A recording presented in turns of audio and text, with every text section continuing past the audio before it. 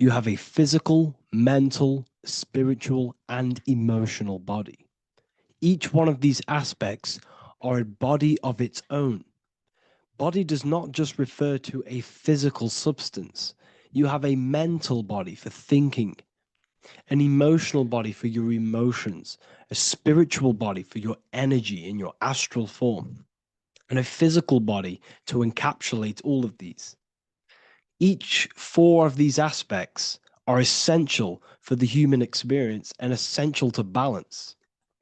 Now, today we're going to be syncing the four aspects of your consciousness with the four seasons and the four elements and how this ties into the Bible. So we have four physical elements. We have five elements in total, spirit being the most important, but spirit is pure invisible. We have four physical elements. We have air, fire, earth, water. Air and earth, earth and water are feminine. Air and fire are masculine. Air and fire are active. Water and earth are passive. The air corresponds with the mental body of consciousness. This is where your intellect, this is where your communication, this is where your thoughts, intuition all comes from. This is the mental body of consciousness that allows you to think, allows you to process, figure things out, and have intellect and gain knowledge. This is your intellectual aspect of your consciousness, located in the head region. We have a fire nature, a spiritual nature. This is our astral body. Our astral body is all to do with the subconscious realms, the higher realms of consciousness. This is the body that allows us to be free from the physical body. Our spirit is more of our energy. Water is our emotional body. This is what allows us to feel things, that allows us to gain intuitive feelings of conscience.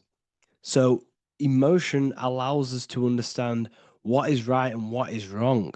When we feel something bad, we know that this is wrong. When we feel something good, we know that we are doing good.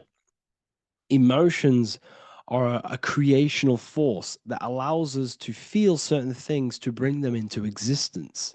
Our emotional body is a creational force and should not be reactive, and they should be controlled. Most actions are stemmed from emotions. Actions bring thought into physical existence. Emotions are the driving power. They are what drives your actions. The thought, then the emotion, then the action. Earth is your physical body. This is your physical state that allows you to take mind and emotion into action, into fruition, into physical matter. This is what your physical body allows your consciousness, your soul, to interact with the physical world and bring things into physical existence. The physical body, the physical world, is an outcome and an effect of the thinking mind. All physical substance comes from the thinking mind. The pen, the phone you're holding, the microphone I'm speaking into, all began as a thought in the thinking mind, then it was brought into physical reality. Earth is the most dense. So it goes in this order: body, emotions, spirit, mind. The higher you go up, the more lucid and fluidic it becomes. The lower you go down, the more dense and dull it becomes. Air is the mind, fire is the spirit, water is the emotion, earth is the physical body. So this is why you are a microcosm. You have these four things within you. You contain of these four elements, which correspond to the four bodies of your consciousness, the four bodies of the soul. You are the soul. You are the spirit. So this is why in Theologians 4:17 it says, "Caught up together with them in the clouds to meet the Lord in the air." You don't meet God or the Lord in the physical air, in the clouds. You can't, this is clearly a parable. A human being cannot go up to the clouds and meet a mystical man in the clouds. This is obviously a parable, a metaphor. The air is your mind. You must raise your consciousness beyond the body, beyond the emotions, beyond the spirit, and enter in the mind during meditation, turning the mind inward to connect with the Lord. The Lord is the highest aspect of your consciousness, the one that exists beyond the physical body, beyond your emotions, beyond the thought. So you meet the Lord in the air, in the mind. The mind represents the air. This is why in America there's a saying called an airhead. You're an airhead. This means that you are stupid, or you don't think, or you have nothing in your mind. You have nothing in your head. When someone's very stupid, you call them an airhead, because air represents the mind. The air is elevated. The air is invisible. The mind is totally invisible to the human eyes. It is a metaphysical substance. In fact, it's not a substance at all. It's so fluidic, it's everywhere. The mind can be everywhere at all times. It can be anything. Nothing is impossible within the mind. Now, this is synced with the 4 seasons. The 4 seasons represent the 4 aspects of human consciousness, the 4 bodies of your consciousness, the 4 bodies of your soul. The sun is your soul. Okay. And the sun travels around 4 seasons. Summer, when the sun is the most hottest point. Autumn, when the sun starts to move away from the hottest point. Things start to die. Then it goes to winter. This is when everything dies. This is when things enter in within itself. This is when darkness occurs. Then spring. This is the reignition of the sun. This is when the sun starts to bring back the warmth back to the summer. You have 4 seasons, which correspond to the 4 bodies of consciousness. Fire is the spirit. This is when you are passionate. This is when you are taking action. This is when you are fiery. The sun is blazing. You're taking action. You're very passionate. You're very spirit. You're in the spirit. Autumn is water, emotion. This is when you start to become very reflecting. This is when you start to feel emotional, because in autumn there's lots of water. This represents the emotional body of consciousness. Winter is the mind. This is air. Winter, what happens in winter? Everything enters within itself. The leaves die, the trees die, everything dies and goes within. This is the mind. The mind is the darkness, remember. You close your eyes to enter within the mind. The winter represents meditation. In the winter, what do people do? They stay inside of their house. They research more. They read more books. They become more intellectual. They think more in the winter because we are so we're stuck inside. So we're more reflective. We're thinking more. We're more communicative. We're more intellectual. In the spring, this represents the earth, the body. This is when we start to come out of the mind and we awaken to the body, and things start to grow again. The plants start to grow. The earth is growing again and reborn again. This is the body. This is when you become more active in the spring. And then the summer, back to the summer, we then take action on these thoughts and these thoughts that we gained over the winter.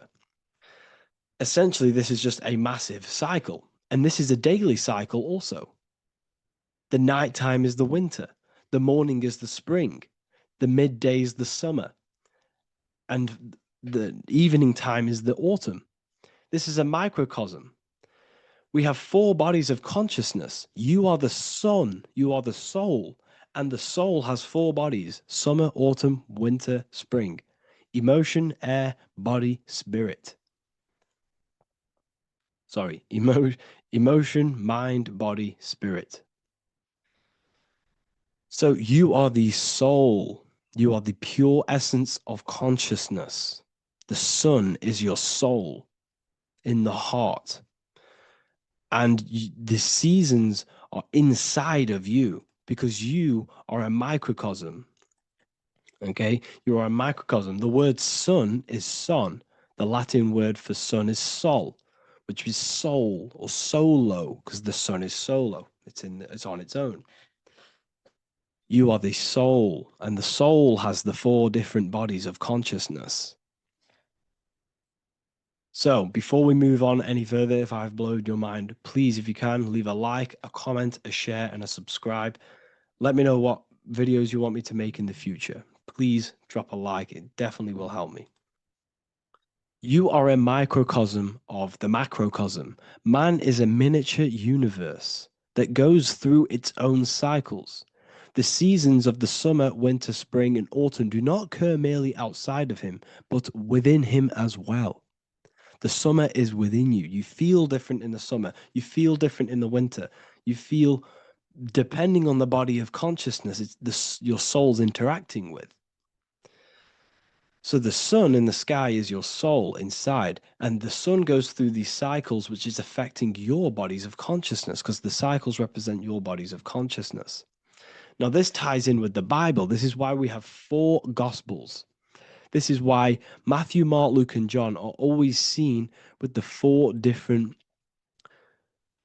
zodiac sign animals or symbols. So you always see each one of the gospels. If you just type in on Google Matthew, Mark, Luke, and John, type in ancient pictures, paintings, or pictures of them, and you will find these 4 zodiac signs are always standing with each one. Taurus, the bull; Leo, the lion; Scorpio, the eagle. An old symbol for Scorpio was the eagle, and a man for Aquarius. Here you see very, very ancient paintings and artwork. Here we see Matthew, the man, Aquarius. Here we see John, the Scorpio. Same here. We also see it on the tarot cards, on the world card. We see the 4 fixed zodiac signs. Here we see it as well. These are called the 4 fixed zodiac signs. Now, when we look at the zodiac, we're no longer looking at the sky, because what you must understand is as above, so below. What is above you is inside of you. What is above is what is below. What is outside of you is within you. The zodiac is inside of you. The zodiac revolves around the sun. The sun is your soul. These are different energies of your soul. Like I said earlier, the 4 seasons are the 4 bodies of your consciousness. And in each body of consciousness, you have these different energetic energies that you can work with. Okay, so this is the true astrology. This is the true astrology, the internal esoteric astrology. You can't find much information on this at all. Very hard to find. So what we're looking at are the 4 bodies of consciousness. Obviously, when you look in the middle of each, when we look in the middle of each season, spring, the middle of spring is Taurus. The middle of winter is Aquarius. The middle of autumn is Scorpio. The middle of summer is Leo. These 4 signs are known as the 4 fixed signs. Okay, Scorpio is fixed. It's the middle of autumn. Scorpio is a water sign, emotion. Aquarius is the air sign, the mind. Taurus is an earth sign, the body. Leo is a fire sign, the spirit. This is why we see Matthew, Mark, Luke, and John with the 4 fixed signs of the zodiac, which represent the 4 bodies of consciousness. Leo, the spirit, fire. Luke, Taurus, earth, body. Matthew, Aquarius, air, mind. John, Scorpio, water, emotion. Each gospel is depicting Jesus and showing Jesus in each gospel. Each one of these gospels is showing and depicting Jesus according to the different body of consciousness. In John, this is when Jesus starts to turn water into wine. Water is emotion. Wine is transmuted emotion. This is when he does miracles with his emotions, water into wine. Aquarius, which is Matthew, air, the mind. Inside of the Gospel of Matthew, this depicts Jesus as an intellectual person, a person who's communicating and using his mind, his mental body a lot inside of the Gospel of Matthew. Go and read it, and you will see this. Luke, Taurus, earth, the body. Luke shows and depicts Jesus according to the body of consciousness, the physical body. He shows Jesus as a human, being a human being, helping people physically and helping people's physical needs, like giving away food and doing all sorts of good things for other people. Leo, Mark, inside of the Gospel of Mark, this shows Jesus as a spiritual teacher, a passionate person who is taking action. Each gospel is showing Jesus according to the different body of consciousness. And Jesus represents you, the Son. That's why it's called the Son of God, the light of the world. Jesus represents your soul, and your soul has these four gospels, the four bodies of consciousness, the four fixed signs, the four elements, and the four seasons. These things all correspond to your consciousness. So this is Leonardo da Vinci showing you the exact same thing. Jesus is the I am, the Son, the soul, in the middle, on his own. Luke, spring, earth, body. There are three people in each group. There are four groups, and there are three people in each group. 1, 2, 3. 1, 2, 3, 1, 2, 3, 1, 2, 3. Fall, winter, summer, spring. These are according to the four bodies of consciousness. Here we see Aries, which rules the head region. He's on the head of the table. Gemini, he's holding up the two hands because Gemini rules the two hands, the two arms. Gemini is the two twins, which is the two arms and two hands, and the two lungs. Here we see the beginning of summer, which is Cancer. You see the big knife here. Cancer, him here, this gray-haired guy, holding a knife for the crab. Cancer, they pinch. You have a knife, symbolizing the crab. Leo, the middle of summer, showing dominance. The sun is very dominant. He's got his elbow on the table, showing dominance. Virgo has no Adam's apple. Cancer here is pointing at this woman's neck, saying there's no Adam's apple. This is Virgo, the virgin, the only woman. Jesus, the sun. This is Libra, the balancing. He's holding his arms out, balanced, showing the balancing of the sun. Because when the sun enters Libra, the sun is balanced between winter and summer. So it's balanced. This is all astrology, but this is internal. Okay. This is Ezekiel's vision. Ezekiel had a vision in the Bible, and he saw the face of a man, the face of a lion, the face of an ox, and the face of an eagle. The eagle is Scorpio, the ox is Taurus, the lion is Leo, and the man is Aquarius. He saw the throne of God, and he saw the different bodies of consciousness. This is all symbolic for the different bodies of your soul. So when we look at the zodiac, we are actually looking at a map and the energies of our soul, and the energies of our bodies, and the energies of our consciousness. This is what we are looking at.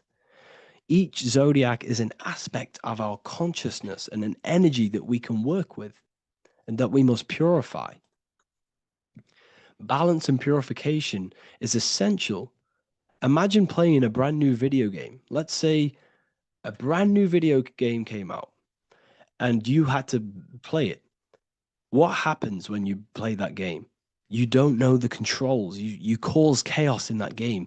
You can't really run properly. You can't do anything properly. You're getting destroyed by other people who are playing that game. It's the same with your physical body. When you are born, you must learn how to play the game. You must learn how to balance the mind, learn how to balance the spirit, the emotions, and the physical body. We must balance and purify each body of our consciousness. We must look after our physical body with our physical health by eating physical, electrical food like fruits and veg. We must look after our minds by being conscious of what enters our eyes, enters our ears, enters everything. Whatever enters our five senses is affecting our mind, our mental health, our environment, mental. We need to look after our thoughts, control our thoughts by purifying our thoughts, only positive thoughts. Then we must purify our emotions, feeling only gratitude and love and not feeling these negative, dull emotions. Then we must look after our spiritual body through meditation and looking after our spirit. But remember, when we look after our mind, it all begins in the mind. Each body of consciousness is interlocked with the other. If you have a if you have an unhealthy body, you have an unhealthy mind, spirit, and emotions. If you have an unhealthy mind, you have an unhealthy body, spirit, and emotions. If you have an unhealthy emotions, you have an unhealthy spirit, mind, and physical body. They're all interlocked. You must balance each one of them. Look after your physical body, look after your thoughts, look after your emotions, look after your spirit. But remember, the mind is the most powerful one. It's mind over matter. Once we look after the mind, because once we start to control our minds and control every thought we think, this will then turn into discipline in our physical body. Because once we learn how to discipline the mind, we learn how to discipline what we eat, we learn how to discipline what we feel, we learn how to discipline our spirit. This is all interlocked, but work on the mind first. Work on the mind first. All of this knowledge is inside of the brand new Book of Wisdom, Volume 2. This is a revolution of human consciousness. If you've read it, please leave a review down below. If you've read Volume 1, leave a review down below. This is the next revolution. I don't see this information anywhere. This is the next revolution of human consciousness. And of course, if you are serious about this and you truly want to gain enlightenment and join an amazing community where you can connect with me on live calls, lectures, the Manifestation Mastery course, you can gain access to my library of over 45 PDFs plus my books. And if you do join the university, you can order a Volume 2 free of charge. All you have to do is to pay for shipping. If you truly take your knowledge serious and you want to take advantage of life, join the university. This is where truth seekers belong. Just want to say thank you all. Please leave a comment. Please leave a like. It's going to help me a lot spread this knowledge to the world. And yeah, share this with a friend and subscribe. Thank you all.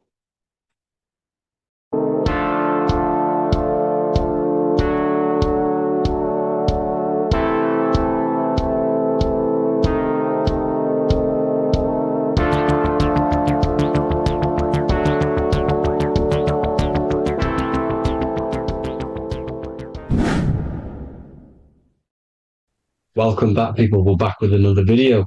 Let's jump straight into this. Make sure to tune in till the end because this has got so much information in this video. So sit back and enjoy. So everything's torus fields. The Earth's a torus field. Everything's torus, which is electromagnetic field, electric and magnetic. The center of the torus field is where the two opposing forces meet in the center. And this is what creates the plane of inertia, the dielectric plane of inertia. Okay? You got red shift, blue shift, positive, negative, south and north pole, right? This is what the ancients were showing with the tree of life. As you can see here, this is the plane of inertia and this is the torus field. Everything consists of this. Everything is a torus field. A atom is a torus field. Okay, now the inertia is the 0 point. So this plane is a 0 point. It's the balance between two poles. Okay, now this creates matter because matter is two opposing forces in motion equalize. So these two forces coming together is what creates matter on this physical plane. And this is why we can't see the electromagnetic field, because it consists of one of the elements, which is either electric or magnetic, but when they combine together is what creates this physical plane, which is physical matter. which is light in motion. Now, everything is one. Don't get confused by duality. Duality is two opposing forces, but them two opposing forces are created by the same substance. It's two aspects of the same substance. So, for example, water and ice are the same thing, you know what I'm trying to say, but it's two aspects of the same substance because all is one. The whole universe is one. All goes back to the one, which is God, the creator, or magnetism, whatever you want to call it, because magnetism pulsates. Electricity has two poles, red shift, blue shift. Okay. So red shift, blue shift is electricity, and electricity vibrates, and all vibration always comes back to a standstill point. But magnetism is what pulsates. This is why your heart pulses. You breathe, which is a pulse. This is the breath of the universe, magnetism. Now, this is why the earth is green, okay? Earth can be spelt heart. If you just move the H to the beginning, it spells heart, okay? Because the heart is the center of the torus field, which is the heart chakra for us humans, okay? We consist of the same field, as you already know. Heart being the center, which is green, which is the center of the seven colors. The center of the seven colors. This is the most powerful chakra in your body. People think it's the crown chakra, but it's the heart chakra because it's the center of the torus field. You must align them all and combine them all into one, which is the heart chakra. Now, earth is green. Nature's green. Okay, this is because we live on heart chakra, the plane of inertia. It's the center of the torus field. Okay, and this is what the Egyptians called Isis, which is nature. Nature is balanced, and nature is female, Mother Nature, because it looks after us with the fruit it grows with abundance, and the water. It's a female energy, Mother Nature, and this is the symbolism of an equal, balanced arms. This is the scales, it's balanced. Mother Nature is balanced. This is why the sky is blue, because what comes after the heart chakra? Blue. Sky is blue. We live in Midgard. This is what the ancients called Midgard. You don't have to take this tree literally. It's a metaphor. We live in Midgard, where both positive and negative duality here. Now, Mount Meru. Mount Meru was known as the center of the earth, okay, or known as Hyperborea. And this is the North Pole, the electromagnetic North Pole. But when I say Mount Meru, it's not an actual mountain. They weren't saying there was a real mountain in the center of the earth, a magnetic rock. No. The plane of inertia, okay, there's something called a hyperboloid. That's what it's called, a hyperboloid. And this is the center of the torus field. And this hyperboloid is what is in the shape of a mountain, you see? So if I go to this next one, they say Hyperborea on this map. Why do they call it Hyperborea? Because this is the hyperboloid in the center of the torus field. And this is the electromagnetic mountain, a metaphor. Mountain, what they're metaphorically saying, this is the electromagnetic mountain at the center, the double vortex, the center of the torus field, which is the North Pole. Pole of electromagnetic energy. So this is why they call it Hyperborea. It comes from the word hyperboloid. And the center of the earth is so sacred. And they symbolize this with, obviously, the North Star, which is Polaris. And this is where the swastika comes from, because it's the 4 seasons moving around the North Star. This is the Big Dipper constellation moving around the North Star, which is Polaris. There's that pole again. Pole. Magnetic pole of the torus field. And this is where the green, emerald green, aurora borealis comes from. It comes from this center hyperboloid at the center of the Earth, where the most electromagnetic energy is stored, the center of the plane of inertia, the center of the plane of inertia. This is the all-seeing eye as well. As you can see, they got the sun, the moon, this is the Masonic cosmos, the sun, the moon, and the all-seeing eye, because the eye is Polaris, the eye of the stars. It's all a big eye. Now, the eye means a lot more as well. It's not just that. There's different ways you can interpret symbols. Now, this is the emerald tablets. Deep in Earth's heart lies the flower, the source of the spirit that binds all in its form. Okay? The flower of life is thine own place of thine spirit, and stream through the earth as thine flows through thy form, giving off life to the earth and its children, renewing the spirit from form unto form. This is the North Pole. This is what he's talking about. He's talking about the aura borealis. Aura borealis. It's the Earth's aura. Emerald green. Heart chakra. Plane of inertia. Green. Earth. Heart. You see? All related. Now, there's many symbolism of this. So much symbolism of the ancients. The 7 layers of heaven. 7 layers of heaven, which are the 7 planets. Okay? These planets are the solar system. It's the solar system because we are the soul. We are the sun, the soul. And we're inside of a solar system, which is the 7 planets. That's why there's 7 layers of heaven. Okay? The rings of Saturn, the rings of the planets are moving around us. Okay? So this is what the ancients were depicting in their cosmology. Now this is the Hebrew cosmology of the Earth. This is the Mayan cosmology of the Earth. You see, it's all an enclosed system. We live inside of a giant torus field. All is atum. It's what the ancients said, ancient Egyptians said. All is atum. Atoms are torus fields. Don't be tricked by the modern science today with the current model of an atom. It's completely wrong.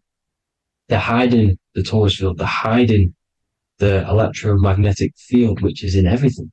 Absolutely everything is in motion, and motion comes from this field. And you see, this is upside down, but this is I think it's pretty sure it's candles, but the 7 candles, the 7 planets, the 7 Elohim. You see, it all goes back to the stars and the heavens. Now, this is how the Earth really works, with the stars on the outside of the cosmic egg, and then the torus field spinning around the sun and the moon, the positive and the negative charge. The sun gives you energy, the moon takes your energy. The moon controls monthly cycles. Moon is mon. This is etymology. Mon, month, money, demon, monster. Stir is star, moon star. We are all stars. Youngster, minister, superstar, Hollywood star. We're all stars. We come from the stars, which is heaven. Our soul comes from the stars. You see? We are the universe, the image of man is made in the universe. We are a microcosm of the universe. The universe is a macro. We are micro. We consist of everything. The body, mind, and spirit. The sun, the soul. Moon, the mind. Earth, the body. Body, mind, and spirit. We have 12 systems in the body, which are governed by the 12 zodiac signs. Starting at the Aries, which is the ram of God, all the way down to Pisces.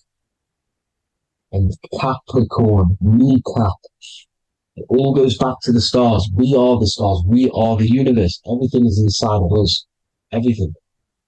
Like I say, the Temple of Solomon, the Temple of the Soul, and man. The soul, the temple is the body. The soul is the soul, and the man is the mind. The temple of the soul and the mind. Body, mind, and spirit. We consist of the 5 elements. Air, spirit, water, earth, and fire. We consist of everything. We are the universe. We're made in God's image, which is the universe. You see? Now, everything goes back to the stars. The ancients worked with the stars because the stars govern everything. They govern the systems in the body. They govern your life. This is why your zodiac is so important, your sign. Each zodiac has a specific element associated with it as well. Aries, which is the first sign, the Lamb of God, which is a fire sign. Fire first, F-I-R, this is etymology. The cerebrum, ram, which is in the brain. Aries, the ram, controls the head, the face, and the nose upwards. So it controls the cerebrum. The Torah, which is, I'm pretty sure it's a Hebrew Bible, which is the Taurus. Tornado comes from the Taurus field. You see? Everything's inside of you. It all goes back to the Taurus field, and the Taurus field is everything. Now, like I said, 12 zodiac signs, 12 systems, 12 cranial nerves in the brain, the 12 disciples of the Bible. All symbolic. Have to read the Bible properly. Now, this center, at the center of the earth, right? This is what's stirring the ether. And the ether consists of the four elements. Because there's 5 elements. Spirit can be called ether. People call it spirit or ether. Ether is pure potential, pure energy. It's what connects the astral to the physical. It's the dimension between the physical realm, which we're on, and the astral. So it has pure potential. It's pure energy. This is why we say I either want to go there or there. It's connecting 2 scenarios. That's what the ether is. It's connecting the 2 worlds, the astral and the physical. The center is like the cosmic womb. There's a black hole in the center. This is the center of the Taurus field. This is the womb of creation. And inside of this black womb are the 5 elements, and everything's being stirred around. Everything's in motion. Light is motion. Everything's motion. Now, like I said earlier, light crystallizes into physical matter. They are the same substance. Spirit and matter are the same substance, but different variations, different aspects of the same substance. Low vibrational spirit turns into matter. High vibrational matter turns into spirit. Or light, whatever you want to call it. Matter is light crystallized. This is where we get the 7 metals from. The planets are light, specific frequencies and vibrations of light. When these lights, or the planets, materialize, material metals materialize, they turn into the 7 metals.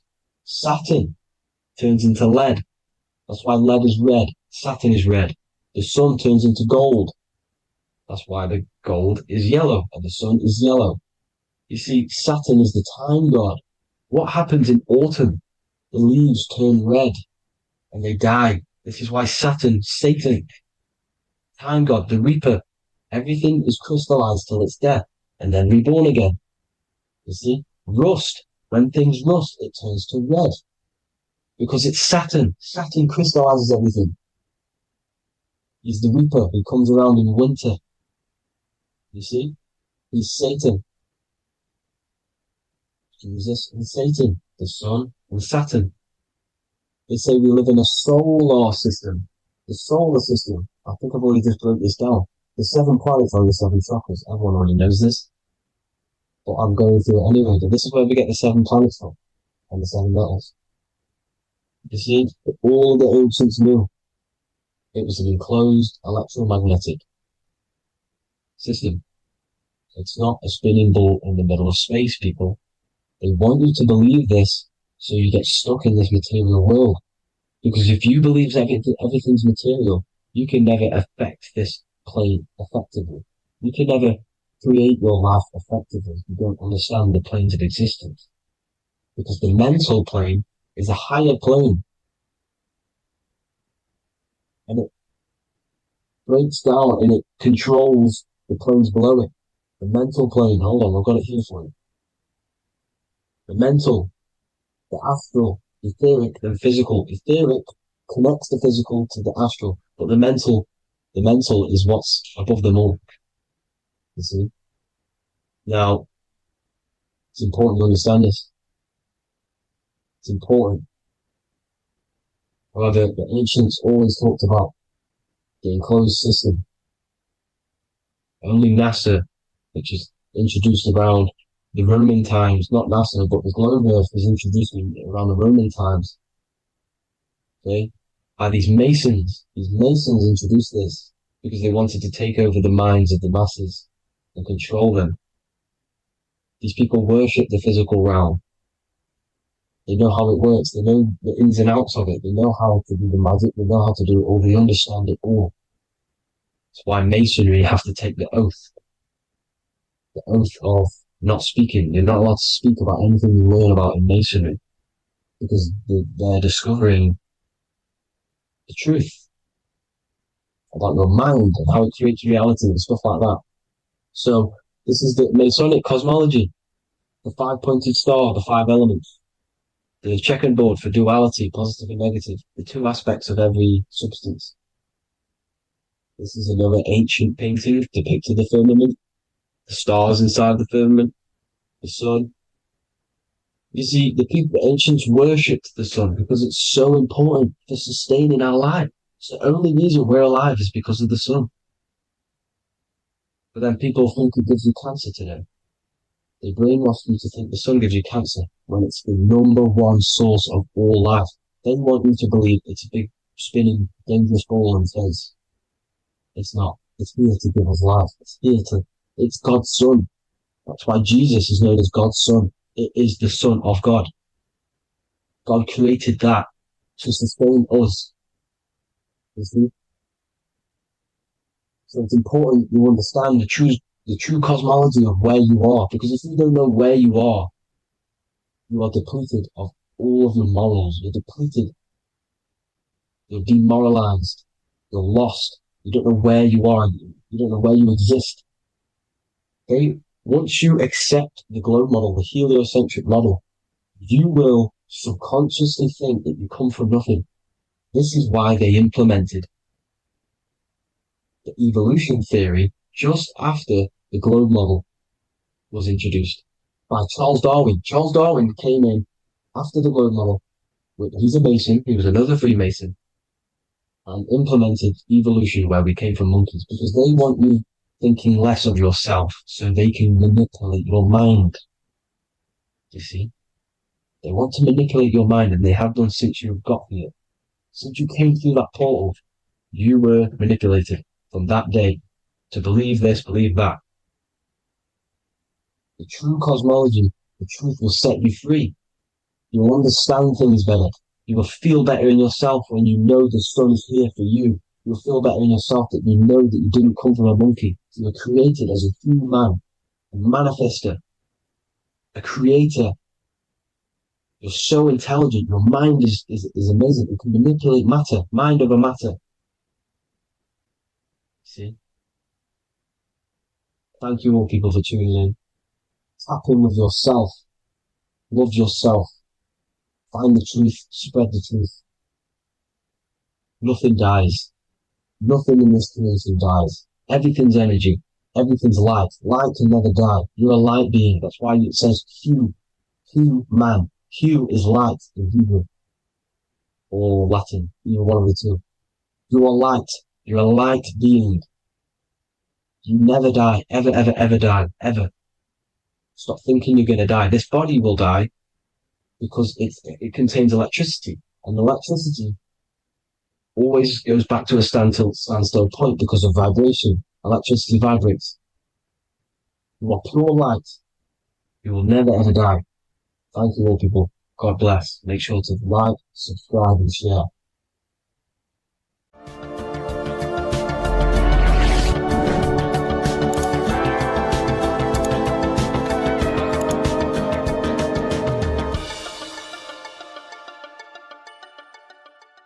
Welcome to Revival of Wisdom. Welcome people. We're back with another video. And this video is about Freemasonry and their connection to the Illuminati. Please, as always, to make sure to hit that like and the subscribe button and turn on the notifications to never miss a video. On May the 1st, 1776, the founder of the Illuminati, Adam Weishaupt, founded this secret organization, and this date can be found in Roman numerals underneath the all-seeing eye pyramid on the $1 bill.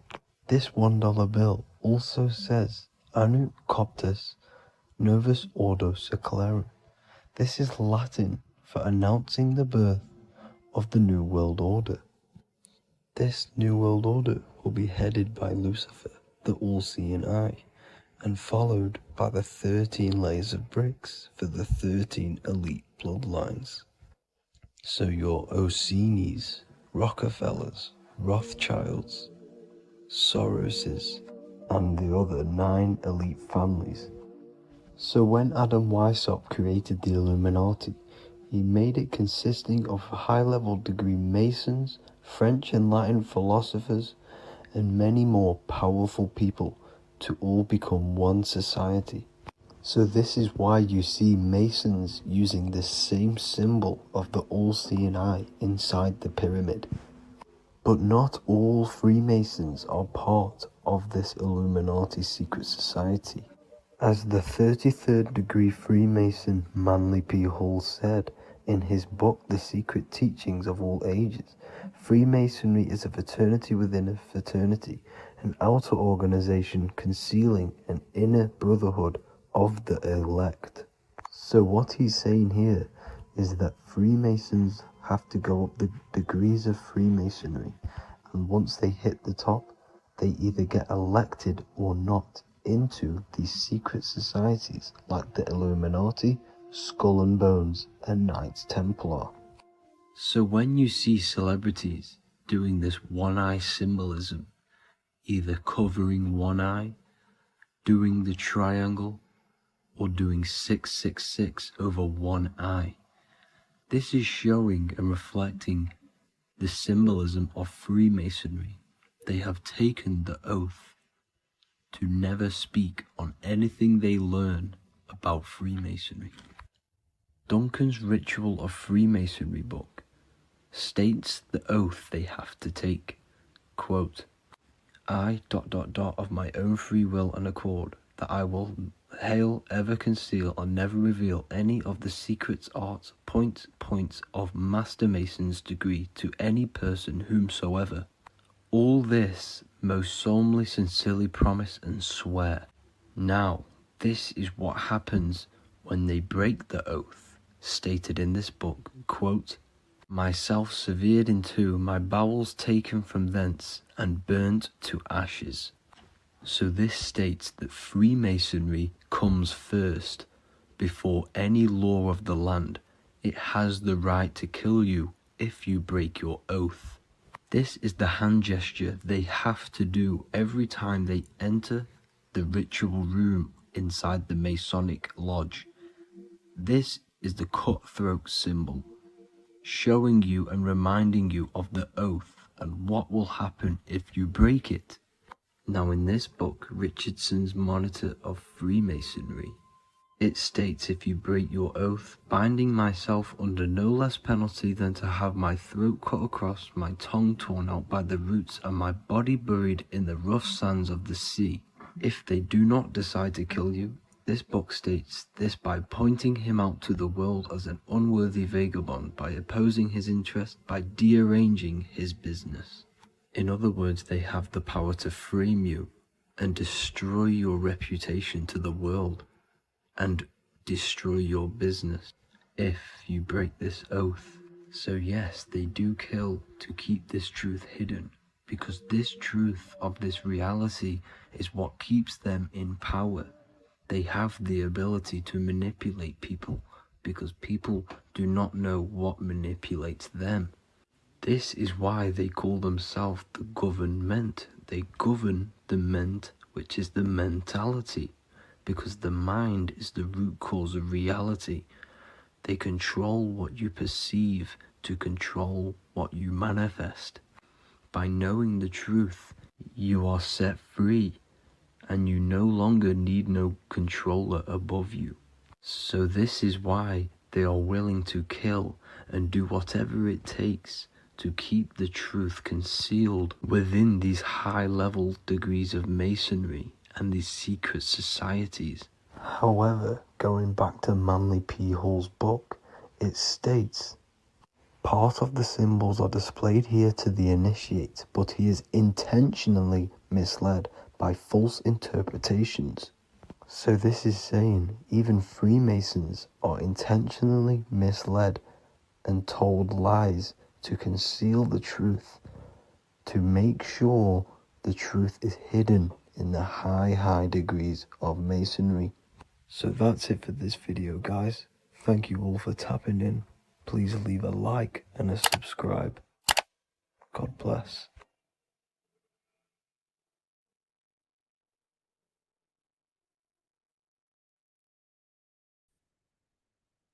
Hello and welcome to another video and another lecture from Ethereal University. Today we're going to be breaking down in detail the Freemasonic 33rd degree symbol. Now, of course, this is a complex symbol, and it's composed of many symbols put together to create a greater meaning. So, as you should know from my previous videos, a bit of context behind Freemasonry, what it particularly is, and I will give you a brief overview before we go into this. It's definitely important to know what Freemasonry is before we break down this symbol, okay? Because without the knowledge of Masonry and what it is, it's difficult to understand what the symbol truly means. So Freemasonry is all about building. The word Mason means to build. And we're either building with light or we're building with darkness. So that we have good Freemasonry, we have good Masons, people who want to spread the truth, people who want to help people awaken their mind and liberate them and bring them up to higher consciousness. Or we have Masons who want to divide, keep the knowledge to themselves, create walls, build walls in people's minds, construct illusions in people's minds for their own personal gain. Okay, so we're either building with light or you're building with darkness. You're either building with light or bricks, spirit or matter.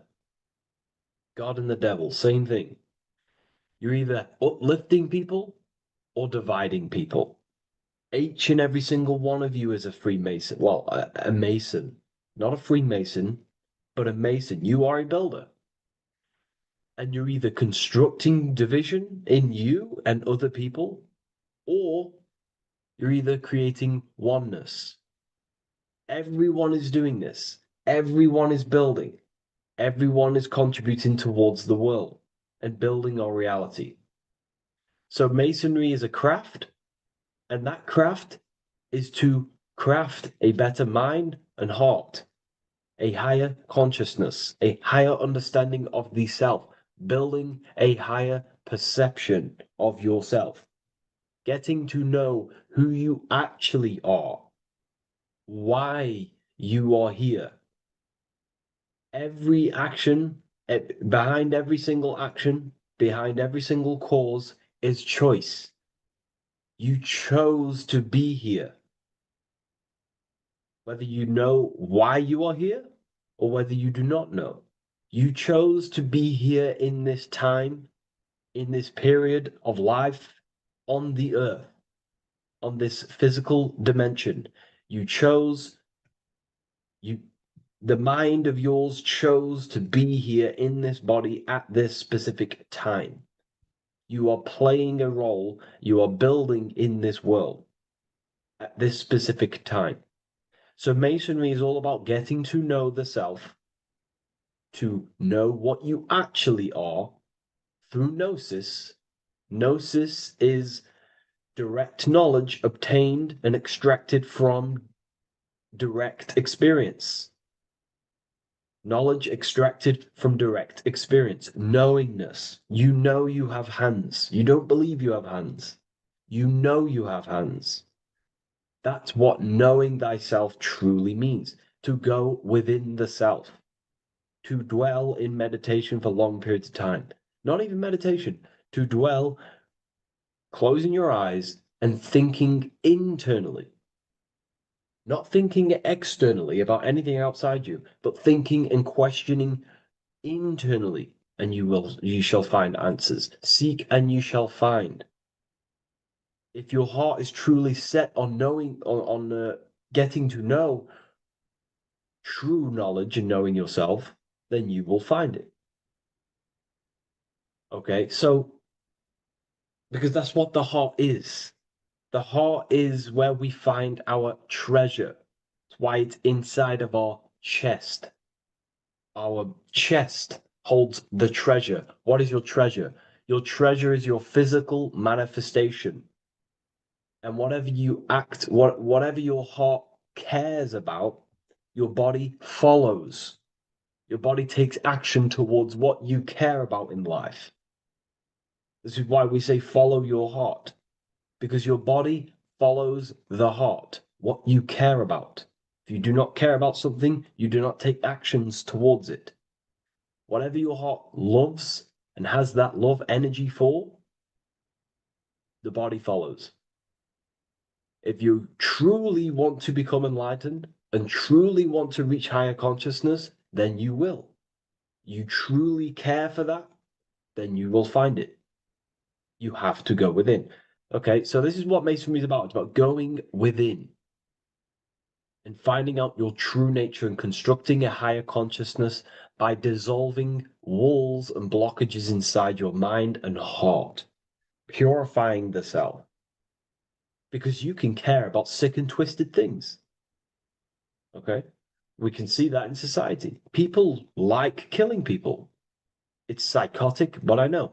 So we can be corrupted.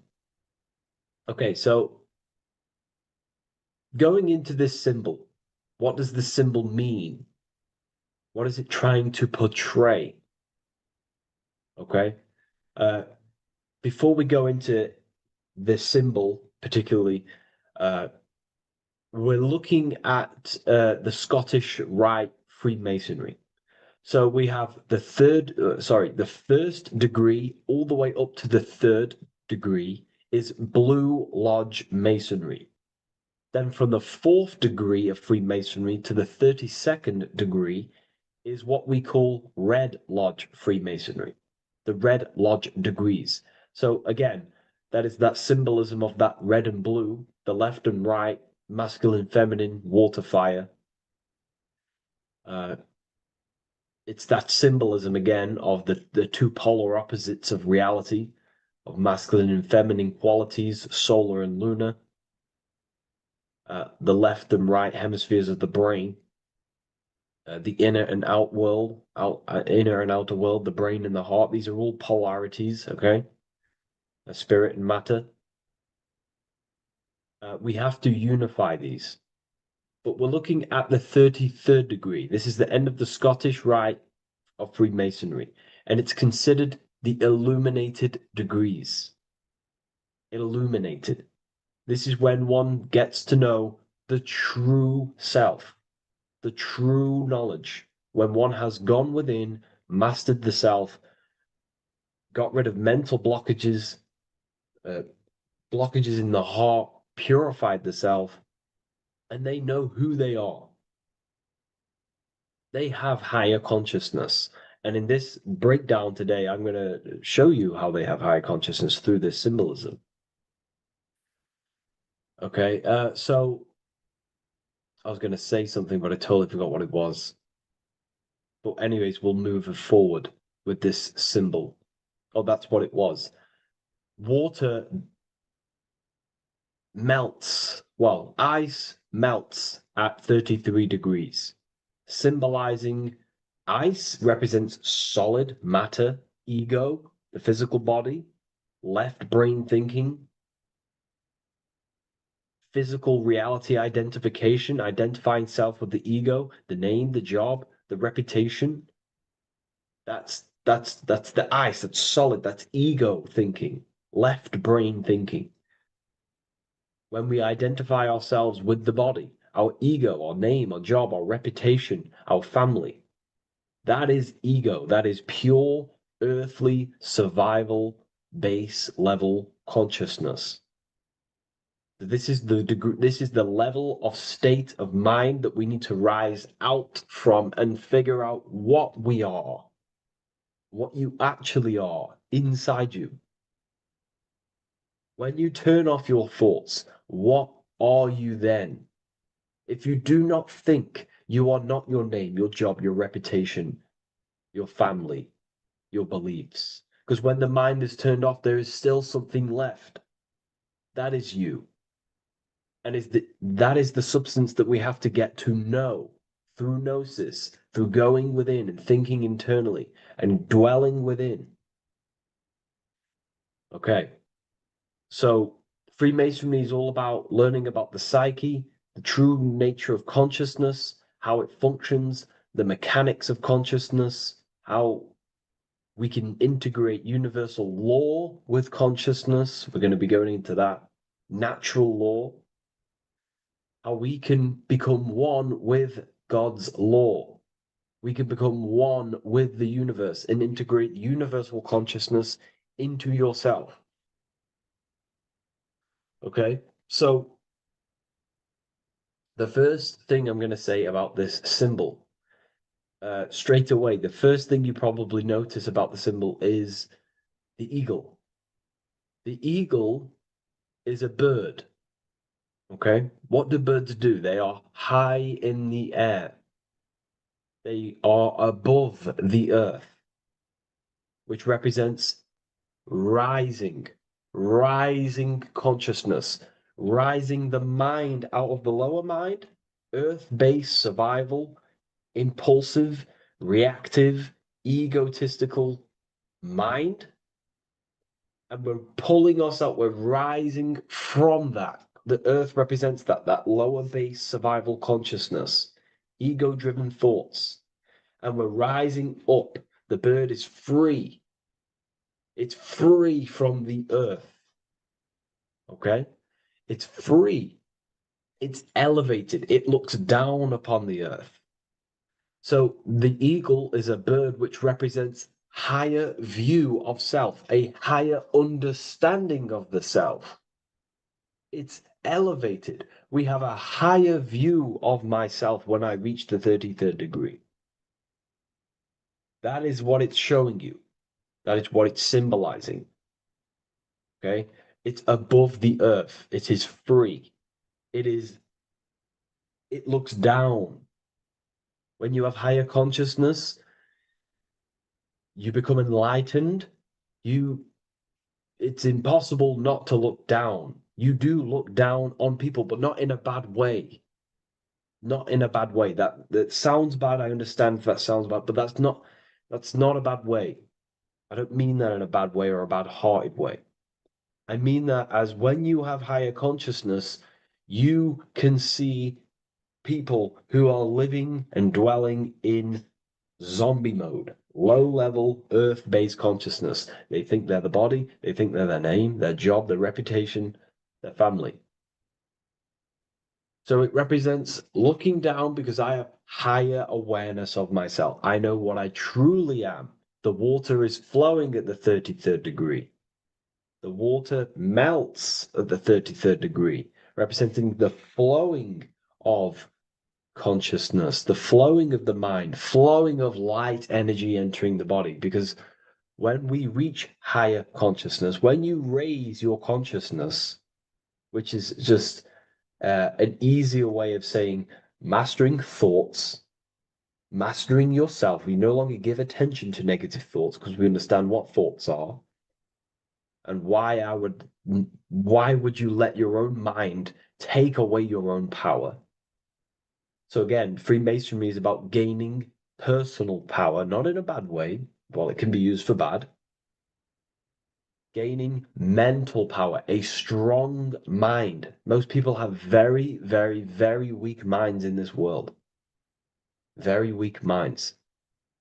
This world is a mental world. We have to gain strength in the mind. It's a mental universe. The stronger the mind, the better your reality. The less affected you are by external things. Nothing external should ever bother you. Okay?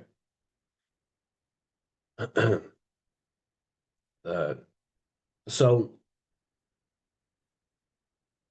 it's about gaining mental strength, mental clarity. So again, the bird is elevated, it looks down, it has a higher awareness, it sees things from above, it sees the world for what it truly is. That's the eagle. Okay? It's the higher view. This is the illuminated degrees. So we're looking at now the sword. The bird, the eagle, the double-headed eagle is standing on the sword. Very symbolic. The sword is not above the eagle. The sword is below the eagle. The sword moves through the air.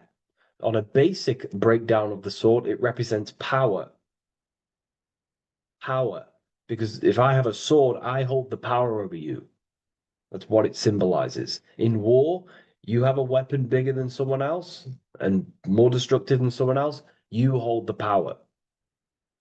So it's a power symbol. To go even deeper on this, on its true meaning, the sword, I've already broke this down plenty of times. It moves through the air. It cuts the air. It's the mind. Air represents the mind. Water is emotion. Fire is the spirit. Earth is the body.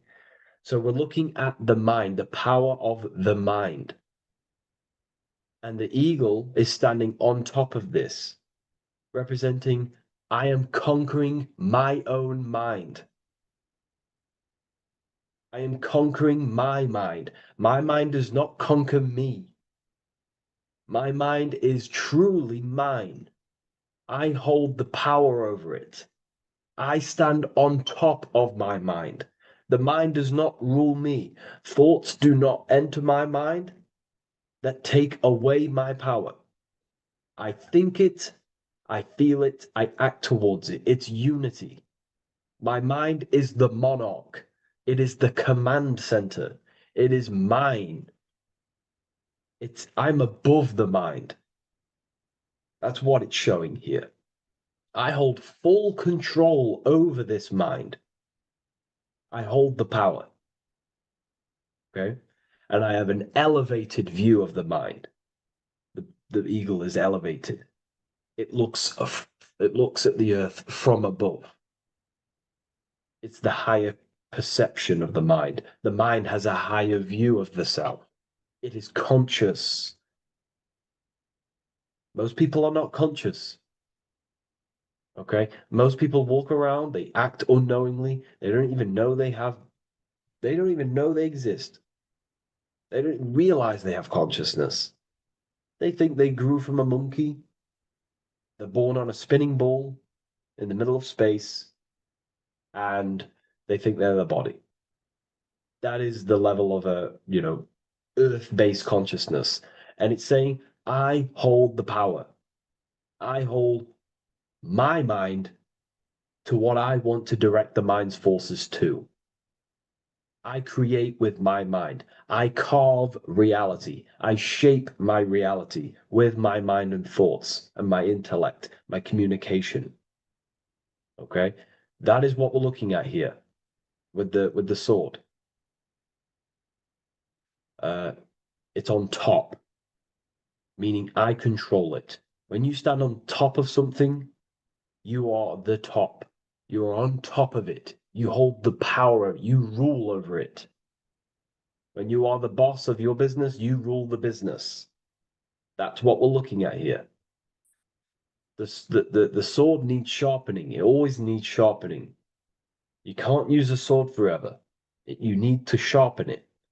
The mind will not stay powerful and strong and aligned with what you actually want unless you continuously refine the sword. The mind needs to be refined or reminded. If you stop doing affirmations, the mind will fall back to old ways of thinking. If you constantly meditate, you constantly implant the messages into your subconscious mind, you constantly visualize, you are keeping the mind sharpened with what you want in life, what you are trying to create. And the mind will continue to think with that power, with them words, with them visualizations. If you fall off, if you stop meditating, you will lose control of your own mind. Okay? This is symbolizing you have to keep on top of the mind. You have to keep control. This is what the world is. The world is like Minecraft. You ever played Minecraft? You're a builder. Okay? What do? You control the man in the world. That's what you are. You need to control this body in the world. It's all about control. You are in a game. It's like Grand Theft Auto. You don't know how to use the buttons. You're going to create chaos. And you're not going to have that much fun in the world, in GTA, if you don't know how to work the buttons. Same with this world. You are in a world and you need to learn the buttons of the body, the mind, the soul, the heart. How will these things function so you can actually live a better life and create what you want in the world, aligned with natural law, of course, unless you want to walk down the path of Satanism. So this is what we're looking at with the sword. Now, moving on, we're looking at this little banner here. This says "God and my right" in Latin. God and my right. What is your right? Natural law is your right. What is natural law? You already know the natural laws. We all intuitively know the natural law. What is natural law? Do good. We all subconsciously, on a soul level, we know to do good. We know to do right. It is wrong to hurt people. It is wrong to control people. What is your natural law? What are the forces that you hold power over, that you have full control over? You have full control over what you think, what you feel, what you act. Thought, emotion, action. If you start to try and control things outside of them three forces, that is now you breaking natural law. If I try to control and manipulate someone else, that is now breaking natural law. I'm going against my inner law. My soul tells me what is right and wrong through emotion. So it's about aligning the self, my actions, my thoughts, with my emotion, my intuition, my natural law. These are your rights. Your rights is to think, feel, and act with the law, with good, with God, with love, with care for one another. Am I building with light to bring good things to the collective? You see, most people are stuck in their left brain, and the left brain only sees me, ego-driven thinking. That's why they trap us in our left brain. They train us to be left brain. They tell us to write with our right hand to strengthen the left brain. They call it writing. Everything in this matrix is to activate your your left brain. Why? They need you in ego consciousness so you can be controlled and manipulated. So you do not recognize patterns. That's the right brain. The right brain recognizes patterns, symbolism, metaphors. They don't want you reading between the lines. They want you logical. They want you divided. because the right brain sees the whole, the right brain sees the woods, the left brain sees the trees. And that tree is your ego, and the woods is the collective consciousness. They want you only thinking about you, because that way you are divided from the collective consciousness. And we're all one consciousness family. We're all God. We're all God experiencing himself. And we are all building this world. So it's about aligning the self with my right, with God, with natural law. It's what Freemasonry is about. True Freemasonry, light Freemasonry, not dark Masonry, or evil Freemasonry, whatever you want to call it. The crown, royalty. Royalty wear crowns. And what do the royalty have? Again, this is another power symbol.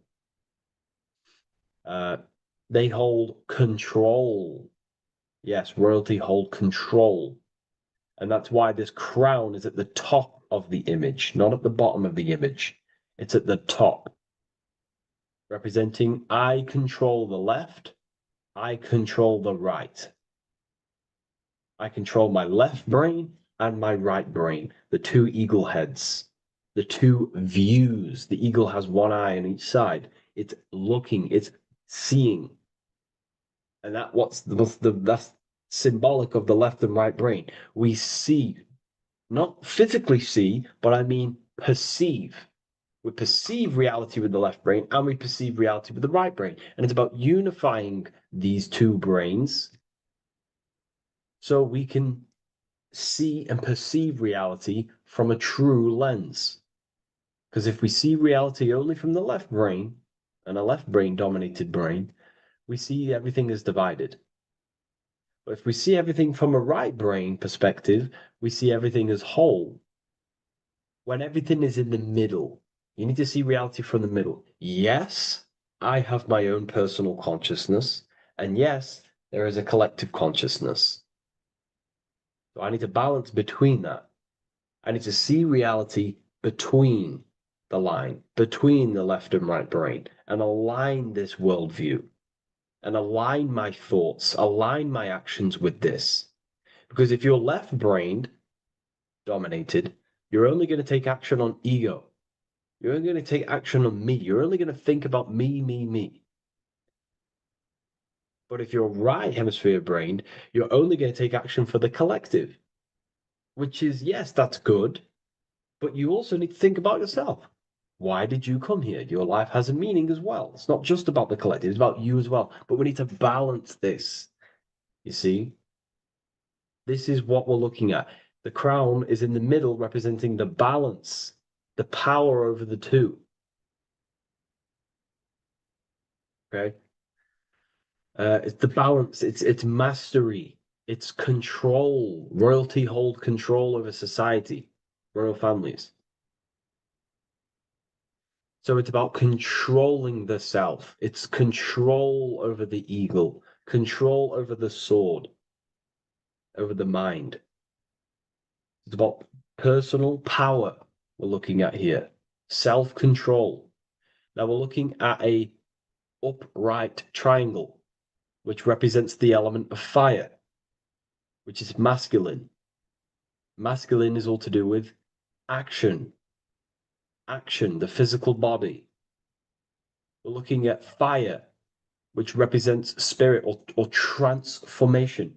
Fire is a very transformative element. It transforms things.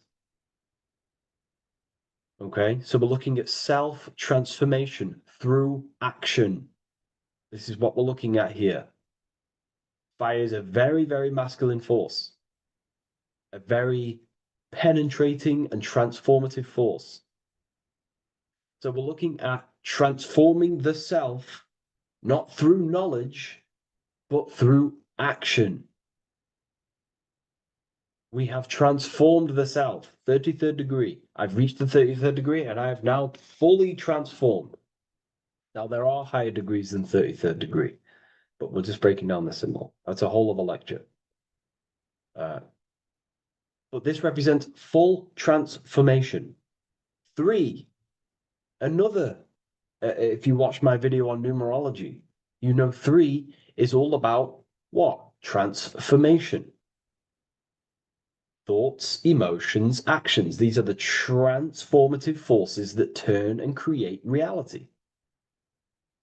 Jesus dies and dies and resurrects after 3 days. Transformation from dead to the awakened. Brahma, Vishnu, Shiva. God is threefold. 3, 3, 3, 3, 3, 3. Electricity, magnetism, dielectricity. The 3 forces that pretty much create physical matter. Transformation is 3. So we're looking at transformation through action. Action is a very transformative force. There's no point learning this knowledge if you're not going to act upon the knowledge. A lot of people join the university, they learn a lot, but they leave because they don't want to take the action. They don't want to do the hard part. They don't want to act towards higher consciousness. They want to dwell in their lower mind. That's fine. That's your path. That's their path. But if you truly want to raise your consciousness, you have to act upon it. You have to actively not take the action. It's about what you do and do not do, because not doing something is also an action. If you are not participating in the low-level pleasures like sex, casual sex, masturbation, going out and getting blind drunk. These are low-level pleasures. It's going to keep you on a low-level frequency and a low-level consciousness. That is also an action, not doing that. It's about what you not do as well, which is very important. You have to act upon it to reach this degree. You will not reach this degree if you have not taken a lot of action towards reaching higher consciousness, reaching self-mastery over the mind, controlling the mind. This is what, again, it's about taking action on actually controlling the mind, controlling the self, gaining your power. Okay? Okay. This is another fascinating part about the eagle head and wings. It also represents the past, present, and future. The crown is, again, symbolic of the crown chakra. This is all to do with knowledge. So we're looking at knowledge of the past, the eagle on the left looking behind, and the eagle on the right looking forward. So we're looking at the crown, knowledge of the past and the future. Looking at your past is very powerful. What has led you to this very point in your life? What actions have taken you to this point? And not only you, remember, there is a collective. Remember, you always have to keep that in mind. Every action you take, you have to always align it with the collective consciousness. It's not just you in the world. We have a collective. So how did you and how did the collective get to this point in life, in this present? How did we get here? How did we get into this mess? Humanity is in a mess. A straight up chaotic mess. And if you think everything is perfect and everything's divine and everything's just, there's some people out there in the spiritual community saying, everything's divine, everything's meant for this purpose. No, there are people actively manipulating and using mind control methods to control this reality. How have we got into this mess? So we have to look into the past to analyze patterns so we can take action now in the present to change the future of the collective and your personal life. That's what we're looking at here. So the eagle looking left is looking in the past, representing analyzing the past, analyzing the actions in my life and the collective life. The actions that led to this mess now, to this state now. And what can I do now with my knowledge to change the future to a better future, aligned with, again, natural law, aligned with goodness, aligned with God, aligned with care and love for one another and the self. So it's all about knowledge of the past and knowledge of the future. And what I can do now to take action, the triangle pointing at the middle, which is the present, what can I do now to change the future? To create a better future, to transform the world. 33, transformation. To transform the future. Okay, this is what we're looking at here with the two double-headed eagles as well. Again, this is more art. This is a lot more complex symbolism here. But again, we have the Earth hemisphere here. And what? The eagle above. It is raised above the earth, above material pleasures, above the material thinking self, above the ego. Not to say to get rid of the ego.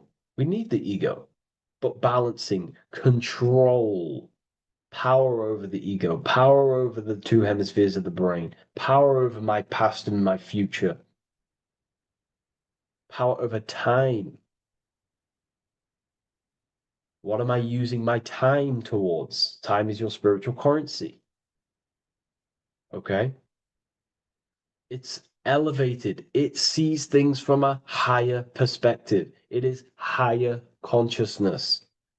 We're also looking at the astral body. Birds on a deeper level represent the astral body. So symbols have layers of meaning. The deeper you get into the occult. So when you join the first degree, you get, a good interpretation, and the higher degree you go, the more deeper the symbol reveals. As the more deeper you know yourself. So we're looking also at the astral body, the light. What is the light? Light is a massive symbol in Freemasonry.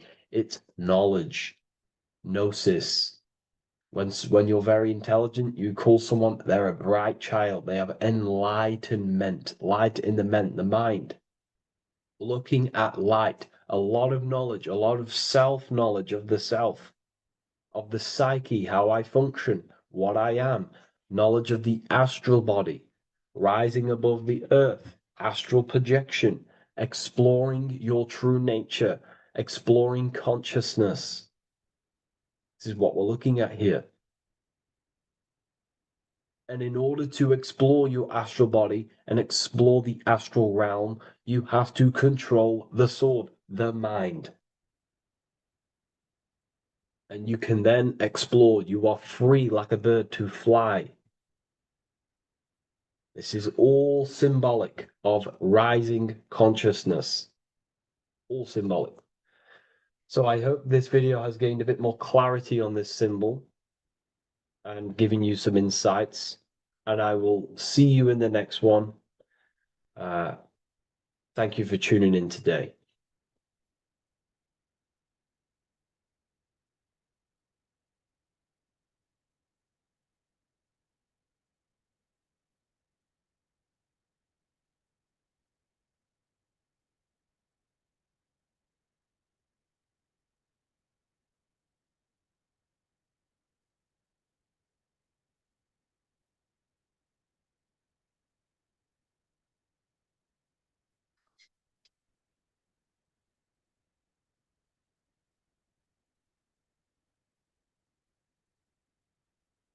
What is the difference between higher consciousness and lower consciousness? In this video, I'm going to be breaking this down in great detail so you can understand what higher consciousness actually is, because this word is thrown around a lot in the spiritual community. So I'd love to break this down and make this clear to you. My name is Harry B. Joseph, also known as Revival of Wisdom. I am the author of the Book of Wisdom, Volume 1 and 2. I've been studying the occult for the past 4 to 5 years and have personally been using the occult esoteric knowledge on myself and implementing it in my life. When I say the word occult simply means hidden. It comes from the Latin word oculus, which means eye. It simply means hidden from the visible eye, what you cannot see. So we're studying things of the human psyche, the things that we cannot see, such as thought, emotion, desire, the astral forces, imagination. We're studying the things that cannot be visibly seen, but they affect what can be seen in the material world. The most important thing that helped me understand life is that life is a mental game. It's a mental universe. Every object you see was first thought in the mind before it came a physical reality, which means mind and matter are not separate. They are one. Matter is the crystallization and the expression of mind. Therefore, higher consciousness corresponds to the mind of the individual. First, let's start off with lower consciousness. The external world is the effect. The cause is the mind. The internal world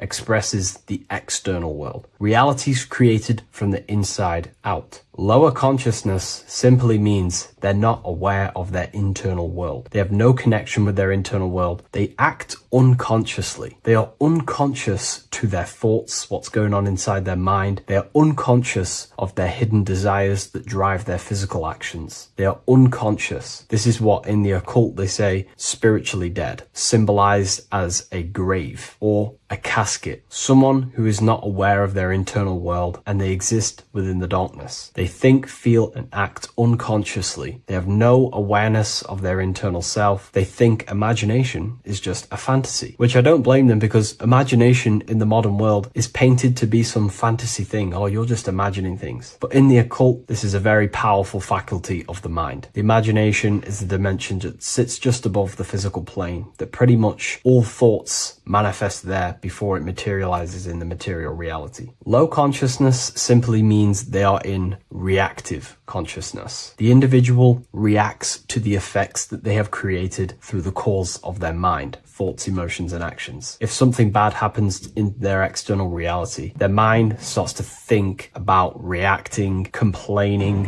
which ultimately creates a negative cycle of manifestation. They're simply blaming the effects outside of them that are the causes of the individual's mind. They are in reactive consciousness, which pretty much has no personal power. A low consciousness also means you are emotional, reactive. You are easily triggered by situations or people. Anger, fear, defensiveness arises quickly, often before conscious thought. This is associated with the reptilian brain. The reptilian brain does not think, and it is the modality of consciousness that keeps the individual not critically thinking, simply just reacting to the world. They make decisions based on instinct. They make decisions based on fear. This is a low consciousness. Another symptom of low consciousness is that the individual only thinks in reaction to their five senses. They only think in the terms of their five senses. They sense something in their five senses and they simply just react and they think around the five senses. They do not use their spiritual faculties such as imagination, willpower. Low consciousness people are mainly stuck in their ego. The ego inside of the occult and esoteric teachings needs to be overcome. We have to face our ego because the ego tells us we already know everything. I don't need to know anything else. I have my belief system. I'm happy with believing whatever. Everything else is just a fantasy. I believe everything that's already told me within school. And the ego stops them from expanding their mind into the esoteric teachings or more things about life. They're ignorant to gaining more knowledge because they think they already know everything that has been given to them within institutions such as schools. In the occult, we have to face our ego and submit to it and say, we do not know everything. There is so much more that we need to learn about ourselves to expand as an individual. A low consciousness person or individual is reactive. Their thinking dwells in the past or worries about the future. The now is rarely accepted as it is. They're never in the now. They're either thinking about the past or the future. A low consciousness is also attachments. to self-image, beliefs, opinions, roles, history, and is mentally rigid. Their mind doesn't want to expand. They're stuck on a certain belief, a certain thing, and they're not open to accept anything else inside their mind. And a challenge to them feels like a personal threat. And instead of being self-aware and responsible, they see others as the cause of their unhappiness and the negative things that they are manifesting in their reality. A low consciousness also seeks for validation outside of themselves. They try to cover things up with materialism or whatever it is. But now let's move on to a higher consciousness. This is what we call causal consciousness. Causal consciousness is a state where the mind of the individual is mastered. Their mind does not dwell on the effects of the external world because the individual who has a higher consciousness understands that the world outside of them is the effect. It is the world of form. Force and form are two dualities within the occult that are very important. Everything outside of you is form, everything inside of you is force. The forces inside of you create the form outside of you. The person with a low consciousness simply just reacts to the external world, creating a constant cycle of negativity. But the person with the higher consciousness understands that whatever happens outside of them cannot be changed. It is already manifested, therefore there is no point in complaining. If the person with the higher consciousness understands if they don't like something, they can change it internally. If they can't change it, then they change their mental attitude towards it. This is the law of polarity. Light and darkness are the same thing, but just different degrees of light, which means we have the ability to shift our mindset and perception towards things to make sure it's positive. The person with the higher consciousness, even though something bad may happen to them in the world of effect, they can change their mindset towards it and ultimately change their actions to change that reality. There's no point reacting. It's simply what we do to create the change. A higher consciousness means their mind is ordered and disciplined. They do not think random thoughts. The person with a higher consciousness and a trained mind in the occult has a mind of a powerhouse of control. They understand that the mind is the cause of all things, therefore we have to gain mastery and control over the mind, or else it will produce constant chaos. Their mind is ordered and disciplined. The person with a higher consciousness is always self-aware. This is very important. The person with a lower consciousness never is self-aware. They give attention to random thoughts. They give attention to negative thoughts. They give attention to negative imaginations. They start daydreaming about worrying about the future or the things that happened to them in the past. This is all useless. You're using the creative powers of consciousness for the negative. The person who is trained in the occult and has a trained mind with a higher consciousness understands that their mind is the cause, and they are always aware of the thoughts that they are entertaining inside their mind. There is a level of mastery where one can achieve the conscious awareness of every single thought in their mind every single day. Now, this is very difficult to achieve, but this is one of my goals personally. It is the thought that it is the seed of creation. And if we give random thoughts attention, these seeds can be planted in our subconscious and ultimately drive that effect into our reality. The trained mind, thought and intention manifest more effectively because they arise from unity, not fragmentation. You become the conscious creator rather than the unconscious reactor. Higher consciousness also means that you know what to do to produce a change in your reality. If there's something bad happening in my reality, I know that there's some sort of change that needs to happen within me. For example, if I start a cycle of negative thoughts, I know that there needs to be some mental work constructed on my mind. This will happen. On your path of self-mastery, you will fall back into old thinking patterns or something that happened to you in the past. These little patterns will show up again. But when you have a higher consciousness, you know exactly what to do to execute on changing that part of yourself. For example, if I catch myself thinking negatively for the past 2 days, I know I need to do affirmations and to reprogram my mind to counteract them negative thoughts. Or if I start overthinking and I start to lose control over my mind, then I know I need to do a meditation of stillness where I think about nothingness and develop my willpower. Higher consciousness knows where these things are coming from because they understand themselves. Higher consciousness also means they have unity consciousness. This is what the triangle is. Unity consciousness. The I within the triangle. The I in the triangle is the number 1. The triangle is the number 3. These are the 3 expressions of consciousness: thinking, feeling, and acting. and they are one force. If they have a goal in mind that they want to create, a desire in their heart to manifest, they unify all three forces of consciousness towards that goal. They think, feel, and act. A person with low consciousness is divided within their own consciousness. They think about creating a business, they feel like they're hungry, and they act scrolling on TikTok. This is what you call divided consciousness, and this is what creates chaos in reality. Their three forces and three expressions of consciousness are not working together. When we align thinking, feeling, and acting all towards one thing, you can quickly start to generate realities and create worlds. So a person with a higher consciousness will be working, they may get the thought of playing video games, but then they remind themselves of think, feeling, and acting and get back focused on whatever they're trying to create. A person with a higher consciousness will pause before reacting. There is a stillness between stimulus and action where awareness chooses rather than reflex response. A person with a higher consciousness has no fear inside their consciousness, inside their mind, because they understand that fear is the mind killer. It kills the creative powers and forces of the mind. Fear is an illusion, and again, going back to the law of polarity, the person with a higher consciousness understands the laws, that if there is fear, then there is ultimately an opposite of that, which they can transmute their mind from fear into the opposite, which would be strength. They start to fear something, they instantly shift their consciousness into the polar opposite of that, instead of dwelling on fear, which destroys the creative power of the mind. A person with higher consciousness understands they will never die, because they have truly access to mystical experiences, which proves to them that they will not die. The person with the higher consciousness does not identify with the ego, the name, the job, the reputation, because they understand these are constructs of the mind. When you turn off the mind, you are left with the observer. You are no longer the mind, you are the observer of the mind. The person with the higher consciousness seeks to be the observer of their life, looking over their thoughts, emotions, and never dwelling in them too much, because when you get caught up in your emotions, you will be moved by the wind of the emotions. They are the observer of them, and they are connected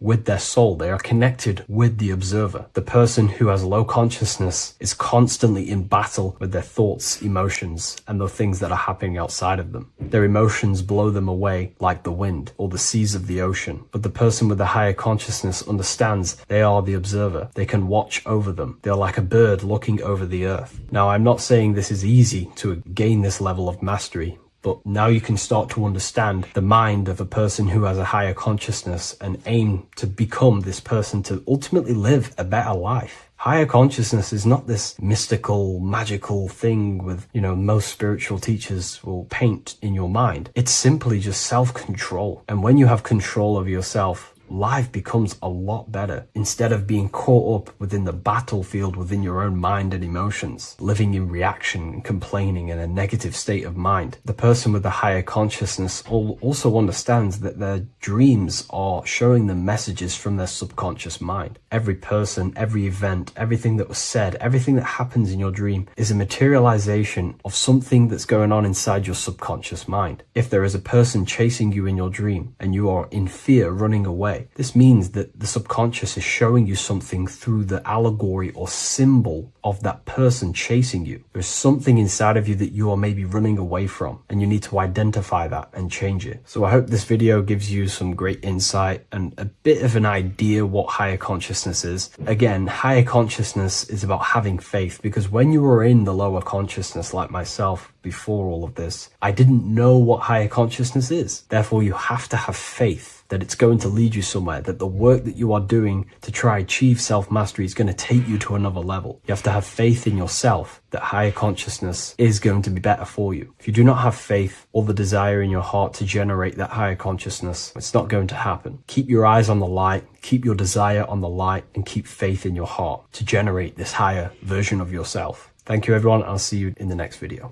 Creation demands destruction. Every time you release your sexual fluids, you're destroying a part of yourself to create an extension of yourself. For example, if you want to create a business, you have to destroy your time, attention, and energy in order to create the effect of the business. All creation demands some sort of sacrifice or destruction. This falls under the law of polarity in the universe. It's the same with your sexual fluids. Your sexual fluids, especially as a man, contains minerals, all the minerals in your body. It contains your vitality. It contains your DNA. It contains the blueprint of you, and it can create a whole new human being. You are literally playing with the power of creation if you are releasing your sexual fluids too much. Sexual fluids also extend beyond the physical plane. They contain astral forces because all physical creation is a mental creation. We live in a mental universe. Everything begins as a thought in the mind, then the thought takes the form and the body of imagination, which is an astral force. Imagination turns into etheric emotional energy. Then the etheric emotional energy turns into the physical action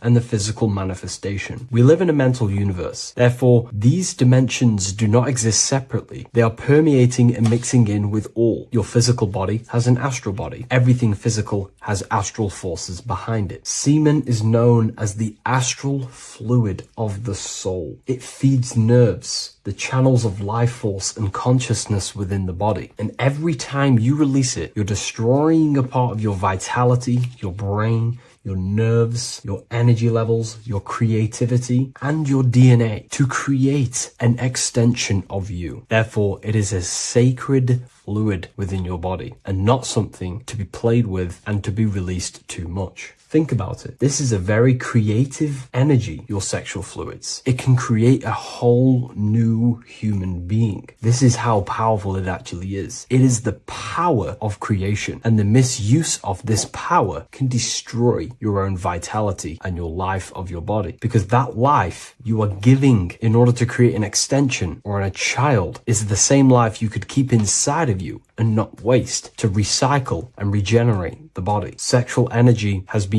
for thousands of years associated with regenerating the body, longevity of life, and maintaining youth. Not only that, every time you release your sexual energy, it floods the brain with dopamine. Dopamine is the brain's reward system, created within the middle of the brain. It releases every time you've achieved something. However, sex or an orgasm is the most powerful feeling you can feel. It's the most amazing, intense feeling and release of dopamine you can possibly feel as a human. Therefore, if you flood your brain with this high amount of dopamine every single day, you are getting the epitome of human feelings every single day. Therefore, you will become numb to everything else in reality. You won't be able to enjoy the small things in life. And I know this firsthand because I experienced this myself. As soon as I stopped, this is when I started to enjoy the little things in life, seeing family, and I actually gained more energy, more ideas. We'll get into this a bit later. It is a creative energy. It creates a whole new human being. Therefore, if we maintain this energy, we can maintain our creative power within us, because that's what we are. We are all creative beings, moving energy from higher dimensions of consciousness, the mind, into lower dimensions of consciousness, the physical world. You hold the power to create. You are not in a world. The world is working through you. You do not possess a life. Life is working through you. You are not in a universe. You are the universe. It's moving through you. There is no past, present, and future. The present moment is you. When we release every single day or frequently throughout the week, like I said, we're triggering the brain's reward system, dopamine, which makes you feel as if you have already achieved something. And if your brain is telling you you have already achieved something by overusing your sexual fluids, then you will not have the motivation to achieve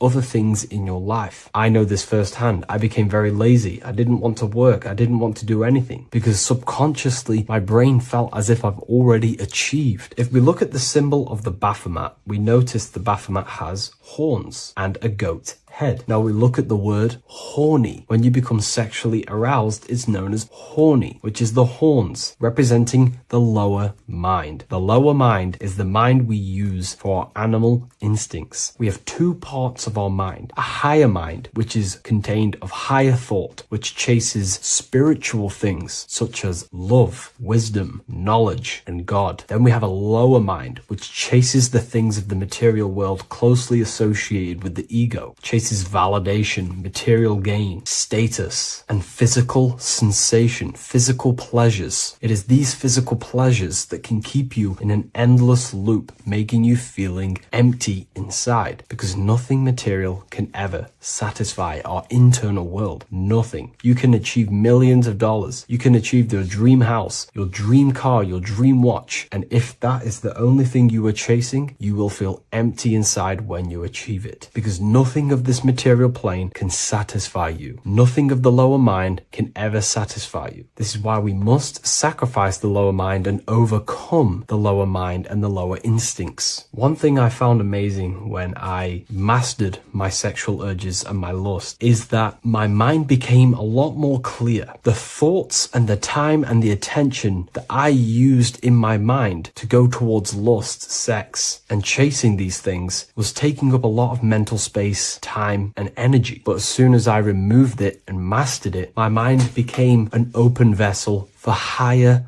thoughts to be received from the higher mind. The mind is like a radio antenna. Whatever we attune it with, that's what we receive. If we're constantly thinking about lust and low-level pleasures, we're going to just receive low-level thoughts. But once we remove all of the lower mind and we conquer our physical body and physical urges, our mind becomes an open channel for divine thoughts and spiritual thoughts. This is what most people call today as downloads. You receive wisdom from your higher self. Not only do you receive more wisdom, you just receive more power to create. The male and the female come together to create a child. That's how you were created. Now, the law of correspondence teaches as above, so below. It refers to everything in the universe. Therefore, in order for you to create a reality, to give birth to something, you have to bring together the masculine and the feminine. Your masculine forces are willpower and actions. Your feminine forces are emotions and imagination. When you combine the willpower, action, emotions, and imagination and combine them together, you can give birth to reality. But it's important to only give birth to things that are spiritual, that are good,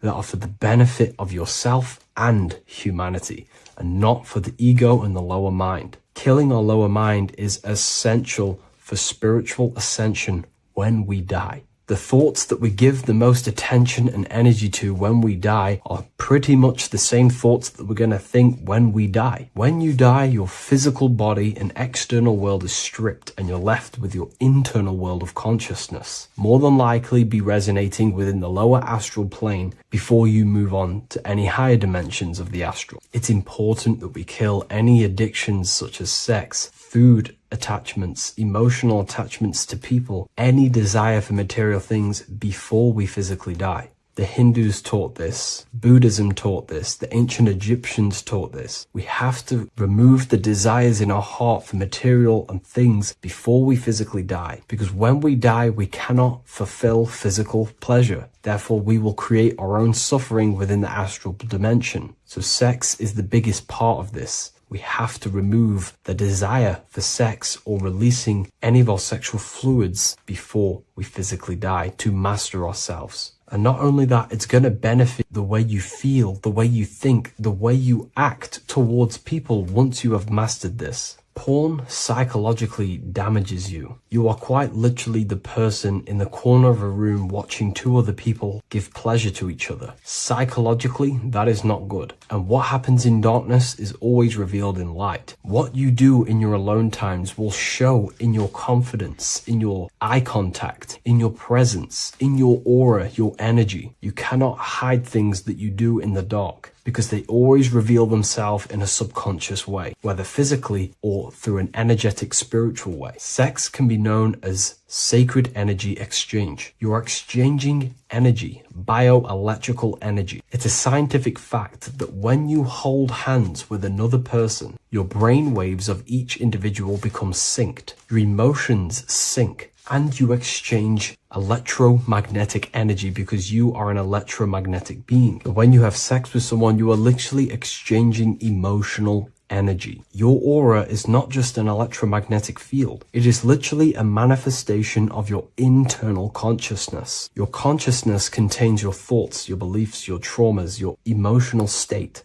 And this manifests externally through the vortex of your heart into an energy presence around your body. This is why you can feel sad when someone else is sad next to you, because their energy is merging with yours. When you have sex with someone, you are quite literally exchanging consciousness, beliefs, traumas, emotions, feelings, vibrations, and your consciousness merges with their consciousness. So be careful with just having casual sex. Now, I'm not here trying to say never release, never have sex with your partner. I'm not saying that. I'm saying take caution with these things. Take my teachings with a pinch of salt. If it benefits you, that's great. I'm not here to tell you how to live. I'm simply giving you my research and the things that have helped me in my life on my esoteric research, awakening, or spiritual path. I don't like calling it a spiritual path because it's not spiritual. It's simply just life, the knowledge of consciousness and the self. So I hope this video helps. If you'd love to read this book, I'll leave a link in the description. This book I wrote myself called The Book of Wisdom, Volume 2. What if the word Yahweh is proof that God is embedded in our very own being? Stay with me, because what I'm about to show you might change the way you see yourself forever. Today's topic is decoding the mystery name of Yahweh, the sacred name of God from the Hebrews.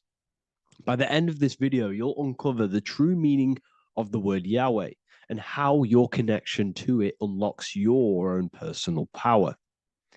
When we look at the word Yahweh in Hebrew, we flip it on its side. We're actually looking at the human body. These are the legs, this is the torso, here are the arms, and here's the head. So if we actually switch this on its side, we see the human body. The Hebrew name Yahweh often translates to I am. The I am. Now, what is the I am? The I am, when you say I, you're referring to your highest self. Everything with the letter I in the beginning, most of them words are referring to our inner self, inside, intelligence, internal, in. The I represents the inside self, the invisible self. You cannot see the I am because this is the spirit. This is our consciousness. It's the intelligence controlling the human body. When you say I, you're not referring to your name, your job, your reputation, your ego, or your thoughts. You're referring to the observer who is beyond the thoughts, the one who's observing the thoughts. That's the soul. Look at the word Yahweh. Yahweh, the sacred name of God. Yahweh can be observed in the natural rhythm of the human breath. When inhaling, we subtly hear Yah. When exhaling, we hear Wei. Do this yourself. Breathe in through your nose, you'll hear Yah. Breathe out, you'll hear Wei. And in fact, the letter H, H, when it's pronounced, it carries the soft sound of wind or breath, a gentle exhale that mirrors the very essence of life, giving air. Breath is the spirit of life. It's what connects us with consciousness. If we stop breathing, we lose consciousness. The body shuts down. We're breathing the spirit of breath. We're breathing in the spirit of life.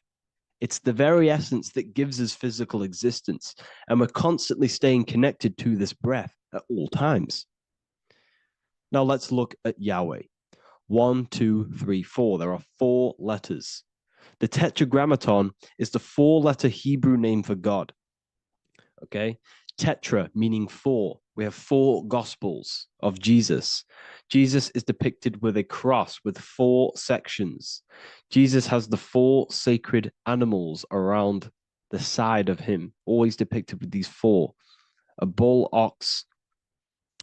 or an ox, an eagle, a man, and a lion. These are the 4 fixed signs of the zodiac. Aquarius, the man, Scorpio, the eagle, Leo, the lion, Taurus, the bull or the ox, which are related to the elements. Leo is a fire sign. Aquarius is an air sign. Taurus is an earth sign. Scorpio is a water sign. These are the 4 elements. And the 4 elements correspond to the 4 bodies of consciousness, as we see here. This is fire. This is air. This is water. This is earth. So we are made out of the 4 elements. which represent the four bodies of consciousness: mind, emotion, spirit, and body. The soul is incarnated into four sections, hence why Jesus has four gospels, hence why Yahweh is a four-named word, because we are tetraform. We have four bodies of consciousness. There are four pillars to reality: the mind, emotion, spirit, and the body. So what we're actually looking at here is the name of the very essence of the self. Yahweh represents the universal consciousness that we're all tapped into, because the body is like a radio.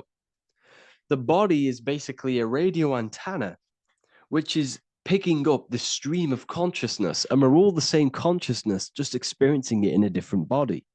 And Yahweh is the name for this intelligence that we're all acting out, that we're all manifestations of. So now let's look at the word Yahweh, where we read it this way in Hebrew, which is 10,565. 10,565 in the Hebrew letters and the numerical values. And the DNA is made up of four bases. These four things which create the DNA. This basis is the genetic code for all living things. Each DNA strand is held together by sulfur bridges that appear in a repeating pattern of 10,565. This pattern matches the numerical value of the Hebrew letters of Yahweh, Yod, He, Vah, He, which are 10,565. This means the structure of DNA, the code of life, follows the same number sequence as the sacred name of God, Yahweh. This is a factual observation. So we're looking at 10,565. So let's look over this one more time. Yahweh represents the breath, Yahweh, inhale, exhale. It translates to I am. It's written in our DNA. The word Yahweh on its side looks like the human body. Now, this is where things get a little bit deeper. 10,565 adds up to 26. The number God, well, the word God adds up to 26. Allah adds up to 26. There are 206 bones in the human body, 26. 26 adds up to 8. 8 is the number of infinity. We are all the infinite consciousness. Consciousness will never die. It's immortal. It's infinite. We are all infinite. We are not these skeletal structures. We are Yahweh, the universal consciousness. The creator of all things is our essence. We're all God with individual identities, but the highest versions of ourselves is God. The ego is our own personal experience of God. Does this make sense? So in conclusion, Yahweh is not the name of a separate God from us, but rather the reflection of the divine consciousness manifesting through the human form. The human body is like a receiver acting as an antenna that tunes into the infinite intelligence and life force we call consciousness or God. This means that rather than being external, the divine presence is within us, expressed through our very existence. It's very interesting when we look into this, and what religion has done has flipped all of this knowledge. All of this sacred knowledge has been externalized. They've externalized God so that we worship God and we view God as something separate from the human experience. They do this so that we don't find the God within us, so that we don't find that we have the power of creation. The mind is the creative force of God. The body is the will to act out that thought. They don't want us to figure out that we are creators and we're all creating our own earthly experience. We're all projecting this reality. And they don't want us connecting with the divine intelligence within us because they want to be the creators. They want to keep this knowledge. They don't want the masses to wake up to this powerful knowledge. So what they've done is that they've taken the scriptures, they've externalized it so that we start worshiping and giving away our power to these external things. And when God is external, we start to fear God because we start to think that God has power over us. He can send us to hell or heaven. So this is what's going on. They've been externalizing this for thousands of years to keep us in a suppressed state. Okay. Humans are very advanced because we possess self-awareness. We possess the ability to move our awareness and our thoughts outside of the instinctual nature. For example, a cat or a dog. These things can only live in their instinct. They live based on instinct. They smell, they eat. That's pretty much what they do. But humans, we have the ability to rise above that nature and turn to our infinite selves, our higher selves. We can move beyond our instinctual nature and create very advanced things. That's why humans are made in the image of Yahweh. We are literally God in human form. So this is what we all need to realize. And I hope this video has helped. Please leave a like, a comment on inside of the description. I'll have some links to my books and my university. The people who have read them have just absolutely changed their lives. You could probably see that in the comment sections if someone leaves a review of the book. We also have Trustpilot. But yeah, I thank you all. And I'll see you in the next one. What if I told you that you are under a spell and this spell is controlling you in every aspect of your life and you don't even realize it? Spells are not what you've been taught. They're not fantasy magic wands that are casted over you. No, no, no. Spells are much, much deeper. A spell is a belief system that is installed into your subconscious mind, which holds power over you. Okay? If I install a belief into your mind and that belief holds power over you and controls you, that is you under my spell. A spell is a belief that someone has installed into you. Okay? You have a subconscious mind. The subconscious holds power over 90% of your daily basis behavior, thought patterns, and overall emotional state. Because the subconscious is the back end of our mind, the mind that we don't really have access to. It's the shadow self where all of our programs, all of our memories, all of our traumas, all of our everything that we've ever experienced is recorded and kept in this vast database called the subconscious. Now, the subconscious is the 90% of our mind. We are only aware of 10% of our mind, which is the conscious mind, which is what you're using now, what you're consciously aware of. But there is a subconscious mind that holds power over your conscious decisions, and you don't even realize it. For example, as a child, you had a very, very traumatic event happen. Let's say as a child, you were not loved enough by your parents. And this feeling of you not being enough for your parents and feeling alone as a child implanted this seed. And this seed was planted by your emotions, a strong emotion. And over time, as you grew older into an adult, this seed grew and grew and grew. And what this seed grew into is you being very needy, you always seeking validation from others. Okay. But you taking this conscious decision 10 years down the line actually stems from this hidden cause within your subconscious mind, within this little feeling, this seed inside your subconscious where you don't feel like you are worthy. So this results in a conscious decision of you seeking validation from others, being very needy from others. Okay. This is what the subconscious is. The subconscious holds power over us. For example, posting on social media. Why are you actually posting on social media? If you take a selfie with your new watch, new car, and you go and post that onto your social media, why are you actually doing that? On the deepest root cause, it's not because you just want to post a picture. No, it's much deeper. It comes from a subconscious belief or a subconscious emotion of you seeking external validation, whether you believe that or not. But that's what it is. If you're posting on social media, you're seeking attention, you're seeking validation from others on a deep level, on a subconscious level. You may not even realize this because it's subconscious.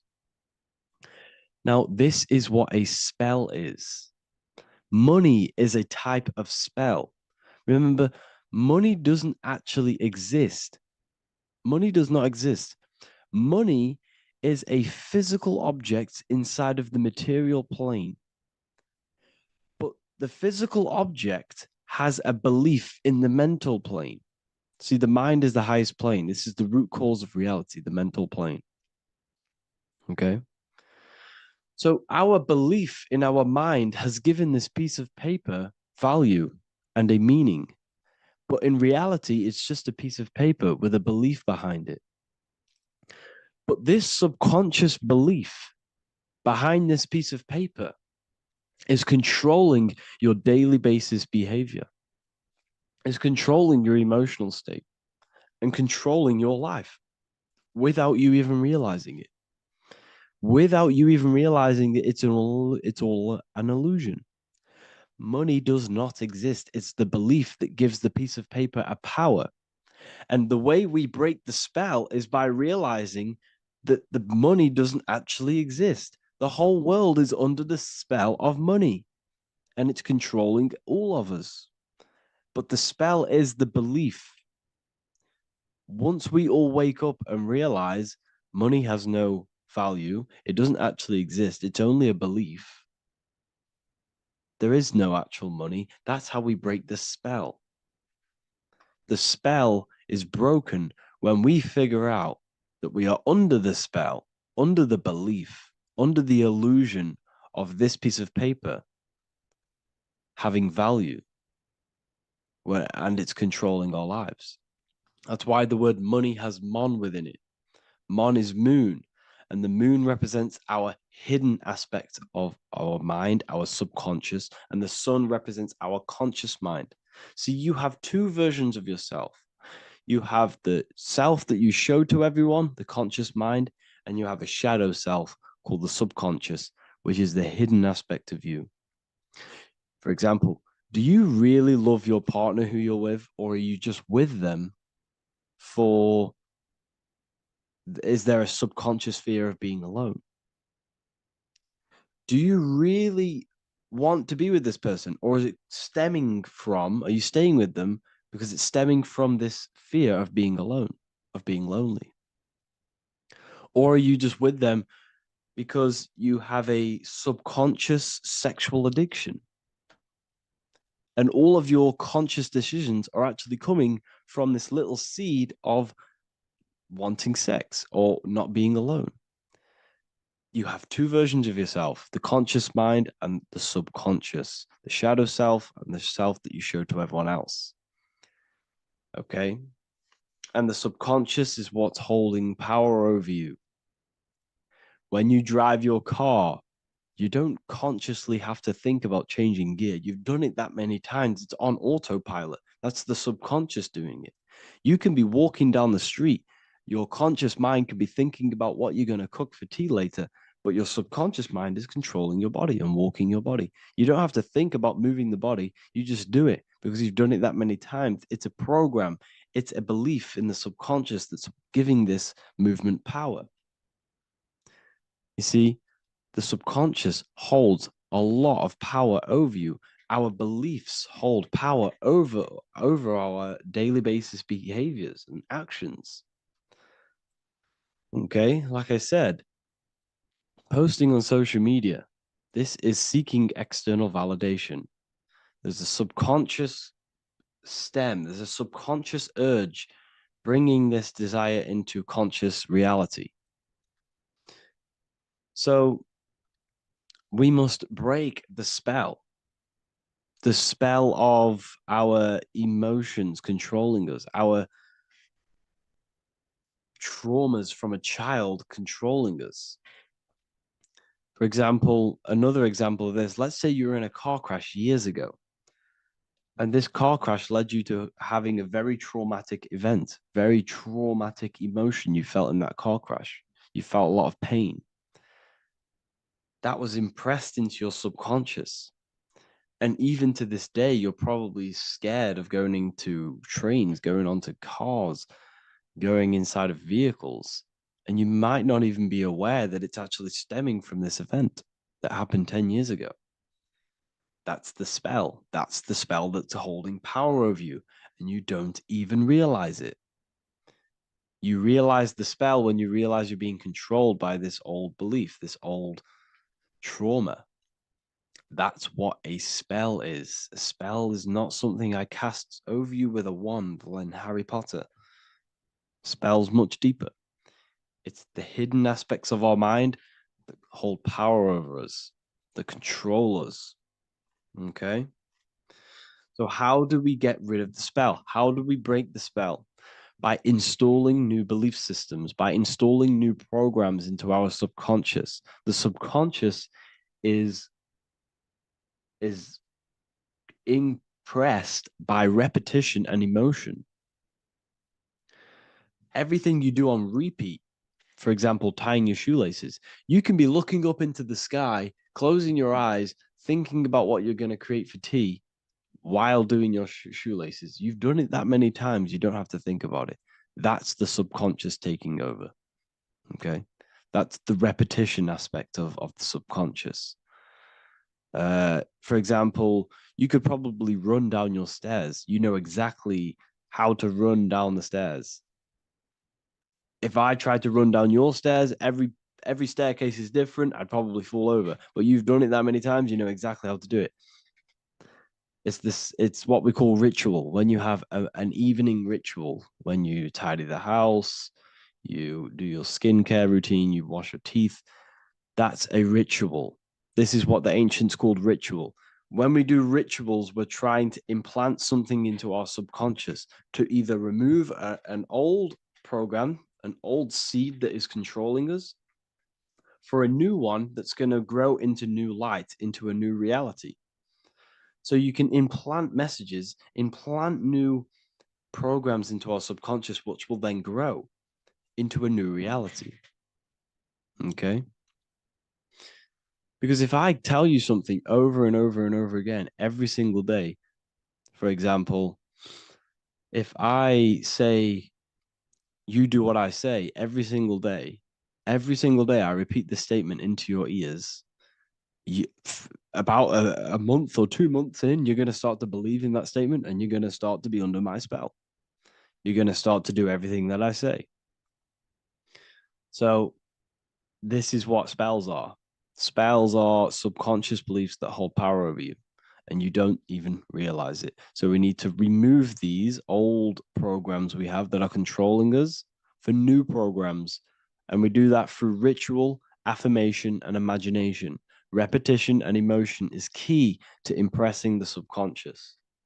They are the two ways that spells are created, that programs are created. The subconscious only knows the now, and it only knows you. So every word you say is a spell. So when you call someone else a name, you're calling yourself a name, because your subconscious takes everything you say as truth, because it only knows you. It doesn't know anyone else. So every night we can do affirmation. We affirm the reality we want. This is what we call a ritual. We sit down or we stand up, whatever it is, you affirm the reality you are, I am statements. And then you imagine that reality. And you do this over and over again, every day, twice a day, 3 times a day, however many times. And this will cause repetition. This will install a new belief system into your subconscious, which will then start to show in your external reality. It will start to put you under a spell of the new program. For example, if I install into my subconscious that I believe that I am rich, every single night I affirmate that I am rich, I am wealthy, I am free. And then I do a ritual. I start to imagine this reality. Every single night I do these two things on repetition, and I start to feel the reality and imagine the reality. Over time, I'm going to start to believe that I am rich, that I am free, and I am wealthy without having the physical reality. And what this will do is that it'll implant a message deep within your subconscious mind. It will plant the seed of this belief. And this belief over time will grow into 90% of my thoughts, 90% of my actions, 90% of my words. My words, my thinking will change due to this new belief. I may not even realize it, but I'm looking for more opportunities to make money. I'm speaking to more people because of this belief that I've installed. This belief has triggered new ways of thinking. My mind, my conscious mind is now only operating to fulfill this belief. And my conscious mind might not even be aware of it. You won't even realize that you're manifesting this belief of being rich. And that's how it happens. You implant the belief within your subconscious. You implant the spell into your subconscious, which will then gain control over you. So we need to make sure we're removing the negative spells, the negative programs that are controlling us, for new regenerated ones, for new ones that are going to create new realities, a better life. Okay? You don't want negative traumas, negative seeds controlling you and growing into your life. If you don't cut them off, they will continue to grow and grow and grow. Your anxiety will get bigger and bigger and bigger. Your depression will get bigger and bigger and bigger. But it's all actually stemming from one belief system or one trauma. Okay? So this is important. Everything in this physical plane is an effect of the higher planes. It's a shadow of the mind. Everything we think, all physical objects began as a thought, then an imagination, then energy, then a physical reality. So we must change the mental plane. We must plant seeds into our mind to change down into our physical material life. It's about manipulating this higher plane so we can create change and effect in the physical external material plane. That's what magic is. This is what spellcasting is. This is all what it is. It's not fantasy. This is the manipulation of the higher planes of consciousness, which your mind has access to. You have access to these higher planes. Okay?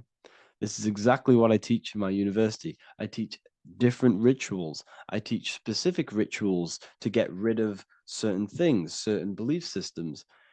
I teach all different rituals, all different ways for you to create your own reality and live the best reality you want. We also have all of these different courses. We have activating the inner eye. This will teach you exactly how to lucid dream and activate your inner vision of imagination. We have the sexual alchemy course. This will give you the power of transmuting your sexual energy into creativity.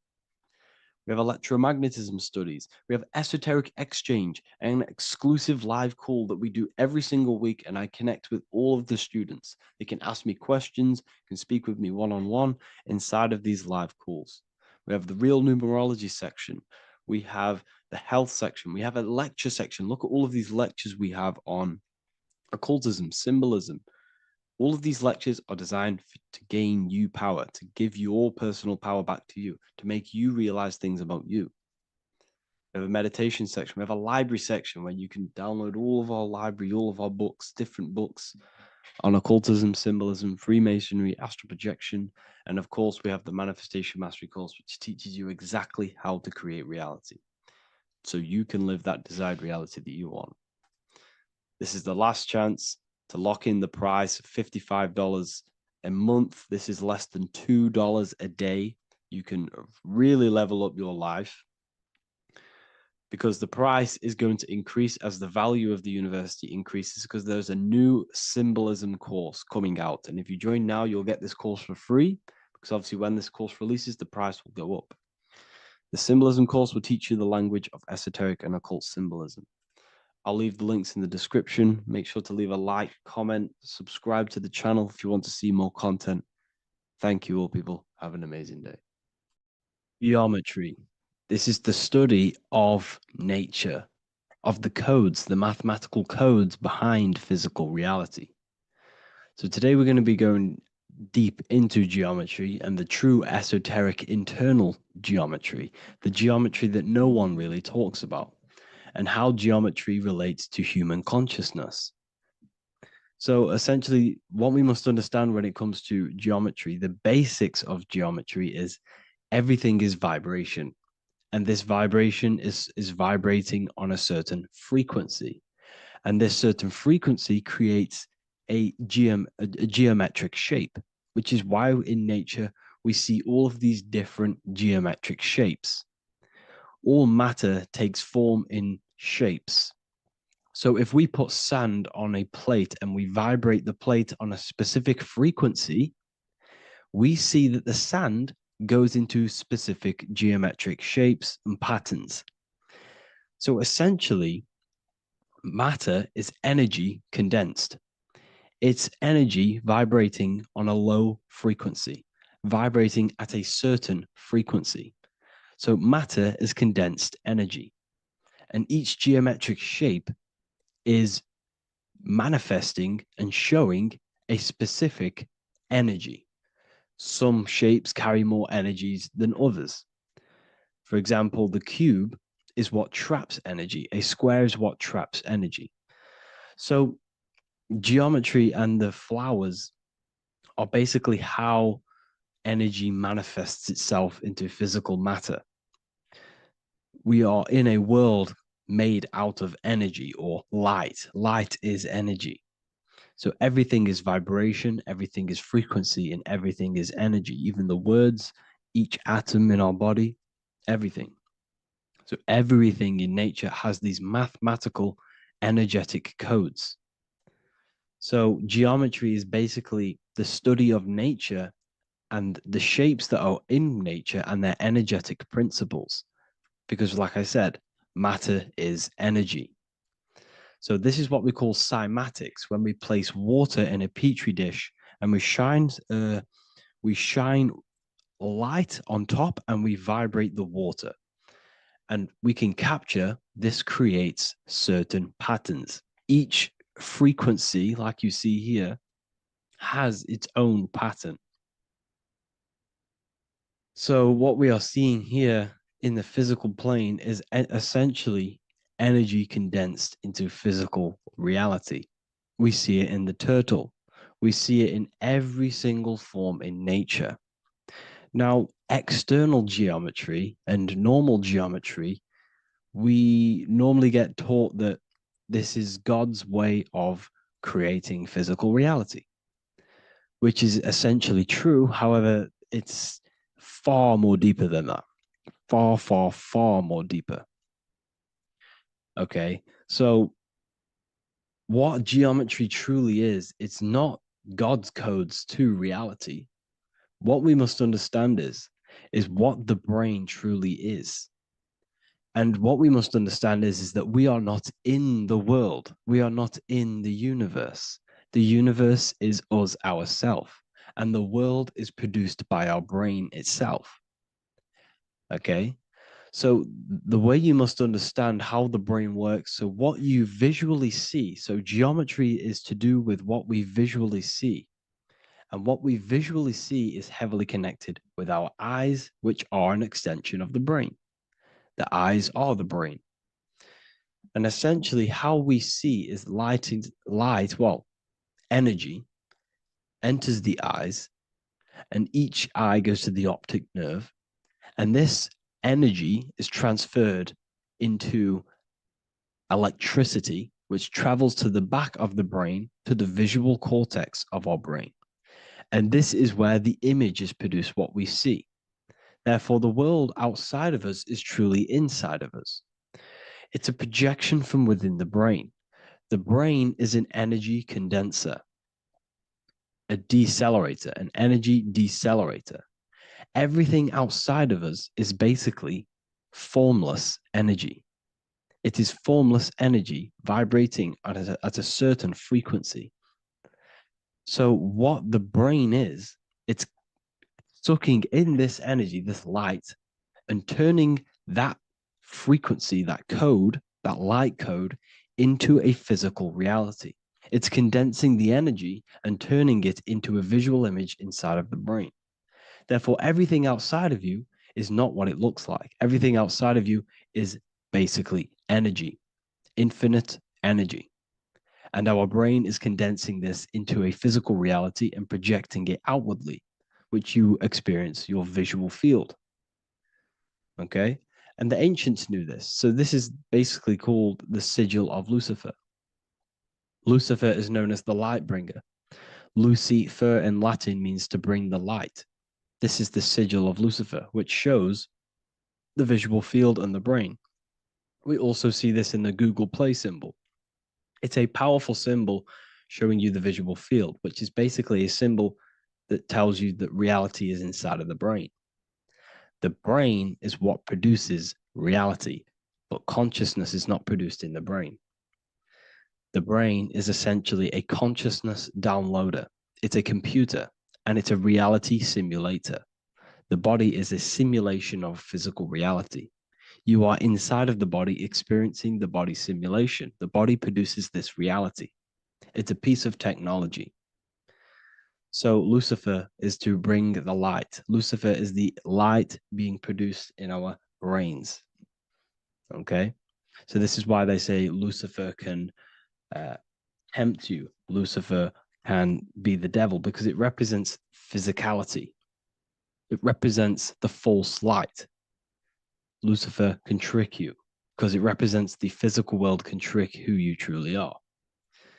So now that you understand how the brain is basically an energy decelerator and it creates and simulates a reality to your consciousness, you are no longer a person in a universe. You are the universe itself experiencing itself. Therefore, geometry is heavily linked in with the brain. Geometry is essentially how your brain and how your eyes decode energy. So what you are seeing is the mathematical codes of your brain creating reality. So what they teach you is the external is that geometry is God's way of creating this world, and these are the mathematical codes God's created. But now I'm telling you the internal. This is the truth.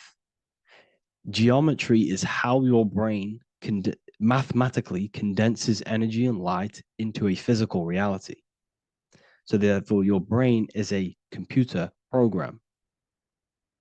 So now geometry is nothing outside of you. Geometry is not something created by something else. It's created by your brain. Your brain produces these patterns through mathematical codes by breaking down energy into physical reality. And this is why you see geometry in everything around you. This completely changes your view on geometry. It's in your ear, it's in your face, it's in everything. Geometry is everything. Okay? So now that you understand this, now, as we were talking about the visual field earlier, the ancients knew about this. The ancient Egyptians knew about this. We can see this symbolism inside of the casket, the Egyptian casket. See, this crossover represents the visual field. This represents the back of the brain. This is the left hemisphere, the right hemisphere. And now some of the most simplest teachings in geometry is that straight lines are masculine and curved lines are feminine. And we even see this in the human body. The feminine human body is curvy and the masculine human body is liney. And even with the genital reproductive area, we have a line and a curve, 0 and 1, the binary code of all creation, 0 and 1, because that's basically all that exists. Nothingness and one, nothingness and God, nothingness and consciousness. That's all that exists. Now that I've told you that, the basics of geometry and the line and the curve and the feminine and the masculine, what do we have here? You see this stick here? This is a curve. And what's the right hemisphere? The right hemisphere is the feminine, the feminine energy, the feminine aspect of our brain. Then we have a straight line. This is straight lines. Now this represents the left brain. So the Egyptians are showing you the left masculine brain and the right feminine brain because of the curve and the straight line. And this is the visual field, the crossover. So there's a crossover in the brain. The left eye is connected to the right brain. The right eye is connected to the left brain. Okay, so the left eye is connected to the right brain. The right eye is connected to the left brain. The solar and the lunar. So, like I said, everything outside of you is basically energy. Your body is basically a holographic avatar, condensed energy produced by your brain. There's nothing actually outside of you. Your five senses are electrical threads of light. And when you touch something, this is basically electrical signals in your nervous system, which are reporting back to the brain. Therefore, what you touch is actually, you're not touching. The feeling that you feel when you touch something is not the true feeling. That's your nervous system you're feeling. You're feeling your nervous system in the brain. It's electrical signals to your brain. So the five senses do not decode, well, what you're experiencing as the five senses is not outside of you. This is your brain interpreting electrical signals. You don't experience the world, you experience your nervous system and your brain. The nervous system is an extension of the brain. So this is the truth. This is not woo-woo spirituality. This is true consciousness science that I'm teaching you here. Okay? So nothing is truly outside of you. It is a universe. You yourself are the universe, the fabric of the universe itself. The only thing that exists outside of you is essentially energy. That is it. And your body and your brain condenses this energy into reality. So when we look into architecture, why is architecture, the ancient architecture, so important? Because what did I tell you at the beginning? Shapes and physical matter is condensed energy. Each shape holds specific energy. Some shapes hold more energy, emit more energy. Some shapes condense energy. Some shapes transfer energy. Each shape, each geometric shape has an energetic principle because matter is essentially energy. So when we look into cathedrals and the ancient buildings, they were filled with geometric patterns, geometric shapes, because they understood the energy principle. Architecture is basically solid energy. It's physical energy. If we create this pattern here is an energy code. And if you stand next to it, you're going to gain that energy. It's going to be imprinted on your body. So essentially, they filled their buildings with high energy geometric shapes. Points, triangles, pyramids are very, very energetic. This is why you have crystal pyramids made, organite pyramids. They're always in pyramid shapes. That's why the Egyptians built in pyramids, because pyramids hold high energy. They emit high energy. So this is why you see all these different geometric patterns. Okay. So in the real reality, in the energetic plane, this building would basically look like this: lines and grids of energy. Okay. This is what it would look like in the energetic plane, a blueprint of the energy body. So as you see here, these are the different frequencies in a petri dish, of water in a petri dish. And you can see they are specifically aligned up with these specific patterns. You can see geometry even within geometry. It's fractal. So essentially, when you would stand inside of these buildings, they would imprint the energy of the building in your body, because your body is healed through energy. You have an electromagnetic field around your body. So by creating buildings with geometric patterns, we are essentially increasing the energy of the building, because the building itself is energy. Okay. So when we fill it with geometric patterns, we're increasing the energy. We're giving it a certain energetic imprint. So when you stand inside of that building, you're being imprinted with that energy. Okay. So especially with these windows, these stained glass windows. Well, why are they stained glass? Well, color is frequency. So when you have all of these different colors, and not only were they just painted, some of these colors are specific gemstones, crystals, natural stones, which all hold energetic principles. Each crystal is vibrating on a certain frequency.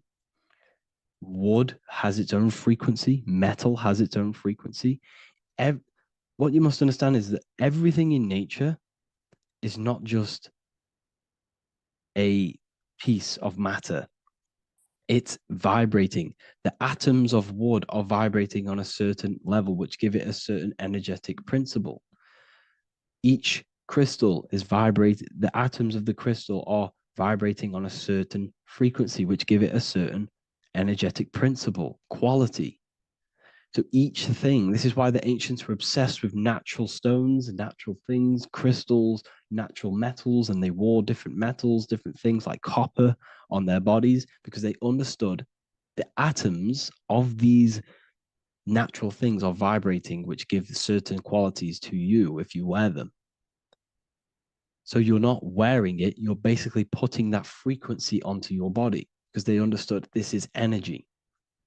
If I put copper on my body, I'm not putting copper on the body, I'm putting the frequency and the energy of the atoms onto my skin, and that frequency of them atoms are going to vibrate my skin, that frequency, and heal my body. So this is why this is so important. So each building is an energetic code. Okay. So when you stand in these buildings, it can heal your body. This is why when people walk into these ancient churches, they feel like they've met God. They feel a certain way. They feel so amazing when they enter these churches. They feel holy, for example. It's not because God's there. It's not because these man in the sky dwells in these holy places. It's because the energy of these buildings affect our consciousness. They increase your energy. They raise your vibration. They heal your body. They heal your cells. They imprint the water in your body, especially with these stained glass windows. Like I went a bit on a tangent there, but these stained glass windows were encoded. Well, they use different gemstones, different lights, different colors. And when the sun would shine through this window, well, what's the sun? The sun is light. Light is energy. The sun's light would go through this filter of the window of the crystals and the different gemstones and the different colors, and the sun's light would be encoded, imprinted with these crystals, with these colors and these natural glasses, which have healing energetic principles. And when you are inside that building, the sun's encoded energy of the window would be imprinted into your body, into your energy field, and it will heal your energy field, and it would heal your body, your cells on a cellular level. Because your body is what? 60 to 70 to 80, some people say 80% water. And water is encoded with vibration. If you say certain things into water, it gives it a specific geometric pattern, like I broke down in the beginning. If you say love to a water and then freeze it, it will go to this. If you say hate, it will go to a distorted pattern. So when you are in these buildings, you're being imprinted by the energetic codes of these buildings, the energetic principles of the windows, of the structure itself. The ancients never used to build in squares. Their buildings, their insides were never square rooms because they understood squares trap energy. They always had pointed roofs so energy can escape. So there's many little things that we need to look into geometry. For example, when you see magicians, when you look at ancient magic, why do they stand in circles with different geometric patterns? They use different geometric shapes. Why? Because shapes are energy. They hold specific energy. So when the magician stands in a circle with a pentacle, they're working with the energy of that pentacle. You can work with different energies based upon the different geometric shapes that you draw.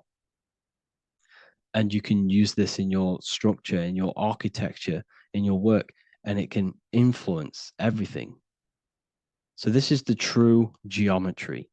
I hope you gained a deeper understanding on geometry and how it relates with you and your consciousness. Like I said earlier, your brain produces geometry. It's basically how your brain decodes energy. It's not God, how God creates this reality. And no, you're in this reality. You are the reality itself. Your body produces the reality. Therefore, geometry is one with you.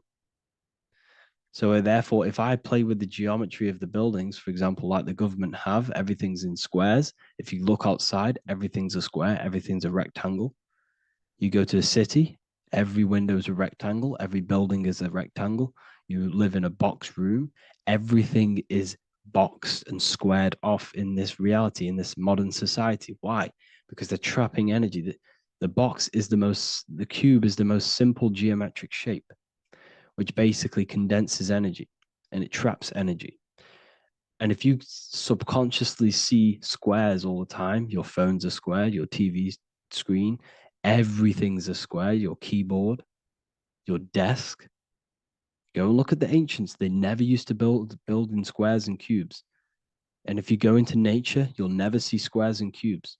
Nature doesn't create squares and cubes. Everything in the modern society is squares and cubes to simple your consciousness down, to dumb your brain down. So the ancients built very, very complex structures. Why? Because they understood what we see affects our brains, because our brains decodes reality and creates reality. If you see a sophisticated building, this is going to give you a sophisticated mind and raise your IQ levels over time, subconsciously.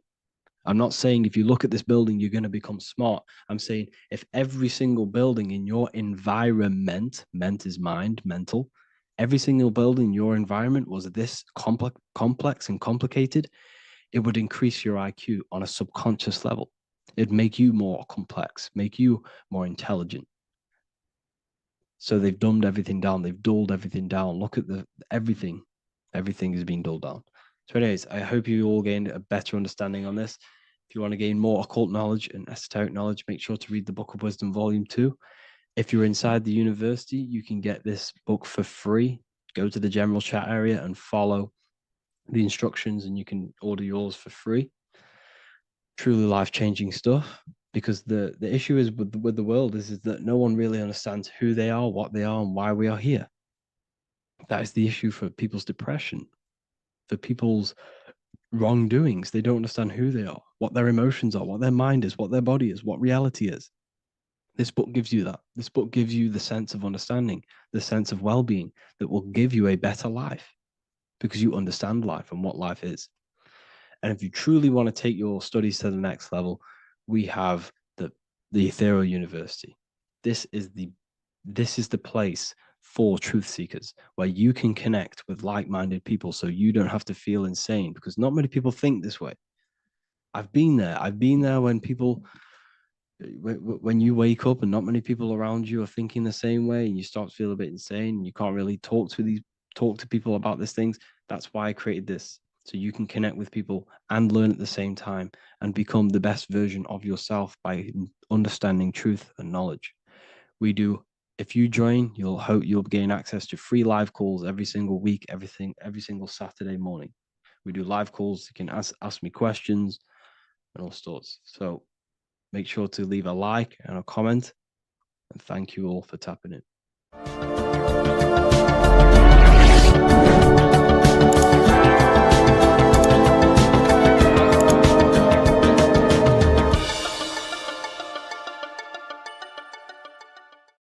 So depression doesn't actually exist, and in this video I'm going to show you how depression is actually a choice. And I'm going to give you some solutions on how to deal with it. And this is probably going to change your life forever just by doing this alone. Okay, so the first thing you need to understand about depression is that it exists in your conscious mind. It exists in your thinking mind. So what is inside your thinking mind? You have your body, your name, your reputation, your trauma, your memories, your family, your worries, your interests, your bills, your passion, dislikes, goals, right? Most people identify their lives with this. They identify their lives with their thinking mind. They think they're their name, their job, their reputation, their memories. But this is not who you actually are. Who you actually are is the observer of that. What happens if you stop thinking? What is left? You're left with unconditioned consciousness. You're left with the self, which is what we refer to as I. We are the consciousness, not the thinking consciousness. You are not these labels. You are not your thoughts. You are not your job, your name, your reputation. Okay? And the reason why I'm telling you this is because it's very important, is that we are something beyond this body, beyond this name, beyond our thoughts. We are the consciousness. So depression exists inside of the thinking mind, the conscious mind. Okay? So if you want to get rid of depression, you must learn how to escape the thinking mind. And not only just escape, but that's step one. In meditation, you do meditations, right? We sit still and we have to learn how to control the mind and turn off the thoughts. And when we turn off the thoughts, depression goes out the window because there's no thought present in your mental field of consciousness to be depressed. Okay? You must understand, who is the one suffering from the negative thoughts? Who is the one suffering? Your mind is not suffering because the mind is producing the thoughts. Your body's not suffering from the negative thoughts. You are suffering. And who is you? You are a soul. You are that feeling. You are that person beyond the thoughts, beyond the feelings, beyond that. You are the one experiencing. You are that. Meditation gives us the ability to turn off the thinking mind. This allows us to escape our thoughts. Okay? And it gives us, over a long period of time after meditation, you'll be able to turn this switch. And this switch will be able to turn off your thoughts. And by doing this, we will be able to control our conscious mind directly by the hand. So when you notice yourself gaining them negative thoughts, we can then turn off the switch of turning off the conscious mind and rising to our authentic self and knowing the thoughts are just illusions. Now, let me tell you something that's very powerful. Most of your thoughts are coming from beliefs. Most of your feelings are coming from beliefs. So if you have a feeling of lack, this is coming from a belief that you don't have much. If you are feeling alone, this is coming from a belief that you are alone. So what we must do is restructure ourselves. We must restructure the subconscious mind, and we do this in many different ways. We can do this with meditation. We can do this with visualization, visualizing our desired reality as if we are living it. We can do this with affirmation. Now, a lot of people think, oh, I'm trying to speak something into existence with affirmation. No, you're not using vibration to try and change reality with what a lot of these new age people will teach you. Vibration, your words will not have much an impact on reality. That's the truth. But what they do have an impact on is reprogramming and recrafting and refining your mind. If you repeat, I am wealthy all day long, your subconscious mind, that word will be lingering inside your subconscious, and you will start to mold that into your conscious. You'll start to be consciously thinking about this. Most of your thoughts are coming from your subconscious. So if you want to get rid of depression, you got to figure out the trigger. What are you depressed about? What are you feeling? What are the beliefs that are making you feeling and thinking this way? And that's what you must restructure. You must restructure your subconscious mind through visualization, meditation, and affirmation. You do these all the time. You do these every single day, and you will slowly, if not surely, restructure your subconscious mind. While by doing the practice of meditation, you'll gain the off switch as well. Sometimes depression comes from not living in your authentic self. You're not doing the things that your soul is telling you to do. We all know what we should be doing at all times. I don't care what you have on. We all know we should be doing something. We all know that we have these, there's a higher aspect of our mind that tells us, oh, we need to be doing this, but I'm actually sat here on my phone. Oh, I shouldn't be eating this, but I'm doing it anyway. There's always that higher voice. And that is the voice that has to be connected to. And when there is not when that voice, when your body's not acting out the voice of the soul, then the soul becomes sadder, sadder, and suffers more and more and more. There has to be a connection between the soul, the mind, and the body. They have to work in unison. Okay? So I hope this video helps with depression, with whatever you're going through mentally. As above, so below. This is one of the most crucial teachings within esotericism, occultism, or what we like to call it today, spirituality. I don't like calling it spirituality because it's not spirituality. I teach human consciousness. I teach the science of you and your consciousness alone and your being. And in order to fully understand you and this world around you, you must understand this number one principle of as above, so below. There is many misconceptions of this, and there is many simple teachings of this, but I'm going to break it down today from the most simplest to the most complex, and you will see the connections between all things. This is the most important lesson you could ever learn, and I'm going to teach it you today. So what you must understand is with the term as above, so below, it applies with everything you see in this world and about yourself. We have something called the macro, which means the bigger scale. On the bigger scale, we have the whole earth. If we look down from the sky on top of rivers, this is what we see. We see this tree pattern. Then on a smaller scale, we see trees have this same pattern. Then we look even closer. We're going smaller and smaller into the leaves of the tree. We see the same pattern. Then we go even more micro into the human brain and look at the human brain cells, and we see the same pattern. This is proof this is a fractal universe, and everything is in the micro is reflected in the macro. As above, so below. As within, so without. On the macro is a reflection of the micro. So now that you understand this, we can go a bit further.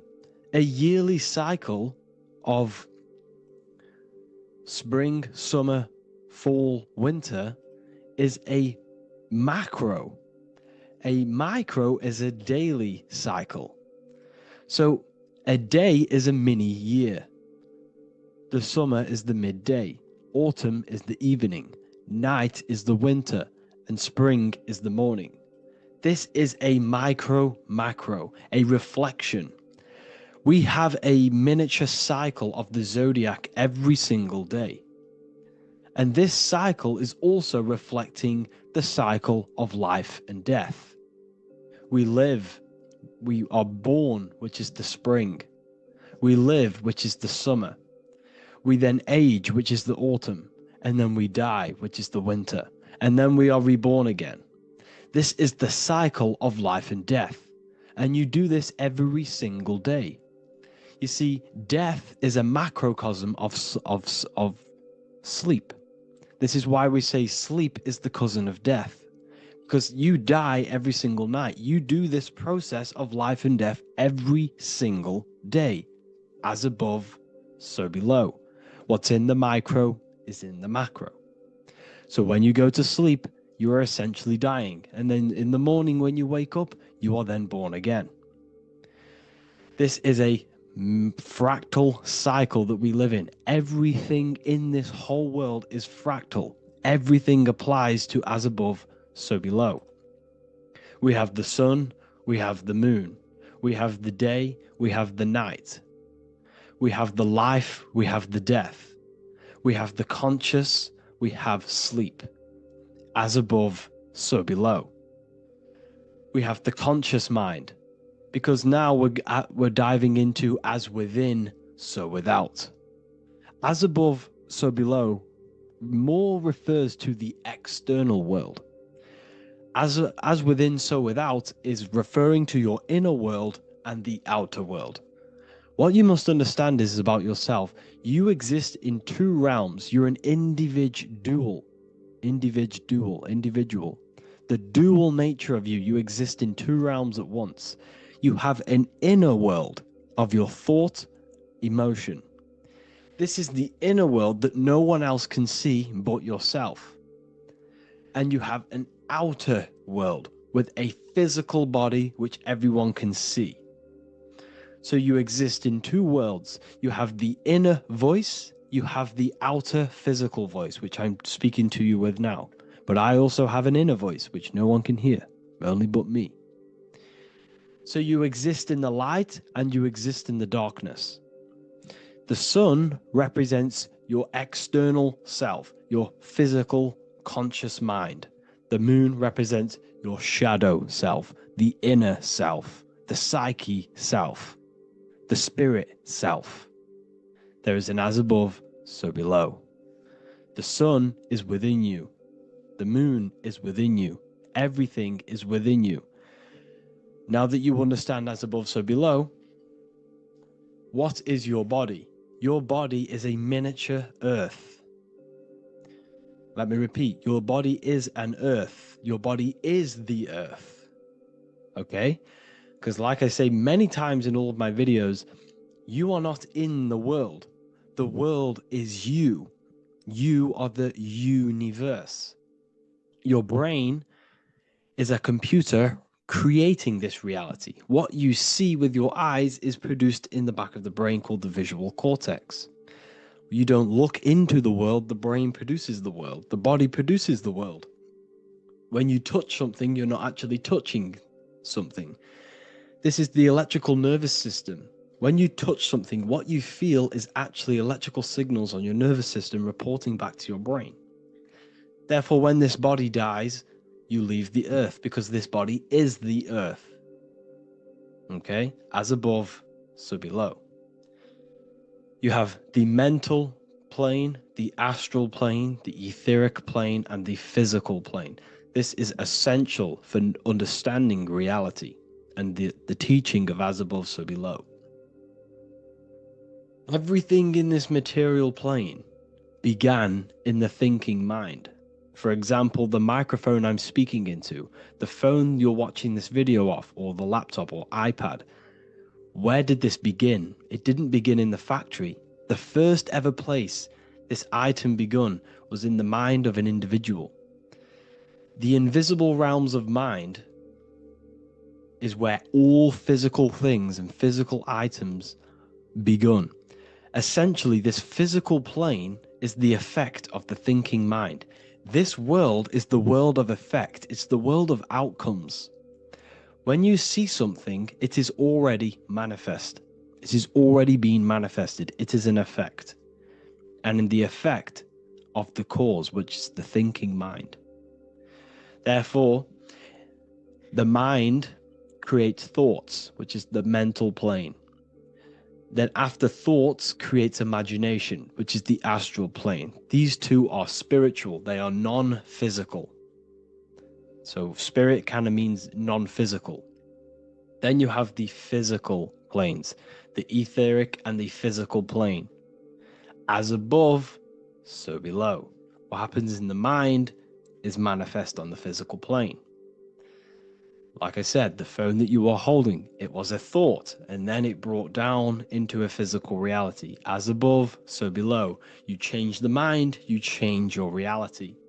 Your environment, the word environment has ment in it because your environment is mental. So now that you understand this, so what is the world around you? The world around you was created by the mind of God. It was manifested through God's thought. So you are living in the mind of God. You are a thought in the mind of God. God thought you into existence. But like I said, we are all fractals. Everything is fractal. If God exists, this means that you are God, as above, so below. God created you through the thinking mind, and he gave you a thinking mind. So God created the macrocosm. God created the macro, the whole world. He designed the whole world, the sun, the stars, the moving. He designed this. But then he gave you the thinking mind to design your own life and create your own life in his world. You are a microcosm of God's macrocosm. Just like God thought you into existence and the whole world into existence, you are a microcosm thinking your world, your reality into existence. You see this now? Everything is a reflection, everything is a mirror, everything is fractal. So in order for you to change your reality, you must change these higher planes. Your thought and imagination are the two key aspects of creating physical reality. Every object you see around you was begun in these higher planes of the non-physical, and they were brought out of spirit into physical matter through the thinking mind and physical action. So now we're going to get a bit deeper. The brain is not the mind. Now that you understand, we have spirit and matter. As above, so below. You have a non-physical side of reality and a physical side of reality. The mind is the spiritual brain. The brain is a physical manifestation, a physical effect of the mind. The mind uses the brain to operate in the physical world, and it's the same with the heart. The soul manifests itself physically through the heart. The heart is a physical manifestation of the soul, of the emotion, thought and emotion, the mind and the soul, the brain and the heart, heaven and earth. So you have the inner world and the outer world, the spiritual, non-physical, and the physical. So we are all on this process of awakening, an expansion of our minds into new fields of thought, into new fields of awakening ourselves. Because essentially we are born into this world, but you are born many, many times. You can be born physically and you can be born spiritually. Like I said, everything is fractal. So just like when the baby finds out that there is a world outside of its mother, what does the baby do? The baby seeks a way out of its mother, and then the baby is now born into a new world, a world outside of its mother's womb. It's the same with you and your spiritual process. As your mind becomes aware that there are other realities beyond your physical body, it then seeks a way out. And this is why you are probably watching my YouTube, because you are now on the path. Something within you has guided you to this path of knowledge, truth, enlightenment, and expanding your consciousness. And it is your soul who brought you here. Your soul speaks through emotion, like guidance. Emotion is the language of the soul. When you feel very bad, this is your soul telling you you're not in the right place. You're doing the wrong things. Because the soul is always unfolding its purpose, which is expansion and learning. That is it. The mastery of the self and the learning of the mind is the only thing that counts in the end after this life. So you are on a journey of expansion, of learning, creating, and spiritual rebirth. As above, so below. What does this body tell you? When I see someone overweight, I don't see the overweight. I don't see the body. I see the mind. I see an undisciplined mind. I see a mind that lacks self-control. I see a mind that seeks external validation. That's what I see when I see an overweight person. I don't see his body. I see the result of his mind. Because what does the Bible tell you? You shall know them by their fruits. It's the same saying as above, so below. You shall know them by their fruit. The fruit is their manifestation. Your body is a direct correlation and manifestation of your mind. Your inner world projects your outer world. As within, so without. As above, so below. Now, what do you see when you see this man's body? I see discipline. I see strength. Mental strength, not physical strength. I see mental resilience of pain. Because all of this man's mental energy has been manifested physically within his muscle. This body is a direct manifestation of this man's mind's pain and suffering, and it shows discipline. This is why people instantly respect you if you are in shape. You walk into a room and you are in shape, people will instantly give you respect because they know that you are mentally disciplined. The body is a reflection of your inner world, and it's the same with your friends, your family, your connections with people. If you think about yourself very negatively all the time, and you don't have a good connection with yourself, you don't have a connection with your true self, this will manifest into every single relationship you have in your life. If you don't have a good relationship with your inner self, you don't have a good relationship with the people and the friends around you. Because as within, so without. If you think negative about yourself, you will only pick up the negative in other people. If I think very highly of myself and I think very happy and good things about myself, I will then see the good things in other people. Because it's as above, so below. As the inner world is, so is the outer world. It's the same with your life circumstances. Your life is a direct correlation of every thought you thought in the past. If you possess millions of pounds, millions of dollars, this is because you have thought this into physical reality. You live the life you are deserved. You live the life that you manifest through your thoughts. If you live a very poor life, this is a reflection of your mind. This is a reflection of what you have thought into physical existence. Because like I said, everything begins in the mind. As above, so below. And this is even present within the body. So where is the head? The head is at the very top of the body. And where does all manifestation begin? In the mind. That's where the mind is, in the head. And then the thoughts we think travel down the body into the heart, which is the emotion. Every thought we think is in the emotion. Every thought we think creates an emotion. This emotion then drives the action. Where does the action come from? The feet, because the feet move our body. We move with our feet to take action. Our hands. You see, so the body is even a reflection. I can't even say it. Reflection of the order of manifestation. This blew my mind when I figured this out. You see, the head, the thoughts begin here. This is the beginning of all manifestation. Then it comes down to the heart. This is the emotion.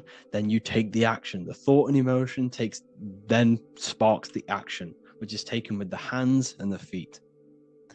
And where's the lowest point on the body? The feet, and that's touching the physical earth. So the head is where the thought is, the non-physical, and the lowest point on the body, which is touching the physical earth. So the head represents spirit, the feet represent matter, spirit and matter.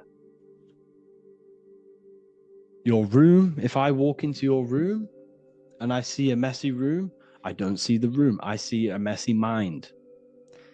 The room is a reflection of the mind. If you have a messy room, this is your mind. It's an externalization of your unsorted mind, undisciplined mind. So like I said, we are all God, and we must find the God self within us. And I teach all of this inside the Book of Wisdom, Volume 2. This is not just a book, this is a revolution. This is the beginning of a new age with this book. If you have read it, I congratulate you. You should feel very proud of yourself if you have an open mind. You should feel proud of yourself for watching these videos, because not many people have an open mind. Remember this, people. You are special if you're watching these videos. You have the mind. You have the ability to see through the illusion. And I take my hat off to you. You want to take this to the next step? Read the book. Or if you want to take it to the serious levels during the university. The university, you gain access to every piece of my material that I've ever done, all of my books, all of my lectures that are hidden from YouTube, that are hidden from everywhere else, the lectures that give you real power. And if you feel alone on this journey, we have a conscious community where you can connect with like-minded individuals, because I've been there. I've been there when you feel lonely, because you feel like no one else is thinking the way you are feeling. You can't talk to people about these things because people just think you're crazy. That's why I put together this, so we can connect, so we can unite, so you can connect with people, so you don't feel crazy about thinking about this stuff, learning about this stuff. And if you truly want to level up your life, people, and take your studies serious, this is for you. We do live calls, we do lectures. There's a whole library filled with books you can read. It's the perfect place for the truth seeker. I thank you all for joining. Please leave a like, a comment, a subscribe. Let me know any future videos you want me to make in the comments. Thank you all. Have an amazing day.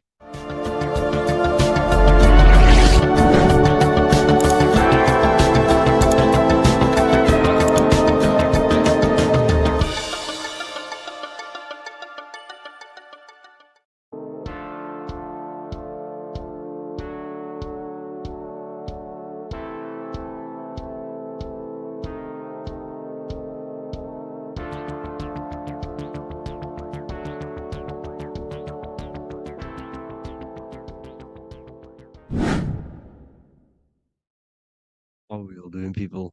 Survival wisdom. Today we're going to be breaking down the Bible and its real, true metaphysical meaning.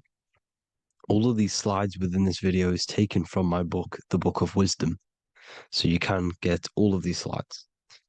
So the Temple of Solomon, you are body, mind, and soul, which is the Holy Trinity, the moon, sun, and earth. The sun is your soul because the sun is its infinite source of energy. It is its own source of energy. And that is what your soul is. It's its own source of energy. The moon is mind. This is why you call people a lunatic. You're a lunatic. Luna means the moon. And inside of your mind, you have a specific mood. Mood is moon. And mind in German is Mond. And the word Mond means moon. And earth is your physical body because your body contains of the four elements, the four physical elements. Well, the Temple of Solomon is the temple of the soul and the mon, the soul and the mon, the soul and the mind. And it's the temple of the Holy Spirit in the Bible. Everything leads back to one singular point in the center of the brain. The brain is not the mind. It's mind over matter. Okay? The brain is the physical manifestation of the mind. The brain is the electrical computer which decodes the light waves given to it by the mind. This is why everything in the body leads back to one singular point. And we'll go over this in a minute. But this is controlling the physical body. This is the within. If you rearrange within, it spells high twin because within you is your twin, your true self. And it's just an entity in the center of the mind. And if you shut your eyes, you can feel it. Your awareness is in the center of the brain. So there's just an empty chamber in the center of the two cherubs, the two brains. They are two separate brains. They're two hemispheres. And the empty chamber, when scientists chop it up and see it's just an empty chamber, well, because you can't see in that plane of reality, you cannot see the mind. You cannot see thoughts. It is invisible to the human eyes, to the visible light spectrum, to the two eyes. The reason why we call it the third eye in the center of the brain, it's not the third eye, it's your true self. It's the mind and soul. It's an eye because it does see. It's the all-seeing eye that you always see here. There's some Masonic artwork showing the two pillars, the two cherubs, the two hemispheres of the brain, and the inner eye. This is the eye that sees all things. What do I mean by seeing all things? Not physically, It sees the mind. It's what, because your soul is watching the mind. You can observe the mind.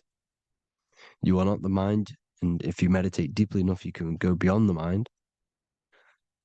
It's the all-seeing eye. It sees the mind. It sees what emotions you're feeling. It sees what you're thinking. It sees what you're seeing with the two eyes. It's the all-seeing eye. It sees all things. It's omnipresent. It's everywhere. Because the mind can be anywhere. The mind can switch itself into any place it wants. There is no limitations with the mind. So there is two hemispheres in the brain. And in the Bible, there is a quote saying the most holy place between the two cherubs. The two cherubs is the two hemispheres of the brain, and the most holy place is between them, which is what the Masonic artwork is showing. This is the all-seeing eye, the soul and the mind in the center of the brain. And you will not see this with the two eyes. So when scientists come to seeing the empty chamber in the center of the brain, they wonder because they do not understand the occult side of the world. They do not understand the layers of reality. How the two eyes, everything physical comes from the unseen. Everything seen comes from the unseen. Now, the two hemispheres of the brain play a major role in our lives. The right hemisphere is the artist. The left hemisphere is the scientist. The right hemisphere controls the left side of the body. The left hemisphere controls the right side. So there's a crossover. Now, the right hemisphere is to do with your feminine energy, creativity, unification, metaphors, visualization, intuition. The left hemisphere is to do with sequencing, facts, materialistic details, language, and logic. So they keep us normally trapped within the male aspect of our mind, which is the left hemisphere. You know, if you listen to Spotify, Apple Music, and radio, they're all tuned to 440 hertz, which shuts down the right side of the brain, makes you left brain dominant. And we learn, well, 90% of people learn to write with their right hand. They're taught to learn with their right hand, which is to do with the left brain.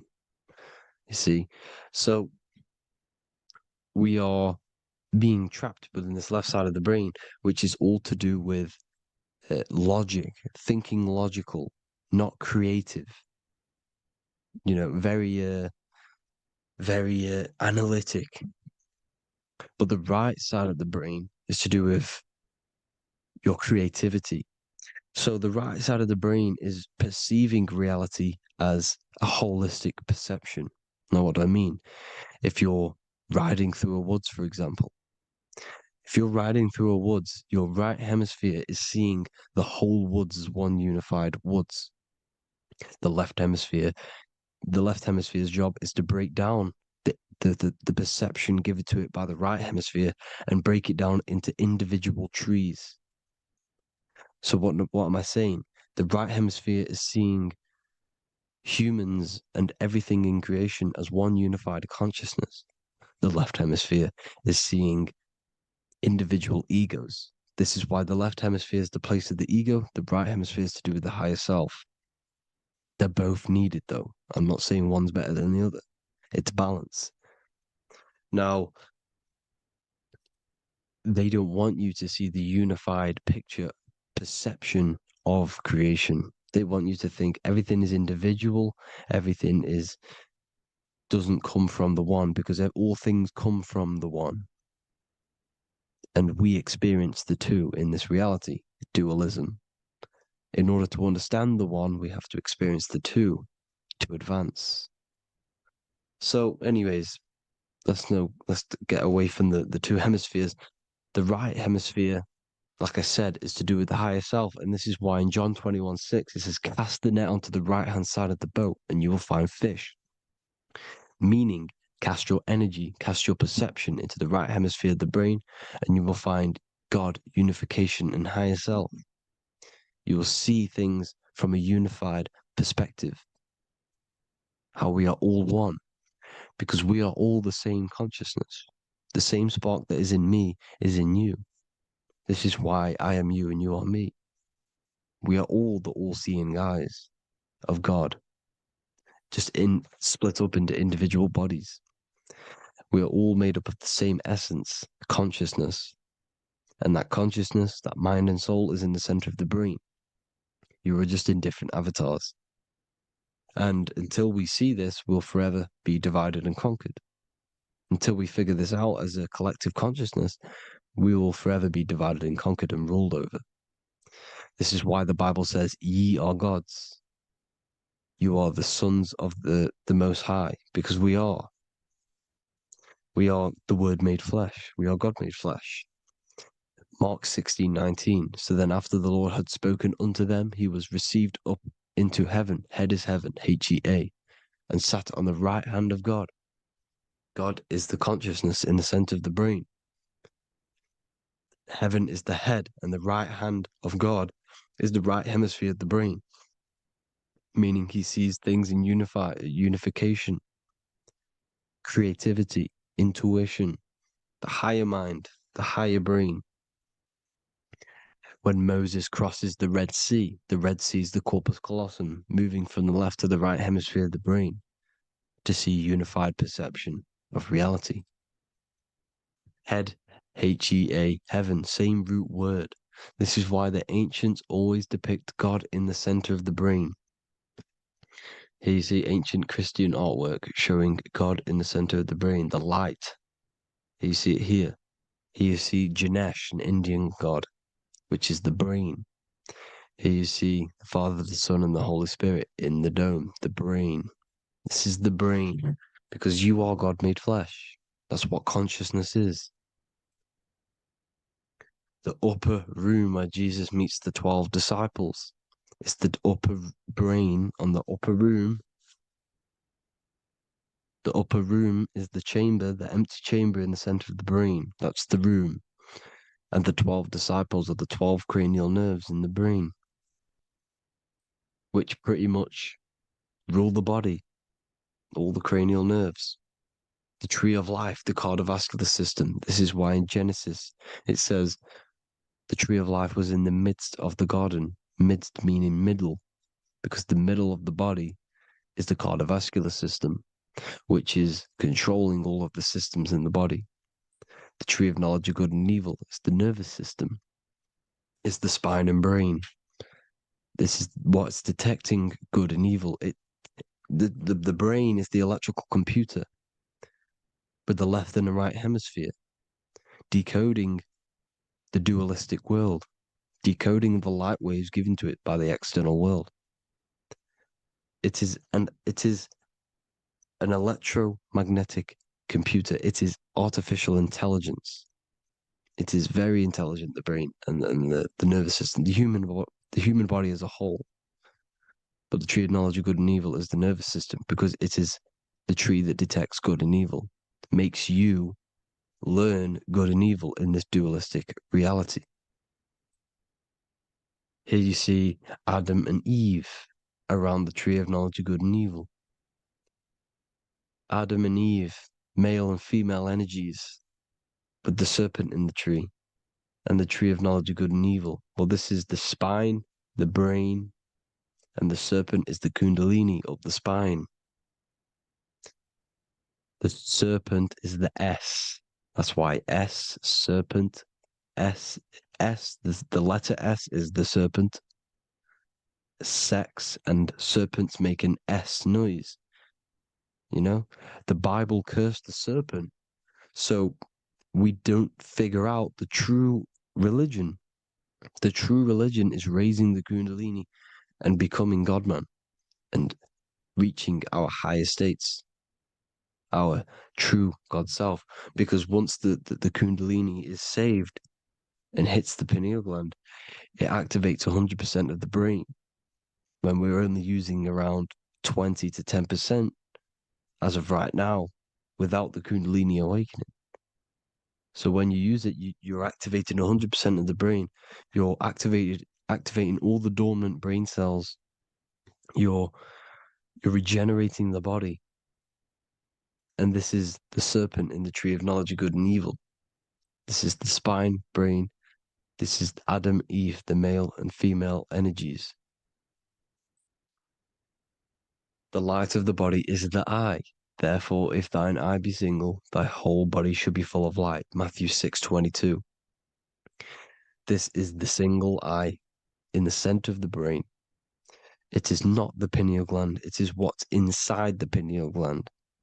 You have to go beyond the physical world, and there are no words to describe things that are not physical, metaphysics. And the whole body should be full of light. Well, this light is the same pyramid that you see. You are the pyramid with the all-seeing eye on top. This is why the ancients built the pyramids with the stairs in the middle symbolizing the spine, because once you open all the chakras and balance them and raise the kundalini, you activate all of the brain, which gives enlightenment. The word enlight in ment. Ment means mind, light in the mind. Enlighten the mind. And this is enlightenment. We are the temple. And Jacob called the name of the place Peniel, for I have seen God face to face. Within spells high twin. Within you is the God self, which you need to manifest into the external world. And he's seen God in Peniel, the consciousness. He's seen his true self, consciousness, in the pineal gland. Genesis 28:10, Jacob's ladder. Jacob, he took a rock there and laid his head on it to sleep. Jacob had a dream. He dreamed there was a ladder that was on the ground and reached up into heaven. Head is heaven. The rock he fell asleep on is the sacrum bone, because he's symbolizing the oil that comes down the spine, hits the sacrum bone and rests there, falls asleep, and it looks up and it sees the ladder to heaven. Because when you raise this oil, you become God man. You become God in heaven. You can leave the body at will. Do you not know that your body is the temple, that your body is the temple of the Holy Spirit? Corinthians 16:19-20. Or do you not know that your body is the temple of the Holy Spirit within you? Your body is the temple of the Holy Spirit, the soul and the mind within the center of the brain, the temple of Solomon, temple of the soul and the mind. Romans 8:10. Christ is in you. It's not external. When you give where attention goes, energy flows. When you give your energy to external things, your attention, your worship to external things, you're giving energy, meaning it's draining you. And you're feeding something within the astral plane, a mental thought within the astral plane. So with you realizing that the Christ is in you, that you don't have to worship anything outside of you, this means that you're internalizing your energy. You're not giving your energy, because where attention goes, energy flows, which means you become more present. You become healthier, because you're not giving off all of your special electromagnetic energy that's charging you. This is why the religions run by the Vatican is all external. They're exoteric. Exoteric means external teachings. The esoteric is the internal, the hidden teachings. In Psalms 82, I have said, ye are gods, and all of you are children of the Most High, because we are the Most High, split up into individual bodies. That's what consciousness is. Consciousness is the Most High, and we have to raise ourselves to the Most High. Brahma, Vishnu, Shiva, the Father, the Son, and the Holy Spirit. Why is it always a trio? It's a trio because it symbolizes us, the soul, mind, and body. The mind is the bridge for the soul to be in the body. What is the soul? It's the life force. It's the watcher. It's the all-seeing eye. The soul sees into different realities, and it gives life to the body of every reality it goes in. This is why you always see light around the all-seeing eye, because it is the energy, the life force, the light, life, L-I. Life is light. And it's the eye because it sees into the different realities. It sees into the dream world.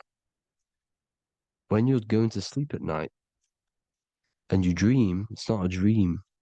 It's another reality. You're a multi-dimensional creature.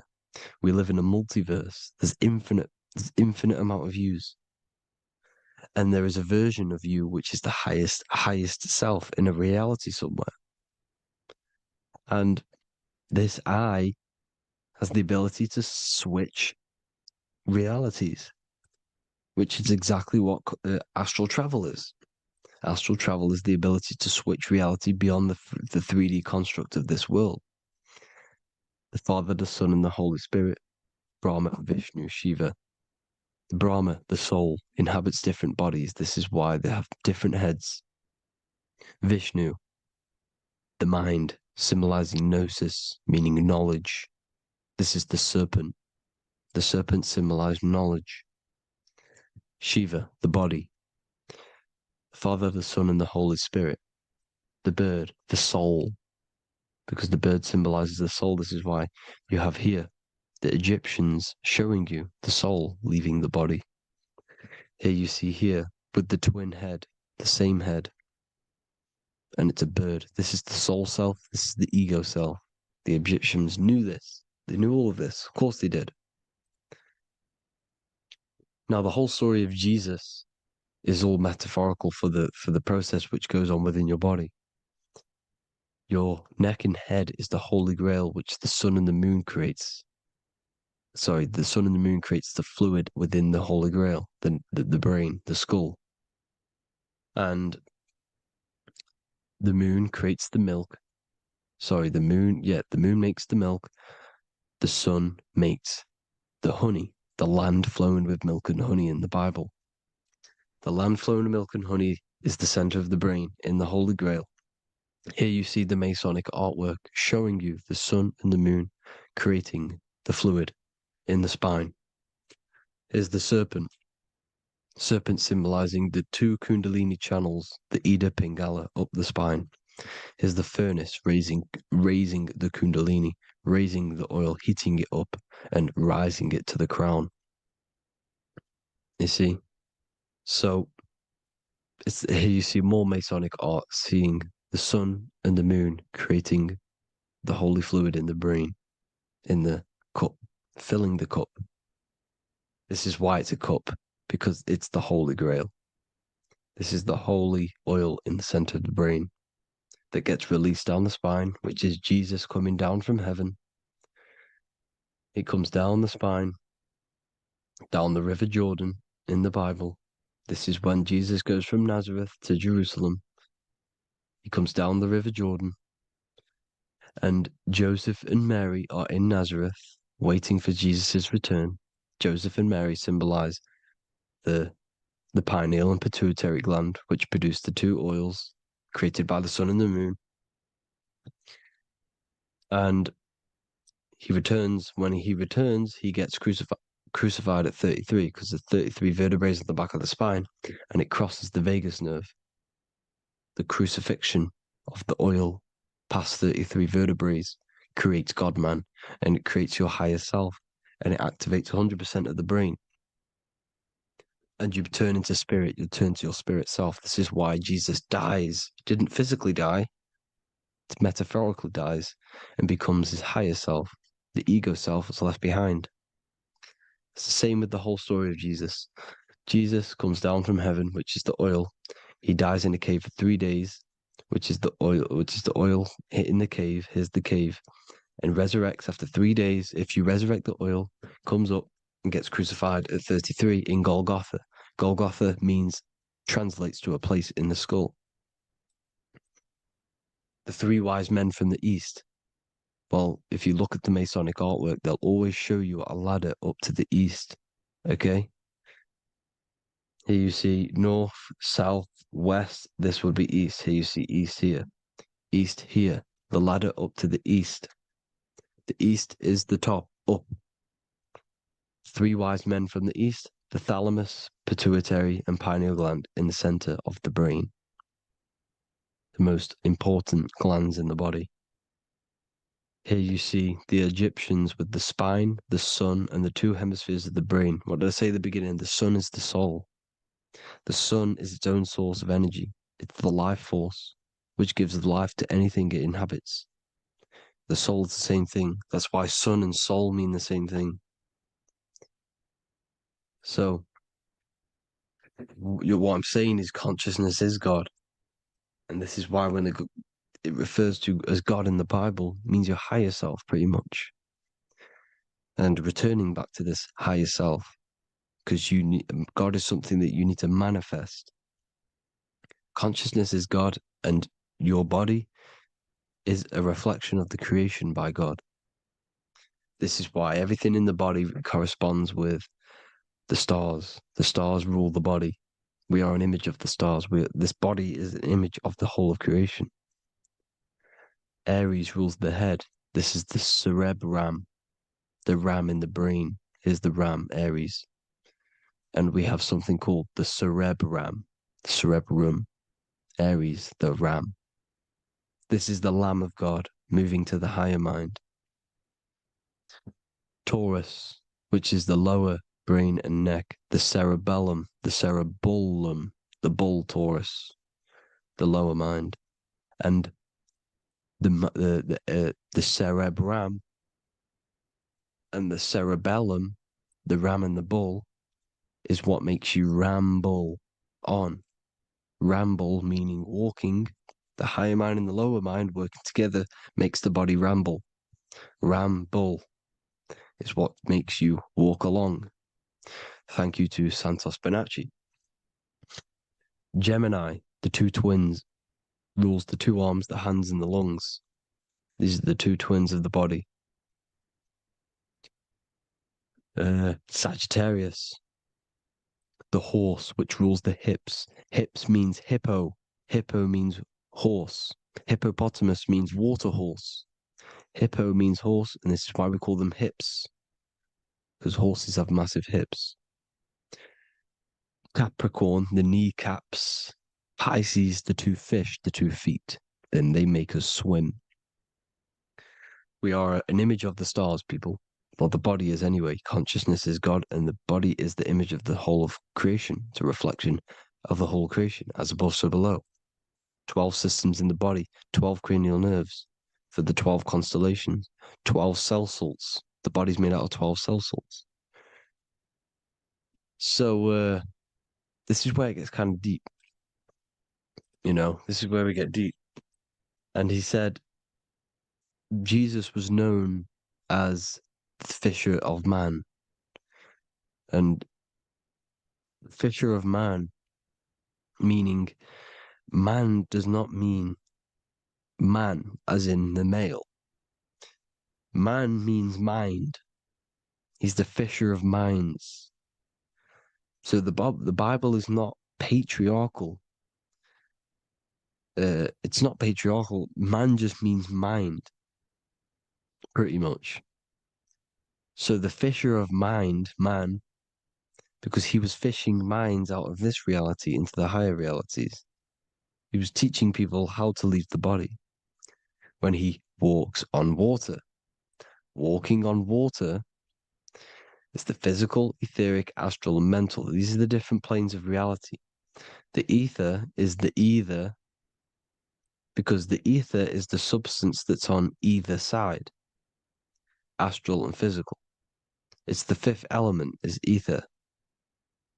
And the 5th element is the water. The same water at the beginning of the Bible when it says, let the firmament divide from the waters above from below. The water symbolizes the ether. It's the base of all physical matter. And the ether symbolized is known as the water. So when you're walking on water, you're walking on the ether, meaning you're leaving the physical body. So when Jesus walks on water and he's teaching Paul to walk on water, Paul becomes scared and falls back into the water. Well, when you astral travel and you become scared when you're projecting, you'll fall back into your body.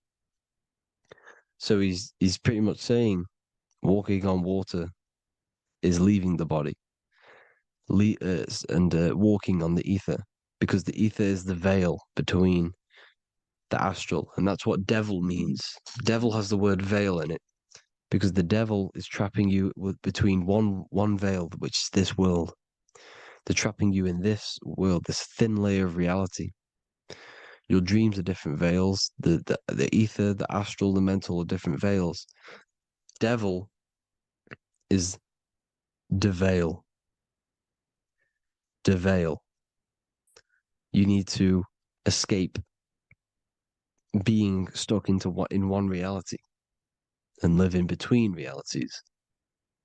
And this is when you truly become a multi-dimensional being, because your soul is just the eye. That's what you are. You're just an eye, and you see into different worlds. And it also, when Jesus means the fisher of man, the fisher of minds, I truly believe, because of my research, that there is other worlds. It's not just this one. There's higher worlds. There's an infinite amount of you, and you've been in them dreams. You call dreams. Them dreams are other realities that you are in. That's why when you're there, you don't feel like you're in a dream. You feel like it's 100% real, because it is real. So this is why the ancients always depicted the many different heads, because there's many different versions of you. And this I, the soul, the watcher, is switching itself into different bodies at all times. Well, when you sleep, when you astral project.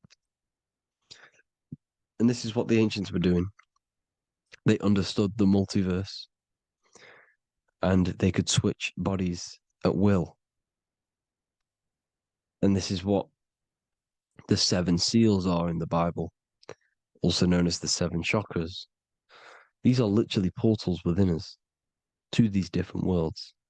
We're in the heart at the moment. Earth, rearranged, spells heart, meaning middle. This is where good and evil exist. It's the middle point, the midpoint of realities. So, I hope you all enjoyed the video. All of this knowledge that I've give you in this video is inside of my book, the Book of Wisdom. The Book of Wisdom gets updated every single month with new pages. It's a one-time payment for a lifetime worth of research and knowledge by me. So if you do want to get it, the link will be in the description. But I hope you will gain some amazing insight. Please like, comment, and share to help the algorithm, and drop a subscription. And for more lectures, every 2 days, I drop lectures and knowledge within the Patreon. If you want to support the channel, join the Patreon. Everything's in the description, because we are not monetized on YouTube. Thank you all. Have an amazing day.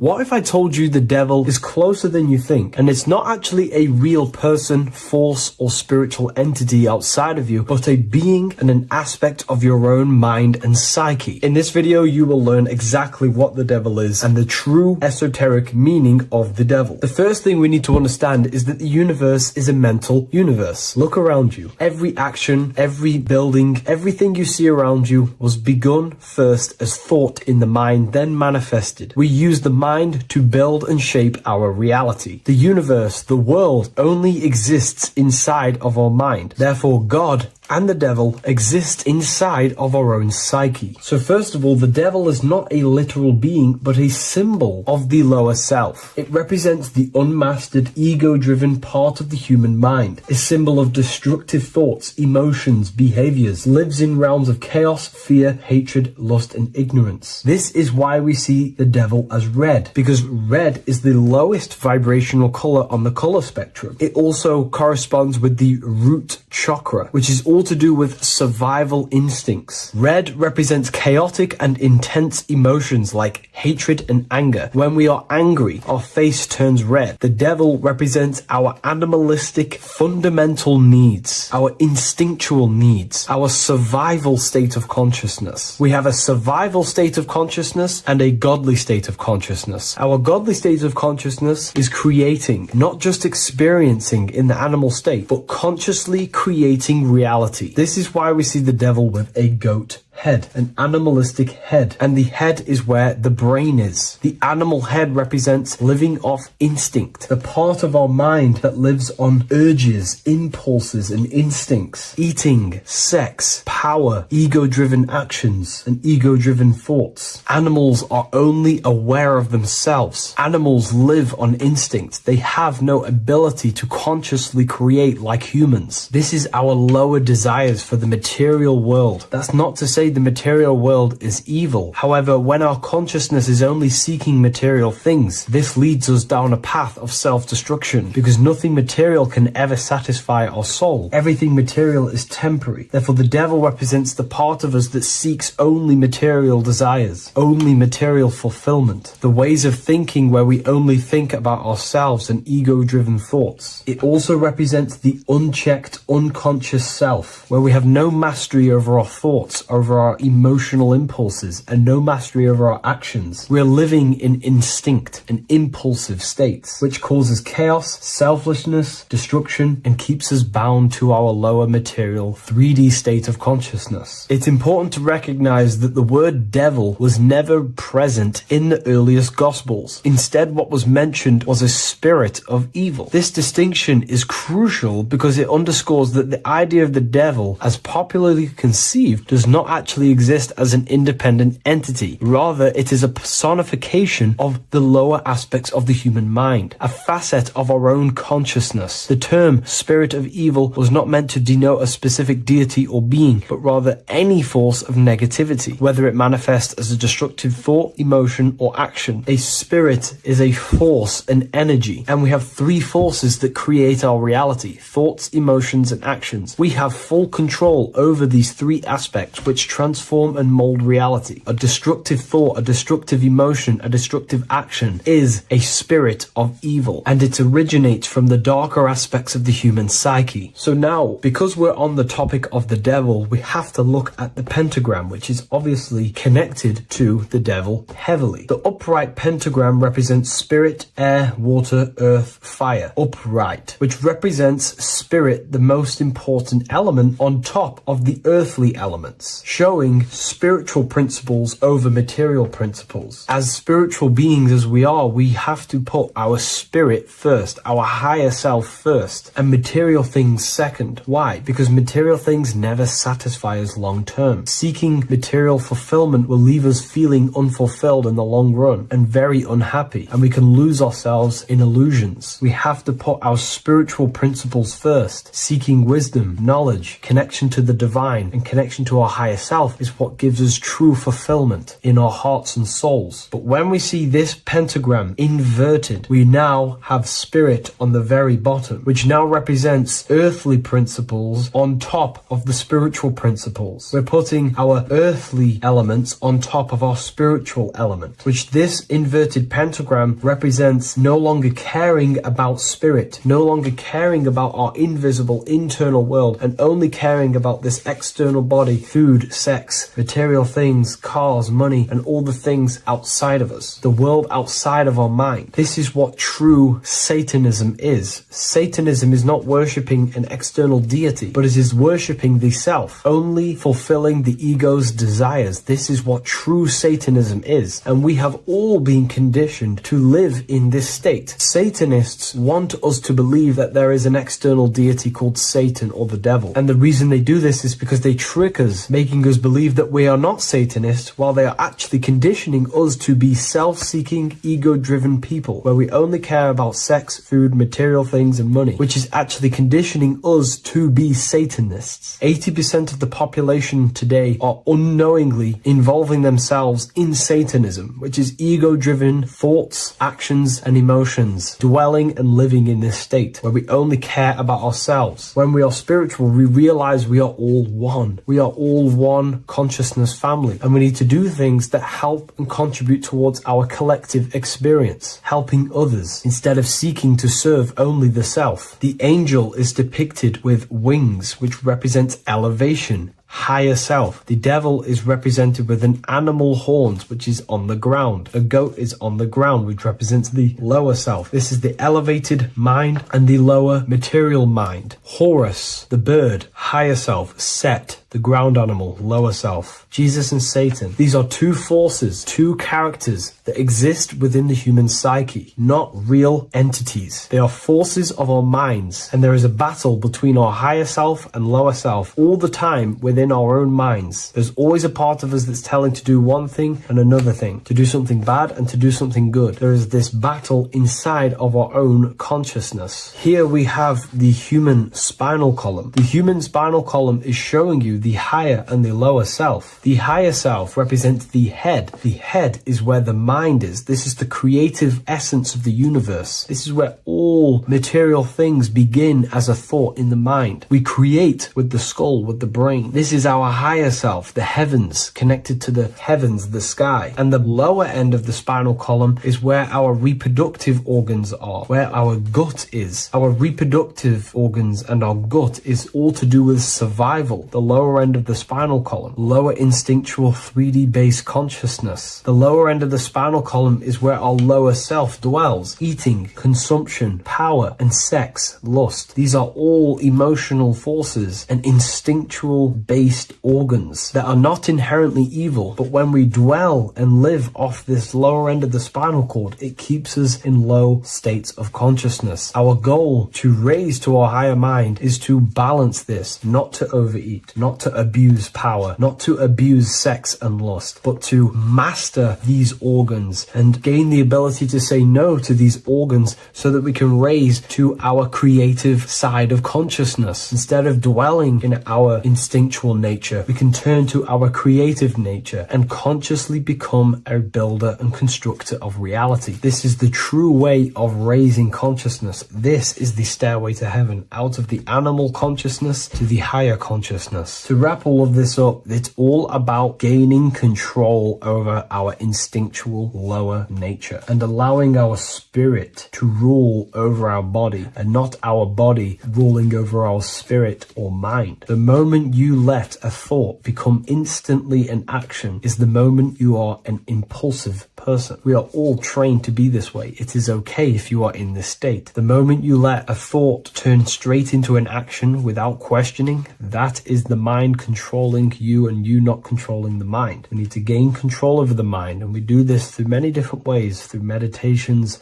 affirmations, and discipline. We slowly gain control over our minds, and once we gain control over our minds, we gain control over our thoughts, and we gain control over the attention that we give certain thoughts. We can then start to uplift our mind, our thoughts, out of our instinctual state to the higher mind. If you wish to learn more about consciousness, I'll leave a link in the description for the Book of Wisdom Volume 2.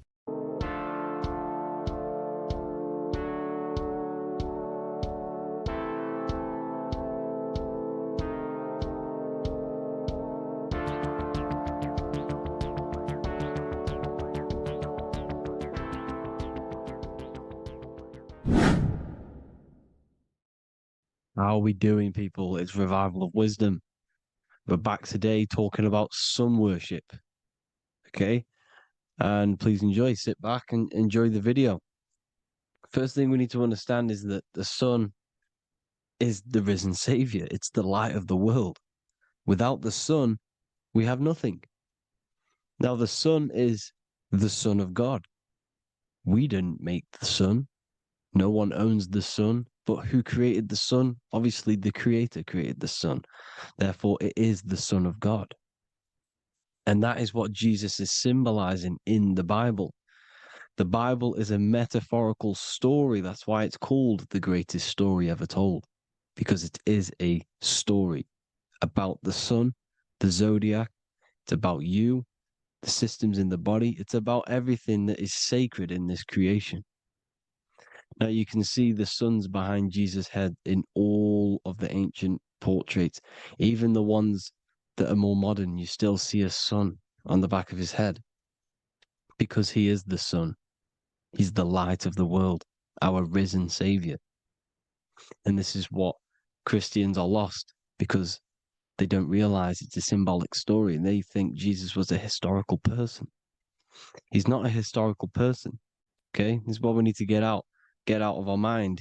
This wasn't a historical person. It's the Son, our risen Savior. The Son is the soul. It's the soul of this creation.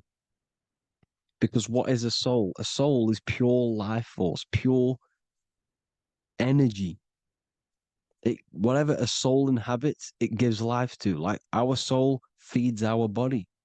The sun feeds the earth because the sun is a soul, and that's why the ancients called it Sol. Because it's the soul and it's in you and it's the light of the world. It's the light of everything. It gives life to all things. Here's Jesus and his 12 disciples. The 12 disciples symbolize the 12 zodiac signs. Aries, it rules the head region because the 12 zodiac constellations rule specific regions of your body. Aries, the ram, you have a cerebrum in your head. This is Aries on the head of the table. His Gemini rules the arms and the lungs. The two twins, Gemini. He's holding up two hands for the two hands and arms. The twins. Cancer has a knife in his hand. It's not so clear, but he has a knife in his hand. Cancer is the crab.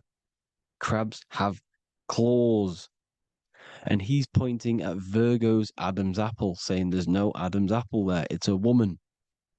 Who's the sixth sign? The sixth sign is Virgo, the Virgin, the only woman in the painting.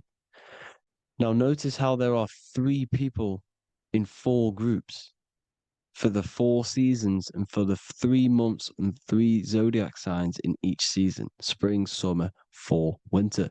Matthew, Mark, Luke, and John with the suns on the back of their heads, because it's the 4 states of the sun. The 4 states of the sun. Now, 6th sign, Virgo, the Virgin, the only woman in the painting with no Adam's apple. Then we have the sun, Jesus, red and blue, red shift, blue shift, electromagnetism. The ancients knew this.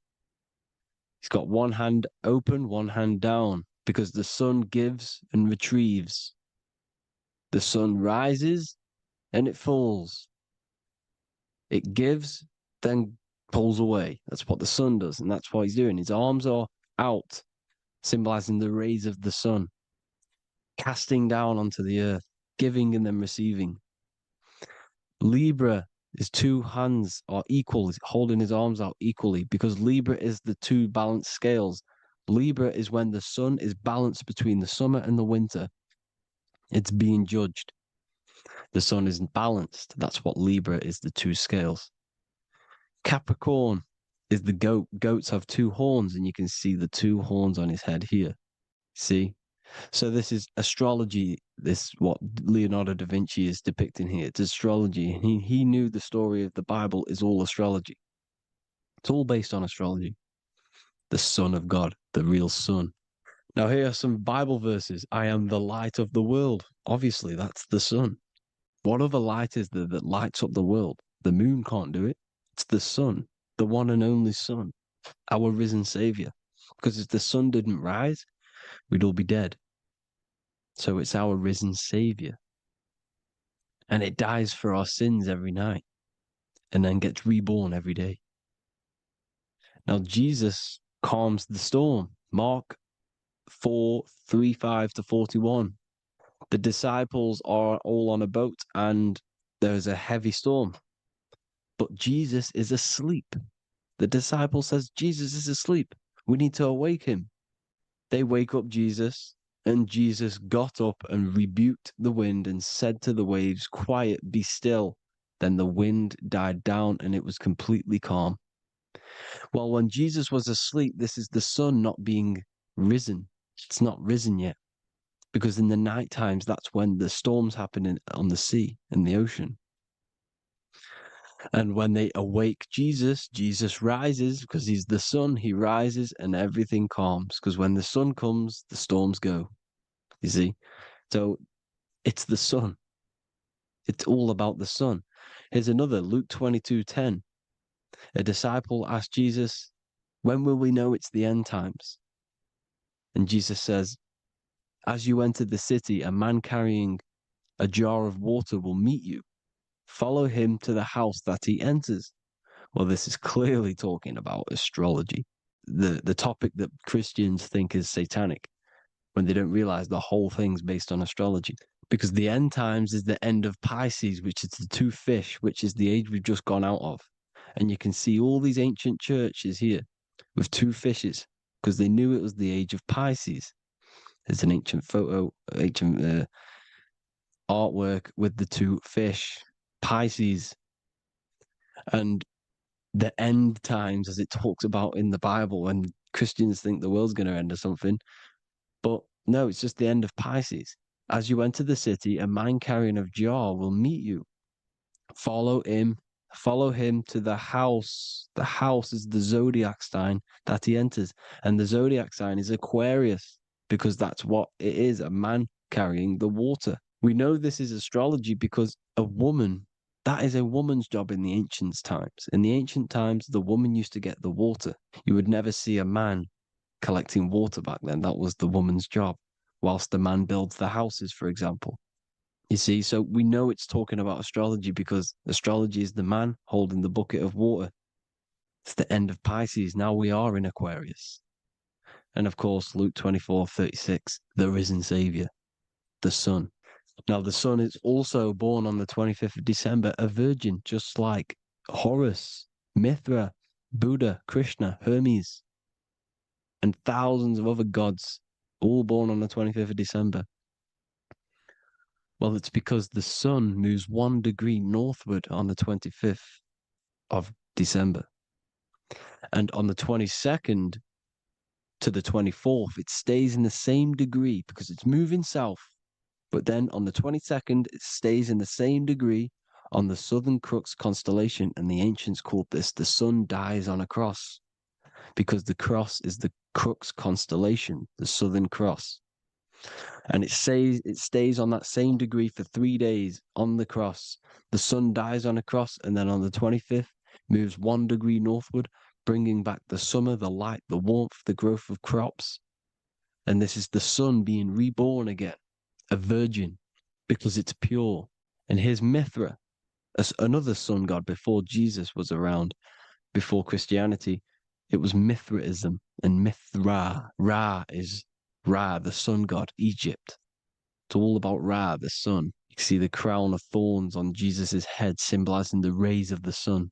And here are the rays of the sun on the back of Mithra's head. Krishna, the sun. Buddha, the sun. Horus, horizon. All born virgins, all did miracles, all resurrected. Dead for 3 days. Well, here he is, dead for 3 days on the cross. And resurrected, because it's the most ancient religion ever been on the face of the earth, the worship of the sun. And we should worship the sun, because without the sun we are nothing. The sun feeds us, feeds the earth, feeds everything. Without the sun we are nothing. It's been reversed, and now we're worshipping man. When we're worshipping a man called Jesus, was never real. It's all about the sun, the most high, the most powerful, potent, celestial body in the sky, the orb that feeds us. every day. It dies for our sins and rises every day. It's the sun. Now on the Holy Communion Day, it's the worship of the sun. They give out mini suns. Here's Jesus holding a sun. And they raise the sun on Sunday because they go to worship their sun god on Sunday. Not Saturn Day, not Moon Day, Monday, but on Sunday when the sun is exalting. And they hold suns up above their heads because the sun rises. They're symbolizing the sun rising above their heads as Savior. It's the sun. It's the Holy Communion Day.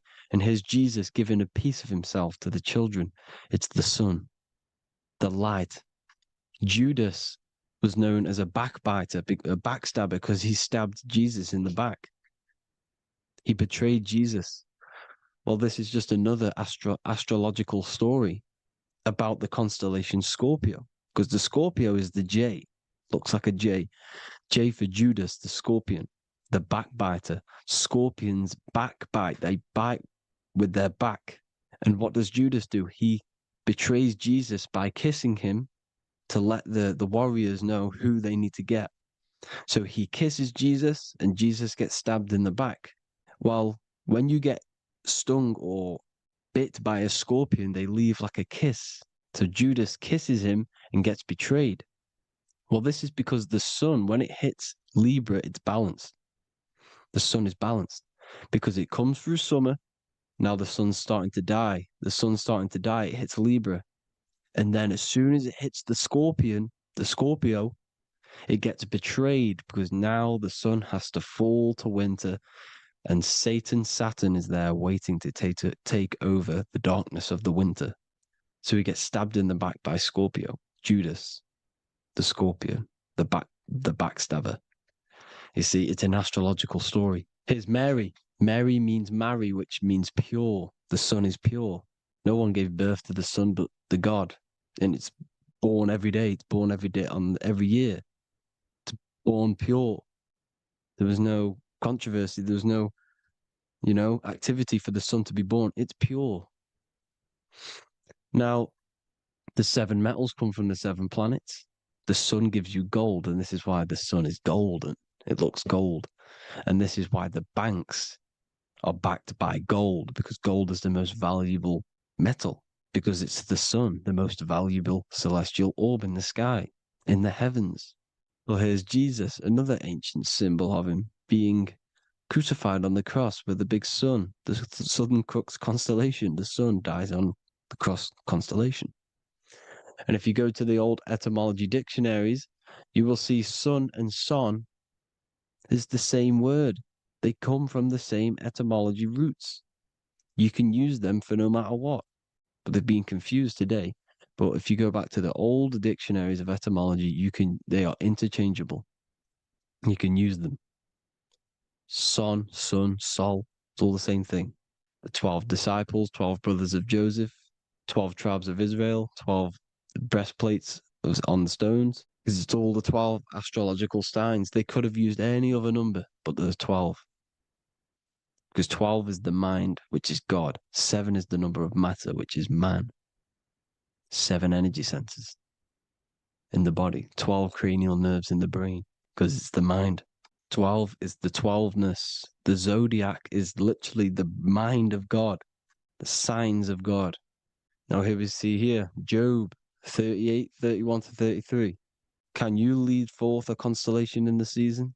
He's asking you, can you read the sky? Can you read the heavens? Canst thou bring forth the Mazzaroth in its season? Mazzaroth means 12 signs, the zodiac. Why did they translated every single Hebrew word in the Bible into English, but they decided to leave out Mazzaroth? Why?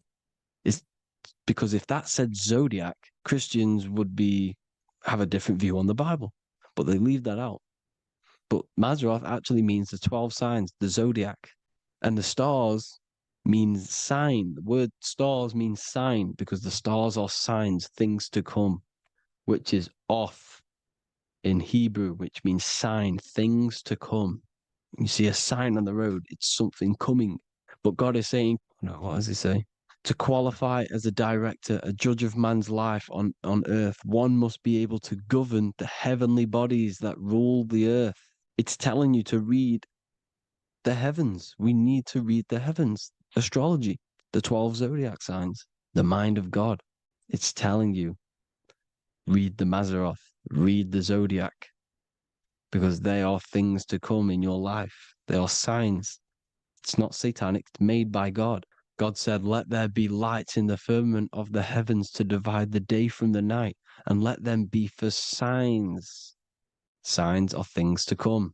The 12 zodiac signs. It's all about astrology. Here's Mary holding the sun. His son, her son. It's the sun in the sky. The one and only, the most high. The soul, the solo because it's on its own. The most powerful, Ra, radiance. Here's the Pope holding the sun. All three popes holding the sun because they're sun worshippers and they know the true meaning and origins behind Christianity. Sun worship. Here's the Vatican is a sundial. Yes, this is literally a clock. Your clock, your watch is a sundial. It's got 12 sections on it for the 12 zodiac signs. 12 hours, 12 Horuses. Now here you see Jesus walking on water. Well, it's the sun. And here's the beard of the sun. Here's the pyramid of the sun, the illuminated one, the all-seeing eye, the sun. Here's the Ankh. The sun creates these symbols. The ancients knew this. Now, when you see these headdresses, these are actually the days of procession of the sun. Aries, Cancer, Libra. It's all about the sun. Here's some more sun worship going back to Egypt. Ra, Horus, Osiris, and Set. Jesus and Satan is Horus and Set. The sun and Saturn. Saturn rules the winter, Satan. Jesus, the sun, the light of the world, rules the summer, rules the day. Satan's the night, Saturn's the night, the sun is the day. The evil brother, Satan. Well, Horus comes, this is where we get the word hours from. There are 12 Horuses. The sun moves in 12 Horuses, 12 hours. Where's Horus? What hour is it? Where's Horus? His Ra, 12 noon, Ra, radiates, powerful, the most high sun. That's why he has a sun on the top of his head. These are the 4 states of the sun. Set, sunset. This is why we say sunset, because the sun is setting. His sunset, his Horus, horizon. The Horus is rising, Ra radiating, and the sunset. Then midnight is Osiris. Here's another ancient symbol for the sun, the scarab. Ra, the sun, scarab. It's got the word Ra in it because it's the sun. And here's the sun on top of the scarab with the wings. Because scarabs roll dung up hills and then they'll let it fall down the hill to gain more matter. To gain more bigger, like a snowball effect. And the ancients saw this as a process of the sun because the sun climbs up the hill and then it falls. So they used the scarab to symbolize the process of the sun. The sun climbs and falls. Here's an ancient Egyptian cat cutting off the head of the serpent. Well, the cat is cutting off the head of the serpent, symbolizes the sun cutting off the nighttime. When the sun rises, it cuts off the nighttime. It cuts off the serpent. The serpents represent darkness or evil. Oh, there's some more symbology of the sun and the heavens, the arch, the royal arch, the firmament, the sun inside the firmament. These are all ancient churches, and they all depict the firmament with the sun inside. Is the ancient cosmology, you see, because it's all about the sun. Everything's about the sun because the sun is our orb made for us to sustain life in inside of this creation, inside of this firmament, the royal arch of heaven. Here's the Freemasons depicting it. Here's the Masonic Royal Arch. But you can even see the zodiac signs. Here's Cancer, the checkered board. It's the Royal Arch of the firmament. Obviously, they don't want to tell you that. You live in space, apparently. Some more sun worship. Here's the beard of the sun on the water. They all have this long beard. And why do they say amen? Amen at the end of every prayer. Amen is a sun god, a creator god. It's all about the sun. So thank you all, people. Hope you all enjoyed. Hope you all gained some knowledge and insight. Please give me a follow, drop a comment, drop a like. Have a good day. Love you all.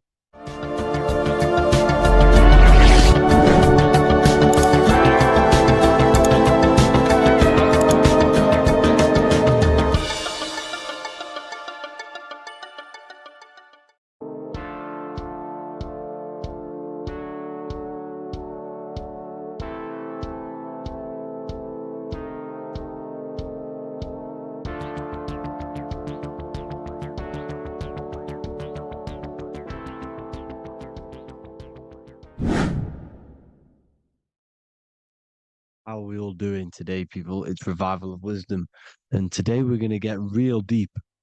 This video is going to get real deep. A lot of people are not going to be ready for this sort of knowledge. Okay, you really have to do is to really deprogram the mind, because everything we've been taught is a complete lie, is to keep us trapped.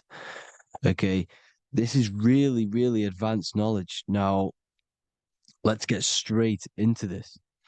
All of the ancients depicted other worlds, and they called this place Midgard.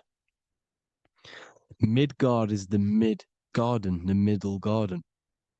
This is why the Masonic symbolism on the floor is always a black and white checkered board, symbolizing the polarity here, the good and bad, because we're in the middle garden, the heart. Earth rearranged spells heart, because we're in the heart of this system, or whatever it is, a super quantum computer, whatever you want to call it, simulation.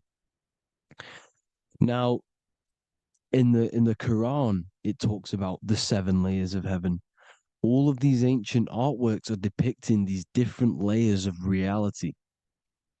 Okay, and look at the Egyptians here with the boat outside of the firmament.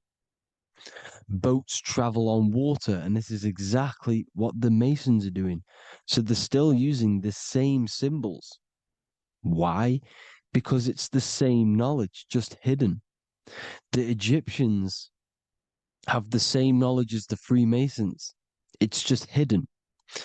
Now, this cosmology that they're showing here, which is probably made maybe 100 years ago, this painting or artwork, is the exact same as the one we see here, with the arch, the boat. You know, it's similar, because the boat is symbolizing traveling these other worlds, because the ether is also symbolized as water, because if you look up at the stars through a telescope, it looks like it's water. It's shining through water, because this ether, whatever this substance is outside of this world, was symbolized as water. Okay, and look at all these ancient depictions showing these different layers of reality. Now, we are being trapped within this 3D dimensional world, which is the cube, the Saturn cube, because there are 6 sides to everything in this world: front, back, left, right, up and down. 6, which is the cube, because we're in the Saturn's world. Okay, now, always been depicted as a tree of life, the tree of the universe has always been depicted as this tree. Because let's get a bit deeper. Now, the cosmology of this reality is the sun, the moon, and Polaris, always in the Masonic art. The sun, the moon, and Polaris, the all-seeing eye. If you go inside of the temples, of the Masonic temples, they always have this star in the middle, shining light beams. Okay? Look here. The light beams coming from the big star in the middle, which is Polaris. This eye is God. It's God's light shining down from his abundance. Now, when you astral travel, you will see this big ball of light above you, and this big ball of light is God. But you cannot travel towards it until you are pure. It doesn't work like that. You have to become formless. You have to become pure before you can become one with the light. In all these Masonic artworks, it's all depicting the star in the center. This star is Polaris, because Polaris is the way out of this place. And this is why you see the stairway to heaven all the way up to the light beam, the light source. What does it say in the Bible? God is light, because everything is made out of one substance, and that substance is light. And it symbolizes the eye because God is an eye. All things that are alive have an eye. And we all say, I am.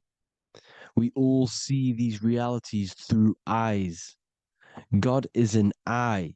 He's the all-seeing eye. He sees all things at all times. And he is projecting this light. And this light comes down to create all the different levels of the worlds. And this is what the two pillars symbolize the number 11. 11, the number 1, is just a vertical line. It's the one. It's a 1 point. 11 symbolizes the mirror nature of reality. Everything's mirrored, as above, so below. Now, the 11 also symbolizes openings, doorways. And as you can see here, an opening to the all-seeing eye. And you see here again, an opening to the stairway all the way up to the light. This light is the light of God in the astral worlds, beyond this world. Now, Polaris has also been symbolized as the UFO. They put the truth in plain sight. So, you know, in the films, how the UFOs suck people up. That's what Polaris is doing if you ascend beyond this world. If you do not ascend beyond this world, you will be reincarnated in this world. The whole thing is to outgrow this consciousness to the plane above. And I'm not just making this up. I'm going to be bringing in scriptures after this. But you can see with the Christmas tree, we always put a high, big star at the center, at the top, which is the star of Polaris, which is exactly what the Masons are doing here. The star at the top. And it's on top of our Christmas trees. And all of these symbolize the other stars, because Polaris is the most high star. And all the other stars are wrapped around the firmament lower than Polaris. And that's exactly what the Christmas tree is. And it's a triangle. It's a triangle, just like light beams travel from one point in the triangle, just like the all-seeing eye. It's a triangle. The light is coming from one point and sending its rays downward. You see, it's kind of like you see here with the water. And the lower you go, the darker it gets, the more evil it becomes. And this is what the ancients would call hell. Now, this all-seeing eye is Polaris. And below Polaris is Mount Meru, the North Pole, the magnetic North Pole. The Tower of Babel, which is in the Bible. The etymology of the word Babel, Ba meaning spirit, which gives the ability to move the soul through the worlds, which is that's the ancient Egyptian description of the word bar, meaning of the word bar. You have the ka, the bar, the ak, but the bar is the one that gives the ability for the soul to move through the worlds. Your soul can't speak into a world without incarnating into it. Now, the Tower of Babel symbolizes Mount Meru because it's the word Ba is the spirit which gives the ability for the soul to move through the worlds. The Tower of Babel is the magnetic North Pole, Mount Meru, which gives the ability to move through these different worlds. And you can see the ancient Tibetans always showing this depiction of these different worlds coming from the center. Because we have to ascend our consciousness. It's not about how good you are to reach heaven. It's about how you expand your consciousness, you expand your mind. So they teach now that you have to be good in order to reach to heaven. It's about expanding the mind, expanding your consciousness to these different planes, these different realms. So that's what it's about. And Jesus was known as the fisher of man. Now, Jesus is a massive part of this. He was known as the fisher of man because he was fishing. He could have been fishing. He could have been one of these deities that had come down from these different higher realities and pull people up. So they would so they called Jesus the fisher of man. And he says unto them, follow me and I will make you fishers of men. So these deities that we see in the past, like Buddha, Krishna, Hermes, Thoth, Jesus, could all be these entities who were coming down to pick up the minds that were worthy enough to see the higher planes of reality. And this is why they called him the fisher of man. Now, when Jesus walks on water, there is a parable with Paul. And he says, but Jesus immediately said unto them, take courage, it is I, don't be afraid. He's talking about astral travel here. He's talking about leaving the body. Because when you leave the body in astral travel to see these alternative realities, you can't be afraid because fear is a bondage, which is what the Emerald Tablets talks about. Lord, if it's you, Peter replied, tell me to come to you on the water. The water. Come, he said. And Peter got down from the boat, walked on the water, and came towards Jesus. But when he saw the wind, he was afraid and began to sink. When you become afraid in astral travel, you sink back into your body. Lord, save me. So this is talking about Jesus pulling people up into different realities. And you can see the fish is the symbol of Jesus, is another symbol of Jesus, a fish. Because fish symbolize deep occult knowledge, because fish travel the depths of the ocean. And they symbolize us because we are fish underneath the ethers. And Jesus was pulling people up. You see, so the Bible is a people today believe the Bible is a book telling you how to reach to heaven, how to become godly and reach heaven. But you've got to become the Jesus Christ to see these alternative realities. Now look at the Emerald Tablets is a massive part, and it speaks so much about these different realities. Look what it says here. This is in Emerald Tablet 3. Then in my heart grew a great longing to conquer the pathway that led to the stars, which is exactly what the Masons depict in all of their art. Look, the ladder to the stars. And then he goes on to say, Years after years, I sought after wisdom, seeking new knowledge, following the way, until at last my soul, in great travail, broke from its bondage and bounded away, broke from the bondage of the body. Free was I from the bondage of earth men. Free from the body, I flashed through the night. The stars. The stars are a massive part in the astral world. Each star is a different reality. And the true astrology is the star that you came from. You came through a star to reach this, to reach here. There is a reason why you are here. There's a reason why you have the personality traits, because your soul came from a specific star. This is why we call them stargates, because they are gates in and out of this reality. And Polaris is the way out to the higher worlds. Now look, far into space, my soul traveled freely into the infinite circles of light. Beyond knowledge were some planets and great gigantic beyond dreams of men.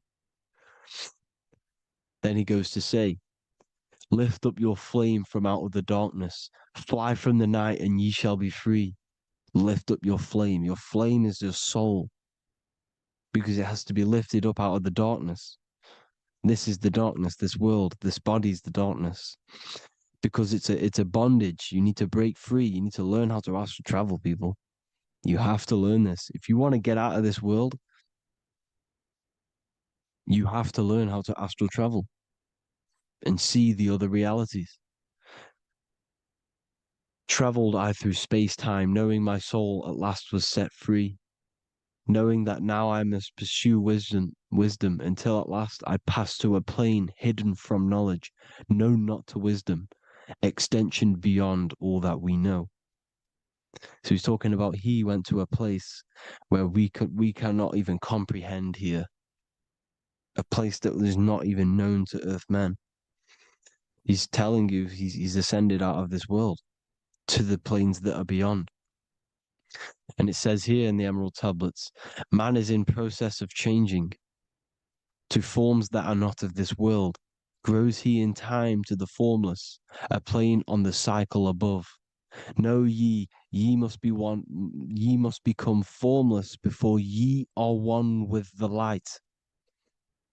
The light, the same light that I was talking about, the Masonic light, with the triangle, God, the one source.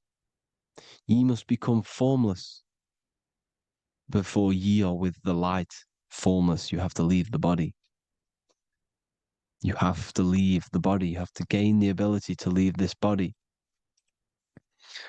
and travel to these other worlds.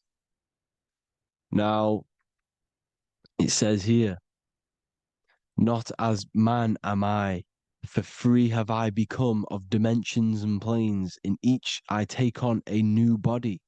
In each I change my form. Know I now that the formless is all there is of form. You see, all things created come from the things that, all things that you see come from the things that you cannot see. All of us have the same spark of consciousness, the same I am. Every dog, every animal, every human has this same I, this same thing which sees through the eye. It's formless. It takes this formless entity is the same entity of us. We are all the same entity in different bodies. And this entity it was represented as the flame, the cosmic flame, which is inside of all of us. And this is why the Masons depicted your spine as a candle or the Holy Grail. You would either see this or a candle with a flame on the top, because the Holy Grail is your consciousness, which is on top of your spine, which is the candle. Now, Jesus, Thoth, Buddha were all these deities which were coming down to lift people up because they were fishermen of men. And he would lift you up to the higher worlds, out of this world, to the ones above. Now, Thoth, you can see him here. He's leading the way. He's holding someone and he's leading the way with knowledge and power. He was leading the way to other worlds, out of this world. There's no point trying to change this world. This world will stay the same. It will stay the same. You have to get out of this world. And that's what they're telling you. That's what they're keeping you from. They're keeping you stuck within this thin layer of reality. So what the Masons are doing, they have the ability to astral travel. They're living not stuck and bound to one reality, but living within the different layers of reality. And this is what Morpheus was doing in the Matrix. Morpheus was going into the Matrix to go and get Neo, which is exactly what Jesus was doing, pulling up people out of this world to the ones higher. And that's exactly what Morpheus is doing in the Matrix. If you haven't watched the Matrix, go and watch it. It will blow your mind. Everything I'm saying in this video, you will see it. Except that you don't need to use a machine to enter the Matrix. You just use your body. Well, you use your consciousness to leave this body. You see, Neo was also uploading himself into the simulation to pull people out of the simulation. And this is exactly what all of these gods were doing. The Fisher of Man. Look, he was pulling people up out of this reality with the knowledge. Now, Jesus was always depicted with the mushrooms. Look at all this mushroom art. Mushrooms were literally the origin of Christianity. You can see it everywhere. There's mushrooms in all of the ancient art. Every single one of these paintings you see here, there's mushrooms on them. Mushrooms have the ability to see alternative states of consciousness. Now, if you go and do them and you go to sleep, if you pop mushrooms, you go to sleep and you will wake up in another reality. You will wake up in another reality. Don't try it if you don't want to do it. But if you've got the heart to do it, do it. Eat them and go to sleep. You'll wake up in another reality. And Jesus was handing out mushrooms to the bright minds, to the minds that he wanted to fish out and pull up to the higher realities. He was giving them mushrooms to see themselves in an alternative state, in an alternative reality. This is why there was so much mushroom art. And it's not just ancient Christians, it's Sumerians, it's the Mayans, the Celtics, the Egyptians, all used mushrooms. All of them. Look at all this art. It's on stones, it's everywhere. Because mushrooms, see, everything in nature is a macro. Look at the form of a mushroom. It's literally your spine and brain. Because they alter your consciousness. Your body is just a radio receiver. Everything that you're experiencing is a program being ran by the central nervous system, and your consciousness is experiencing this program, these electrical impulses of the nervous system, because it's all feeding back to one point, which is the pineal gland. And this is the candle with the light on it. Type in Masonic candle and you'll see it. It's your spine with your spark of consciousness on top of the spine. And it's a mushroom because this sends you to alternative states of consciousness, alternative realities. Now, they were all doing this, the Egyptians, the Mayans. Now, there's more symbolism which goes into this. Look at the Christmas trees we use. The Christmas tree with the presents underneath them. Magic mushrooms grow under trees. And these are the presents under the trees that we symbolize today with Christmas. Santa's red and yellow for the red and yellow mushrooms. The same mushrooms Mario has to collect. And when he gets enough mushrooms, he levels up. And then what does he do when he go past the world? When you win that world in Mario, you go to another reality. You go inside of another world. It's truth in plain sight. And it's using mushrooms. It's using mushrooms. Everything, all of the characters in Mario, well, a lot of them are mushrooms. Look at this one. The presents, black, yellow, and red and white. Red and white mushrooms. And the bow on the top is the mushroom head. That's a bit of a reach, but you know, the symbolism never lies, is what you need to understand. And it's as above, so below. Now look at the Sumerians. The Sumerians were also multi-dimensional beings. Okay, look at how they have the double faces.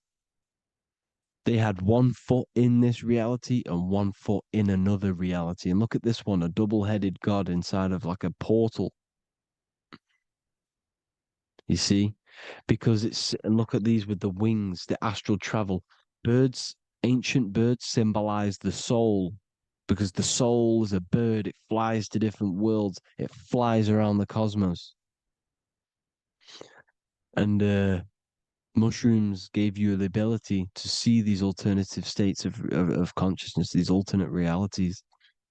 Because you exist in infinite realities.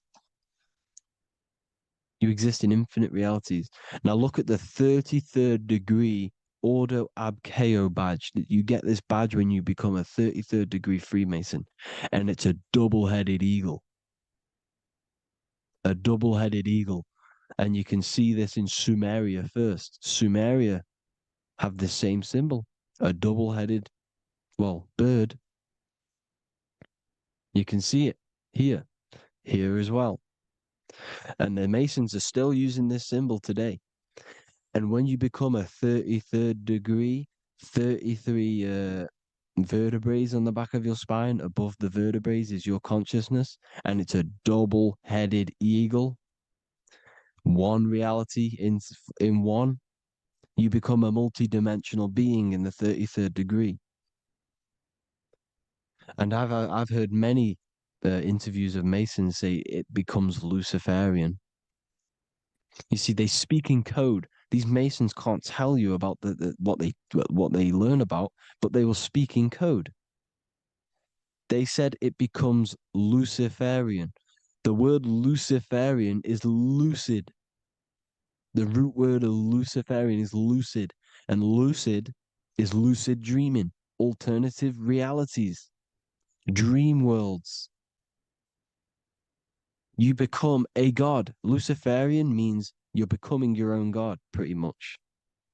Because you are becoming a multi-dimensional being living in between the different layers of reality at the 33rd degree of Freemasonry. And look at the double-headed eagle, because the birds symbolize the soul. And they reach high, they fly high, just like the soul wants to fly high to the light, to become one with the light, like the Emerald Tablet says. Now look at Janus. Janus was another god, and he's known as the god of doorways. Janus always depicted with a double head. Janus is why we say janitor or January. And January is entering a new year. Janus is known as the god of doorways with keys, always got a key, because keys open doors. That's why the janitor holds all the keys. And Janus always has double heads, because he had 1 foot in this reality, 1 foot in another. He was a multi-dimensional being, a Luciferian. living between the different layers of reality, except from instead of being stuck in one like we are. Well, a lot of people. And that's the whole point. You see, all of this stuff is about like changing the world and stuff like that. This world will probably never ever change. It's probably been like this forever. Well, forever, for a long time. But it's about moving out of this reality to the higher states. And the Masons always depict the ladder to the luminaries, the stars, with a key, the same key of Janus. The Vatican is a key, and it's in charge of all the religions. Why is it a key? Because they're holding back the key. They're keeping you stuck within this reality, keeping you stuck as identifying yourself with the body, identifying yourself with this world. You are not in the world is within you. This is a program being ran by your central nervous system, and your consciousness is experiencing this reality. Now, this is going to be a mind-blowing video for some people. You have to have an open mind. You have to let go of all the programs. I'm repeating what the ancients are talking about and the ancient symbolism. Look at Janus with the double-headed god. He was just another god coming down, giving keys to people who had the worthy mind to be pulled up out of this reality, to be pulled up to heaven, just like Jesus was teaching how to reach heaven. But really, it's an encoded scripture. But anyways, hope you all gained some insight on this video. Have an amazing day. Please like, share, comment. All the links are in the bio for the PDF, for the Manifestation Mastery course, and all the other amazing stuff. And if you want to support the channel, I'd greatly appreciate it if you became a Patreon member. Hope you all have an amazing day, people. God bless.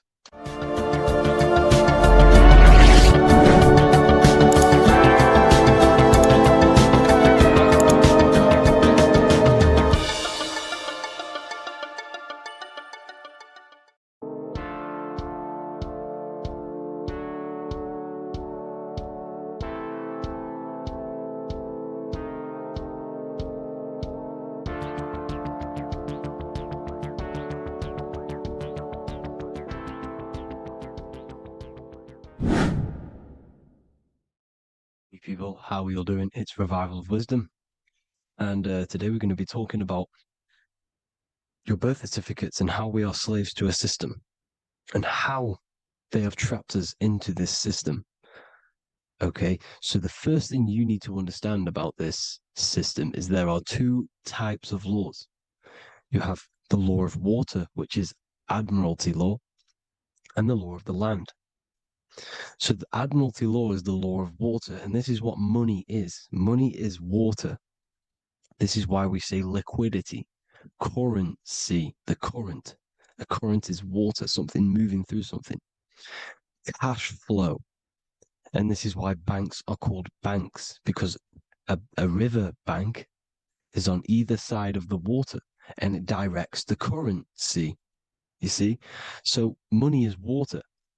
And as you can see here, Ripple, the cryptocurrency, Ripple, water Ripple, and they're building a bridge over water, overseas, international banking with cryptocurrency. So money is water, and this has specific laws about water, but water is the same everywhere, you see. What the difference is with the law of the land is that you can have different laws in different lands. I can't do certain things in the UK that people can do in America, for example. You see, that's the law of the land. But the law of water is the same, because water is everywhere. Now, this is very important to understand when it comes to, these birth certificates. So, Pope Gregory, this is where we're going to start off. Pope Gregory in 1582 took the Orthodox Eastern sunrise calendar and changed it to his own Gregorian timeline, not a calendar, a timeline. This timeline was copyrighted by Pope Gregory under the name of the Vatican. So the Vatican owns the timeline that we are using today, 2023. They own it. They own the title of this Gregorian calendar. Okay. Therefore, anyone who is born under this copyrighted timeline, not calendar, they are subjected to Rome because Rome owns the timeline. They have a patent, a copyright for that timeline. What is on our birth certificates? That timeline. We are born underneath, we are subjected to the Vatican. This is why all birth certificates go to the Vatican. They own every single birth certificate. Okay? So when we use this timeline, we are subjecting ourselves to this timeline. Okay? Which the Vatican has a claim over. This calendar or timeline is set to sunset, not the sunrise, which is associated with death, darkness, and the moon, lunatics. You see, so this is a sunset calendar timeline. Okay, this is now, they've changed a couple things, right? They say that the new year is January the 1st. Okay, when we know this is in winter. January is winter, which is associated with darkness, death, the death of nature. So this is a death cult, people. These people are evil. They're so evil. The Vatican. And this is why we use April Fool's Day, because April is in Aries, and Aries is always the start of the zodiac. This is why Aries rules the head region. 12 zodiacs, 12 systems of the body. Each zodiac is associated with each part of the body, and this is why Aries is the head, cerebrum. But we're not going to talk about in this video. But yes, that is what April Fool's Day is. They're putting it in your face. April Fool's Day is the real start of the year, when the sun starts to rise again, when the risen Savior is resurrected, when it's born again. This is when the Jews celebrate the Passover. This is when the Christians celebrate the resurrection of Jesus, and they eat lamb. The Jews eat lamb because we're in Aries, the new year. The sun is now born again, our risen Savior, the light of the world. So yes, this is what April Fool's Day is. It's the first day of the year, which they changed. Pope Gregory changed. So you need to understand is that you are in the womb. You are inside of a ship, because every ship, literally a ship, every ship is female. This is why they say she delivers the product, because she does deliver the product. You, the baby. Same thing with a ship, they deliver products. They are a she. And when they pull up to the bay, like you can see on this picture, they're pulling up to the bay. This is now called the birth canal. The ship is now in birth on paper. Okay, this is law. And when they pull up, they tie up to the bay, and now they get a certificate of manifest certifying all of the products which are on the ship and what they are bringing into that nation.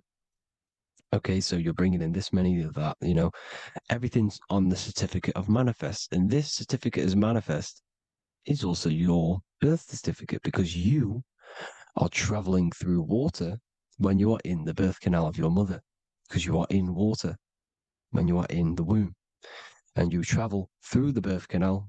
And when you arrive, you get a certificate of manifest with the name, how many, the quantity, that's your birth certificate. Okay. And this is what it is. We are a we're not a corporation, but we represent a corporation, which is your name in full capital letters. That is your corporation. You cannot physically tax a body, but you can tax a corporation. This is why we get charged. This is why we get taxed.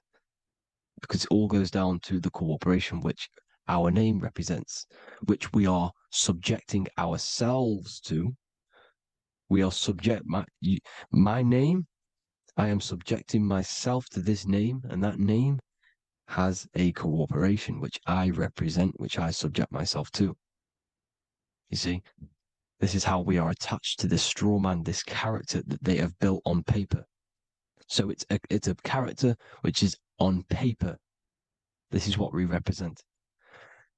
So when the woman gives birth, she delivers the baby, and then she has another substance. Now I'm going to break down how they attach this name to us, how they do it.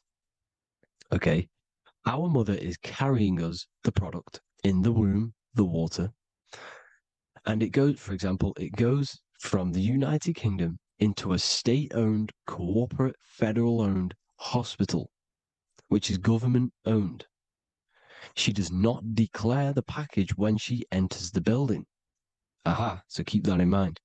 When she delivers the package in the federal territory, she does not declare the package either when she leaves. Therefore, there is no evidence that we exist when we arrive. On paper. On paper, there is no evidence that we came into the building or left the building. We have not been declared. So we do not exist on paper at this point. When the woman gives birth, she delivers the baby, and then she has another substance, which is called the afterbirth material. Okay? This afterbirth material has the same DNA as our physical body, with the body, mind, and spirit. Okay? This is how they get this cooperation. Hold on. The afterbirth material does not get claimed by the mother nor anyone. Therefore, they salvage that substance because we are under the Vatican. Every state is all Catholic. Your birth certificate is Catholic. No matter what religion you think you are, every single birth certificate is Catholic because we are subjected to Rome. All roads lead to Rome. Rome runs all of this. Okay? We're still under the Roman Empire. Okay, so Rome are Catholic and they believe in salvation. This is how religion comes into this. This is how they use religion to get this. So they salvage the afterbirth material and they claim it and they salvage it and give it and charge it to Rome. And they give it a name. Here's the legal term, born alive. Here's what it says. Each product of such birth is considered live, born, and fully recognized as a human person. So each product of such birth, so that could be anything, the afterbirth, the person who actually comes out, the baby. So your afterbirth, which we do not take with us, we take the baby with us, they keep that in the hospital, they collect the afterbirth, and they salvage it, and they give it the name, which it is us. We are a representative to that afterbirth material, which they put the name on, they claimed, which is subject to Rome. So we are walking around our whole lives as a representative to that claimed salvaged afterbirth material, which the federal state have. Okay. We are under the Catholic Church, Vatican. Therefore, the afterbirth material is a child of God. See, on paper, therefore, they believe in salvation and salvage the afterbirth material. This material has no mother or father. The state pick it up. It becomes a war to the courts and gets charged to the state. So we are a representative to that character they salvaged because it is the exact same DNA as you. Subject is the name or the title, and the matter is the physical aspect left behind in the hospital, which represents us. You see? So now we're moving on to Unum Sanctum. Unum Sanctum was in 1302, a very, very important year. Very important year. Unum Sanctum says this is basically how they claim everyone in the world. So the Vatican had all this power, all this gold, all these people under them. They need to get a claim for them so then they can rule over them and make them slaves. So what they did, they created Unum Sanctum. Pope Boniface VIII did this. And it says, the spiritual man judges of all things, and he himself is judged by no man. The spiritual man, keep that in mind, unless he invent like Manichaeus, two beginnings, which is false and judged by heretical, since according to the testimony of Moses, it is not in the beginnings, but in the beginning that God created heaven and earth. Furthermore, we declare, we proclaim, we define that it is absolutely necessary for salvation that every human creature to be subjected to the Roman pontiff. So they are claiming us in Unum Sanctum, and it's in the vaults in the Vatican. They will put a spell on it because they are sorcerers, they are magicians. They put a spell on it, they lock it up, and whatever goes on that piece of paper goes. And this Unum Sanctum is claiming all of us. So what does it say in the beginning? The spiritual man judges of all things, and he himself is judged by no man. The spiritual man, the man with the body, mind, and soul, the first baby that comes out the birth canal. That's you, your body, you, body, mind, and soul. You have the Christ, which is I am, which is grace. Grace means here, now, in the present. You have the Christ, which means I am. Therefore, you have a soul. If you can say I am, you have the Christ. You have a soul. But a creature can be anything with no soul. You see, so no man can judge the man with the soul. However, as it says in the second part, we proclaim, we define that it's absolutely necessary for salvation that every human creature to be subject to the Roman pontiff. So they are subjecting the afterbirth, not the man with the body, mind, and soul, but the afterbirth to the Roman pontiff, to the Roman Catholic Church. We are the ones who are claiming to be the afterbirth material, which is our birth certificate, which is our representative. We represent that because it is our DNA. This is how we are stuck. We are stuck because we represent this DNA, which is on paper, recorded. You see? So we,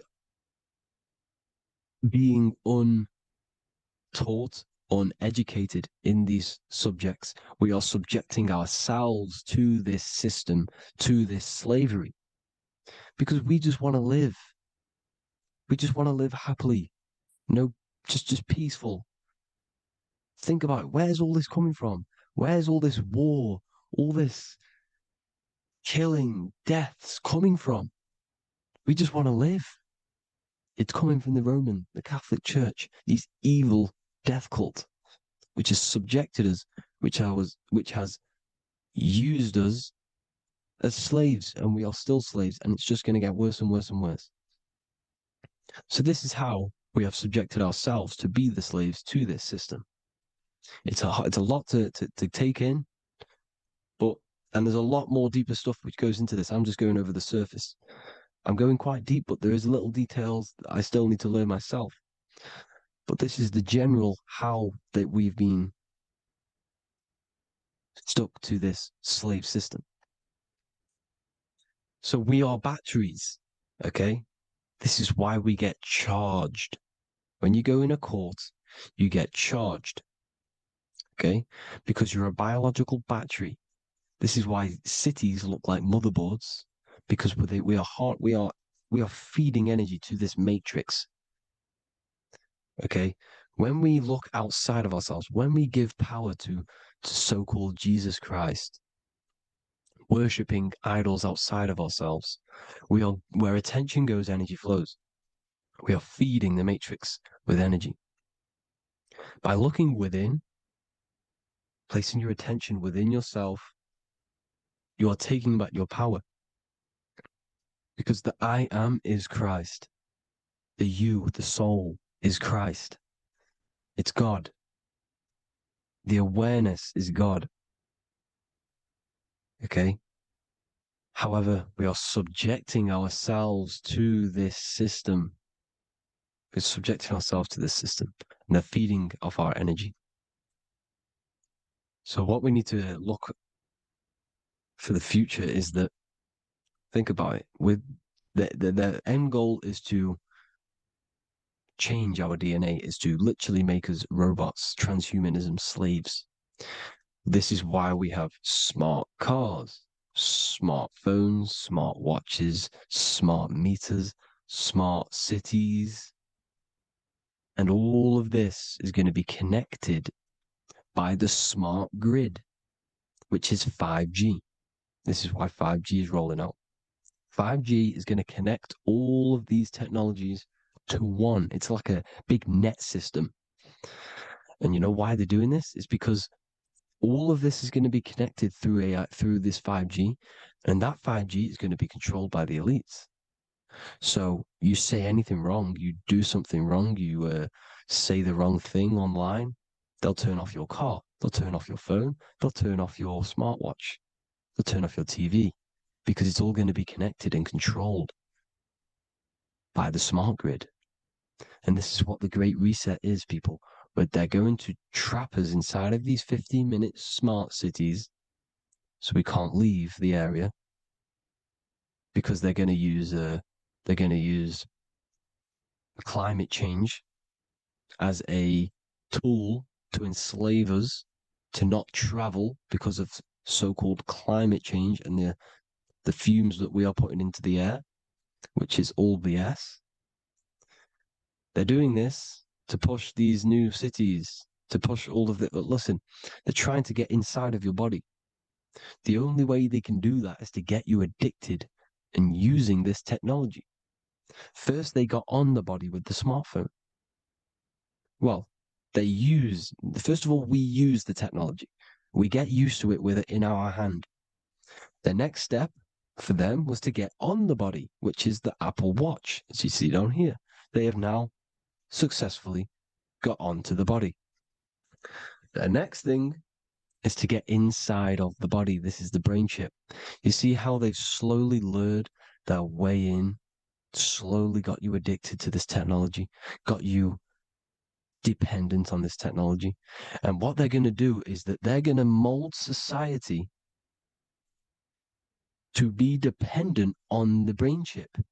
So in order, for example, if you want to go and pay for food, you're going to have to get a chip to pay for the food, because it's all going to be digital money. And that digital money will be connected to the chip, and you'll need the chip to pay for things. You see? So this is how they're slowly transhumanizing us. These phones, these apps, these things which are all we are all using was created by Freemasons. Mason means traveler, because they travel the depths of the mind. They understand human consciousness. They understand the brain. They understand the mind. By the deepest root cause, they understand it. This is what Masonry is. It's the occult. So these technologies is designed by these people. This is why they're so addictive, because they understand how it works. They understand how to get people addicted, because they understand human consciousness, the brain, the body, and the mind. So this is the advantage Freemasons have over us. And these secret societies, which have gone through the orders of Freemasonry and progressed onto these secret societies, which are the evil side, because I'm not saying Freemasonry is evil, okay? But the societies which they go beyond Freemasonry, because you can go beyond the 33rd degree into these secret societies, and they use this knowledge for the bad, to enslave people. And this is what's going to happen. Transhumanism. So I hope you all learned some insight for today. Please do a bit more research on, the birth certificate and stuff like that, the straw man. And have an amazing day, people. Please like, comment, and subscribe. Peace.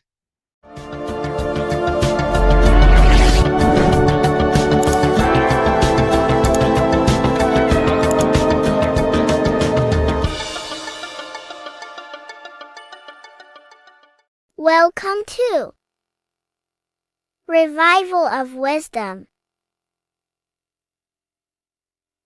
Welcome people, we're back with another video. Please make sure to hit the like, the subscribe button, and turn on notifications to never miss a video. The Vatican is a giant key from a bird's eye view, and it also contains an 8-pointed star. The Anunnaki Sumerian gods also depicted this 8-pointed star. The sky god Anu from the Anunnaki also uses the 8-pointed star for his symbol. And even Freemasons depict an 8-pointed luminary with a ladder and a key. This is symbolizing the key to ascension up to the 8-pointed star, which is Polaris. Polaris is always depicted as an 8-pointed star. Polaris is the standstill star at the very center of our realm, which is perfectly aligned with the North Pole. The Earth is a giant torus field, and at the center is where the most electromagnetic energy is stored. This is why all compasses point to the north. Hence why a compass is an 8-pointed star, because it points you to Polaris, which is the North Pole, the center of this realm. The 8 points of the 8-pointed star symbolize the 8 points in space and time. So yes, Polaris is the portal which you ascend through if you outgrow this consciousness by aligning your chakras. Our earthly realm is a macrocosmic reflection of us, and we as humans are the micro reflection, with the earth containing its 7 chakras as well as us. The North Pole is the 7th chakra, which is the crown chakra.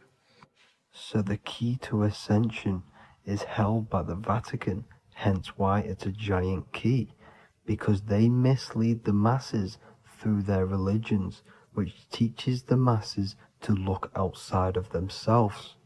As stated in the 20,000-year-old emerald tablets, written by the Egyptian god Thoth. On Earth, man is in bondage, bound by space and time to the Earth plane. Encircling each planet, a wave of vibration binds him to his plane of unfoldment. Yet within man is the key to releasement. Within man may freedom be found. So the 7 planets are associated with each 7 chakras. The lowest chakra being the root chakra, which is associated with Saturn. This is why the elites love Saturn and reflect it in all of their symbols. Because the chakras are an ascension of spiritual principles, starting from the material and ascending up to the spiritual, the crown chakra. However, evil love bondage, and they are trapping souls in the physical realm by stopping and provoking the ascension process.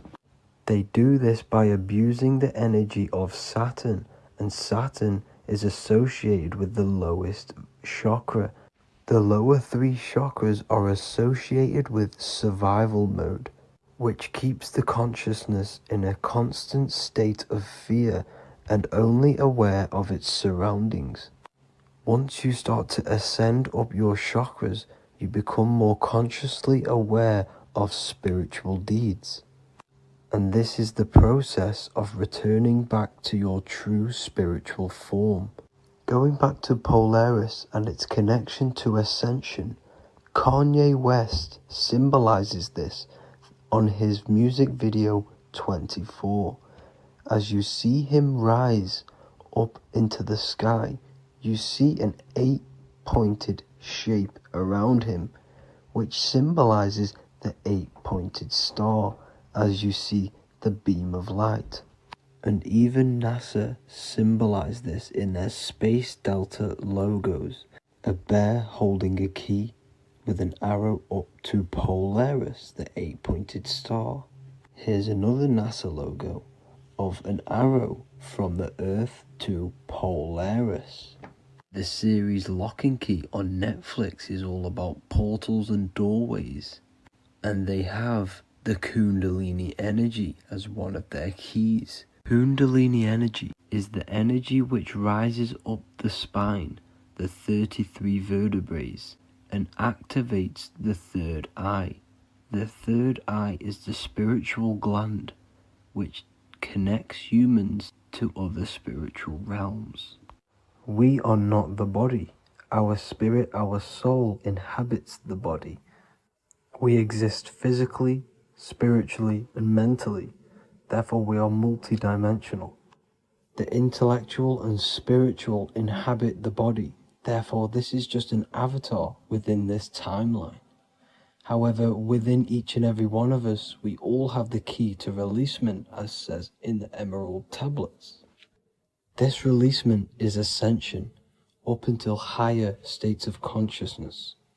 As stated in the Emerald tablets, man is in process of changing to forms that are not of this world. Grows he in time to the formless, a plane on a cycle above, and another one saying, man is a flame bound to a mountain, but we in our cycle shall ever be free. Know ye, O man, that when ye have progressed into the cycle that lengthen above, life itself will pass to the darkness, and only the essence of the soul shall remain. That's it for this video. I hope you all enjoyed. Please feel free to leave a like, subscribe, and comment any subjects you want me to talk about. God bless you all.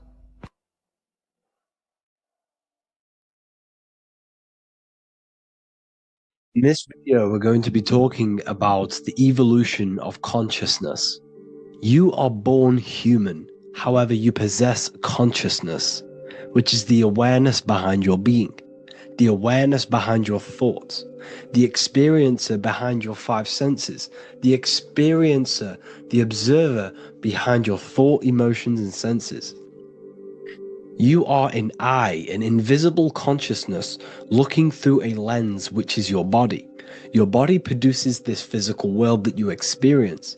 Your brain produces this world. Your brain and body is a technological computer. However, you are an infinite, ever-expanding consciousness behind this physical body. And there is an evolution of consciousness, a cosmic journey of expansion. And this is why we see so much pyramid symbolism in the occult and esoteric world, and especially within Freemasonry. Because the pyramid represents climbing, an evolution, a raising state of consciousness, a journey. Steps symbolize a journey upwards. This is the raising and the evolution of consciousness, our inner world. The transmutation of our inner selves, of our souls and consciousness and our minds. So when we see this pyramid, we're seeing a evolution, a way up to source consciousness. And the eye in the pyramid represents your source consciousness. It represents illumination. It represents divine guidance through this evolution of consciousness. This is why we see the ladder. Consciousness is ever expanding on an infinite journey of evolution. Each individual is a part of this cosmic process, contributing towards the ongoing expansion of both mind and awareness. As we evolve, we collectively explore deeper levels of existence, expanding the boundaries of thought and consciousness. The mind has the ability to expand infinitely into new realms of thought, into new dimensions of mind. The mind cannot be filled up. It is not a physical substance. The body can be filled up because it is a physical thing, but you cannot fill the mind. Therefore, the mind is constantly expanding, ever expanding into new fields of thought. So what we see in Freemasonry, the ladder, is again a journey, an elevation of consciousness. When we are born with an infant consciousness, and as we gain older, we gain an adult consciousness. Our inner world, our inner mind, and our emotional intellect changes and evolves. We are significantly different from when we were very young as an infant. It's because our consciousness evolutes, it changes, it alters like water. So just like this evolution of your own consciousness as growing up, there is consciousness of beings existing in cycles beyond our own. And their consciousness is unimaginably different from ours. They operate on a higher level of understanding and knowing, experiencing reality in ways that transcend our current comprehension. Our minds right now cannot comprehend the highest states of consciousness. There are entities, there are beings beyond our own, existing in higher dimensions of consciousness that we cannot comprehend because they have expanded. They are on a further way up the ladder of consciousness. However, we are all on this same journey. None of us can take the same journey. There is one ultimate goal, reaching source consciousness. However, this is always ever expanding. However, we are all on a different journey. There is one truth, one source, one goal. However, there are billions in different ways of reaching it, and we are all on these different paths to source consciousness, to this ladder, this evolution of universal evolution. Okay? Their awareness is attuned to new dimensions of existence, reflecting a more advanced stage in the cosmic journey of consciousness evolution. So when you take DMT, you are shot into these higher realms of consciousness where you meet these beings who look similar to these images. They are not speaking to you physically. They don't speak to you three-dimensionally through vibration and words. They speak to you mentally. If you have done DMT, then you know this. And if you have met these beings, then you know this. You might have even met some of these types of beings on mushrooms or any psychedelic drugs. Because ultimately, when you take these mind-altering substances, it's altering your consciousness. It's merging your consciousness with the spirit of that substance. And you are essentially attuning your mind to higher dimensions of consciousness. That's why we say we're getting high when we take these substances. Therefore, when you meet these beings on DMT, you are essentially meeting beings who are attuned to higher dimensions of consciousness, and they speak to you mentally. They speak to you telepathically through thought, because the universe is mental. Everything exists within the mind. The way you are now, your physical existence, is a state of mind. Mind, thought creates matter. Spirit and matter are two opposing ways of thinking. If we have a very spiritual mind, we have an expanded mind, we are a spiritual person through the mind. However, if we have a very low state of consciousness where we think about food, sex, lust, and all physical things, then we have a physical consciousness. Matter and spirit are two opposing forces, two ways of thinking. The mind attunes itself to different levels of understanding in different dimensions. So, essentially, this is what we're looking at. The body is a vessel for the fluidic, formless consciousness, a temple that houses the essence of our awareness. While the five senses are limited to perceiving only the physical plane, the mind transcends these limitations, capable of perceiving the full scope of reality. It is through the mind that we access deeper truths beyond the material, tapping into boundless nature of existence. Physical existence is a thin band, a thin layer of reality. It's like 0.001% of reality. And your five senses are only tuned into this layer of reality. But the five senses are, by design, only allowed to perceive physicality. But the mind has the power to expand beyond this physical five sense state.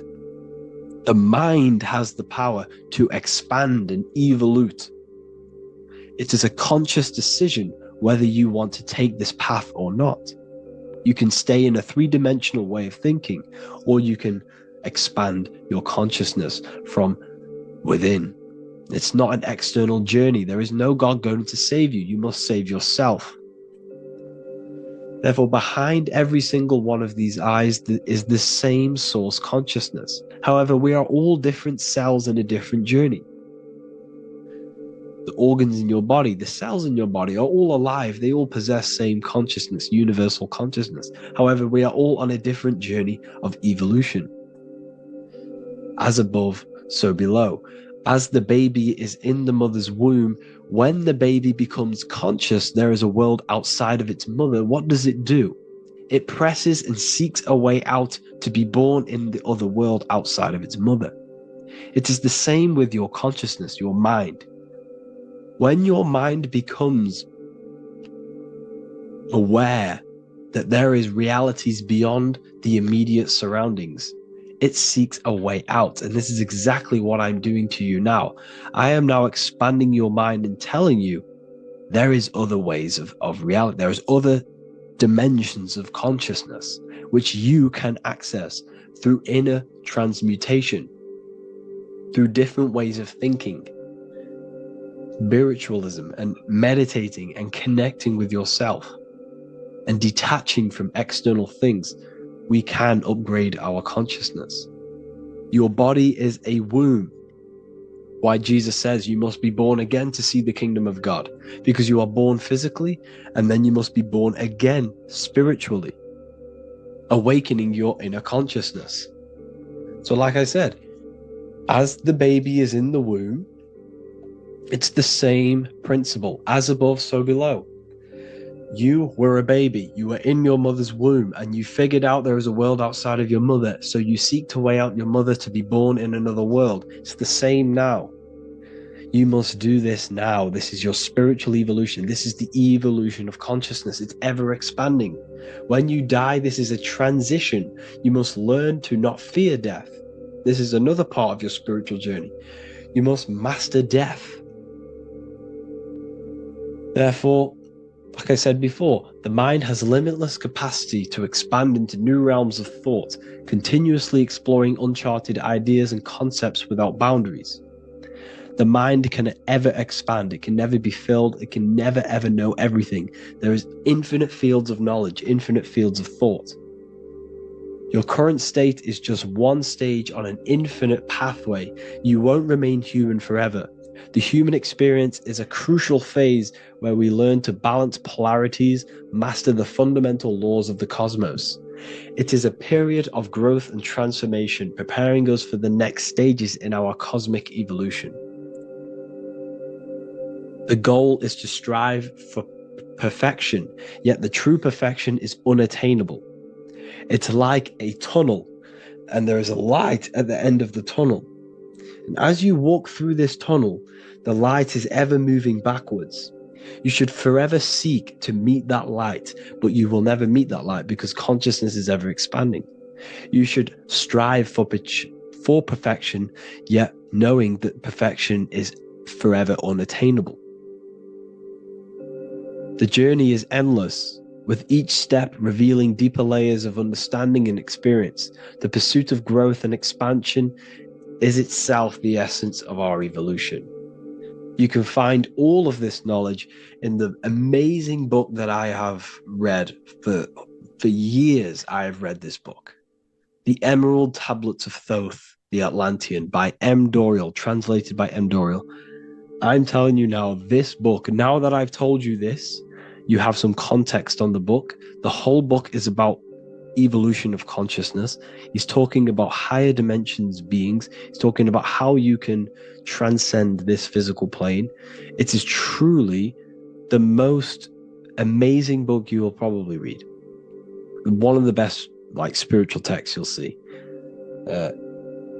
It's hard to understand, so you must read it over and over again.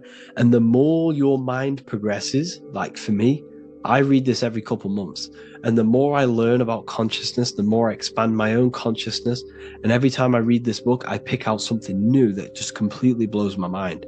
Because you can only understand this book to your level of consciousness, to your level of understanding. So now that I told you all this information, go and read this book and it will absolutely blow your mind.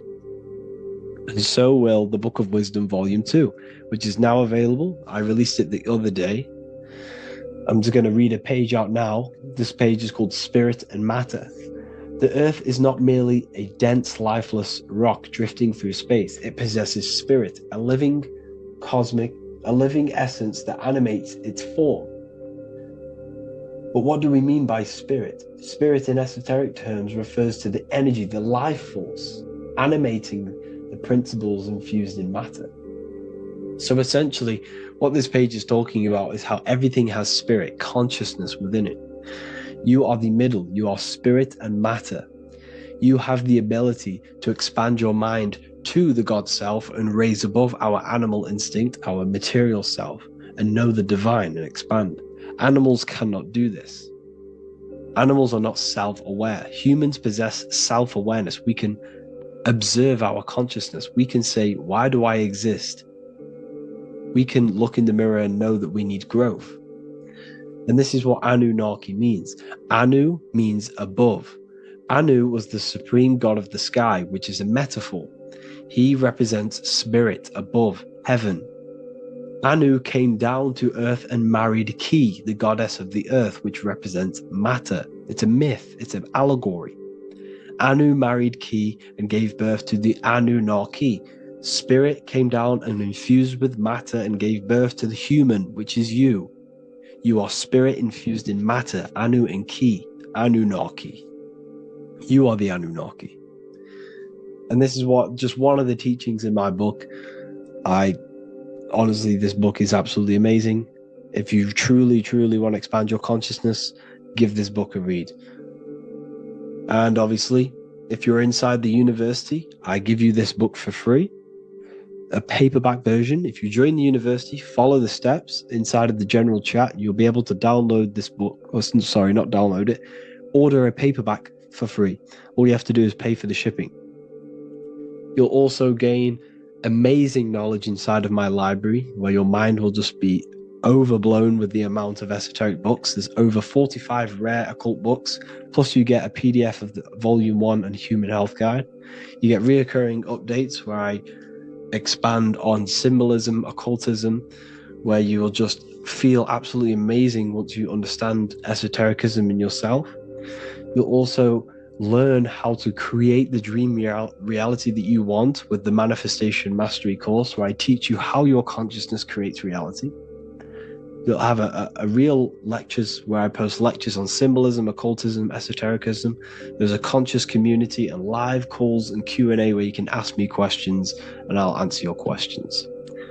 I just want to say thank you to everyone who has joined the university. Thank you for even liking and watching this video. Any support I just appreciate every single one of you. Please, if you can, leave a comment and a like on this video and let me know any videos you want me to make in the future. And I will start uploading a lot more to the YouTube. So yeah, thank you all for tuning in today. Have an amazing day.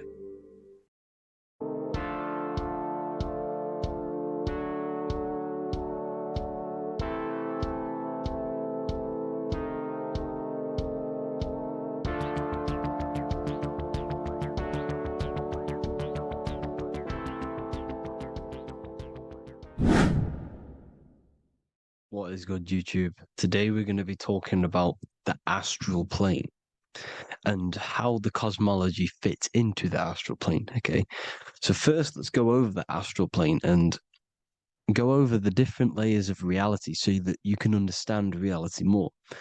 You are a multi-dimensional being. You are not in these, you are in all of these realities at the same time. They all interweave into one big reality. But there are different planes. They are different vibrational dimensions. There are different dimensions of reality. The mind is the root cause of reality. We're living in the mind of God. Everything is being thought into existence from the root cause, from the universal mind. This is why the ancient Egyptians said, all is mind. We're living in the mind of God. And we are a microcosm of this mind. This is why we all have the same mind. This mind is the world of thoughts. Now, this world of thoughts is just the thought alone. For example, it is the thought of a chair. But then when you start to imagine this chair and you start to mentally see the chair, you're now manifesting the thought, the singular thought, into some sort of form. So now you're imagining the chair. You're imagining the form of this chair, which is then manifesting into the astral plane. The astral plane is the world of thought forms manifesting. So when you are imagining something, you are seeing into the astral plane. Okay? Your third eye, it is an eye because it sees the astral plane. It is seeing the other side through imagination, through dreaming. Well, we'll go over dreaming later. So the thought of a chair is a singular thought. The imagination of the chair is the manifestation of the chair. And in the astral plane, it's basically the world of all the chairs that could ever exist. So you're thinking of the chair as a singular thought, which is the mental plane. The astral plane is the imagination of that chair, is the thought, the manifestation of it. Depending on the vibrational state of the thought will depend what level of the astral plane it will go to. For example, if you're thinking about a chair to torture someone on it, it's going to go on the lower astral plane. Or if you're thinking and imagining happy things, it's going to go to the higher astral plane. So wherever your mindset is, that we call it a mindset because your mind is setting frequencies to certain things. Thoughts are frequencies. And a mindset is setting your frequency, setting your mind to a certain frequency. So when you set your mind to a certain frequency and you imagine something in that frequency, you're going to match everything in the astral plane that are on that similar frequency, just like you would in the physical world. Because we're all in these worlds right now as we speak, but we can't see them with the two physical eyes. We can feel it though. When you're around someone and you've just met a new person, for example, you can feel their vibration, and if you're not on a similar vibrational match, you will not get along with that person, or you just won't not get along, but you won't connect with that person because you're on two opposing frequencies, not matching. And this is something that you can't see, you can only feel because it's the astral plane. It exists within the astral plane. Everything in the astral plane is made out of vibrations. So if you do astral project, and if you already know how to astral project, you will see beings and people and things that are on the same frequency as you. This is why before you astral project, you need to sort your vibration out before you astral project, because you are projecting your consciousness into this. It's the mind. The mind is the bridge. It can move between realities. You are a observer. You are a observing soul which observes different realities. And the mind is the bridge between all of these different realities. The mind can choose.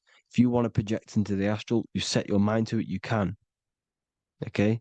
So let's not get off track.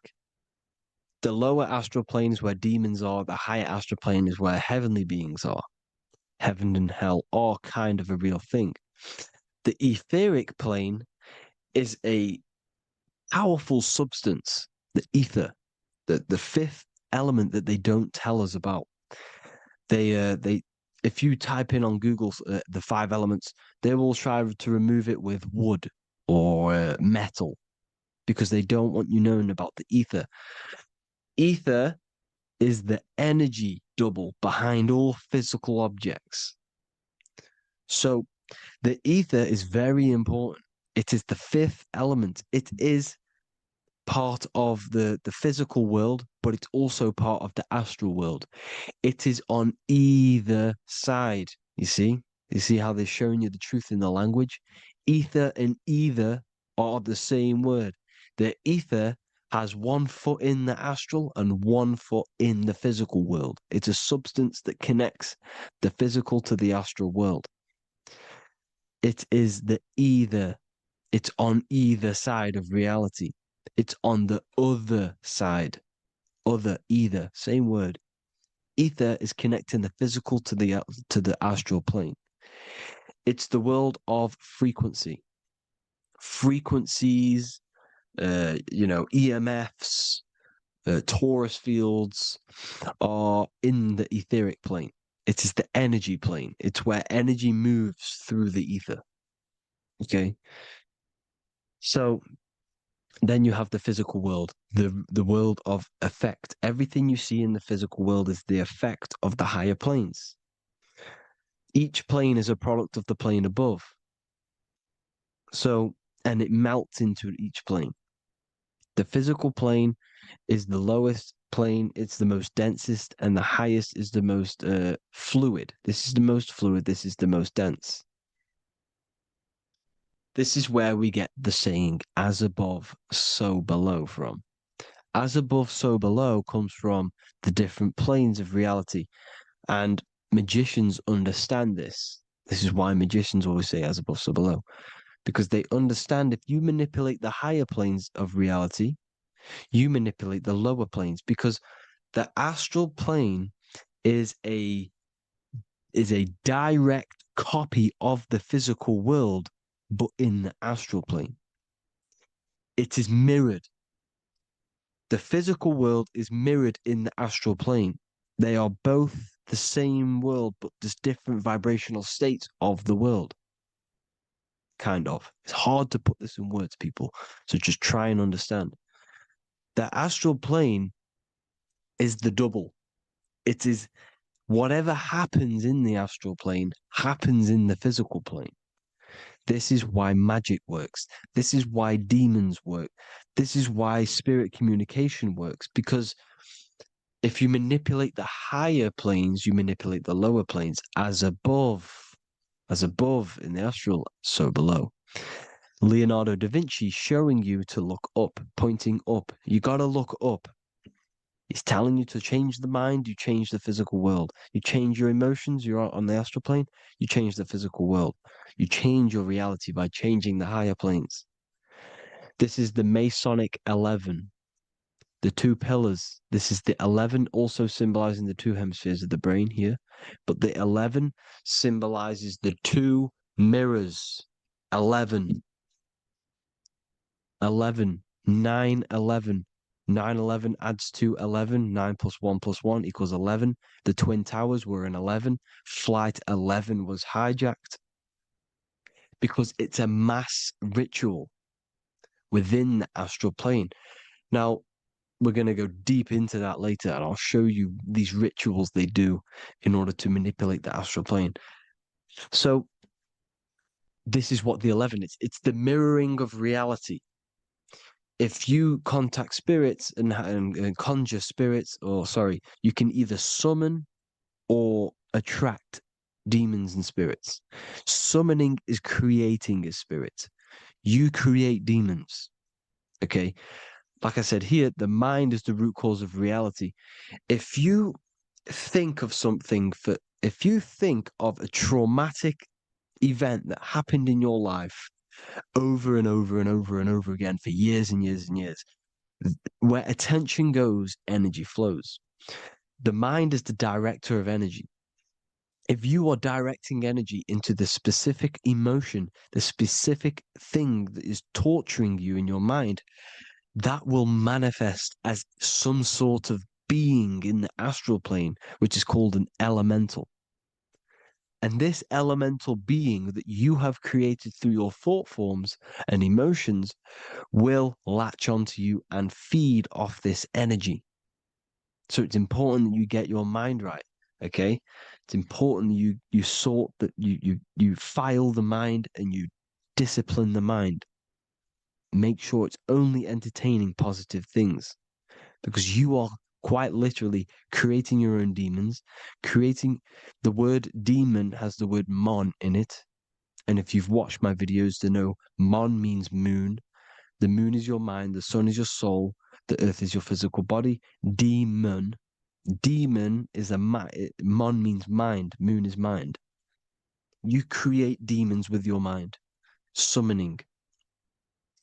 Now, this is where the rituals come in. 9/11 was a ritual because everyone was thinking about this big fearing, the death of 9/11. Everyone was thinking about it. And all of their minds thinking about this horrific thing will manifest and summon a negative energy spirit elemental within the astral plane. That's how all of this works. This is why it was a mass ritual.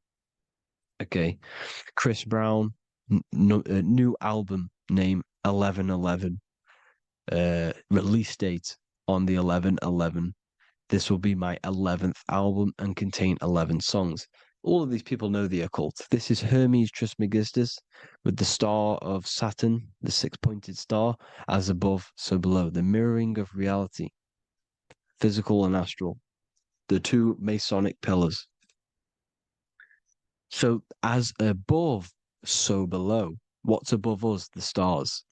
The stars are connected to the astral plane. This is why we call them stargates. When we dream, we are experiencing these different realities. And what are stars? They tell in the Bible, it says Genesis 1:14. And God said, "Let there be lights in the firmament of the heaven to divide the day from the night, and let them be for signs." Signs translates to things to come. Why things to come? The stars tell the future. Why? And why do we say as above, so below? As above us is the astral plane and the etheric plane. As above, so below. Whatever happens in the stars happens on Earth. The stars are connected to the astral plane. Above us is the astral plane. We are a star in a physical body. This is why we say Mr., sister, stir equals star. The E and the A are interchangeable. We are stars, and the stars are the start of our incarnation. We start in the stars, same root word, and we descend through the seven energies, which are our seven chakras. Then we enter the heart of the soul system. The heart rearranged spells earth. And this is the true cosmology. Here's the Masonic cosmology. This is Masonic now. Here's the firmament.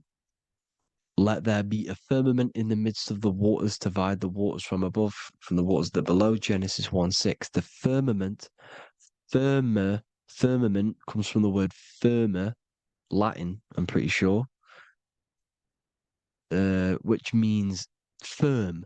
When something is firm, meaning it's stable, it does not move, it is firm. The firmament is firm. So, is the firmament Genesis 1:6. What does he say? Genesis 1:3, sorry. Let there be light. This is before the sun and the moon was created. Let there be light. Before the sun and the moon was created, light was appeared. So what's that tell you? This is a holographic projection from some sort of light being, some sort of projector. And that projector is the all-seeing eye you see in the Masonic cosmology. This is the all-seeing eye projecting the light beams. Let there be light. Everything is made out of light. The universe is created out of light waves. The torus field is one unit of light. The light projecting this reality is Polaris. Okay, the famous all-seeing eye. Now, what else? Then we have after let there be light in Genesis 1:16, and God made the two great lights. This is the sun and the moon, electric, magnetic, male and female. Then we have the Masonic checkered board, the black and white symbolizing dualities within the dualistic reality we're in, spirit and matter, light and matter, rest and motion, positive and negative, good and evil. Everything's dualistic here. Okay? And it's a dance. The universe is a dance between flickering of white and black light, which is the torus field. We're not going to go over that, but this is all connected to the astral plane. This is the true cosmology. The astral plane cannot work on a spinning monkey ball in the middle of space. Does not work. Cannot work. It's impossible. Okay? Impossible. So even in the Quran, it says, Allah has made the earth for you as a carpet, flat.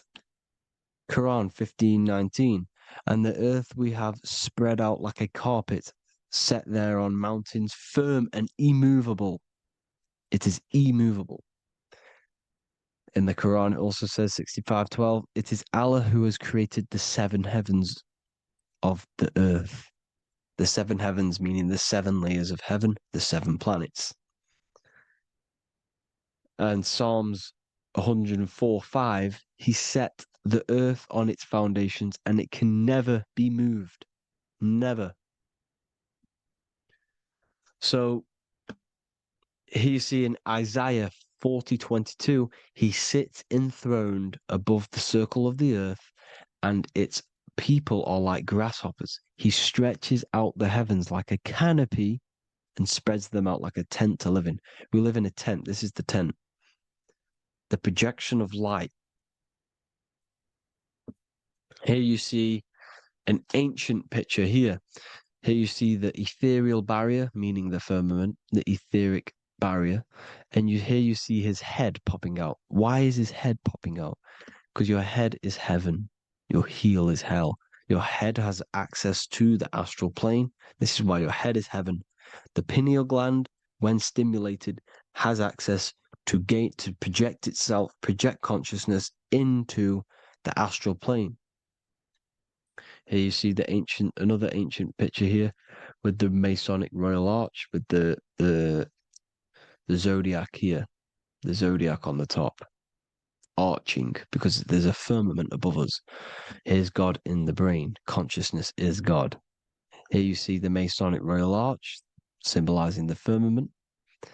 George Washington above the Masonic Royal Arch. These are the stars. This is Polaris projecting reality.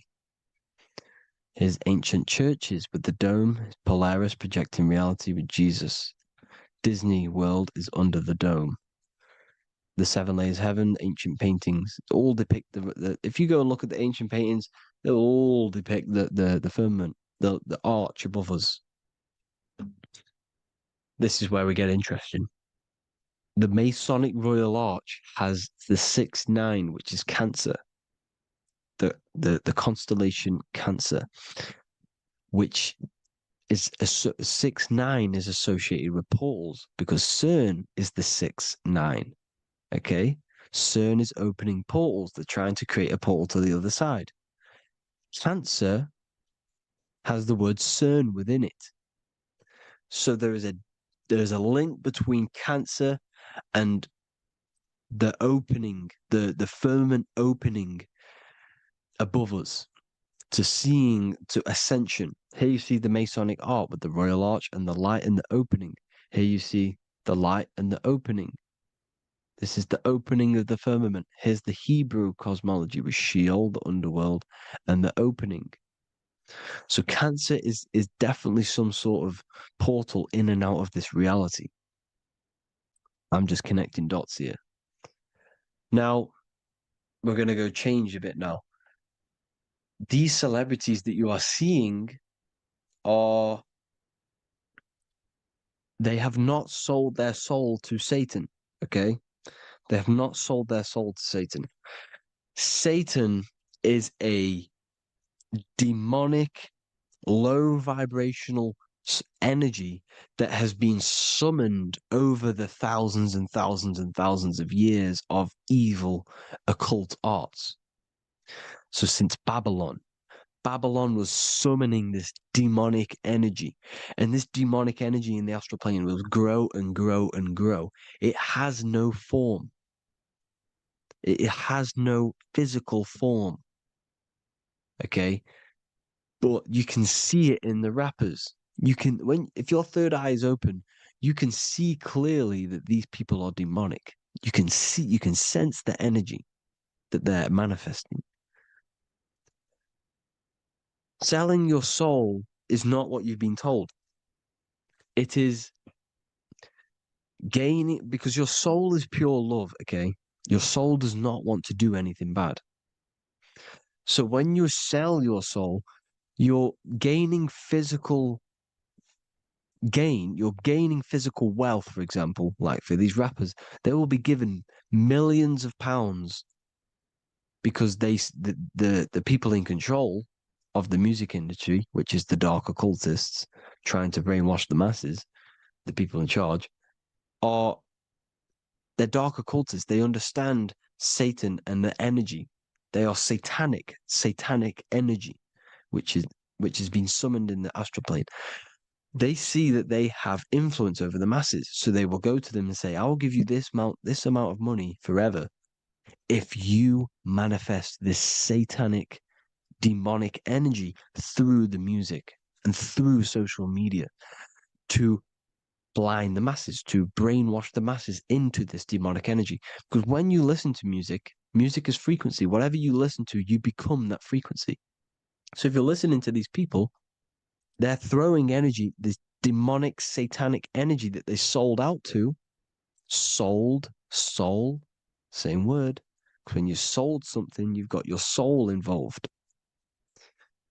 They have exchanged money, physical gain, so that they manifest this satanic energy within the astral plane and through the music, through the videos, through social media to keep us in this vibrational frequency, in this low state of consciousness.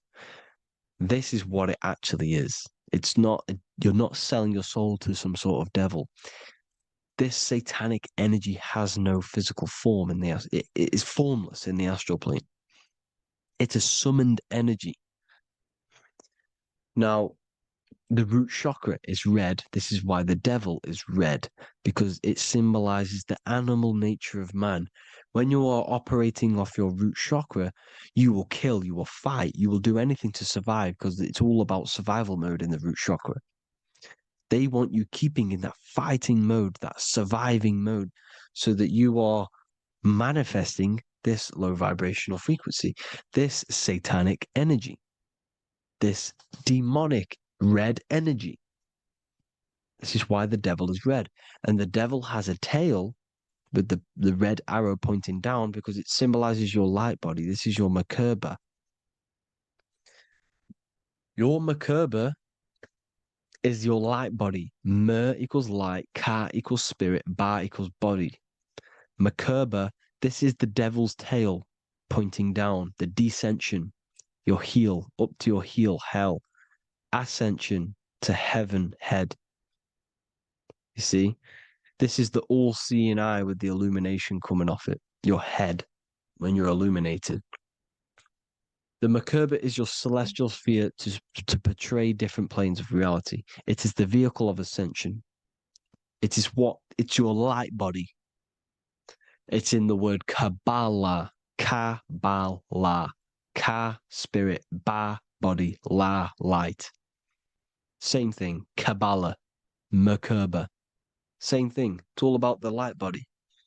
This light body sees different realities.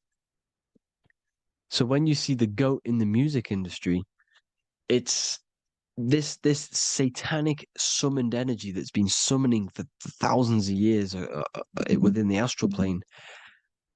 When it becomes to the physical plane, it will manifest through different things. A goat, an owl, Satan, Moloch, Baal. Same deity, same demonic energy that's been summoning in the astral plane. And this is why the Baphomet has a goat head. Drake's new album is the goat. The Polo G, the Masonic G, with the goat. And here's Rylo Rodriguez in the mirror, with the goat in the mirror and him in his physical body. It symbolizes, the mirror symbolizes the astral plane. because he's manifesting the goat, the demonic energy. He's sold out to the demonic energy, and in the physical plane, he's his physical body. The mirroring, the Masonic 11, the mirroring of reality, the astral and the physical. And what do you call them when they're an amazing rapper, the best rapper? You call them the goat. Because you're the goat because you're manifesting the goat energy, this satanic, demonic energy within the astral plane. So Baal, Moloch, all the same thing. Because in the astral plane, if you want to gain spirits to come to you and communicate you in the physical world, if you want to communicate with spirits, you have to gain their attention. You can either gain their attention or come together and agree to create some sort of being, which is Satan. Okay. You can, like I said earlier, you can create these beings, you can summon them or attract them. One way to attract them is sacrificing. In order for you to become God, man, to turn to God, you have to sacrifice your life. You have to sacrifice, not drinking, not doing things, not doing anything demonic, not doing anything bad, not eating meat. You have to sacrifice yourself to become the light.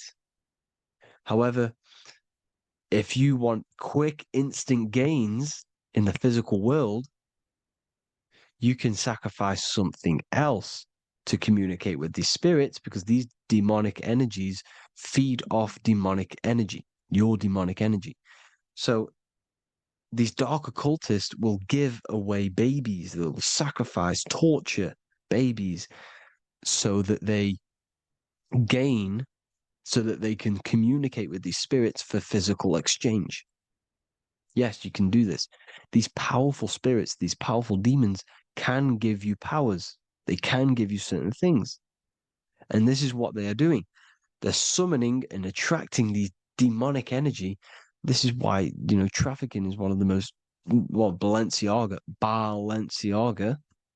Baal is the demonic energy in the astral plane, which requires child sacrifice for his presence.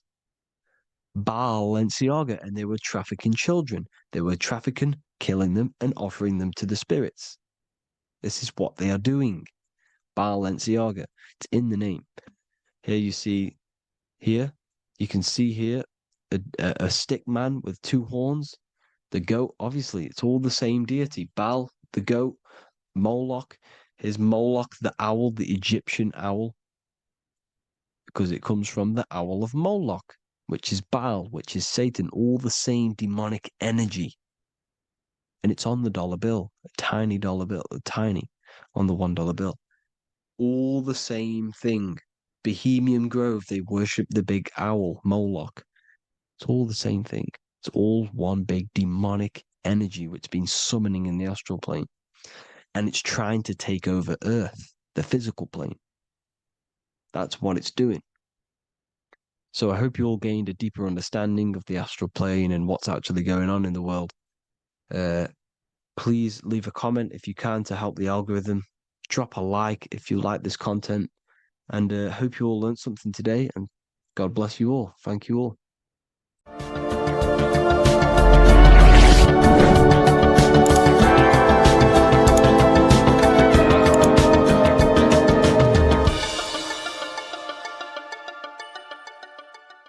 Welcome to Revival of Wisdom. Today, we're going to be talking about portal symbolism, what portals are, okay, and how they show them to us, because they have to tell you the truth, guys. This is the thing with the universal law. They have to tell you the truth. And they tell you through symbols, they tell you through movies, and different things like that. But let's jump straight into this. So first, I want to talk about the Freemasonry symbols. Okay, so first we got, obviously this is some Freemasonry art, but notice how you've got the ladder with a key. Okay, so this is ladder symbolism with a key. So maybe this is talking about ascending. Okay. Because look, because this is ascending into the heavens. Because it's a ladder with humans going up it with a key. In order to ascend, you must have the key. Okay. So what else do we have with a key? Well, the Netflix show Lock and Key, which is all about portals and keys. Because what the keys do, they open doors, gateways. Okay. So what's interesting about this is that they've got this key here, which represents the Kundalini energy rising up the spine. Okay, but we'll come back to this. But it's that same portal key symbolism. We've also got the Vatican. The Vatican is in the shape of a key. Okay, so you can see the start of it here and the end. So this is key symbolisms. Keys open doors. And notice how it's got the 8-pointed star. Okay, what is the 8-pointed star? Okay, we'll come back to this. This all ties in, guys. I'll break it all down for you. But then you've also got the god Janus.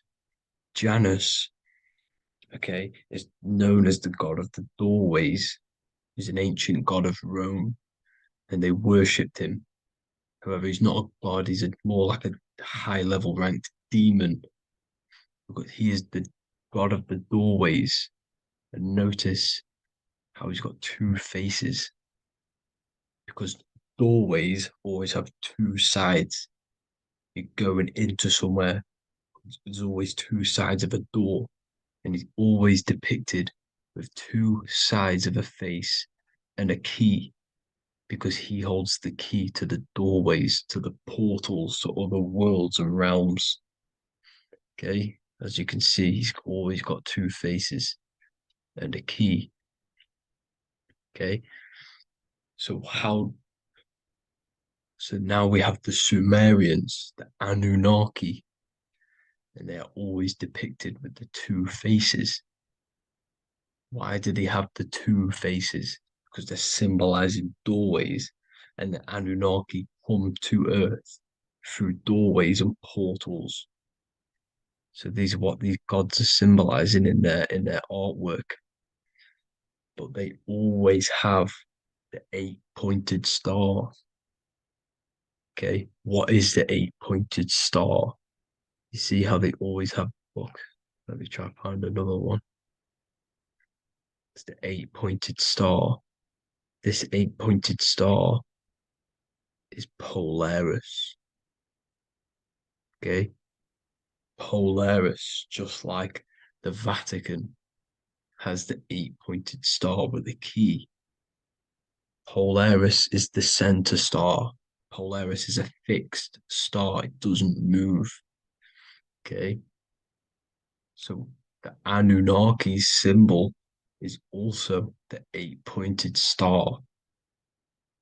So this is symbolizing the portals and doorways that they come through in order to get to the earth. But Polaris is that center star which does not move. It's always symbolized with the 8-pointed star, just like a compass. Why is a compass the 8-pointed star? Because at the center of our realm is where the most electromagnetic energy is stored. As you can see, we have an aura field, an electromagnetic aura field. So does the earth. And in the center, so like our heart, for example, is where the most energy is stored. And like the center of the earth, this is why all compasses point to the center, because this is where the most electromagnetic energy is stored. It's at the center of our realm. Okay. So like I was saying with the lock and key series, see this here? the Kundalini energy rising up the spine, just like your Kundalini energy rising up the spine. Let me try. I can't zoom in. But you know what I'm trying to say here. Let's go back to Polaris.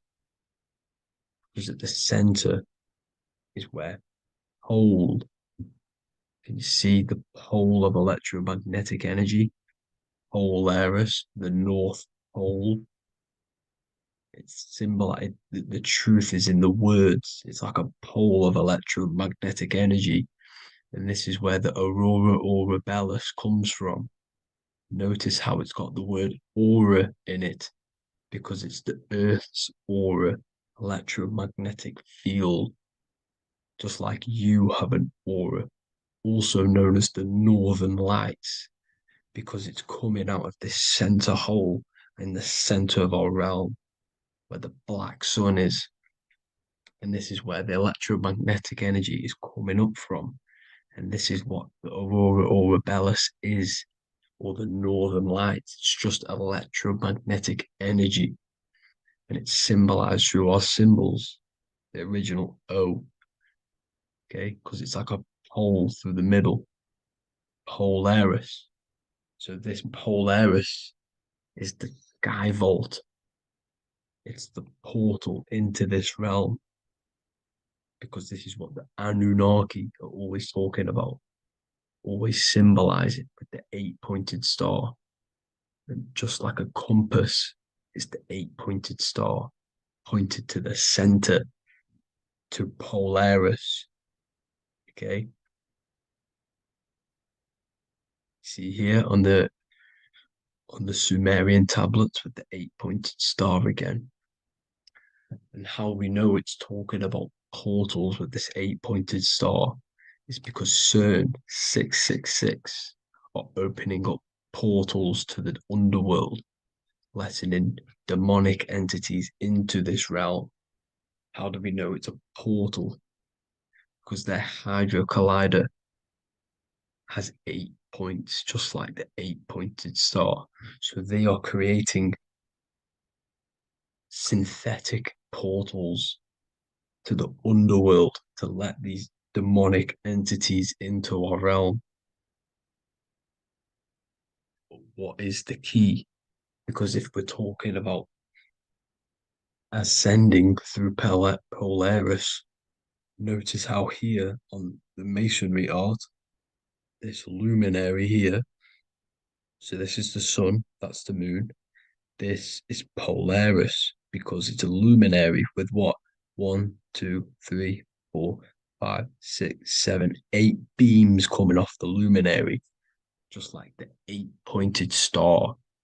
So you see the ladder with the key going up to Polaris.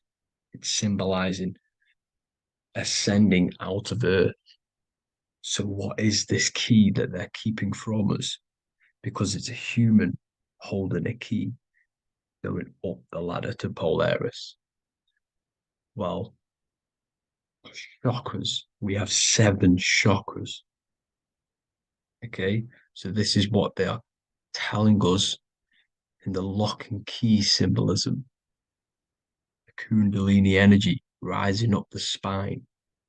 Okay, just like they have 33 vertebrae on the back of your spine. Okay, this represents the Kundalini energy going up your 33 vertebrae, just like in masonry has 33rd degrees. Okay, so what is the key? Your chakras. Your chakras have to be unlocked. Okay, you have to unlock your chakras, and you can't unlock this one without going through this one. You have to go through them all. It's like a ladder, just like Jacob's ladder. You can't go from the bottom to the top. You have to unlock each one. Okay, just like you have 7 chakras, you have 7 layers of your aura. Okay, you have to unlock your chakras to the highest point in order to reach Christ consciousness. And this is the key that they're talking about. They're symbolizing the organic portal within each and every one of us to ascend out of this realm. Okay, so this is the key that they're talking about, and they're holding back this knowledge to keep us trapped in this 3D realm. Okay, so like I was saying with the 33 vertebrae and the Kundalini energy coming up the spine, 33 vertebrae, you can see this sort of symbolism going up to the light, because it's the light. You see here, your crown chakra turns on and becomes enlightened, just like the Illuminati symbol. Can you see it? But also, Jesus also died at 33. So this is symbolizing, okay? They're symbolizing the death of the ego, the body. So once you open up your chakras and reach Christ consciousness, which is your 33rd vertebrae, once your Kundalini energy goes up your 33rd vertebrae, your body technically, not physically, but spiritually dies, because you then become formless. You reach Christ consciousness. So then you can travel other worlds. Okay. This is what they're talking about with Vatican, 8-pointed star, and the key. Janus with the key. The Sumerians with the 8-pointed star. Anunnaki, the 8-pointed star. Polaris, 8-pointed star. So Polaris is the way out of this realm, which is at the center. Pole, North Pole. Okay, so the key is that they're hiding from us is the knowledge to unlock our chakras. Okay, and without this knowledge that they keep from us is trapping our souls in this reality to keep reincarnating. Okay, well, thank you all for tuning in. I'm going to leave you all there. Make sure to leave a like and a comment in the comment section. Let me know some topics to talk about so I can break it down for you. God bless you all.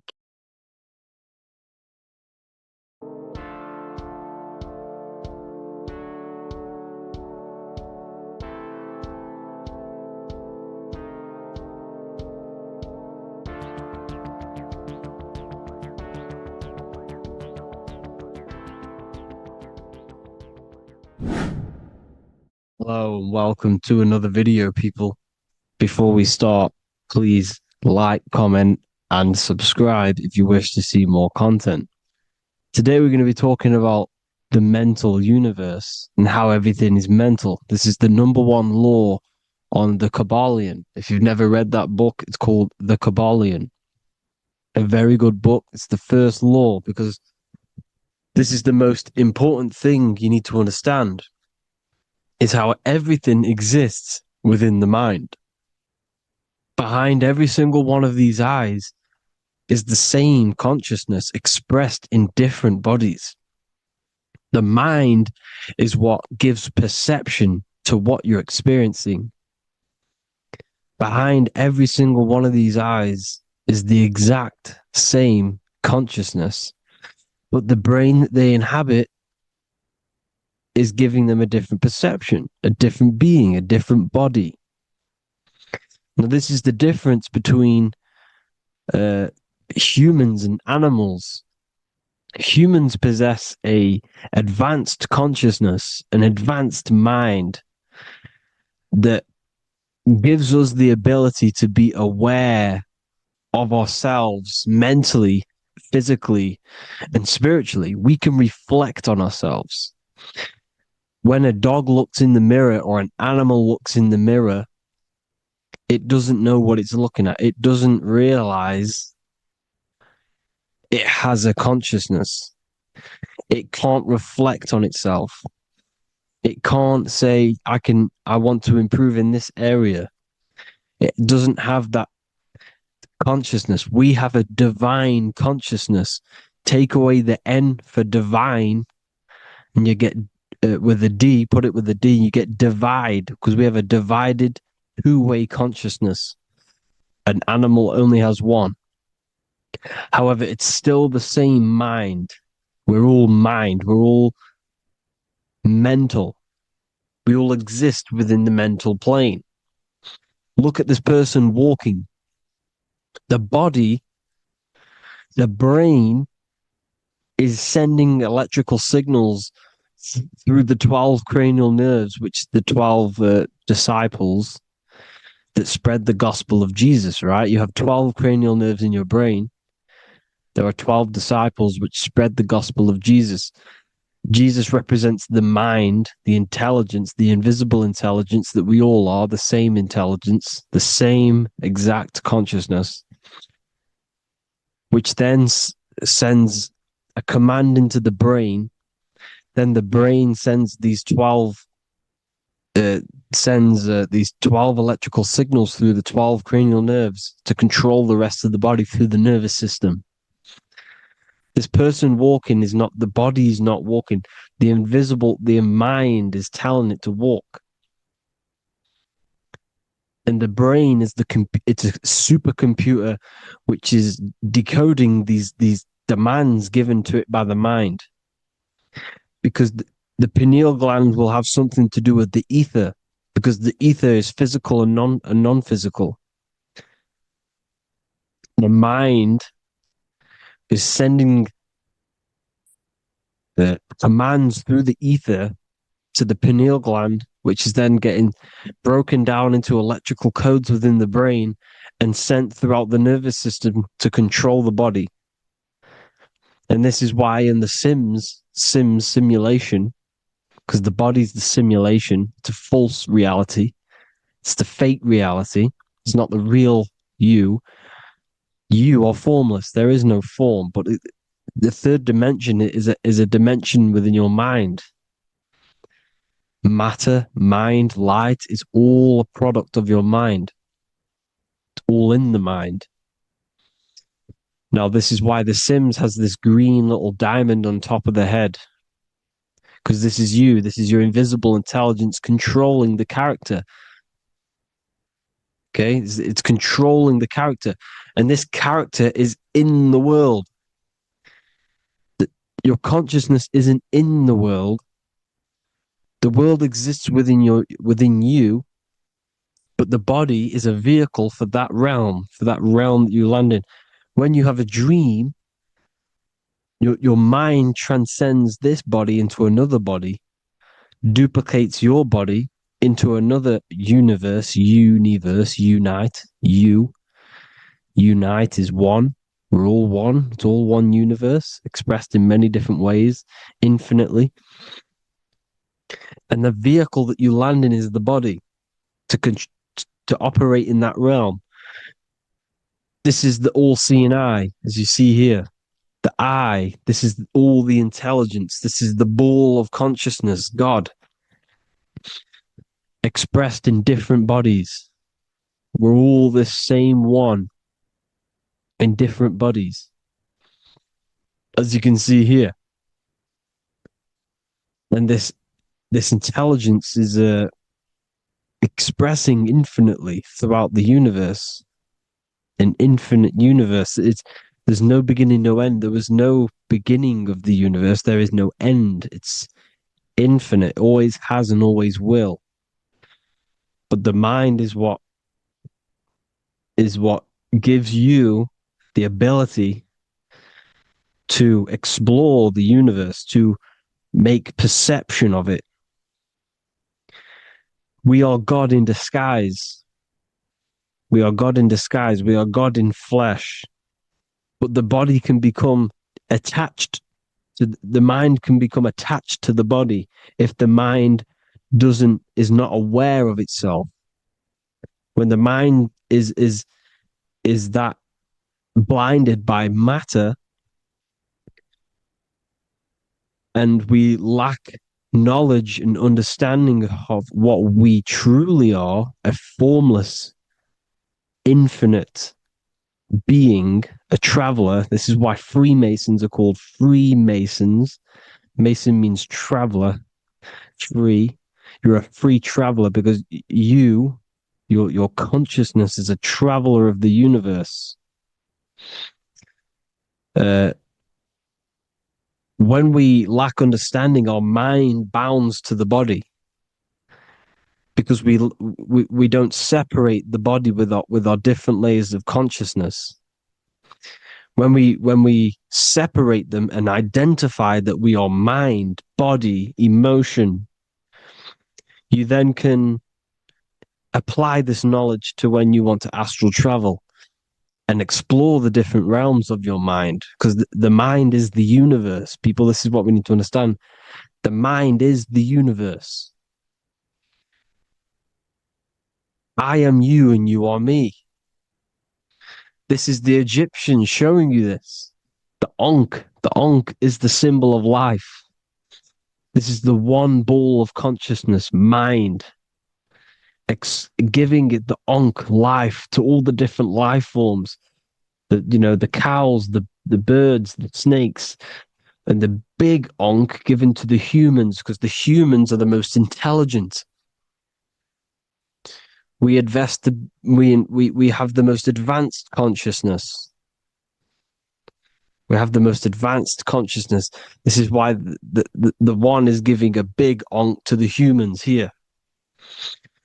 Here you see again, this is not the sun. This is also showing Ankh giving out its life to all things infinitely. And this is the Most High. We are the Most High in disguise. When we strip off the body, we strip off the desires for the physical world, we strip off all of these fake identities that the mind gets attached to. That is God. The universe. You are the universe experiencing itself.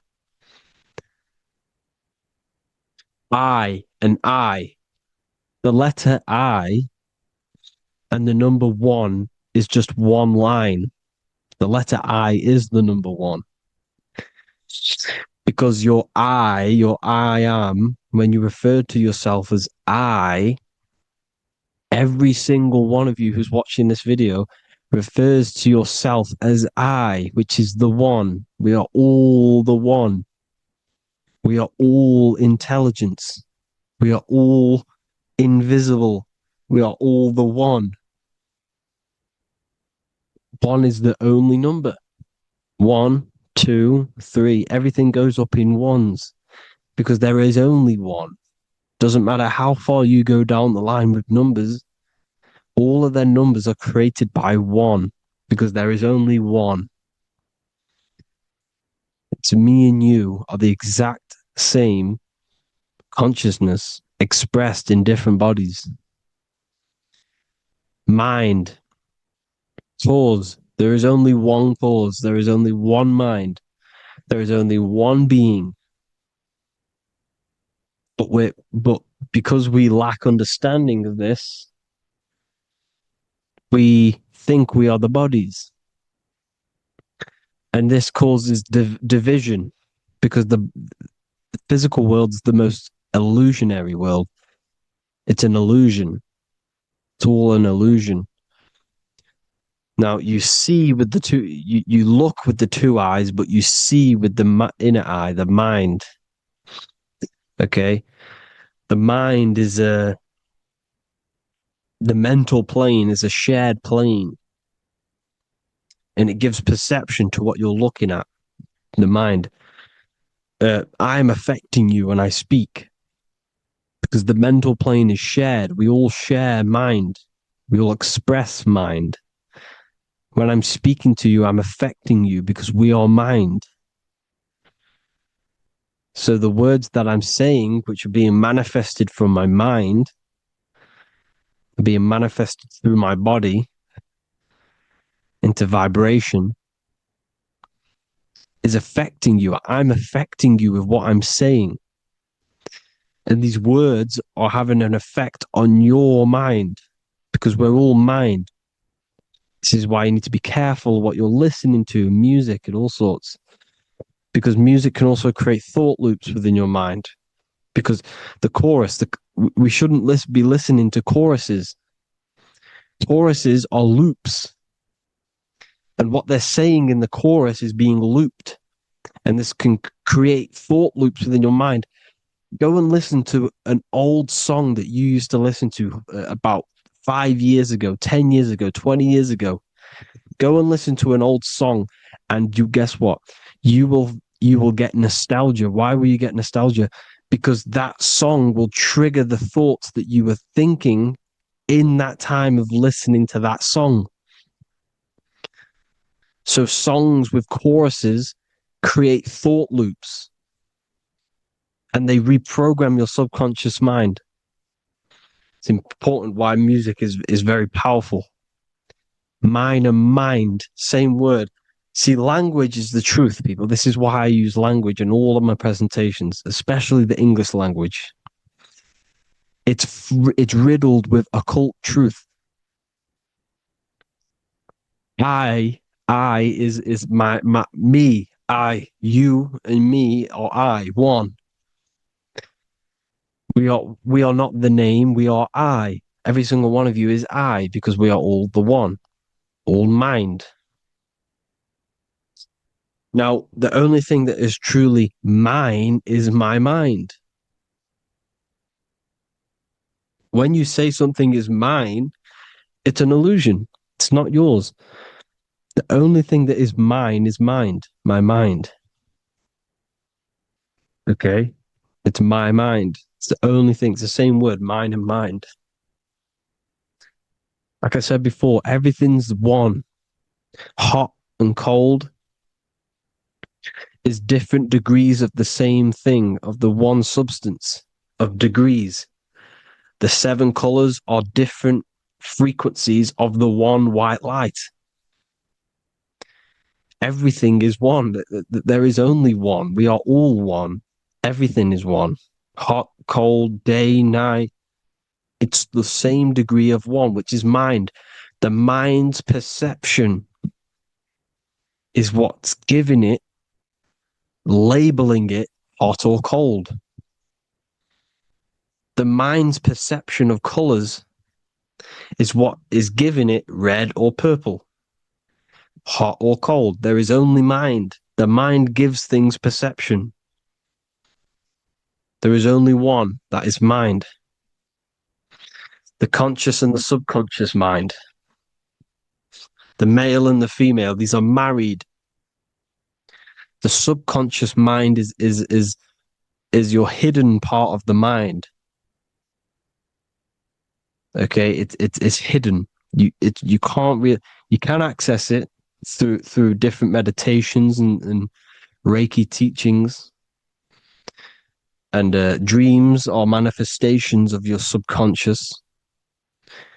This is how you know mind and matter are one, because your mind creates matter in dreams. Your subconscious manifests everything in a dream, in the astral realms. The conscious is what you're conscious of, what you're consciously thinking of. So me, I am conscious that I am speaking into this mic and creating this video. My subconscious mind is the hidden part of the mind, which is speaking to my heart, telling it to beat. It's telling my food to digest. It's regulating all my blood. It's doing everything in my body without me being conscious of it. Without me being conscious. The subconscious is the feminine. The conscious is the male. The Bible, of course. Proverbs 12:4. Helpful, not helpful, an excellent wife is the crown of her husband, but she who brings shame is like rottenness in his bones. In the same way, husbands should love their wives as their own bodies. He who loves his wife loves himself. You can take that physically, you can take that literally, or you can take it metaphysically. See, the Bible's written in such a way where you can take it as your level of realization. He who loves his wife loves himself. If you love your subconscious, if you love yourself, you speak good about yourself, because your subconscious takes everything literally. If you say, I hate you to someone, the subconscious does not know the difference between me and someone else. It only thinks me, me, me. Why? Because mind is the only thing that exists. You are mind, I am mind. If I say, I hate you, you're saying that to yourself. Your subconscious picks that up and says, I hate myself. And that's telling your subconscious that's what you want. Because your subconscious manifests 90% of your behavior. The programs within your subconscious. Tying your shoelace is a program. You don't need to be conscious of it. You can just do it because it's a program. It's deeply interwoven in the subconscious. Driving your car, texting on your phone. You don't have to think about what letter. You just do it because you know where the letters are. It's a program. Therefore, if you look after your subconscious, they are a married couple. It's your wife. Your subconscious is your wife. And it manifests 90% of your daily basis thought patterns, actions, behaviors, emotions, all the things that you all the trauma that you've experienced is stored within your subconscious, which is affecting you. So let's say you were in a car crash 10 years ago and you had a really traumatic event, you really hurt yourself, and you had a very, very, very strong emotion that you felt of pain. That will still affect you today. And why? Because it will manifest into your behavior. How? Well, you'll be cautious of what cars to go in and who. You'll be cautious because of that event that stored within your subconscious, because of that feeling you felt was so painful and so strong. It's still manifesting into your behavior today. For example, you won't go in certain cars, you won't go with certain drivers. The subconscious stores everything, all your memories, the programs, and everything. So if you trick the subconscious, that's how you manifest your life. If you trick the subconscious, you already have something. And therefore it will manifest into your life, into your behavior, thoughts, and actions. This is why the golden rule is to treat others like you want to be treated. Because I am you and you are me. We are all subconscious. We all have subconscious. Whatever I do to you, I do to me. Because my subconscious picks that up and thinks I'm speaking to me. Mind is very powerful. Whatever I do to you, I do to me. Treat others like you want to be treated. The golden rule. That is the only rule we need in this realm, in the universe. If everyone understood this rule and how the subconscious works and how karma works, we'd live in heaven on earth, the Garden of Eden, the golden age. As a man thinketh in his heart, so is he. Proverbs 23:7. Where your heart is, there will be your treasure. Your heart's the emotions. This is the storehouse of emotions. It is where you feel emotions. You have to let your emotions move through you, not become you. You can't let your emotions become you. Or except be like the sky and let them pass through you. Be like the clouds and the stars passing over. Let them pass through you. Do not let them become you. And this is how emotions can take over your mind. We are driven by, when a man is driven by emotions, he has no self to control. You must control the mind, because the mind can be corrupted. Because your thoughts are electrical in the brain. Your thoughts come from the mental plane. So how the mind works is that you place your attentions on something in the mind, and infinite information just flows in. Think about it. When you think of a certain topic,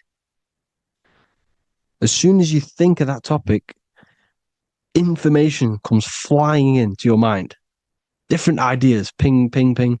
It's all connected.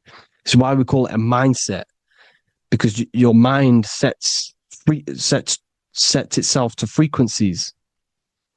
And when we think of something, we tap into that frequency, and just the universe, the mind, the mental plane just flows in information based on that frequency and that thought. The universe is just information. All of the information out there, nothing is new. It's all there. You just have to tap into it. You can tap into these different thoughts, and it's all there. Everything already exists within the mental plane. You don't think anything. You receive thoughts. We all share the mental plane. We affect each other. I'm affecting you. Listening to me is affecting your mental plane, your mind. The physical plane is the lowest plane. It's the world of effect. Everything you see in the physical plane is the effect of mind. Like I said, the person walking is the effect of their mind telling the body to walk. The physical plane is the lowest dimension of your mind. Mother Earth, we are in a mother. We're in the womb still. The Earth is feminine. It looks after you. It provides you with food for free. It grows on trees with water. It's Mother Earth. It's the womb. The dome above your head is your mother's belly. Okay? Is your mother's belly. You're in the womb still. You're forever in the womb because your mind's constantly expanding.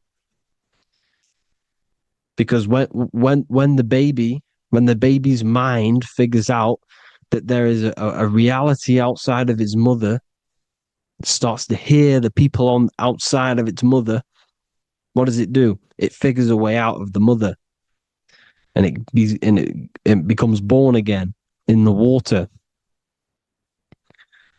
in a hospital, into the other world. It's the same with our minds. When our minds figure out there is other worlds beyond this physical, we explore them. The astral plane, for example. You figure a way out of the body. Because when you're the firmament, look at the word firmament, meant at the end. Firm is firm, something strong, something like a rock is firm. If your mind is firm like a rock, you will be stuck under the firmament. So, for example, people who are very programmed and can't think outside the box, they have a firm mind and they'll be stuck under the firmament because your mind is the only thing that's keeping you under the firmament. It's the only thing. When you're doomed, doom is dome. This is the dome, which is your head. Your head is the dome. Above your head, above the earth is the dome, the ethereal barrier. But that's just an external manifestation of your head. You don't leave the earth, you leave your body to leave the earth. Because your body is the earth. It's a dimension within your mind. So when you're doomed, you're domed.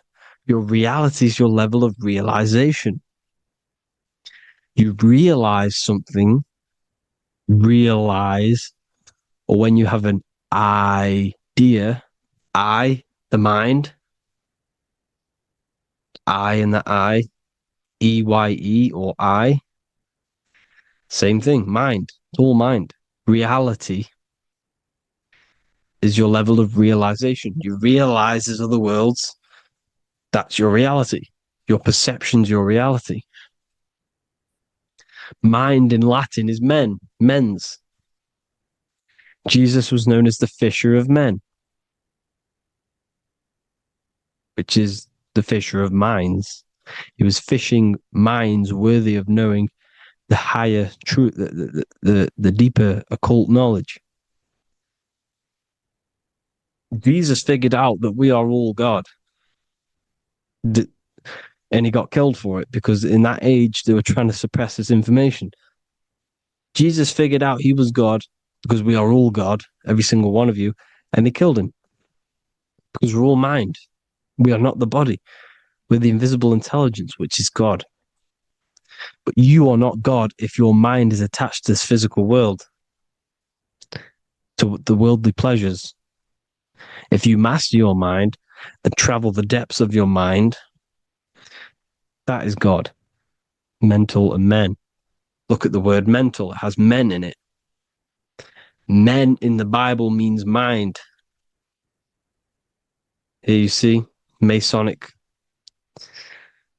the Masonic symbol with the eye, the mind. Looking over, everything is the one. Everything comes from the one. All the lines coming off it, giving its life to all of the life forms. Down here on the bottom, you have duality, black and white. Up here, you have singularity. One and the two. Unification and division. The lower self is divided into the left and the right. So the Bible even says, I forgot what verse it is, but it says, it's better to go through life with one eye than to have two and be cast into the fiery abyss of hell. I'm not sure what verse it is, but you can research it yourself. It's better to go through life with one eye, to be unified. Unified consciousness. Dimension. No brainer. No brainer. The language tells you the truth, people. Dimension. The dimensions are in your mind. Entertainment. Entertain the mind. Disappointment. It's all in the mind. Environment. The environment that you are in is a product of your mind. Within, rearranged spells high twin. Within is your mind, and your external world is mirrored from the decisions you make in your mind. Advertisement, commitment, it's all meant, it's all mind. Everything is mind. Everything. So, this is important. The collective thoughts and collective beliefs. The collective, because we all share the mental plane. And because of this is why we are in a weakened state of consciousness at the moment. Because the collective thoughts and the collective minds overall are asleep. And they don't believe in anything. You see, everything is true within the mind. You think of something, it is there instantly. You think of a chair, it's there in your mind. You think of anything, it's there instantly. So everything's true within the mind. Anything can happen in the mind. Anything can happen on the physical plane if the collective consciousness, the collective minds, believe it to be true. This is why back in the days, in the ancient days, you look at all the old world stuff, you see all this crazy technology, and it's because as a collective, as humanity back then, they believed that they had much more open minds. Therefore, the things manifested in the physical world were a lot more out of the box, so to say, compared to today. For example, magic is not as powerful today because the masses don't believe in it. It's still powerful, don't get me wrong, but if the masses believed, or if everyone knew magic could be real, because it is, anything's real in the mind, it would be a lot more powerful. You see? So and what they're trying to do is create a hive mind worldwide. They're trying to make one religion, an external God. What happens when you worship something external? You give energy to it, because where attention goes, energy flows. Where your mind gives attention to, energy goes there.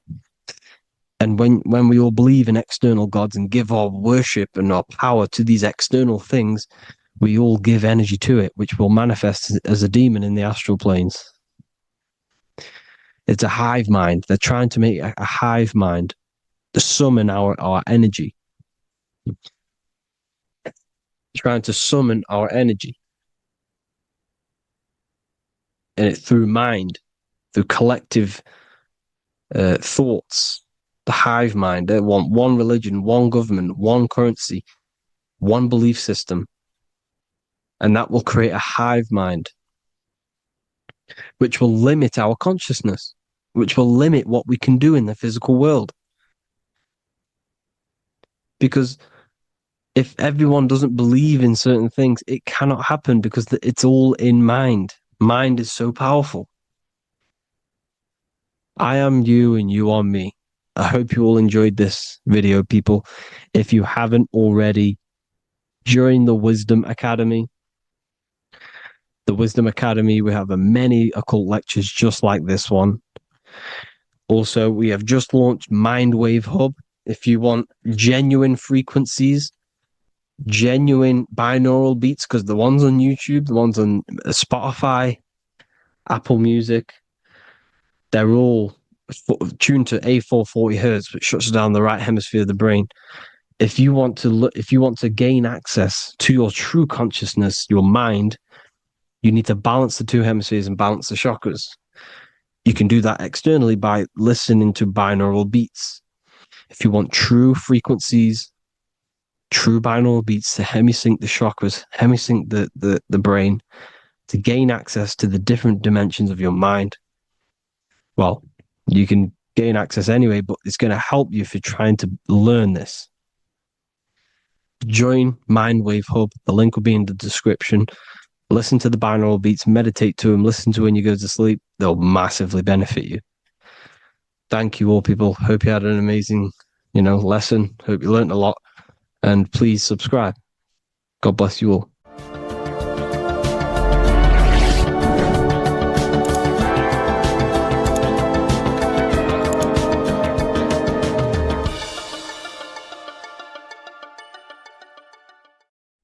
Today's topic is the binary code behind the universe. You will learn the fundamentals of the binary code, deeper understanding of reality, which will give you more of a connection to the universe, evidence supporting the existence of this code, and how to use the binary code to shape your reality. This is an important one. We have 0 and 1. This is the binary code of the universe. It underlies everything. It is the source of all creation. The universe is binary in nature, meaning it exists as both something and nothing, on and off, male and female, light and dark. Everything has its polar opposite. At its core, all that exists is 0, representing nothingness, infinite potential, and 1, representing something, order. 0 represents the feminine, vast, formless, and infinite potential. It is the space from which all things emerge, the womb of creation, the receptive and expansive force. 1 represents the masculine, structure, form, and order. It is the active principle, the initiator, the force that defines and shapes reality.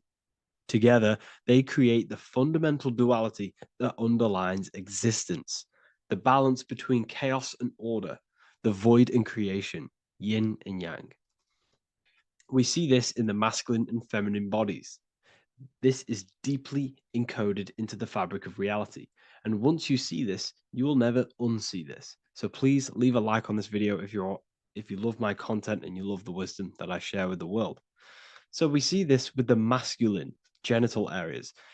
Remember, this is the genital area. This is all to do with creation.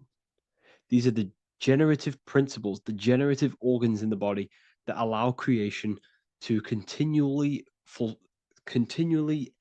outfold into new life. The genital areas are all to do with the code.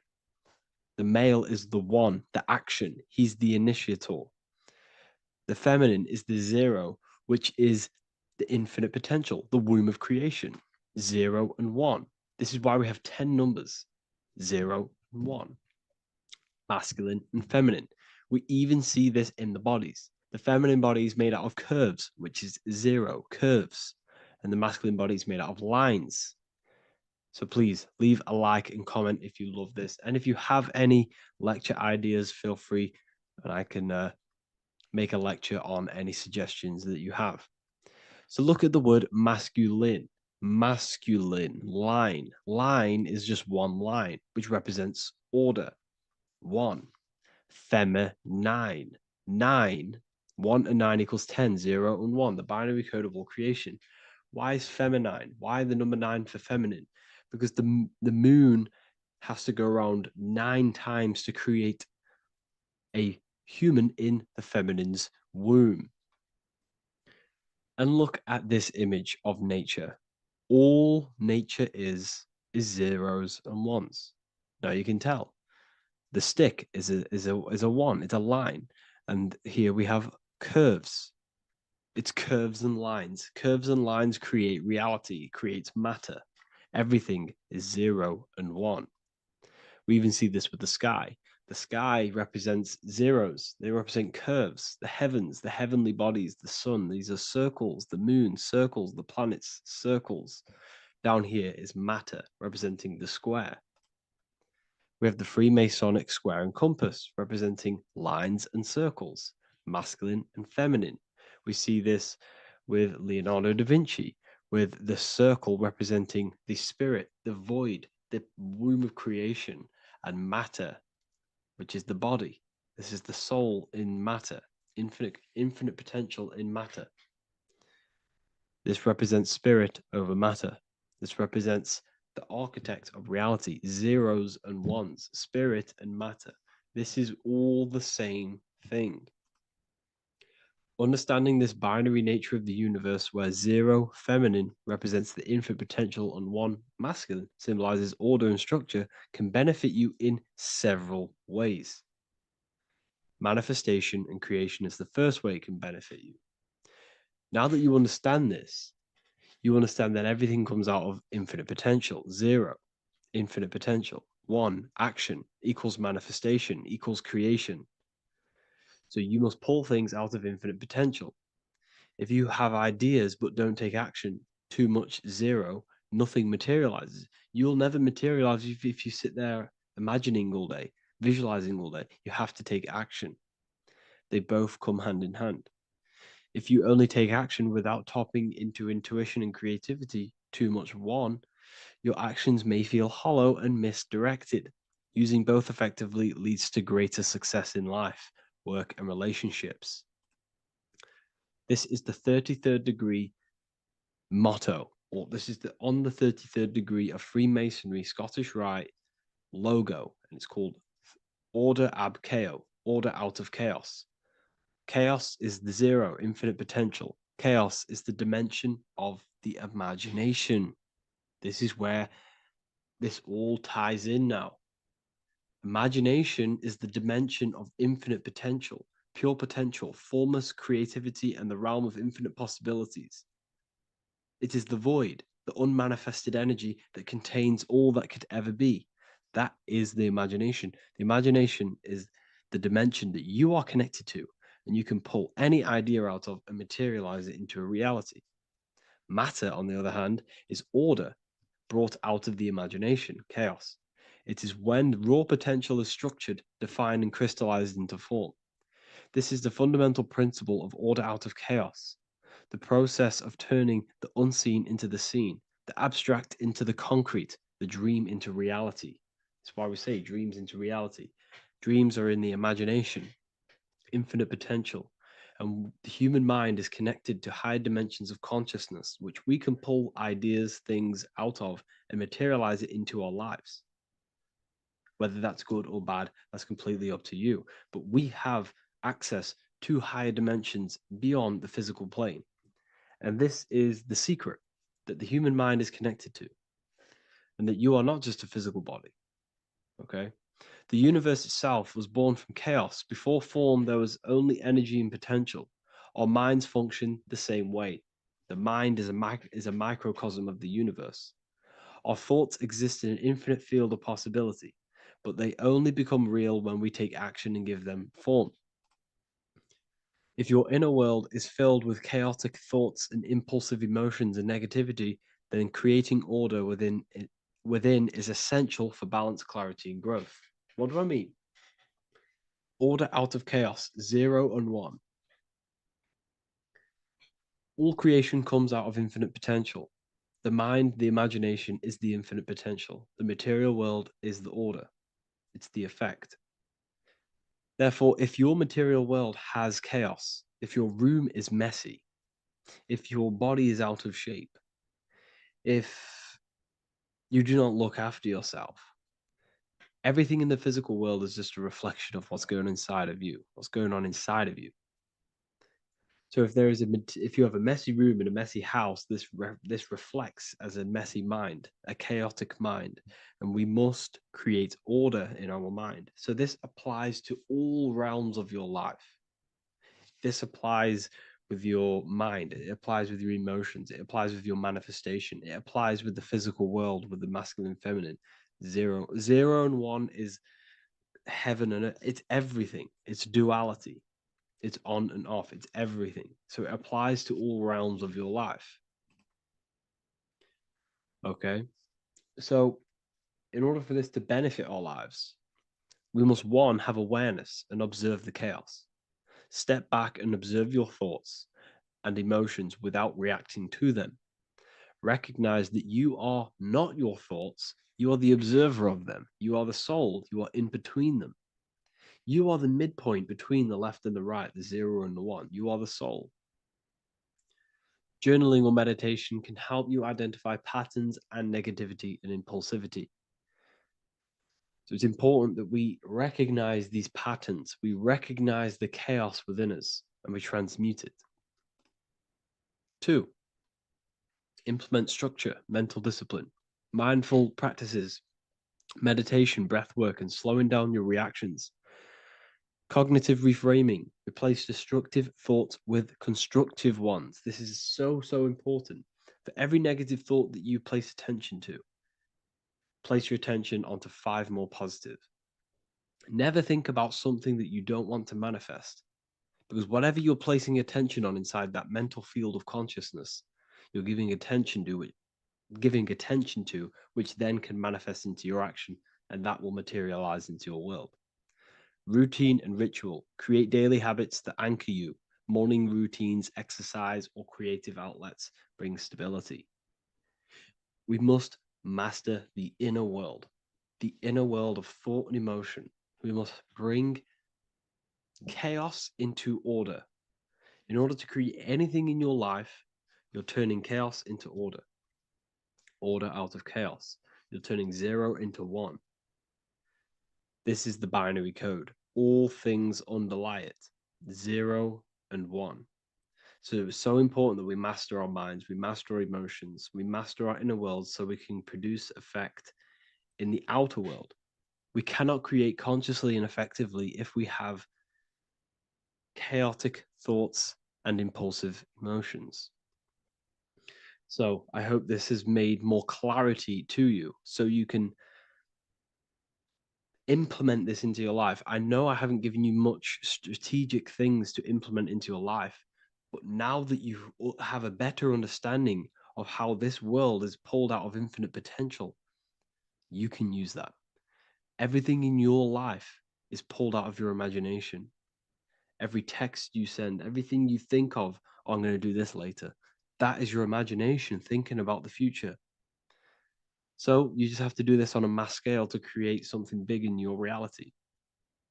So I hope this gives you a better understanding of how the universe works and has benefited your life. If you have any comments or any suggestions or how this video made you feel, let me know in the comment section. I would really appreciate it. And I'll see you all inside of the Symbolism Masterclass on March the 8th.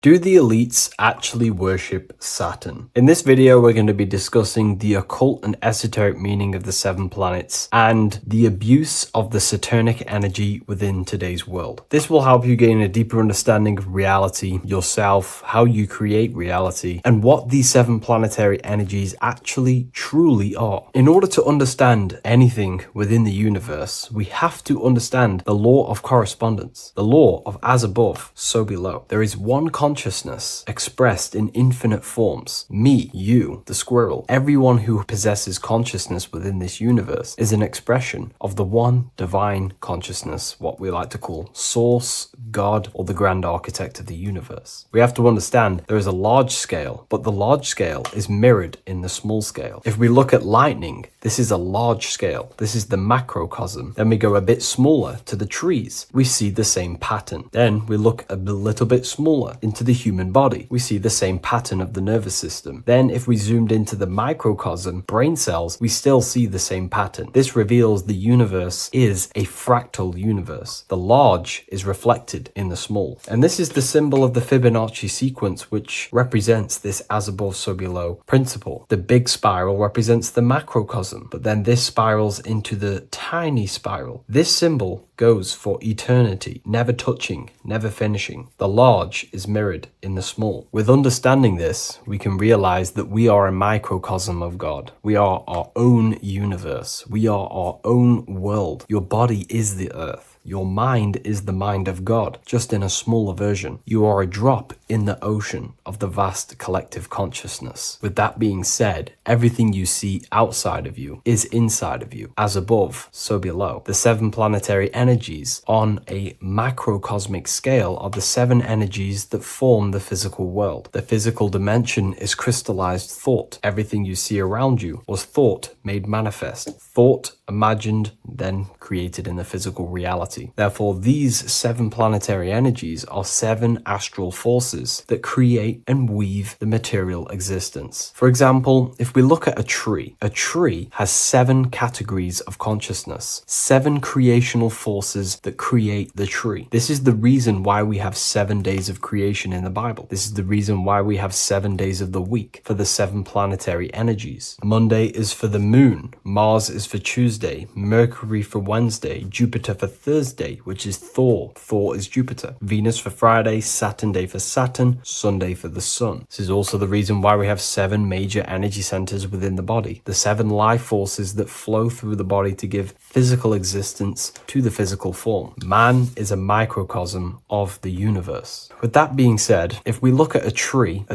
is nature, and nature is the macrocosm, the creation of God's mind. And if we look at the tree, we can see 7 creational categories that go into create the tree. For example, the stem of the tree, the trunk, represents the sun. The root system, the base of the tree, where the tree grows out of, is Saturn. If we look at the fruit of the tree, that represents Jupiter. The smell, the look, the colors of the tree, that's Venus. How the tree communicates with other trees through the root system is Mercury, the intellect, the intelligence, the communication. The leaves of the tree is the moon. The defense mechanism of the tree, how it defends itself from infections and other territories, is Mars. So we can see all physical matter, all physical creation demands these 7 categories of consciousness, these 7 planetary forces. But again, that is the macrocosmic scale. The macrocosm is reflected in the microcosm, which means you have access to these forces, these 7 planetary energies, and you use them to create anything in reality. You've been using them maybe unconsciously your whole life. For example, this book that I've created, the Book of Wisdom Volume 2, you can find it in the bio if you're interested in reading it. It has the 7 planetary forces that go into this tree, into this book. I used the sun, which is my passion and my drive to take actions. I used Mercury, which is my intellect, my thinking, my communication. I used Venus, the layout, the look, of the book. I use Mars, my defense of my work, my trademark, my copyright. I use Saturn. Saturn is my time, my discipline, my attention. I use Jupiter, which is the why, the reason why I created it. I used the moon, which is my care. My care is the generative force. Whatever you create in your reality is because you care. You care about keeping a house above your head. Therefore, you go to work and earn money. Care is the driving force to create anything in reality. What you see right now watching this video is because you care about watching this video. If you lose care about watching the video, you will turn it off and continue to do something else. All creation demands these 7 forces, hence why we have here a midsection. Sometimes we see the symbol of the earth, which is a circle and a cross in the middle, because these 7 forces create earth. But again, this video is specifically aimed to Saturn. We're going to be discussing Saturn's Saturnic energy because there is a lot of misunderstanding in today's world, and I'm going to give my perspective and my research on the energy of Saturn and how we use it and how it's being abused in today's world. Saturn externally, because remember, we have an external world, an internal world, a macro and a micro. Saturn externally in the material plane governs the foundational and enduring aspects of existence, such as the roots of plants, the bones of our body, even the insects that dwell beneath the ground. It represents the dull, hard, unyielding forces of life, symbolizing structure, limitation, and conditioning. Under Saturn's influence, things become rigid, bound by the god of time, bound by restriction and boundaries. In Roman mythology, Saturn is revered as the god of time, ruling over the cycles, beginnings, and endings. This connection with this emphasizes Saturn's role in marking the passages of life, aging,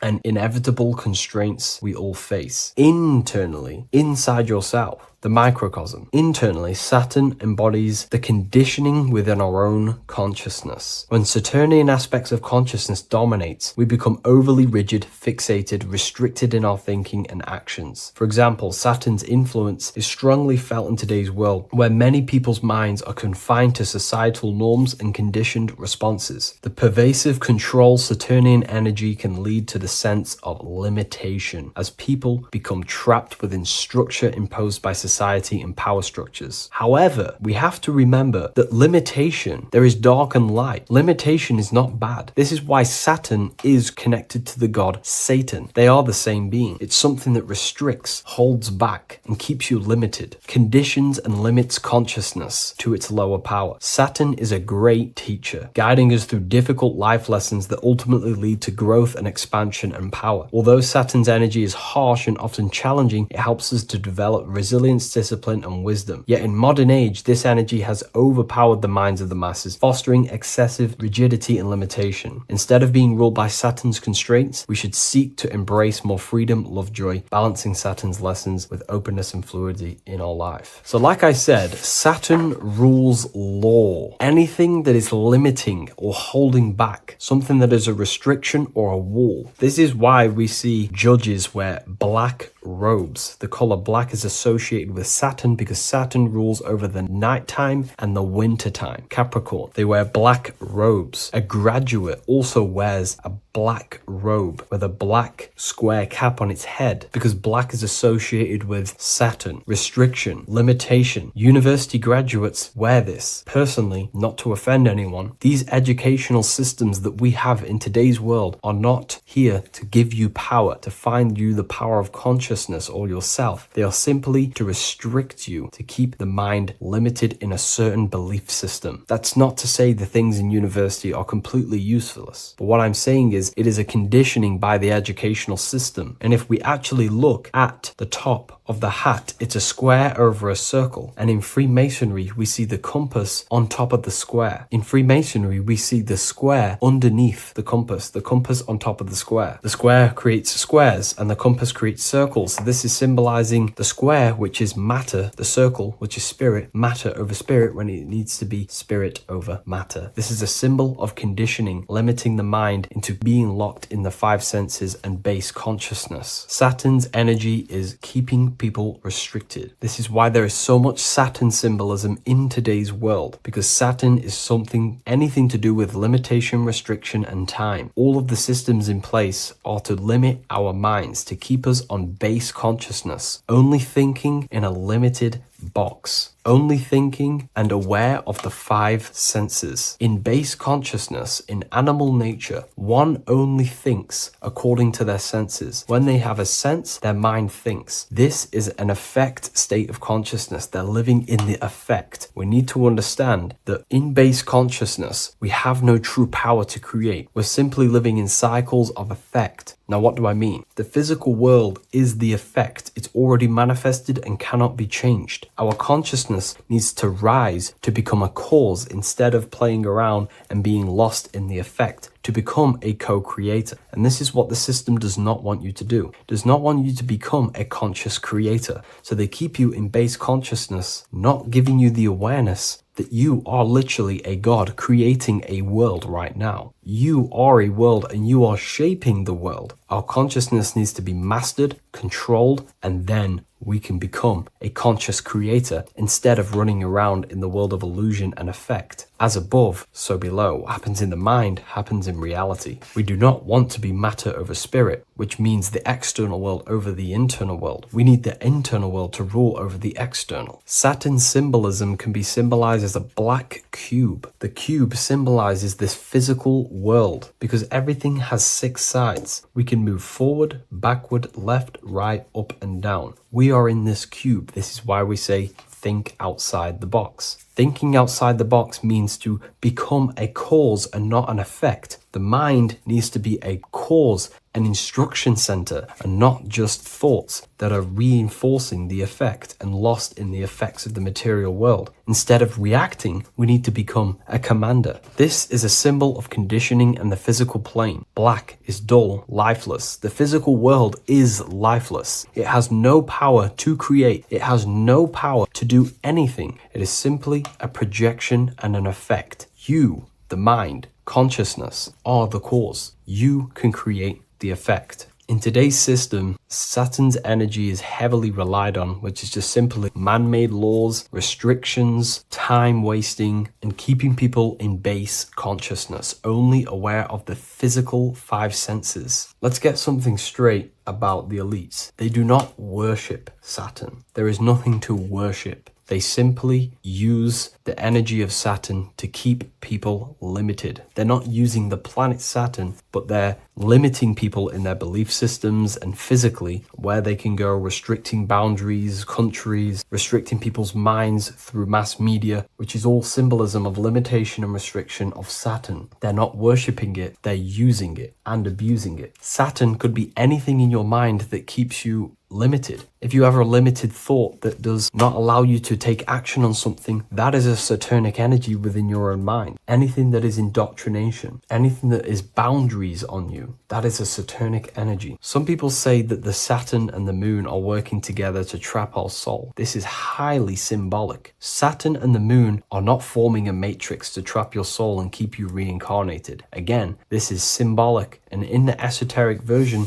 and understanding of this, we can see that they do have a relationship. The moon is our subconscious mind, and Saturn is restriction. If we have restrictions and belief systems in our subconscious mind that keep the soul locked and trapped only in these 5 bases, this 5 senses, then we will think and condition ourselves that we are only the physical body and never actually free ourselves from the material world and ascend. Saturn and the moon are not working together, but these are highly linked. By limiting the subconscious, we keep people stuck in base awareness, keeping them locked in the world of effect, never becoming a conscious creator. We have 2 spiritual currencies, time and attention. These are the 2 currencies that we spend. We spend time or pay attention. These are the 2 spiritual currencies that pretty much create our reality. And the system aims to hijack these 2 currencies from you, to limit you, to dominate you, so you do not become a conscious creator. So again, no one worships Saturn. It's simply just a symbol of limitation and restriction. Limitation has good and bad. Limitation can make us learn, overcome, become strong,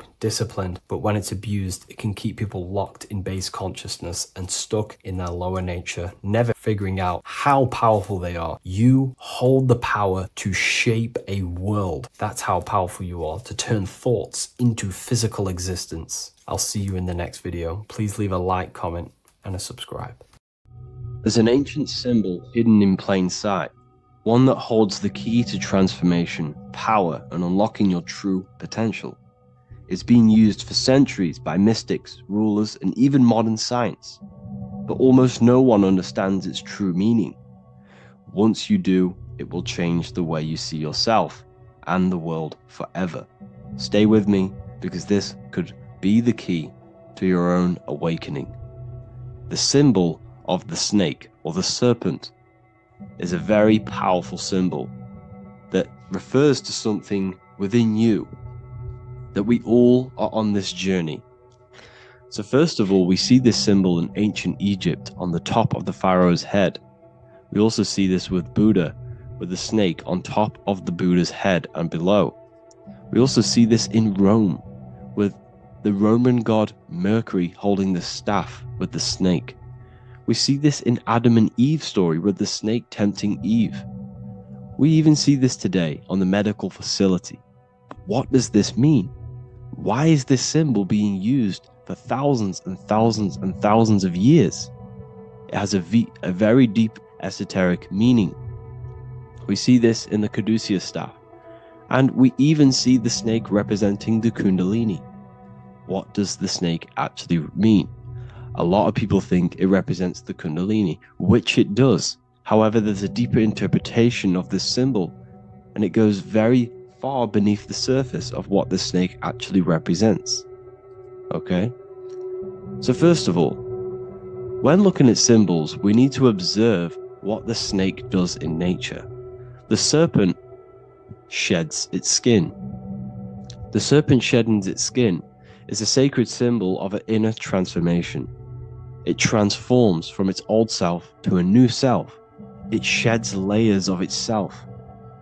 As the snake discards its old exterior, it mirrors our own journey of realizing outdated beliefs and patterns, paving the way for a renewed, authentic self on the esoteric path of awakening. Essentially, it represents transformation, but not transformation of our physical bodies, transformation of our inner world. Now, this is where things get a little bit tricky and you may become a little bit confused, but I'm going to make this very clear for you. The snake symbol, or any symbol, can be used for different contexts. For example, the Kundalini. We see the snake representing the Kundalini. We all know that energy can't be destroyed, only transferred. Like I said, this is a transferring of energy. It's a changing, a transforming, shedding its skin. It represents transformation. Sexual energy is energy, and we can transform the sexual energy into a Kundalini awakening to activate dormant brain cells in our brain, and to activate the human light body, which is the spirit. We can cultivate, save, and retain our sexual energy, transmute it up the spine to activate the brain. This is a symbol of transformation, of energy in this context. However, when we go to the emergency services, this does not mean the same thing as the Kundalini. The snake in this context represents transformation of health. When we are picked up by the emergency services, we are looking for a transformation. We are unwell and now we need to transform to well-being. This is why they use this symbol. It represents transformation, especially with the pole and the snake climbing. It's climbing, it's transforming from the bottom to the top, shedding its skin, shedding old layers, transformation. We see this in the Bible with the snake tempting Eve to eat the apple of the tree of knowledge of good and evil. Well, what does this mean? Where's the transformation in this? Well, this is a very hidden one. The transformation takes place in Adam and Eve's consciousness and their mind. They go from a pure, whole state of consciousness, from being tempted by the snake, and they eat it and they transform into knowing the good and evil, into the dualistic ways of thinking and the dualistic meaning of this world. Let me rephrase that. They understand the dualism of this world, and they now understand the two good and bad ways of thinking. They know the knowledge of good and evil, of duality. They shifted from a whole state of consciousness into their consciousness being split into good and evil. This represents the journey of every single soul that incarnates into this world, including yourself. When you were a child, you were whole. You had no understanding of good and evil. But as you grew older, you eaten the fruit. You grew to understand the knowledge of good and evil. Your consciousness split from a whole into a separate and divided way of thinking and divided understanding of the world. We suppressed aspects of ourselves to fit in with society norms. And we just limited ourselves with limiting belief systems. We knew the knowledge of good and evil. Our consciousness split from a whole state. This is what Adam and Eve is symbolic of. We see this with the Roman god Mercury, with the snake. Mercury represents intellect, communication. He's always flying in the air, which represents the air, the mind, the intellect. He's holding the snake to represent transformation of the mind. This is what we call mental alchemy, turning base metals into gold, turning the unenlightened aspects of our mind into enlightened ones, turning our negativity into power and control. We see this with Buddha, and Buddha is all to do with transformation of the inner world, transformation of the mind and the soul and the emotions. And it also represents the Kundalini. We see this in ancient Egypt. We always see the snake on the head, representing the place where the third eye is, representing the intellect or the mind's eye, the third eye, whatever you want to call it. This is the place of the invisible intelligence within us. This is our mind or intellect. And this is the transmutation of the mind. This is why the snake is on the head, representing the transformation of the mind, going from the unenlightened into the enlightened, going from the uncontrolled to the controlled mind, so that we can control the very fabric of reality. I've kind of just given that away. Why is this important? Humans are creators. We're the architects of creation, endowed with the divine power to channel the fourth dimension, which is the imagination, into reality. Each thought and intention is a seed. When nurtured with focus and clarity, transforms the unseen into the tangible experience. This creative process bridges the gap between the ethereal and the material. Humans are creators. It's impossible for you not to create. Whether you're doing this consciously or subconsciously, you've been creating your whole life, turning non-physical thought into physical reality. We are creators. However, the mind cannot create in a state of chaos. The mind cannot create with limiting beliefs. The mind cannot create with thoughts that come and destruct our minds. The mind cannot create consciously and effectively if there are impulses within our mind and we have no control over the mind. So this is where self-transformation comes from within. This is where the snake comes in. The snake represents the transmutation of our mind from the uncontrolled to the controlled. In this context of the Egyptians with the snake on their head. It's all to do with mental alchemy. In the occult tradition, the mind is seen as a delicate instrument that demands constant vigilance. Left unchecked, it reverts to archaic and destructive thinking patterns. Like a finely honed blade, it must be continually sharpened through discipline and self-refinement. In this unending process of unveiling and mastery, we learn to shape reality, harnessing the power of our thoughts to manifest the highest potential.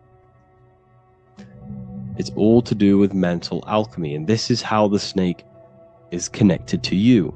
And what the snake represents to you, it represents the transmutation, the changing of ourselves, of our consciousness, so we can gain control in this 3D world. If we lack control, then we'll constantly be manifesting chaos. Now, there are 3 ways that we can transform our world, and we can slowly transform our mind. Now, this is not an overnight process. It takes periods of time of purification. And number 1 is affirmation. Let's say we have this dirty cup of water and we have a tap of water. And in this tap, it's pouring in more water, clear water. Over time, if I keep pouring clear water into this cup, it's going to slowly purify this cup. And then in the end, it will look like the cup on the right. It's the same with your mind. The cup represents the limiting beliefs, the negative thoughts, the negative mind, the uncontrolled mind. But if we keep repeating affirmations over and over and over again, such as I am disciplined, I am powerful, I am limitless, over time this can purify our subconscious and we can gain control over the mind, and we will become conscious of the thoughts that we are giving attention to. The second way is meditation. Meditation allows one to develop an off switch for the mind, providing a sense of control over it. Over time, we gain the ability to filter our thoughts and become more conscious of the ones we choose to engage with. Meditation, over a period of time, will give you this button that allows you to filter out negative thoughts. If you have a negative thought in your mind, you'll be able to become conscious of this and redirect your mind's attention. This is all about self-control, because remember, we become what we think about. The snake represents the transmutation of the self. And another way is visualization. Visualization allows your subconscious mind to experience the reality you desire, accepting it as truth. As the subconscious becomes more immersed in this imagined reality, it works to manifest it into your conscious experience. Your visual eye, visual eye. You're using the mind's eye to see and mold your future. That's what imagination is for, to create in your future. You can become your future now in your imagination. And this can slowly purify your consciousness, slowly purify your mind, which will then, if you do all 3 of these over periods of time, you will see great transformation from the inside out. And your outer world will start to mirror your inner transformation, because it's as within, so without. You change your inner world of consciousness, of thought and emotion, you'll change your external reality and your circumstances. So I hope this lesson has gave you a great understanding of what the snake actually represents. And now that you see it, you will see this everywhere. Every time you see a snake, you know it represents the transformation. So please, if you can, leave a like, comment, and subscribe, and turn on the alerts to make sure you never miss a video. And if you have any video suggestions, feel free to make a comment and I can make a lecture on it. I appreciate you all watching this video today, and I'll see you all inside my university if you're inside, and I'll see you all in my Telegram if you join, and I'll see you in the next video, of course. Thank you and take care. Greetings everyone, it's Revival of Wisdom. I facilitate human enlightenment through occult and esoteric teachings. I hope this video expands your mind into a new field of thought. In this video, we're going to be discovering the true esoteric meaning of the 7 planetary energies. So let's jump straight into this. In order to fully understand this, you must understand the esoteric teaching of as above, so below, and as within, so without. Our inner world is mirrored into our external material reality. We have a physical voice, which you are hearing right now, and I also have an inner voice, which no one else can hear. The inner world is invisible, and the external world is visible. In other words, the inner world is the spiritual world, and the outer world is the material world. The inner world of ourselves reflects and projects our outer world, which means everything in our external reality is somewhat reflection of our internal self. You are made in the image and likeness of God. You yourself are the universe experiencing itself in a three-dimensional physical form.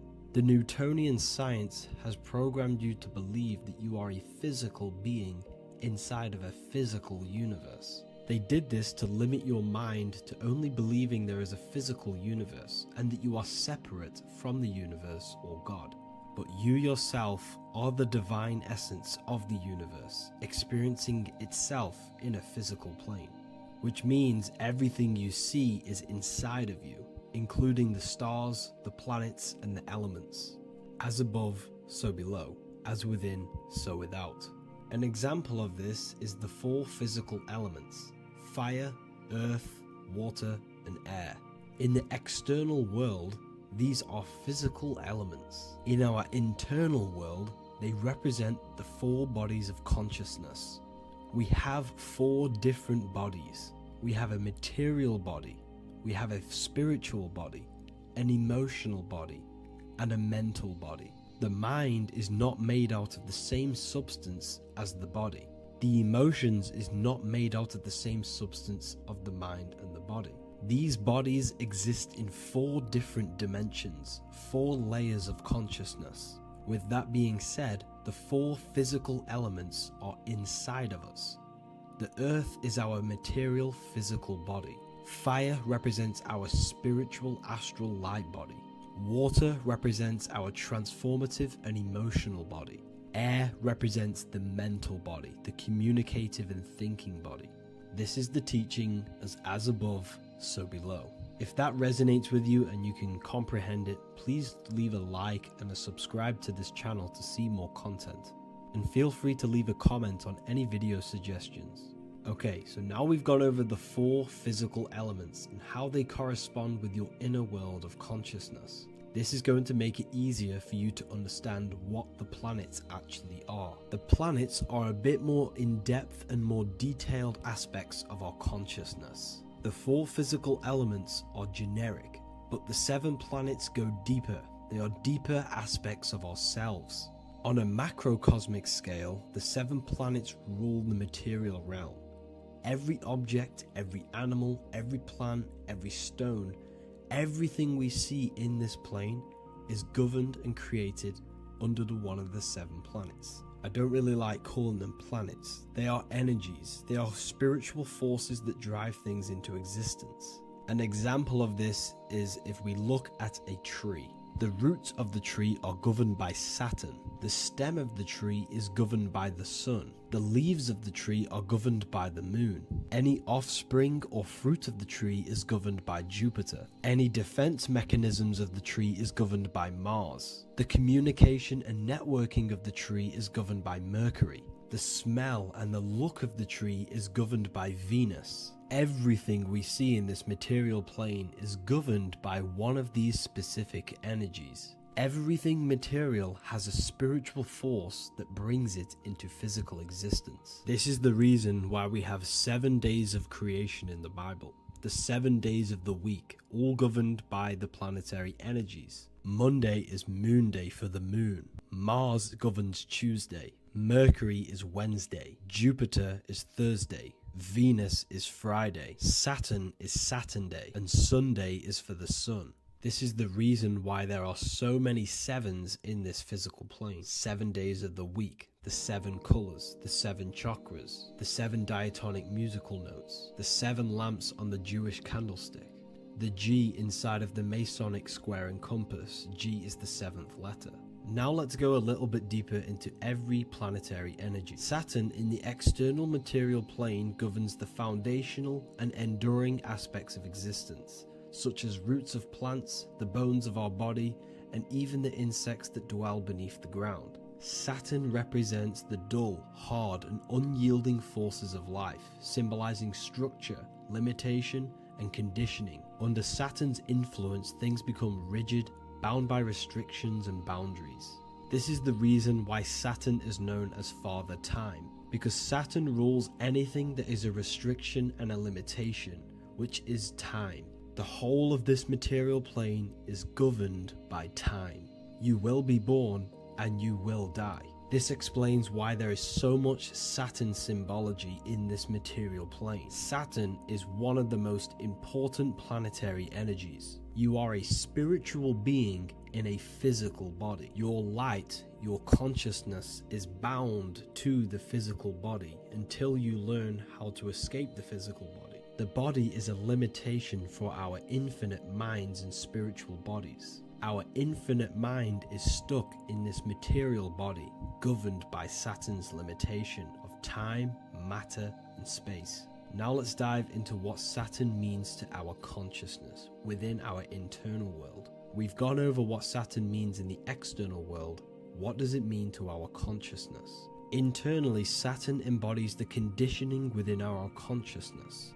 When the Saturnian aspect of our consciousness dominates, we become overly rigid, fixated, and restricted in our thinking and actions. For example, Saturn's influence is strongly felt in today's world, where many people's minds are confined to societal norms and conditioned responses. Saturn is the aspect of our consciousness, our minds, such as limiting belief systems and limiting thoughts and emotions. This is the negative thought that you can't get rid of that's holding you back.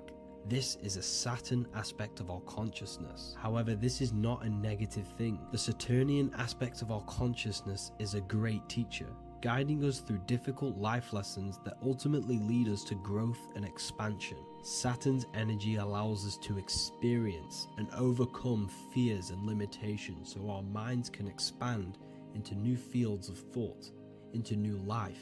Although Saturn's energy is harsh and often challenging, it helps us develop resilience, discipline, and wisdom. However, in the modern day, this Saturnian energy has overpowered the minds of the masses, fostering excessive rigidity and limitation. This is why we see so much Saturn symbolism. It's literally everywhere because our minds are being dominated by the Saturnian limiting aspect of our consciousness. Now, let's move on to the moon. The moon, or lunar energy, in the external material macrocosm plane governs the elements of water, influencing the natural cycles such as the ocean tides, which rise and fall in harmony with the moon's phases. Beyond water, the moon also guides instinctual behaviors such as animal migrations.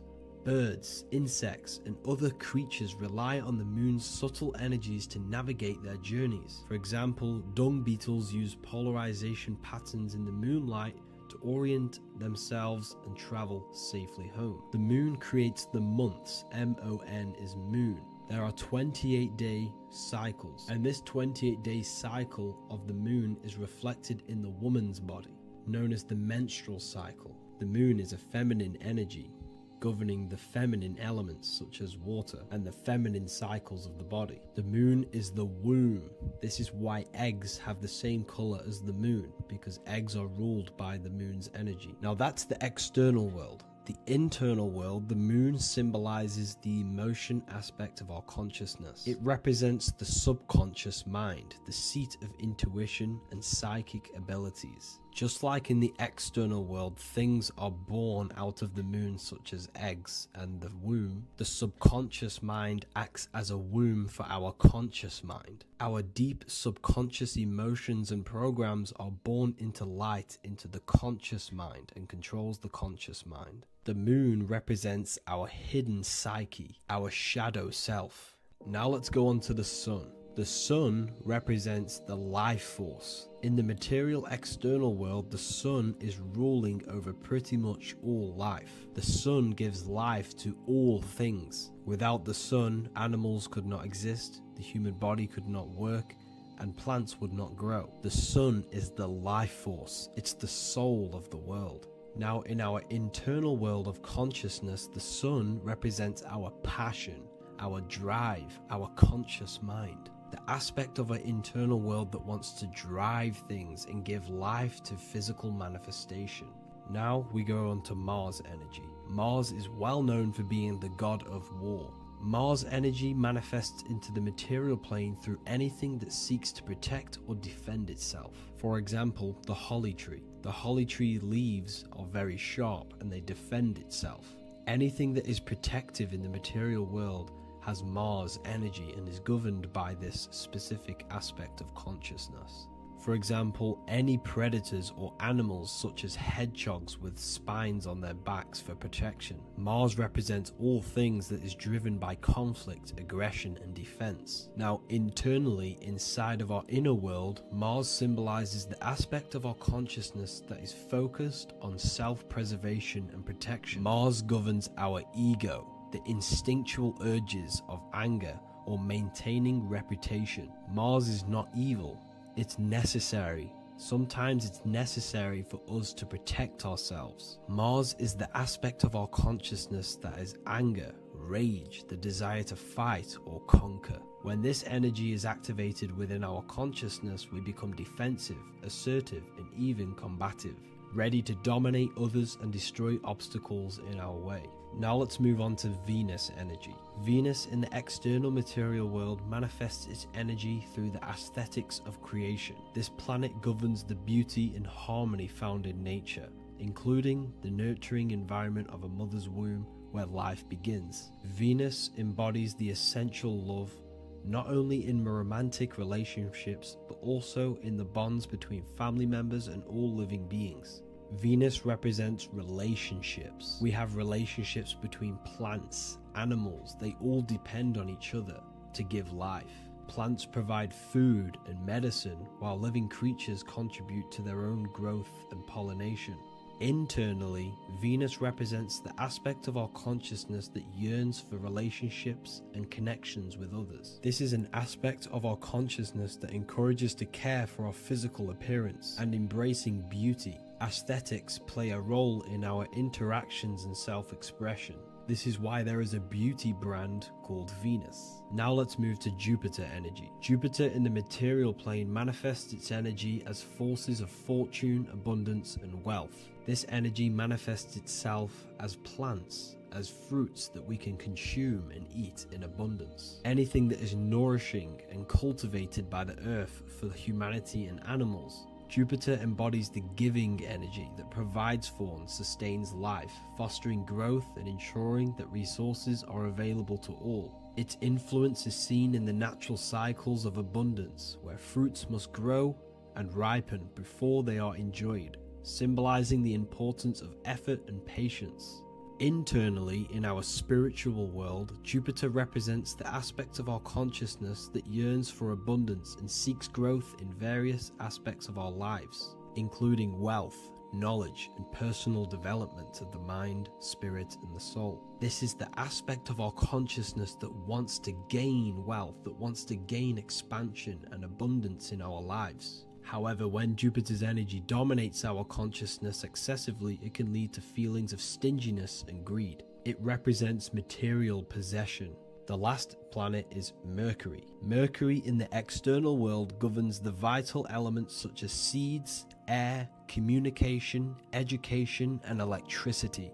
Known as the messenger of the gods, Mercury rules over intellect, communication, and the transmission of knowledge. Mercury's states of consciousness manifests itself in the material plane as the network between trees and plants, how they all communicate together. It represents the intelligence behind all physical things. It's the intelligence behind the seed that allows it to grow into a plant. Mercury's creative energy is manifested in the nervous system of the human body and all living animals. The intricate messenger that transmits signals from the body to the brain and then to the mind.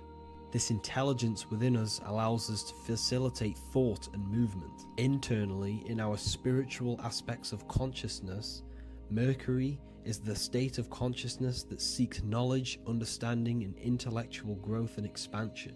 This part of us is curious, eager to learn, and driven to communicate ideas and information. It represents our mental body. The Roman god Mercury is often depicting flying because this symbolizes the air, air represents our mental body. When the Mercury aspect of our consciousness dominates, we become highly intellectual, constantly seeking information, analyzing situation, and communicating our ideas. While this can enhance our understanding and ability to interact with the world, an excess of Mercury's influence can lead to overthinking, excessive analysis, and focus on intellect over emotions or intuition.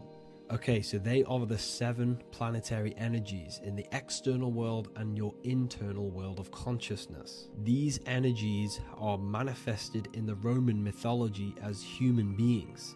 They are depicted as human beings, but this is nothing but symbolism. These gods never existed physically. They represent aspects of our consciousness and spiritual forces that govern the material plane. Every material object, every intelligence, every piece of life in this universe is governed and brought into existence by one of these spiritual forces. Now, I hope this video has expanded your mind into a new realm of thought. Make sure to leave a like, a comment, and subscribe to the channel for more occult and esoteric information. You can read more about this topic and many more occult and esoteric teachings inside of my books, the Book of Wisdom Volume 1 and the Book of Wisdom Volume 2. I honestly advise that not everyone reads these books. These are books which will completely transform your view on reality. You will feel a lot better reading these books because you will find a connection with yourself and the universe. Understanding truth and knowing thyself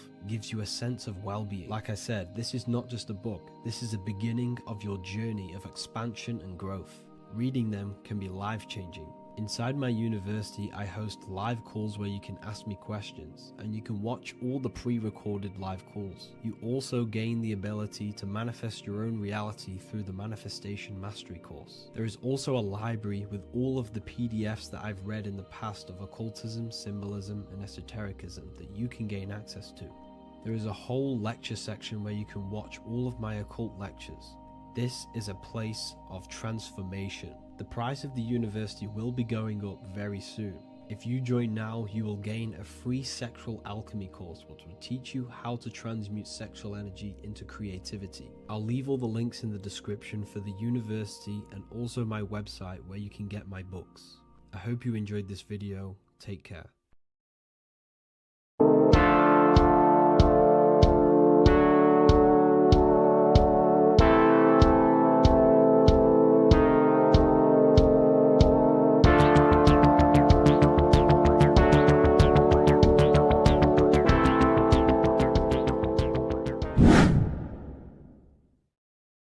What's good, people? We're back with another video.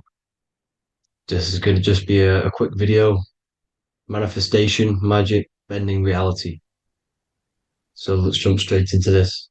So you have a conscious and a subconscious part of your mind. The conscious is what you're conscious of, what you're actually doing, where you can choose or not. However, the subconscious is the part of your brain which is automatic.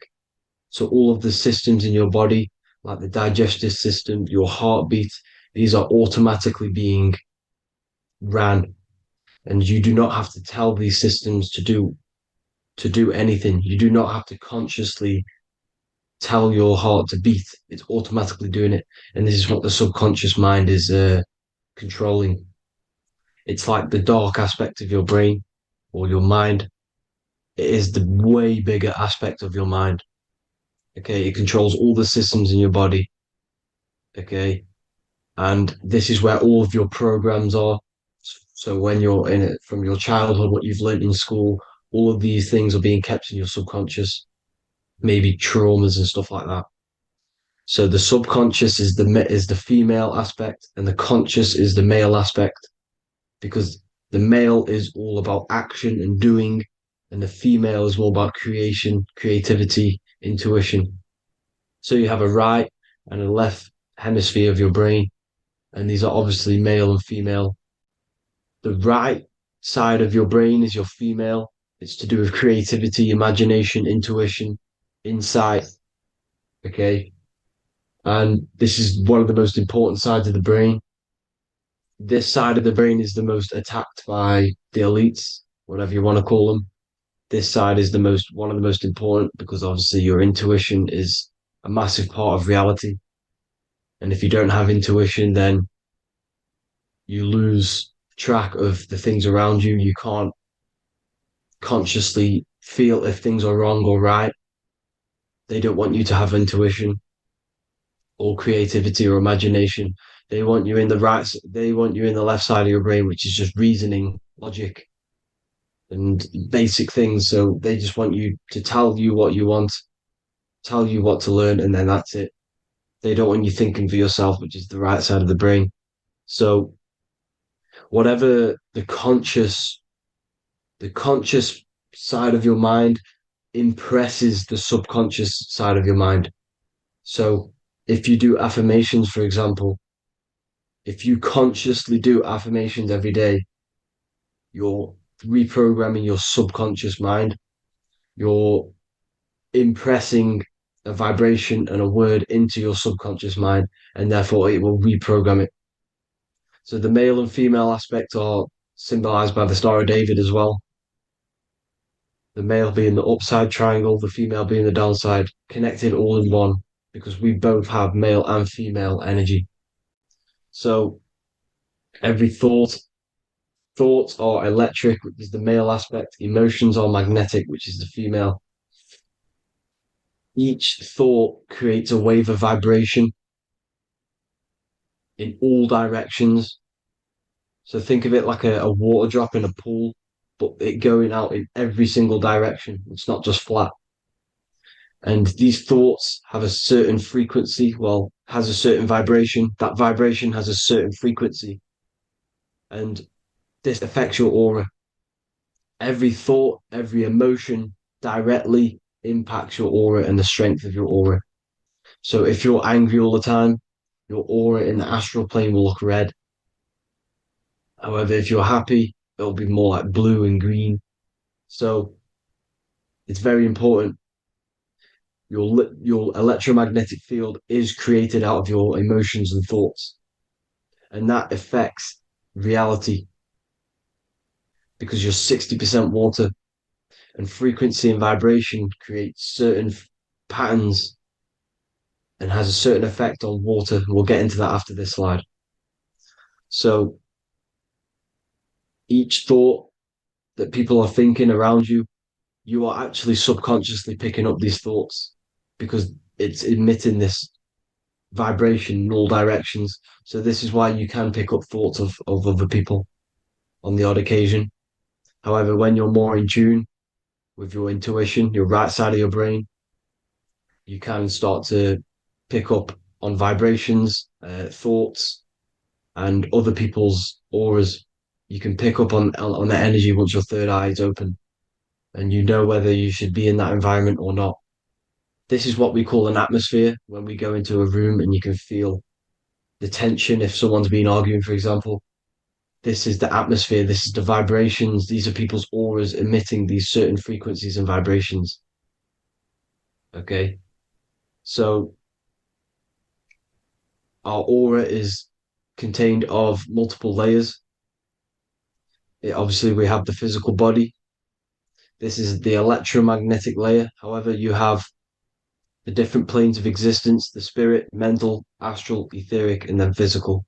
The physical is the lowest plane of existence. And the physical plane is a product of all of the planes above. So the mental impresses on the astral impresses into the etheric, and then the etheric creates the physical object. So the mind is the root cause of reality. The mind is the cause of everything. Your consciousness is pure cause. There's no effect. Everything you see in this reality is the effect. Everything that you experience is the effect, because the root cause was the mind. The decisions you made you experience that certain experience. And that decision was created on the mental plane. And this is just pure thoughts. And thoughts are things. If it exists in your mind, it is a thing. It's a certain frequency. So if you have a certain level of thoughts, if you're thinking positive, for example, you're going to have a strong aura, you're going to have a higher vibration. And that attracts like. Like attracts like when it comes to thoughts and vibrations. and electromagnetism. So if you're thinking positive all the time, speaking positive, doing positive, you're then creating a higher vibration, and that's going to attract people on that similar frequency to you. Everything is electromagnetism, frequency, and vibration. Everything. You see, so this is why, for example, if I put my hand to a TV screen, if my finger was the same vibration as the TV screen, it would go straight through it. However, the particles in my hand and the particles on the TV screen are two separate vibrations, and this is what causes the friction to stop and not my finger to go straight through it. So, like I said, when you don't feel the vibe of someone, when you don't feel right, you don't really get along with someone, this is a vibration. Your vibrations are not matching, they're not similar, they're two complete different vibrations, and they're not aligning properly. So music has a massive part on this. Music is a massive, massive tool for the elites because music is frequency. And in 1975, the musical instrument are all tuned to 440 hertz. So Spotify, Apple Music, most of the music on YouTube is all set to 440 hertz. And 440 hertz is not divisible by 3, 6, or 9. And when you can't divide a frequency by 3, 6, or 9, it's not a natural frequency. As you can see here, this is 432 hertz. This makes a nice geometric pattern. However, 440 hertz is a distorted pattern. So when you listen to this, this actually shuts off the whole right side of your brain. Like I said at the start, this is the most attacked side of your brain. It's to do with creativity, imagination, intuition. When you listen to 440 hertz, it shuts off the whole right side of your brain. And obviously shutting off all of these forms of your brain. Music is very, very powerful tool for the elites because it's the only thing which can enter your soul or your ears without consent, your body without consent. Everything else has to be through consent. You choose whether to eat something, you choose whether to drink something, but frequency, you're going to hear it no matter what. This is why it's so powerful. And music influences the body in many different ways. It's the most powerful imitator of everything. It directly affects all listeners. It directly affects intentions, gestures, movements, and actions. It stimulates your mind, and certain songs, certain catchy songs, can reprogram your subconscious mind, invoking certain emotions. This is why when you listen to slow beat songs, it makes you feel more sad. When you listen to upbeat songs, you feel more energetic. This is because these frequencies have a profound influence on reality and on how you feel. Because, like I said, you are 60% water. And as you can see here, each frequency creates a different geometric pattern. And inside of you is 60% water. So, like I said, 440 hertz is going to make a distorted pattern in your water. And this is going to have a profound effect on your emotions and your reality. So, like I said, health is not just the body. It's you are made of body, mind, and spirit. You need to look after what you put in your body. You need to look after your spirit and look after your mind. It's very important to keep all these in balance because once one of these are unbalanced, it affects the other two. So if you're eating wrong, it's going to affect your spirit and mind. If you're thinking wrong, it's going to affect your body and spirit. These are all interlocked. You have to look after them all. So it's very important you understand music. Stop listening to low vibrational music. To be honest, you want to listen to music without any sort of speaking inside of it. You just want pure frequencies, which are the solfeggio scale, like one of these, for example, 432, 528 hertz. These are all good frequencies. It's called the solfeggio scale. And these frequencies make you more in tune with nature. 528 hertz is what the earth vibrates at. So it's very important. And the Rockefellers are the one who changed this to 440 hertz. The Rockefellers, one of the elite families. So if you want to manipulate reality, it's very important to have your chakras aligned and having a high vibration, because the higher your vibration, the more powerful your words and your intentions are on reality. So the lower your vibration, the harder it is to affect reality, because you're on a lower state of consciousness. You want, like I said, you have the mental, astral, etheric, and physical. Everything is a product of the one above. As above, so below. This is what Hermes Trismegistus was saying in the Egyptian days. This is where it comes from. As above, so below. If you affect above, it directly affects below. So, like I said, meditation helps on this, helps align your chakras. Think positive, feel positive. Like I said, your feelings are magnetic, your thoughts are electric. So once you combine these two together, you're then creating an electromagnetic frequency, and that will have profound effect on reality. So the law of cause and effect.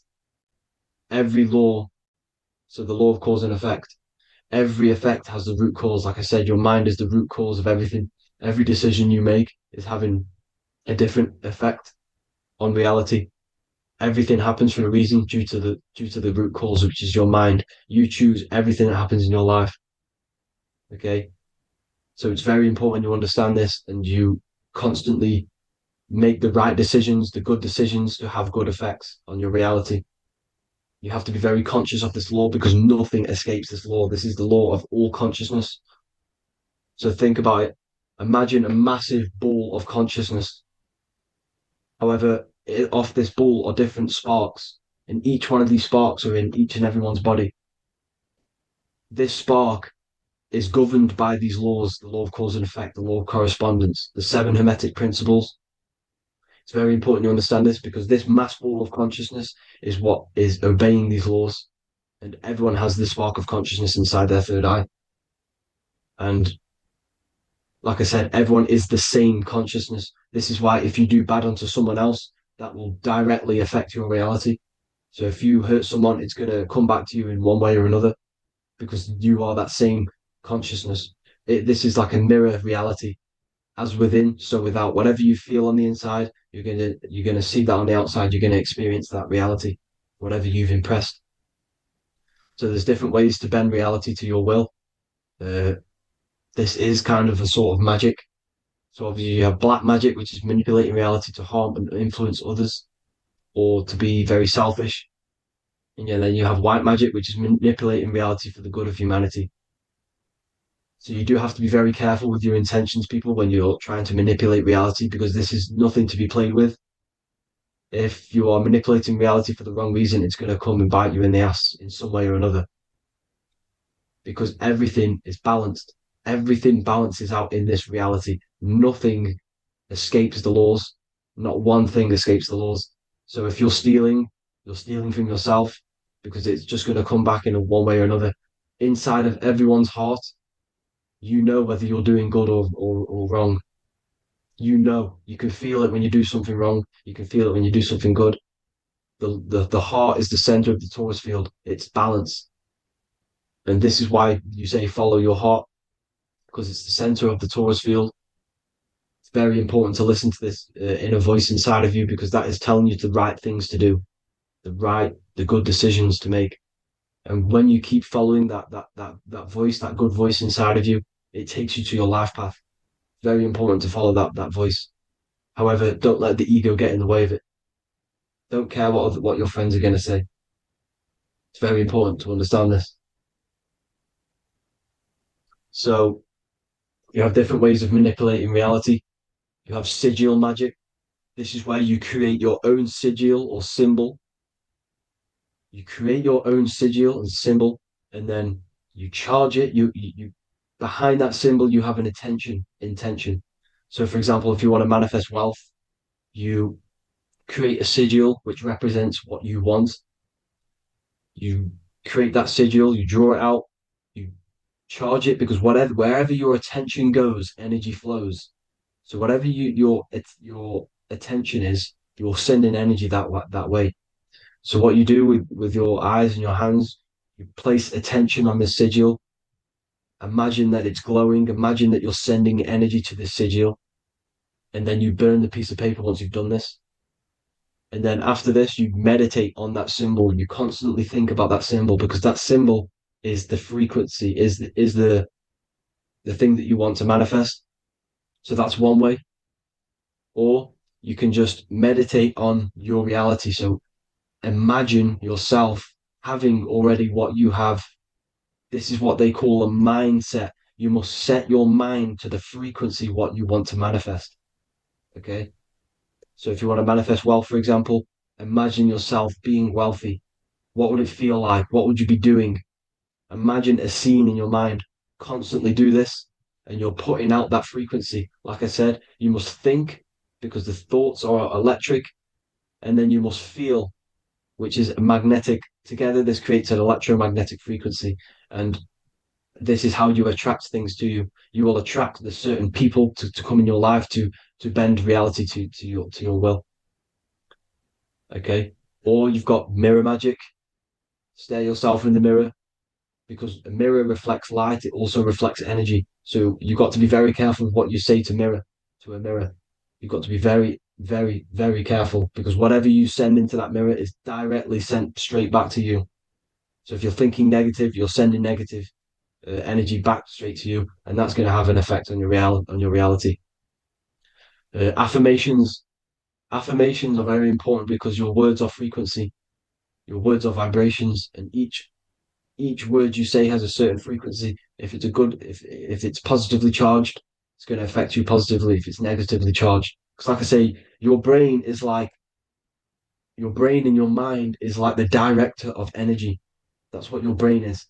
And it directs energy into certain things. You can either positively charge it or negatively charge it. And this brain is creating your reality constantly. It's manifesting your reality constantly in the present moment. So this is what the government knows. The government know your mind is the root cause of reality. This is why they call themselves a government. Government. The New World Order is not being manifested by them.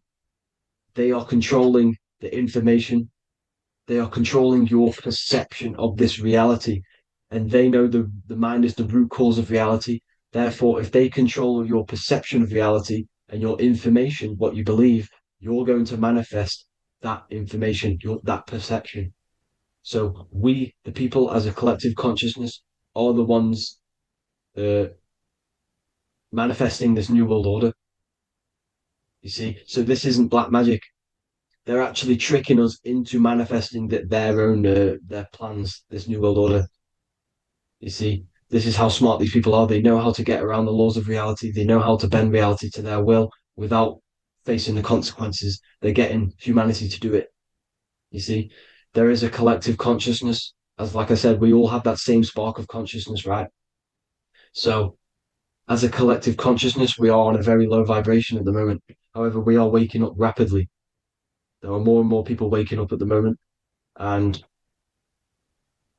light always chases away the shadow. Light is a lot more powerful than darkness, you see. So one person waking up has a massive effect than one person being asleep. It has a profound effect. Because like I say, the light always chases away the darkness. It's more powerful. The light is always more powerful. High vibrations are more powerful than lower. So that's it for this, people. I hope you all enjoyed. This is a short, quick video. God bless you all.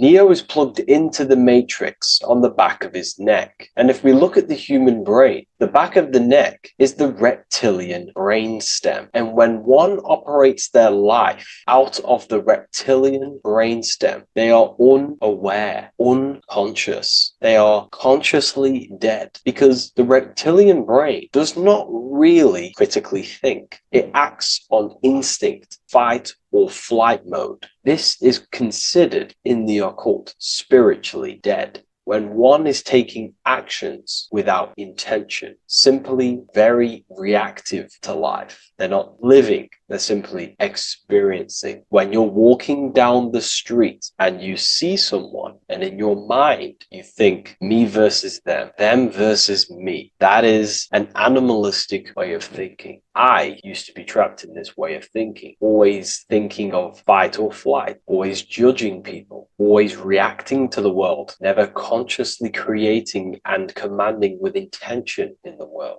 This could be considered the matrix, when one lives unconsciously, simply surviving in the world. Another symptom of living in the reptilian brain could be obsession, a constant need to assert your power over others to feel safe or superior.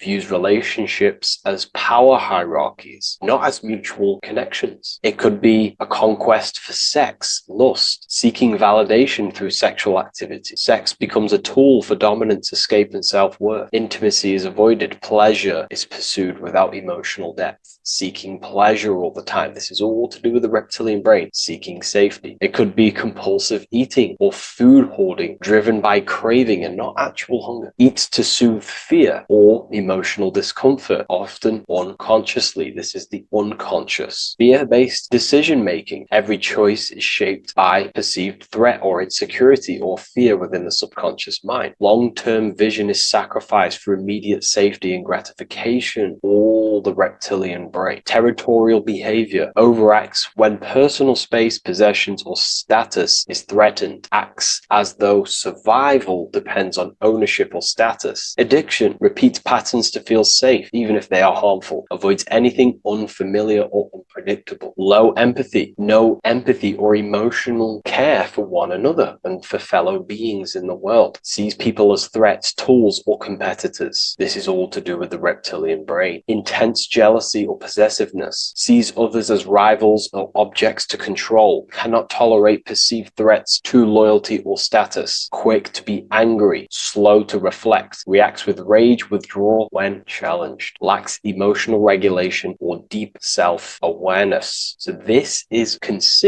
brain could be considered the matrix, hence why Neo is plugged into this brain. He's operating the life out of this brain, unconscious, simply navigating life like an animal. I was in this state, and you can only really realize this when you come out of this brain and you start to function from the higher regions of the brain, which we will discuss very soon. And my life was chaos, because there was chaos operating internally. I was never thinking about the future. I was always operating life out of fear, out of lack. Never had care for another person. When you operate life out of this brain, the matrix, things outside you, can easily control you. This is why they keep us in a constant state of fear. So we operate life out of this. So we never gain full control over our reality, over our actions, over our thoughts. So Neo is called Neo, and he works at a place called meta cortex, very symbolic of the neocortex, the higher region of the brain. Now, this brain makes you human. It ultimately allows you to hold control over the animal urges. Okay, the neocortex is the brain that allows you to have self-mastery, that allows you to control your urges, your instinctual survival urges. So humans can overcome their reptilian animalistic state and start to operate their life in a conscious mastery state. And Neo is plugged out of the reptilian brain, and he starts to use his neocortex, the human brain. This allows one to learn to have self-control, allows one to create, allows one to think about others. It allows one to critically think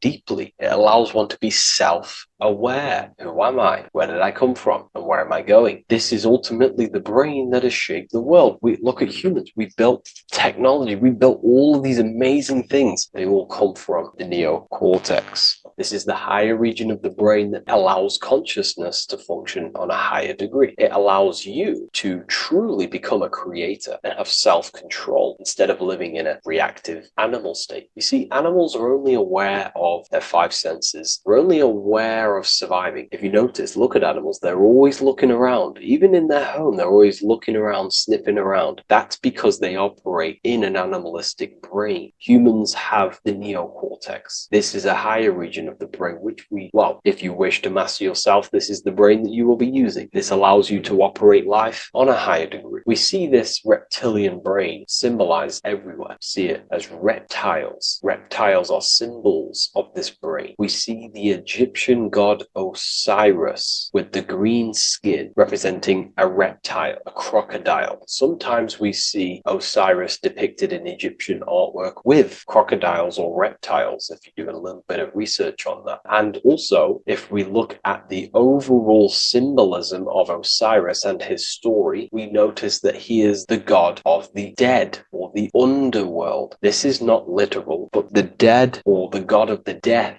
the god of the death of self, the dead of consciousness, because you are a divine being with limitless potential to create. And ultimately, to create, we have to master our reptilian brain. But when we function from this reptilian brain, we are dead to our higher powers of creation, of imagination, of actually gaining control and operating life from the higher mind, operating life as the divine being as you are. But if you operate life in Osiris, he is the god of dead. You are spiritually and consciously dead. You act unconsciously. You are dead, not physically, but mentally and spiritually. So what we're looking at here in the Egyptian artwork is the reptilian brainstem. We have the left hemisphere and the right hemisphere of the brain. Notice a curve. The feminine body is very curvy. This represents feminine. The masculine body is very liney. So if we study geometry, we know that lines are masculine, hence why the word masculine, line, and the feminine body is, in geometry, feminine is represented as curves. So this is the left masculine brain on the left side, and this is the right feminine brain on the right side, with Osiris, the reptilian brainstem, in the middle. So we're going to go deeper into some Mesopotamian artwork now. Now let's have a look at this. We're looking at the reptile on the very bottom. We see the left brain and the right brain, the Eye of Ra and the Eye of Horus on the left and right. In Freemasonry, we still see the symbolism of the two pillars. Yakin and Boaz in Freemasonry, with the two pillars symbolizing masculine, feminine forces of consciousness, also representing the masculine left brain and the feminine right brain, with the reptile down here. But if we have a little look here, right, we have a little look at these reptiles. This person is standing on top of the reptiles. When you are on top of something, you have power over the below. You are standing atop of something. You have mastery over it. You have control over it, symbolizing gaining control over the reptilian brain, the reactive actions, the sexual urges, the addictions, the territorial behavior, the fear-based decisions, constant internal tension, never being able to focus. It's symbolizing gaining control over these internal qualities that happen within us, in our mind, because the universe is mental. And if we do not gain control over this brain, it will dominate our mind, which will ultimately dominate our actions and destroy our life and live in an unconscious state. So this is basically instructions in this ancient Mesopotamian artwork of becoming self-mastery, to operate on a God consciousness level. So we have a person symbolizing your awareness, the internal you, having mastery over the reptilian urges, the reptilian brain, the reptile thinking. We have a person, a face in between, and it's standing in between these pillars, symbolizing balance of the brain hemispheres. Because the face, we see the eyes in the middle, we see the person is you, your consciousness, standing in the middle pillar. It's representing seeing reality as neutral. Everything in the world is neutral. It's the mind's perception that gives it a positive or negative charge. When we adapt this mindset, this view of reality, this knowingness of reality, we see the world for what it truly is. And if you see things as neutral, it allows one to transform the situations in your life accordingly, instead of simply choosing a side.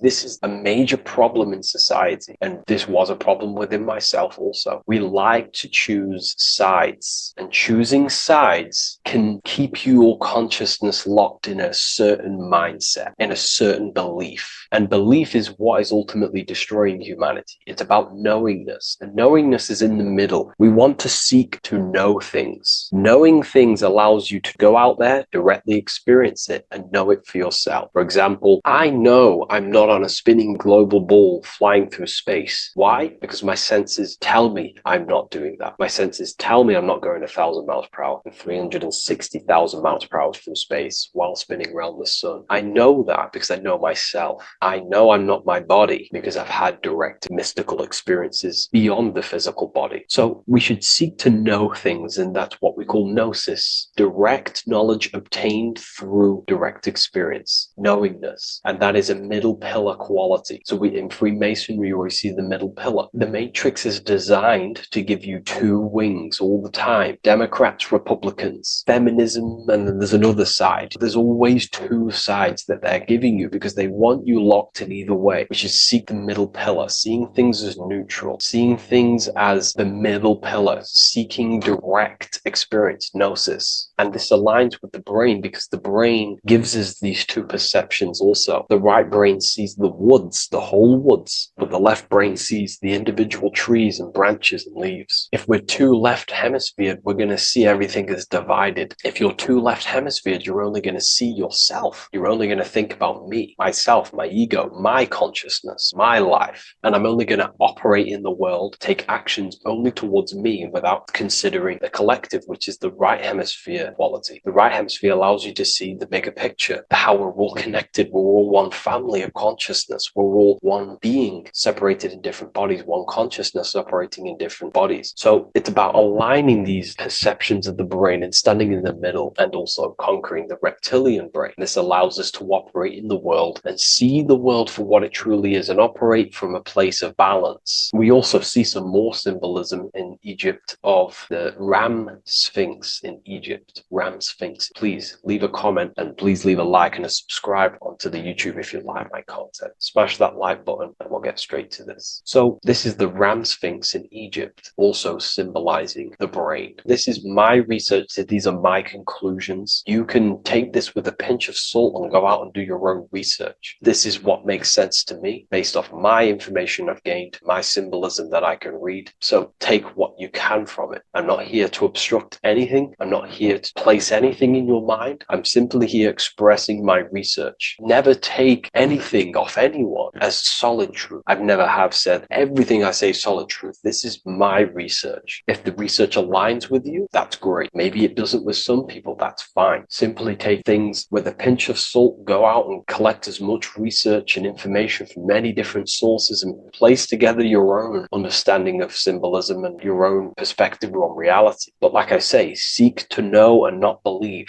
So this is the ram sphinx in Egypt. This is a more powerful symbolism of the brain. We have Osiris here, the god of the dead, which is the reptilian brain, and an Aries symbol here symbolizing the hippocampus in the brain. So this is the reptilian brain stem, heavily aligned with the reptilian brain stem here. We can see the connections if we look closely. So this represents the dead of consciousness. This is the dead of self, living in impulsive animalistic state, the symptoms that I listed earlier. I'm not going to go over the symptoms again. And Aries symbolizes the hippocampus in the middle of the brain. It's the hippocampus. And Aries is a symbol of a state of being. Why? You see, ancients and the ancient Egyptians, according to my research, Freemasons still use this symbolism today. So what they do is they use the path of the sun to symbolize a state of consciousness or a journey in consciousness. So what do I mean? So Aries here is the transition from the winter arc. So this is the winter arc from Libra, Scorpio, Sagittarius, Capricorn, Aquarius, Pisces. This is when the sun is dead. This is when the electromagnetic waves of the sun are not very present. This is the winter. This is when there's more darkness in the world. However, from Aries, Taurus, Gemini, Cancer, Leo, Virgo, and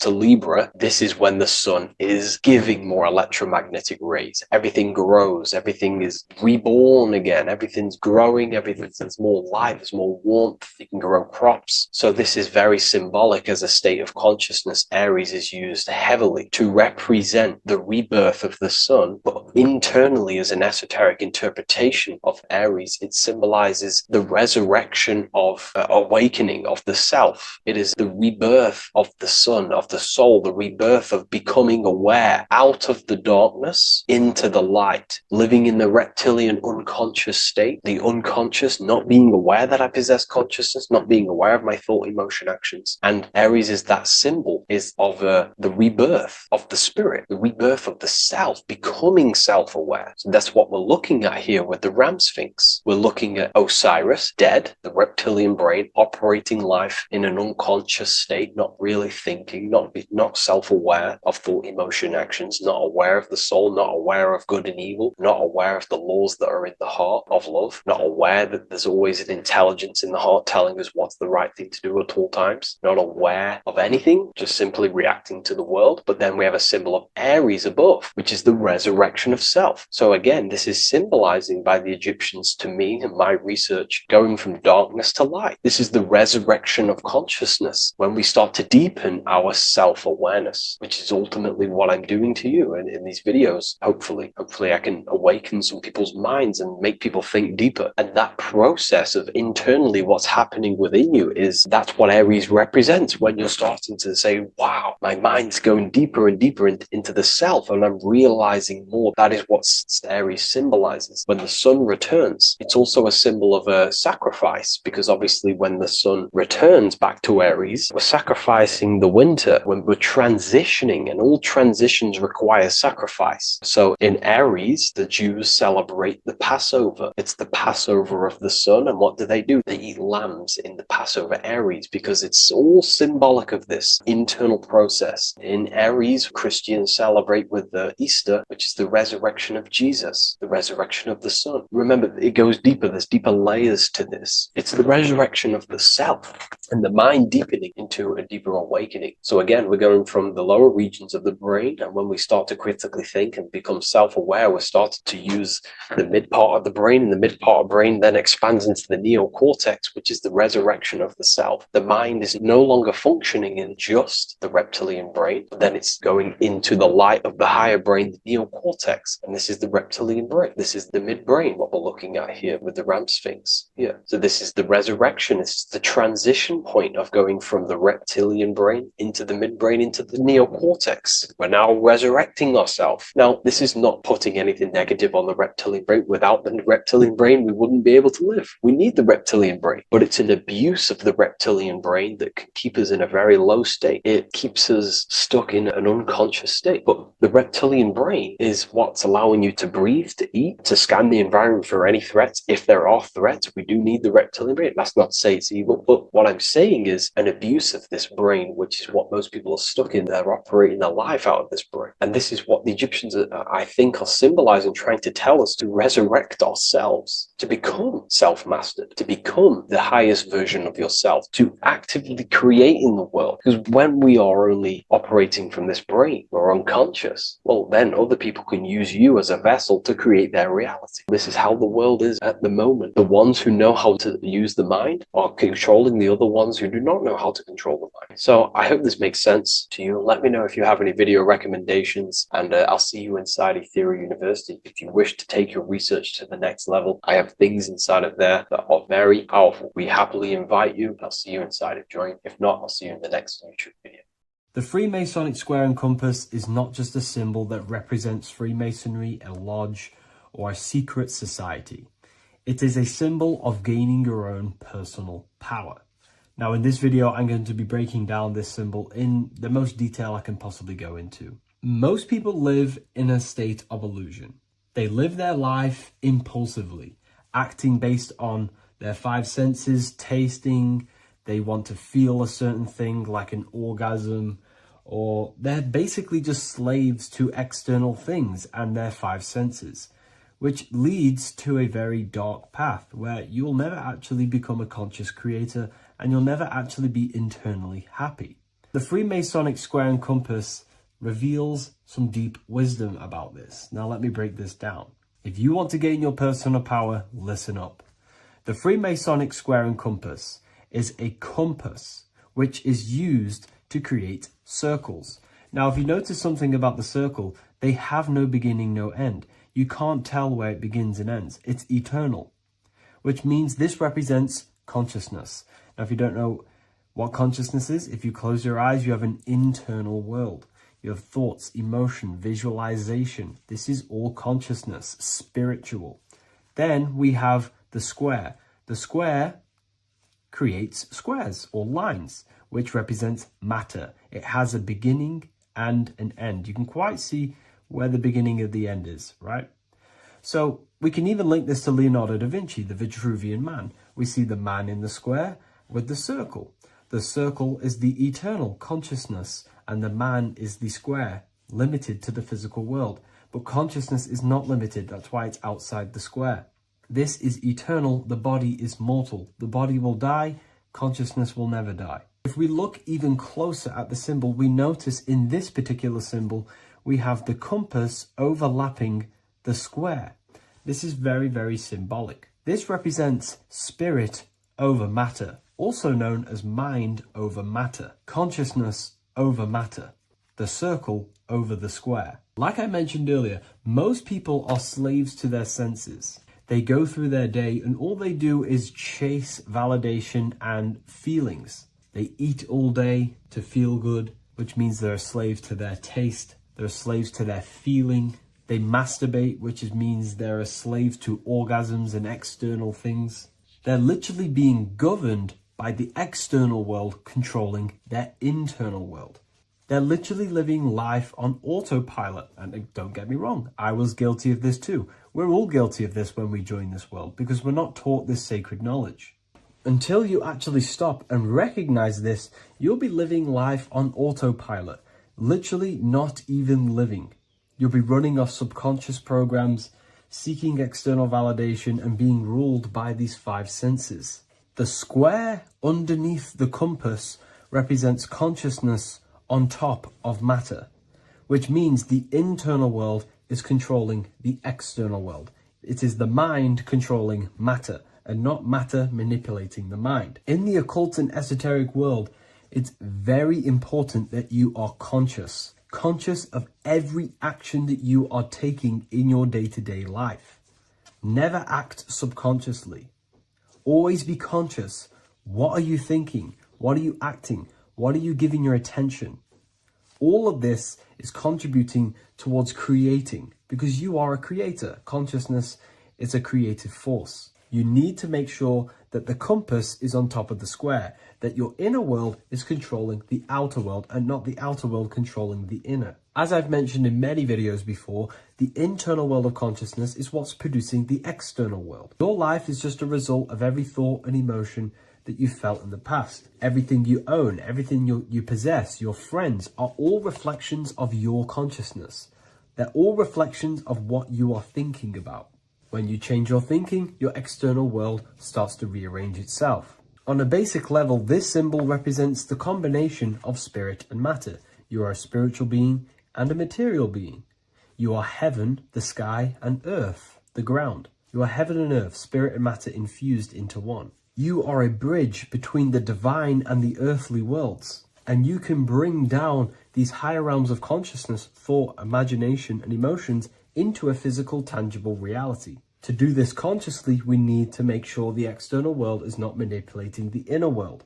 Because if your internal world is being controlled by external circumstances, for example, you have a circumstance happen in your reality, an emotion triggers inside of you, and that emotion is a command to create more of that. And the thoughts that you think are creating more of that negativity. So it's a constant cycle of negative manifestation if you let the external world control your internal world of consciousness. So we need to make sure the compass is on top of the square, that the internal world are commands and not reactions to create your external reality. And not only just to create, but to actually enjoy life. If we let the external world bother our internal world, this means that we have some sort of mental or emotional attachment to the external world.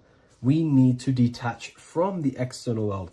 Why do I say that? Because it's temporary. It's an illusion. We are going to die one day, and none of this will matter. You need to understand that everything in this world is temporary. You have to be okay with losing things, losing family, losing things in this world, because it's guaranteed to be temporary. We need to make sure the internal world is order and not chaos, commands and not reactions. Now, at the back of the Book of Wisdom, Volume 2, the book that I've wrote here, I go over the different meanings of the different arrangements of the square and compass. Sometimes we see the square overlapping the compass, which is the opposite of what we've just broken down.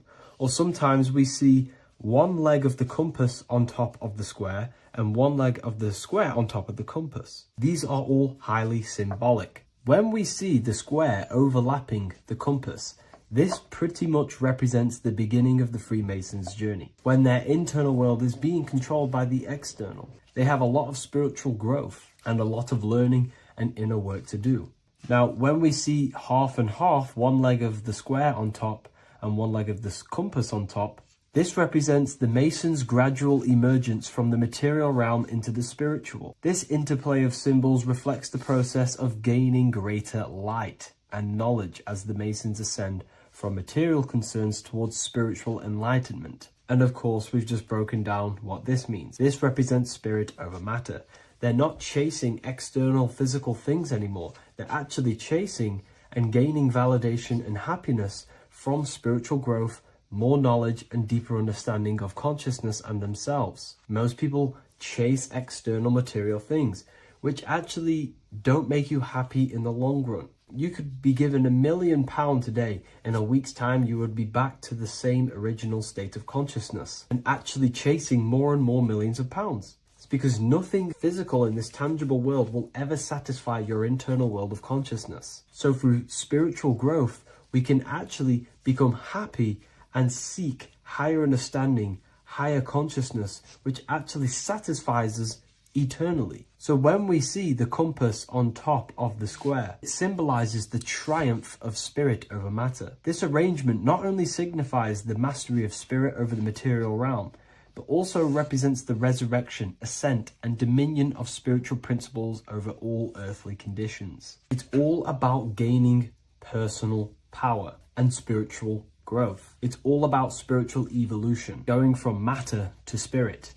The external world controlling the internal world, to the internal world ruling over the external world, where the mind becomes a powerful tool to actually create and command reality. The mind cannot create and command reality if it's being governed and tossed all over the place by external circumstances and thoughts. Here's a quick tip on how to know if your mind is controlling you. If your phone notification goes off and you're working on something, and you instantly go to reach and pick up the phone as soon as the notification goes off, that is an indication that your mind is controlling you and you are not controlling it. The mind is the direction of consciousness. The direction, it directs the flow of your attention, your energy, your consciousness. So to practice to gain mind over matter is simply just meditation, allowing the mind to sit still and focus on one thing for long periods of time. And over time, this will gain mastery over your attention and your mind. If you are on your spiritual path, this should be your goal. Your internal world becoming the master. The mind becoming a vessel for you and not a vessel controlling you. It needs to become a command center and not a reaction.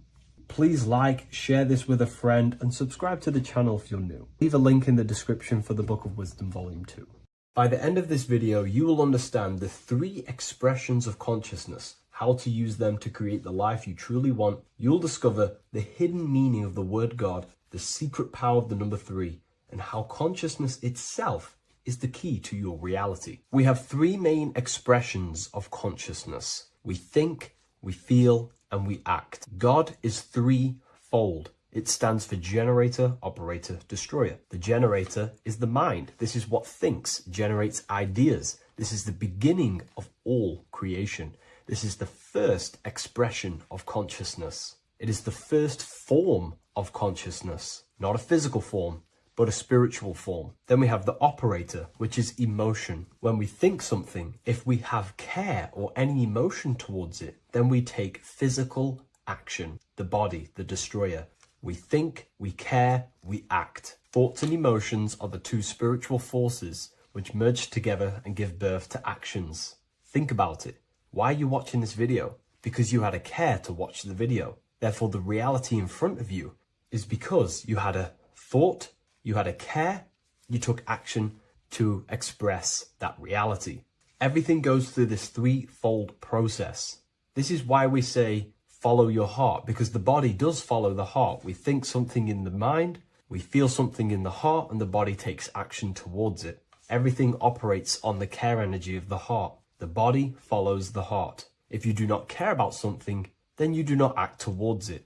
It is the care energy that guides our actions in this world. Going back to the generator, the mind is a part of the mental plane, the infinite dimension of infinite information. There is no limitations in the mind. Everything already exists as a piece of information or a thought. This is the beginning of all creation, the spark of creation itself, thought, the mental plane. And our mind exists like a radio, our conscious mind. This is why we call it a mindset. What we set our mind onto through attention, mental attention, whatever we set it on, we receive thoughts that are very similar to what we set it on. The mind is like a radio, and whatever we tune that radio to, we receive that frequency and play that song. So if we purify our minds through ritual work, meditation, and affirmations, the mind can become a temple to receive higher thoughts, higher ideas, and better genius ideas. Going back to operator, this is the Holy Spirit. This is what we care about, our emotion. This is the feminine side of consciousness. Thoughts is masculine, the Father. Emotion is the Holy Spirit, which is feminine. And these two create a child, which is Jesus, the Son, which is actions. When thoughts and emotions merge together, you have a physical action, which is a masculine force, which is why it's a son. The Holy Spirit represents a purified heart, love consciousness, holding love in the heart. And when we purify our minds, we have an effect and purify our hearts. And the reason why I say that is because whatever we think in the mind directly corresponds to what we feel in the heart. As above, so below. Thoughts create emotions. If we think something and our heart tells us that is bad, we have a feeling that that is wrong, then we should not take physical action towards it. And if we do take physical action against the feeling of knowing it's bad, then you are going against the spirit. That's what the word Satan means, or Satan. The Hebrew word for Satan is Satan. It means adversary or opposer. You're opposing the Holy Spirit. You're opposing what you know is good. You're taking a sin against the Spirit, against the guidance from your soul, the knowingness of good. So when we do purify our mind, we purify our hearts. And when we cultivate love for the self and one another's in our hearts, we gain the Holy Spirit, which is love consciousness. And when we think in our mind with the love of the heart and we merge our thoughts with love, it gives birth to perfect actions. This is what the true Christ consciousness is. We think with the love of the heart and it gives birth to perfect actions. And if everyone did this in the world, we would live heaven on earth. Everyone would be balanced within themselves and the world as a whole would be balanced. So we need to gain full mastery over these three aspects of our consciousness, over what we give mental attention to, gaining love for ourselves and the collective in our hearts, and gaining a strong disciplined willpower for our physical actions. And if you can gain full control over these three-step process, you can gain full control over your reality. The number 3 represents this 3 aspects of creation or transformation. This is a transformative process from going invisible to the visible. This is also why Jesus dies in a cave for 3 days. It's all about transforming the self. Transformation is the number 3. Me personally, I think the Holy Spirit has been replaced for the sacred feminine aspect of consciousness. They do not want us connecting to our feminine side of consciousness, because then we will cultivate love in our hearts for the self and one another. And love is the most potent force there is in the whole universe. It is what unifies everything. It nurtures everything. It allows things to grow. Think about it. When you hold love or care for someone, you grow relationships. The sun is the perfect symbol and representation of love energy. The sun gives abundantly. expecting nothing back and allows everything on the earth to grow. It's a caring, nurturing, feminine force that allows things to grow and unify and come together. In today's world, we mainly have thinking and acting without emotion, without care, without the judge of our hearts. It's all about gaining unity consciousness. We think, we care, true care for one another and the self, and we act. And if you align these three forces towards something, your business, whatever you're trying to create, you will fully create that reality, because these are the three forces that you can use to generate a reality. You can do ritual work to create care in your heart about something, and then you will take more action towards it. The book I'm using here is the Book of Wisdom, Volume 1. You can get this paperback or PDF on my website. So I hope this video has helped you. Please leave a like, comment, and a subscribe on the channel if you like the content. Let me know what you think about the Holy Spirit and if it is covering up the feminine side of consciousness in the comments section. Welcome to Revival of Wisdom. What is good, people? Is Revival of Wisdom. We're back with another video. Today we're going to be talking about the importance of Saturn and the occult. Let's jump straight into this. So Saturn is the god of the earth, right? It's the time of God, change, destruction, physical matter. He creates and destroys, because the energy of Saturn is the key to crystallization.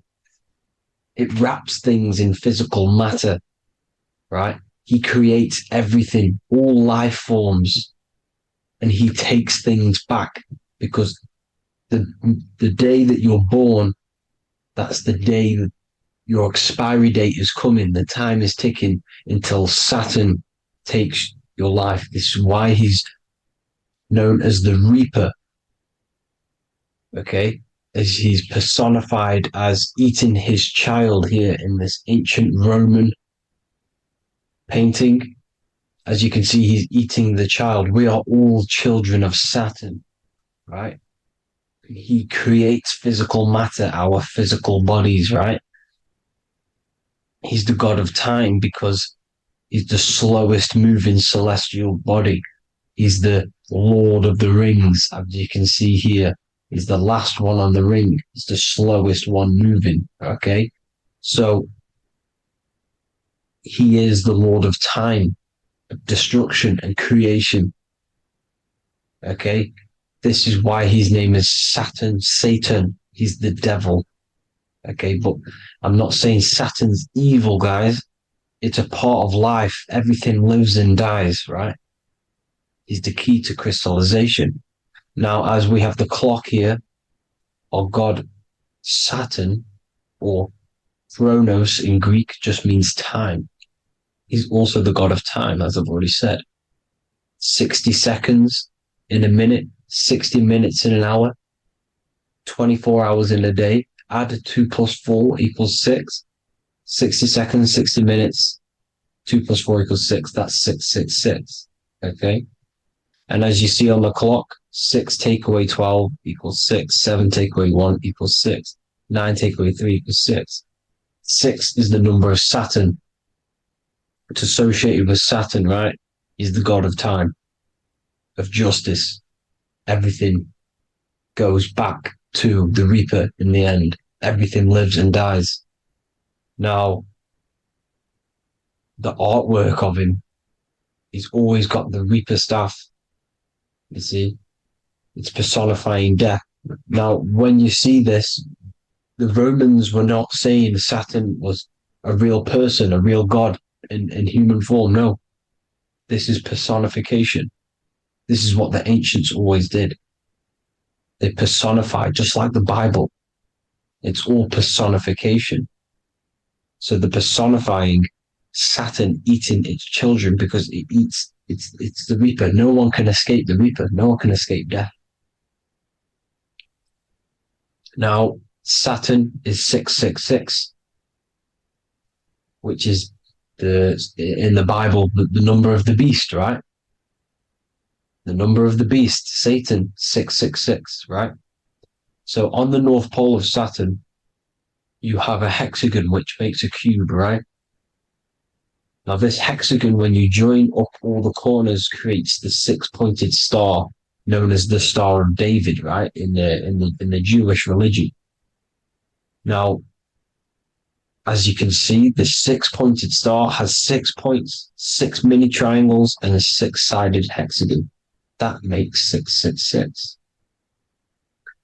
And also, you have Saturday is named after Saturn, the sixth planet, the sixth day of the week, and has a six-sided polygon on its north pole. That's also 666. Now, this Star of David, this symbol goes back thousands of years, and it originates from Saturn. It's not the Star of David, right? It originates from Saturn. It symbolizes the physical and spiritual aspect combined into one, which makes us humans, right? Also symbolizes the male and female combined into one. These two sacred energies create the human. We consist of both male and female energy, also known as the Seal of Solomon. And we all know if Solomon was a real person, he talks about communicating with 72 demons. He could apparently, in the text, he could communicate with 72 demons, and this is sorcery. This is black magic. Now, this symbol is associated with hexing people. When you place a hex on someone, that is a form of witchcraft, which a hex is just a curse. When you're cursing someone, this is black magic. Now, the black magician would stand in the middle of the symbol and cast his spells onto other people. Now, this symbol is obviously on the $1 bill, twice on the $1 bill. And it's very, very ancient symbol. And it originates from Saturn. And let's keep going. So the cube. So I've just said how you see the cube on the North Pole of Saturn, right? The cube is limited. It's a 3D shape. It symbolizes limitations to the physical 3D dimension, the third dimension, the physical realm which we are in. Now, as you can see, the color associated with Saturn is black, right? Black is infinite potential. Black is the creation of all things. Before there was light. Light is born out of blackness, darkness, okay? Now, black is physical matter. And as you can see, the black cube, black symbolizing physical matter, the cube being limited, as the physical realm that we are in is limited. It's not like the fourth dimension where everything can exist in a thought. The third dimension is limited, right? And this is what Saturn is. It limits you to the 3D 666. Your body limits you to your physical body. Now, these black cubes are placed everywhere. As you can see, Australia, Denmark, Manhattan.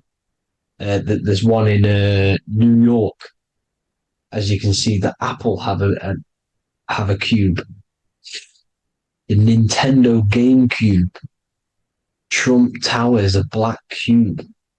This is worshipping the energy of Saturn, the god Saturn. Okay, it's not a god, it's a celestial energy.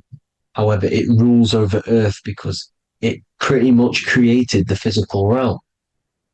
Now, as you see, when you go to a funeral, you wear black, a black suit symbolizing Saturn, which is the color associated, black.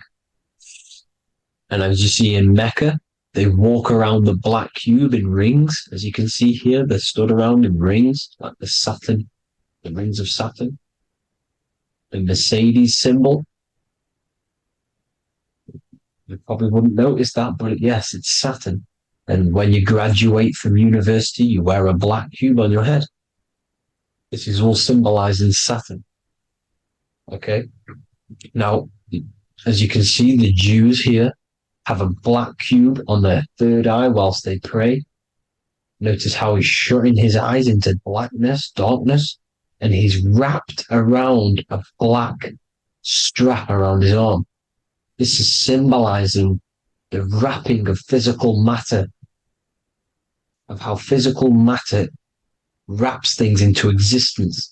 And as we all know, the Star of David is a Jewish symbol. So he has the black cube and the Star of David, right? So all of these religions are secretly worshipping Saturn. Okay, this is all Saturn worship, Kronos, the god of time and destruction, the physical reality. Now, as you can see, it's symbolized everywhere in all major corporations. Pepsi, internet, that's obvious. NASA, of course, NASA. NASA means to deceive in Hebrew. Universal, Walkers, that one's so obvious. Nike, Toyota. So many different ways they symbolize it. You either see the rings of Saturn or the black cube, as I just showed you here, the Nintendo and the Mercedes, right? It's absolutely everywhere. Now, they also use 666 to symbolize it, as I've just broken it down to you. 666, the World Economic Forum. We all know how they're trying to enslave us into this new world agenda. Google Chrome, CERN, Disney, Coca-Cola, Cadbury's, all of these have 666. Now, every UPS barcode has 666. And even www. Is Hebrew for 666, as you can see here. Monster. It's the same Hebrew letter that means 666. Drake, 6 God. That's his God, Saturn. Why? Because they love physical realm. They love the physical dimension, the third dimension. Because they can rule here through riches. They can build an empire here. It's not like the fourth dimension. They don't want to ascend. They want to stay down here in the physical realm. Okay? Now, this is why they're cloning. They can move their consciousness into other clones to live forever. This technology exists. This is why they love the third dimension. As you can see, all of these sellouts here, Drake, Leonardo DiCaprio, all of these people doing 666 because this is their God. This is their God. They love the physical realm. They sold their souls for wealth and fame in this physical realm. So why would they leave? You see? Now, this isn't all just evil, okay? So you have 7 chakras, right? You have 7 days of the week, 7 solfeggio scale notes. These are frequencies, the solfeggio scale. Now, it's called the Saturn Moon Matrix because the moon symbolizes your mind, because you're created out of the Holy Trinity, which is body, mind, and spirit, right? That's the triangle, the equal triangle, body, mind, and spirit. Now, the 3 main celestial bodies are Earth, Moon, and Sun. The Earth being your physical body, the Moon being your mind, and the Sun is your soul, hence why it's called solar. It's a solar, soul. Now, these symbols are alchemical symbols. So when you're doing alchemy, you use these symbols to obviously symbolize what we're talking about. Now, as you can see, these are all the symbols of the planets. Of Saturn is created out of the moon on top, the moon on the bottom and the earth on top, as you can see here. You see? And this creates the number 5. Now, with the moon being your mind and the earth being your physical body, this is mind over matter. because the earth is your body's matter. This is a matter over mind. You don't want to be matter over mind. This is low states of consciousness. You won't be mind over matter. You see, to manipulate matter, to create your own reality. Now, obviously, we all know Saturn is associated with the lowest chakra, which is the root chakra. This is to deal with your animal instincts. When you're down here, you identify as the physical body. You don't know anything spiritual. You're you have a pure physical mind. You don't believe in anything spiritual. This is survival mode, consumption. They want you trapped down here, which is matter over mind. They don't want you to create your own reality, which is mind over matter. You see? Now, that's what Jupiter is. Saturn is the moon on the bottom and the earth on top. But Jupiter is the moon on top with the earth on the bottom. That's mind over matter, you see? So, these chakras are an ascension process from matter, physical matter to spiritual. This is the ascension.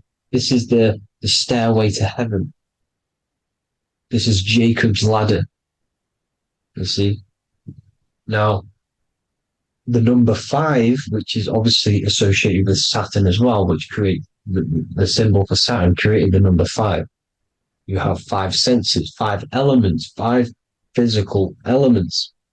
As we all know, Saturn crystallizes everything into physical matter out of the 4 elements. 5 fingers and toes, 5 points of man. Okay, the number 5 is the number of justice. Saturn holds things back. He restrains things from you, makes you learn the lesson. Now, 666 is not all evil. 666 is the atomic structure of the carbon atom. 6 protons, 6 electrons, 6 neutrons, right? We are carbon-based life forms. All life forms are based on the bonding properties of the element carbon. Because Saturn crystallizes everything into physical matter. Now, the Masons symbolize this with the checkered boards. They have the black square, which is obviously matter. As I just said, the black cube. And spirit is the white square. Because white is eternal light. White and light. You see? Black is physical matter. Now, this is what we are. The point of our soul is to transmute from matter to spirit. But these are interchangeable. This is the constant cycle between spirit and matter, spirit and matter. High vibrational matter turns into spirit. Low vibrational spirit turns into physical matter. You see? Now, we are carbon-based life forms. This is what 666 is, the number of the beast. When I say we, the physical body is the beast. It's the animal. It's the carbon suit to operate in this physical dimension, in this physical realm. See? It's the vehicle used to operate in this physical realm. But your mind isn't from this physical realm, you see? The brain is the physical manifestation of the soul. Okay? So, as you can see here, the spine is an extension of the brain. Everything goes back to the brain. This is literally what your physical body is. You see, this is the nervous system, and everything reports back to the brain, and everything's controlled from this control center. And this spinal column, at the top of the spinal column, is your third eye, which is known as the pineal gland. And this is the seat of consciousness. It's the center of consciousness. That is your true self, pure consciousness. This body is just a physical body. This body is mortal. This body runs out, but your consciousness lives forever. They don't want you knowing this. This is why they keep you down here in your lower chakra. They want you to believe everything is just physical. They don't want you to believe in the spiritual side of reality. Because this way they can manipulate you, right? They want you matter over mind because they know your mind creates reality. They know your mind is the root cause of reality. You manifest your own reality from the inside out. So this is why they control your perception of reality. They control your information in order to manifest their new world order.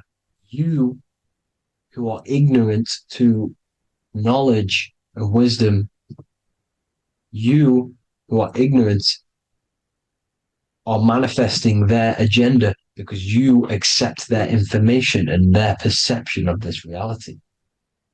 Now, this is why they tell you the globe model, the heliocentric model, to trap you into physical matter. Now, if you understood about this true form of this realm, you'd understand that there's a spiritual side behind everything. The spiritual side, something has to exist. The root cause of reality is higher planes of existence. It happens in the mind before it happens on the physical plane.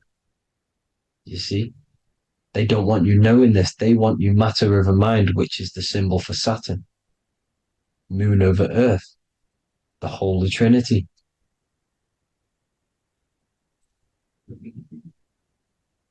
Now, as you can see, the cube also makes IXXI. This is Roman numerals. This is Roman numerals, and when it's translated from 9/11. Yes, 9/11. This is the secret code of the One World Order. The two twin towers, when the two become one. Okay, when the two become one, this is how you reach the higher states of consciousness, the physical and spiritual. Now, as you can see, the 9/11 memorial are two black cubes. It's two black cubes. This is all Saturn worship. Now, I'm not saying that Saturn is an evil celestial body, right? No, everything has a good side and a bad side, right? It's duality. The spirits of Saturn on the dark side are the most evil demonic spirits. Now, these are the spirits that these are invoking through these rituals, right? Yes, 9/11 was a massive ritual. It's a satanic ritual, okay? Now, we all know Elon Musk. Elon Musk is coming with the mark of the beast. In English gematria, this equals 666, right? 666, as I said, is the number of the beast. You are the beast, your physical body. You see how the Bible twisted things up to make things more confusing, right? But it's there. You just have to have the knowledge to be able to read the Bible properly. As we all know, we had this virus. I'm not going to say the name because I'll get flagged. This virus adds up to 666 because this is all part of the New World Order. It's all part of keeping you in this physical dimension. Okay? Now, as you can see here, Novus Ordo Secularum on the back of his shirt, on Elon Musk's shirt, this is also on the $1 bill, Novus Ordo Secularum. This means New World Order. Yes, New World Order. This is on the back of Elon Musk's shirt. And as you can see here, he owns Neuralink, which is the brain chip, which they're going to be putting into implanting this onto your brain. This is the New World Order to connect you and merge your consciousness with AI. Neuralink and Meta, he owns Meta as well, which is the metaverse. These are going to be linked in, hence why they have the same symbol, but just in a different format. It's the infinity symbol. And the infinity symbol comes from the torus field, as you can see here, your electromagnetic field from around your body.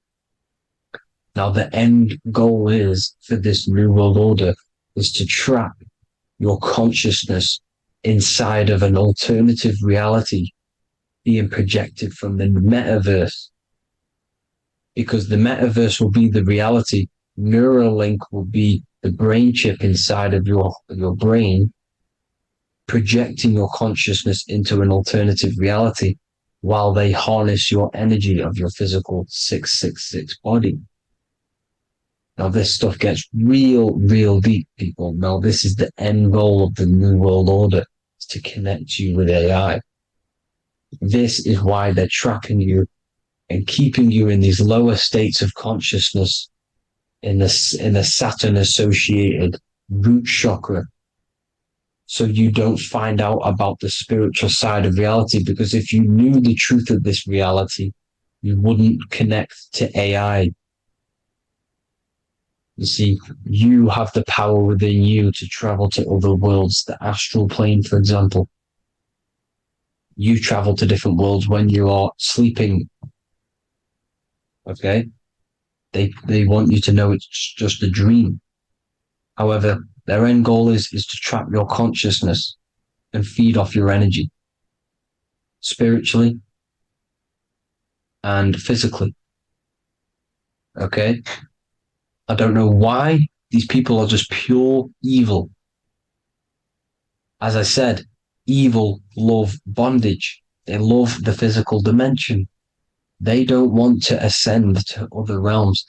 These evil love the third dimension. This is why evil spirits will inhabit bodies, exorcisms,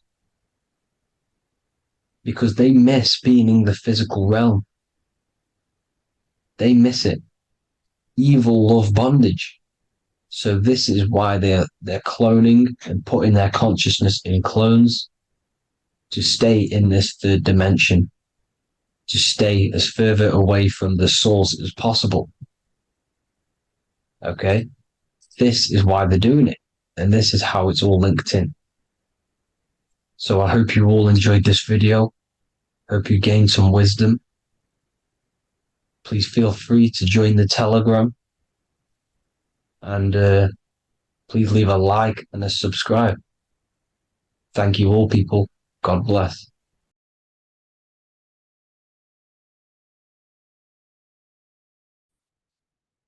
Hello and welcome to another lecture from Harry B. Joseph, also known as Revival of Wisdom, the author of the Book of Wisdom series from revivalofwisdom.com. In this lecture, you will learn how to decode Freemasonic symbolism, gain a deeper understanding of yourself, expand your awareness of consciousness and reality, and receive guidance to navigate life with greater clarity.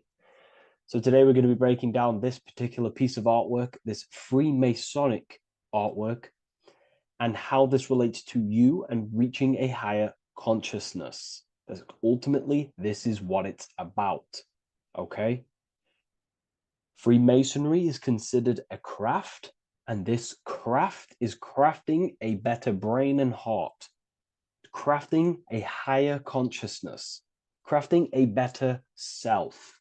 Why? So we can operate in the world at a higher degree, operate in the world more efficiently, live a better experience in the world, and getting to know thyself. Okay? So we're going to start from bottom to top because this is important. Every placement of this symbolism is on purpose, has meaning, especially the placements of the symbols. Okay? So we're going to start from the very bottom of the artwork, which represents lower down. When we're looking at symbolism, especially occult symbolism, that's what the word occult means. The word occult means hidden, hidden from the eyes. It has its roots in the word oculus. I'm pretty sure that's Latin, which means eye. So the word occult comes from oculus, which means eye. And the word occult means hidden, from the eye, the unseen, studying the unseen aspects of self. We're studying the brain, we're studying consciousness, we're studying the body, the heart, we're studying the self, the hidden aspects of the human psyche and the hidden aspects of self. Okay? Because ultimately, this is what gives you power in the world, depending on how you use that power, whether for good or bad, depending on the consciousness wielding that power. This is why we say knowledge is power. But I would actually say knowledge of self is power. Because when you know how you function, you gain power. You gain personal power. You gain mastery. Ultimately, this is what Masonry is about. Self-mastery.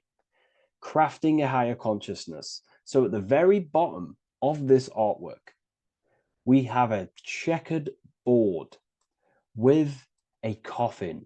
The coffin is the beginning of the artwork, the very base. This is the foundation of consciousness. The coffin symbolizes unconsciousness, the state that myself was in, maybe yourself, before we woke up and before we came conscious of our spirit, before we came conscious of ourselves. That ignorant state of acting without purpose, acting unconsciously, experiencing the world and not actively living in the world, simply reacting to external circumstances.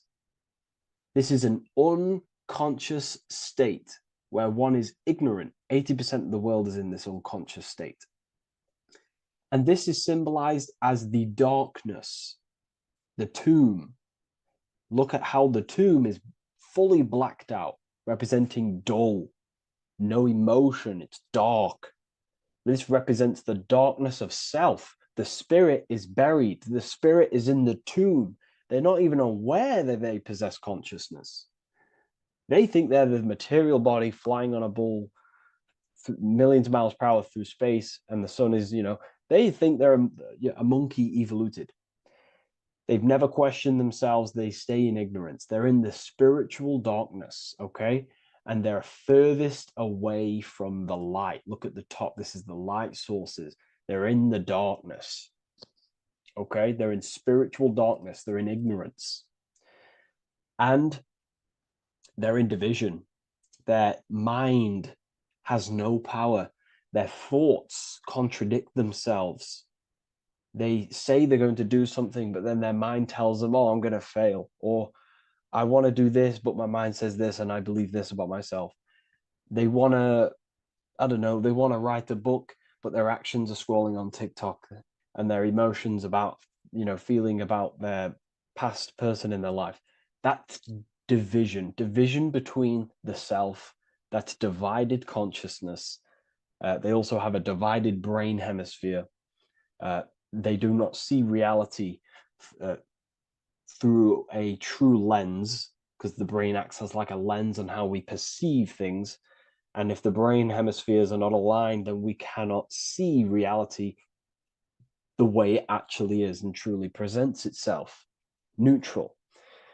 If we're left hemisphere dominated, we see everything as divided. Nothing's interconnected, nothing's a whole. But if they're, right hemisphere dominated, they see everything as a whole. We need to look in the middle of that, okay? So we'll go into that a bit later. But ultimately, they're in a divided state of consciousness. They're in ignorance. But the tomb, the tomb is symbolic of that. The tomb is, you're not even aware they are divided. They think everything's right in that state. I was like that. My family is like that. They're not even aware of themselves, and you try and say something to them, and they don't even know they're in division.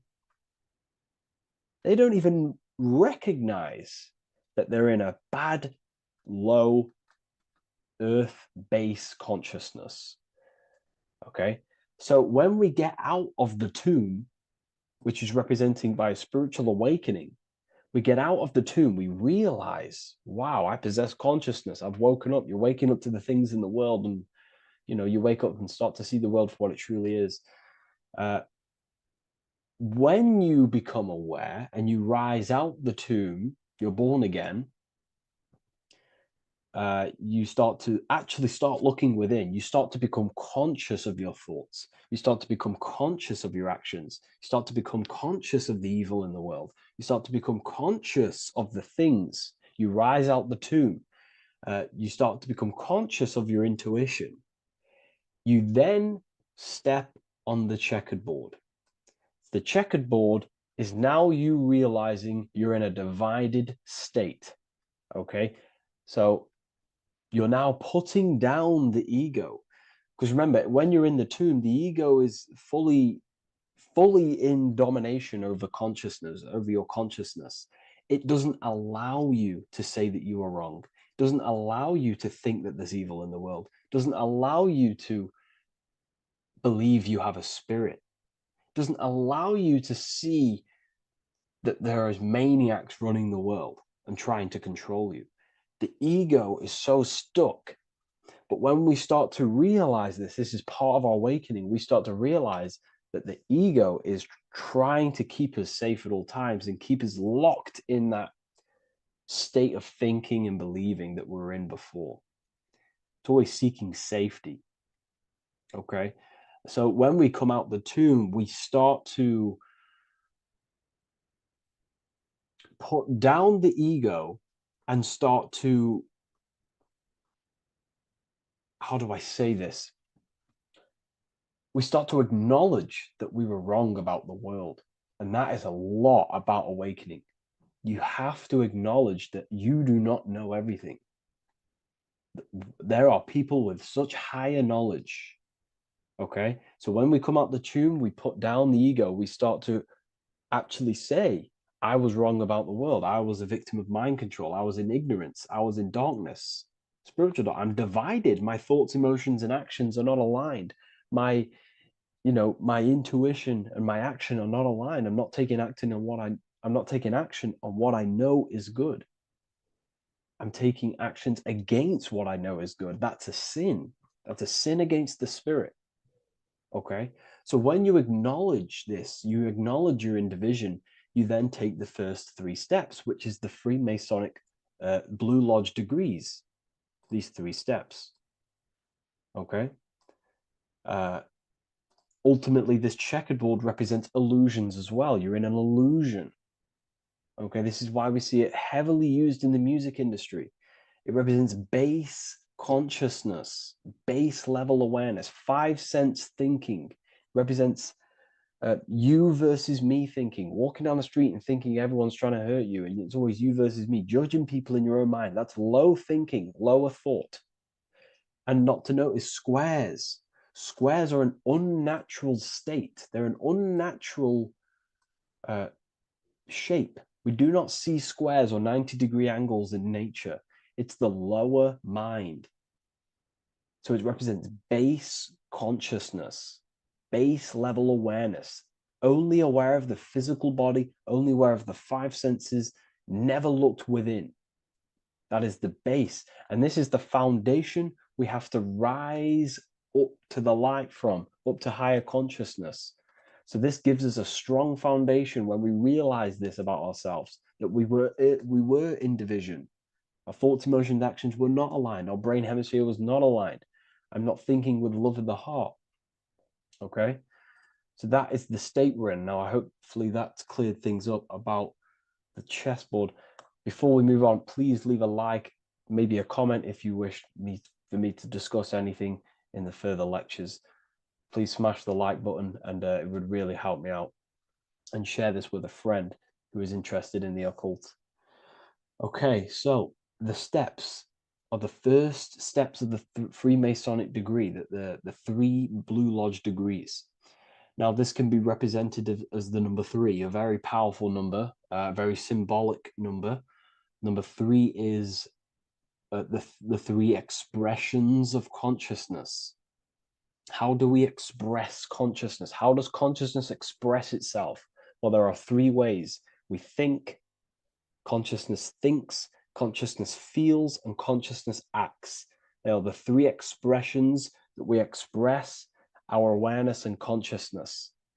So we're looking at thought, emotion, action. We're also looking at the 3 brains: the reptilian brainstem, the mammal limbic brain, and the neocortex. The reptilian brain governs basic functions of the human body: breathing, surviving, scanning the environment for threats, automatic responses, eating, scanning for food, base consciousness. That's the reptilian brain. That's what most people operate their lives in, including myself before I woke up. I'm not trying to sound big-headed, but this is the truth. Ignore my tone of voice, ignore my voice, focus on the words I'm saying. You know, if you're judging, that means you have divided thinking. It's always you versus me. So we need to get out of that thinking of you versus me all the time. That's lower consciousness. That's animal thinking. That's earth thinking. We're unified. We need to reach a higher consciousness and do not waste our mind's potential on low-level earth divided thinking. Okay? So we're looking at the reptilian brain, the mammal brain, and the neocortex. Now, the neocortex is ultimately what makes us human. It allows consciousness to operate on a higher degree. Okay? This is what makes you human. The neocortex. The neocortex. The reptilian brain, like I just said, governs natural survival instincts and the respiratory system, things along them lines of basic awareness, basic functions to operate and survive in the world, in the physical plane. And the neocortex is what allows us to critically think. Okay, it's what allows us to be human, be aware of ourselves. Okay, not. I don't think animals have neocortexes. Don't quote on me on that, but this is the part of the brain that makes us human. And it allows us to think deeply, to create masterpieces like we can. Humans have massive potential in creation. Look at the world we live in. This is because of the neocortex. It allows us to critically think and self-reflect. Now, when we start to operate from higher thought, we start to think with higher thoughts, the higher parts of the mental dimension, we ultimately start using this brain more. We start functioning from the higher brain. Now, this is why Neo from the Matrix is called Neo, because he uses he was in the reptilian brain. If you watch the film The Matrix, if you notice, he gets plugged out of the Matrix and he's plugged in on the back of his neck into the brainstem. And when he's plugged out, his name's Neo, which is neocortex, using the higher brain. It's what awakens the self. It allows consciousness to function on a higher degree compared to animals. Okay? So we're looking at thought, emotion, action. We're becoming conscious of thought, emotion, action. Becoming conscious, what am I thinking, what am I feeling, and what am I acting in the world? And what can I do to master these, to operate more efficiently in the world? How can I use these towards higher consciousness and use these actions, these thoughts, emotions, actions to reach a higher state of awareness of self? So when you go through the first 3 degrees, you enter the doorway. Now, this is symbolic of a doorway. Now, looking at this with a right hemisphere dominated view, you would see a doorway, right? The right hemisphere sees this as a holistic doorway, right? You see a door, you enter the stairs, you go through the door, right? But at the left hemisphere is now going to dissect and analyze each individual little part of this, right? So the right hemisphere sees the trees, the left hemisphere sees the woods. So to dissect this down on a right hemisphere, sorry, going back to the right hemisphere, we're entering the door. The door is symbolic of entering the unknown. You're entering a higher consciousness. You're entering the door. You're going beyond. See, this is the earth here in the background. This is the darkness. The darkness represents the abyss, the unknown. You're entering in the self. Okay? This door represents entering in the self, questioning internally. Most of us think externally. We have to, obviously, to operate in the world, but we never give time to think and question and reflect internally. What do I mean? Closing the eyes and questioning the self. Who am I? Where am I from? What's the voice in my head? If the voice in my head stopped using the language that I speak, what is it then? It's about going within, into the darkness, what you cannot see, and finding the light, okay? It's about entering within the self. This is a doorway to higher knowledge, higher consciousness, higher self, and really digging deep for what you truly are beyond your human form, okay?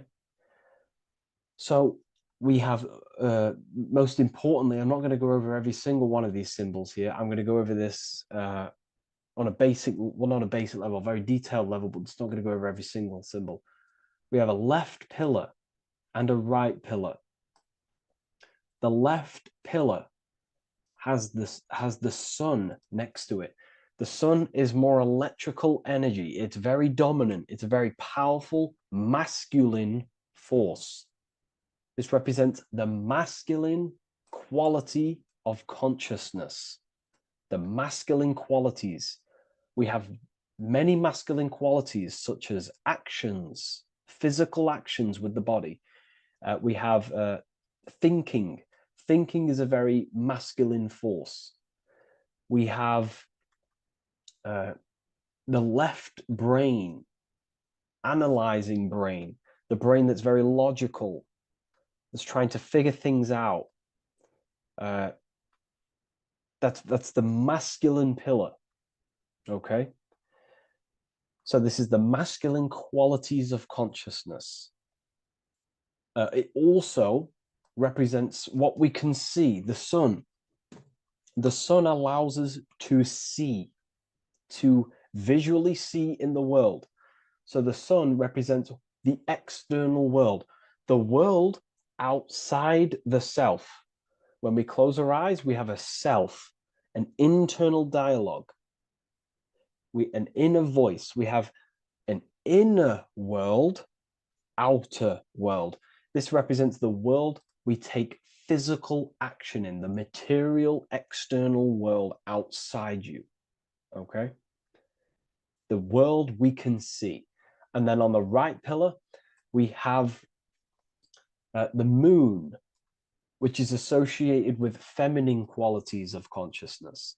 Now, the moon is in the night, what we cannot see. The moon is the nighttime.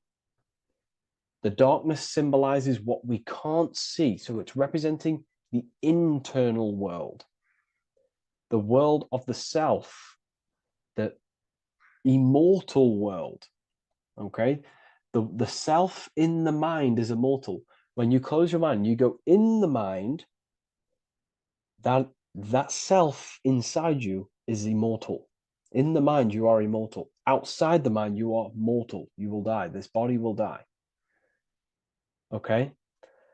So this is representing the internal world on a holistic understanding.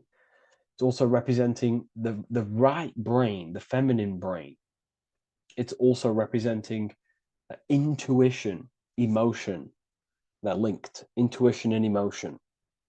They're a feminine force. Also, we're looking at the heart, the right pillar. So everything that is feminine falls under this right pillar. Now, don't get confused. I know a lot of people can get confused about what I've just said.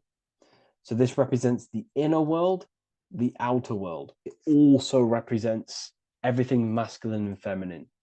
So thought is, although it's an internal quality, it would fall under the left pillar, because thought is a masculine force. It's a penetrating force. So try not to get misunderstood with that. On a holistic scale, it's also represented inner world, outer world, and how they are reflections of each other. Now, these pillars, they're the same height, they're the same structure, but just different in sun and moon, which represents their reflections of each other. Their reflections, the inner world reflects in my outer world. My external world, what I see outside of me, is a reflection of my thoughts and my internal world.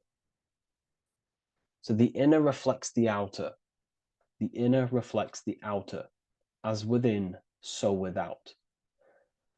So we're also looking at the right and left brain. I've already gone over that.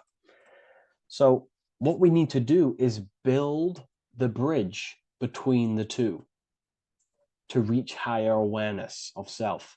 Because ultimately, remember, we're still divided. We came from the checkerboard, we entered up here, we've just entered within the self, started questioning the self. We're still divided. We need to build the bridge. And this is what they're crafting in Freemasonry. The bridge, the arc, the agreement, the great work.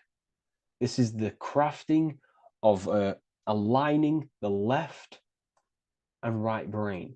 We're also aligning intuition, feminine, with the actions.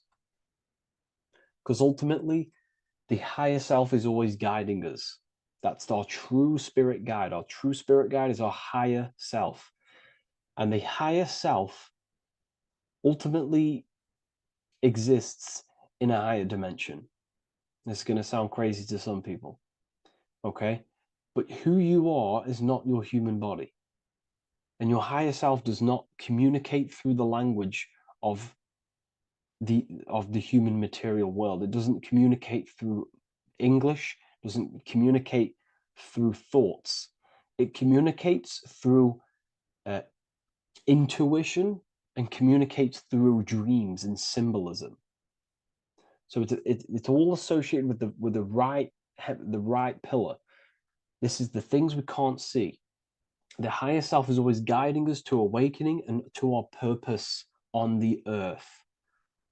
Okay, so this left pillar also can symbolize what we're born into the world with, our circumstances, our external world. What are we born into? You know, our family, our current financial situation, where you're located in the world.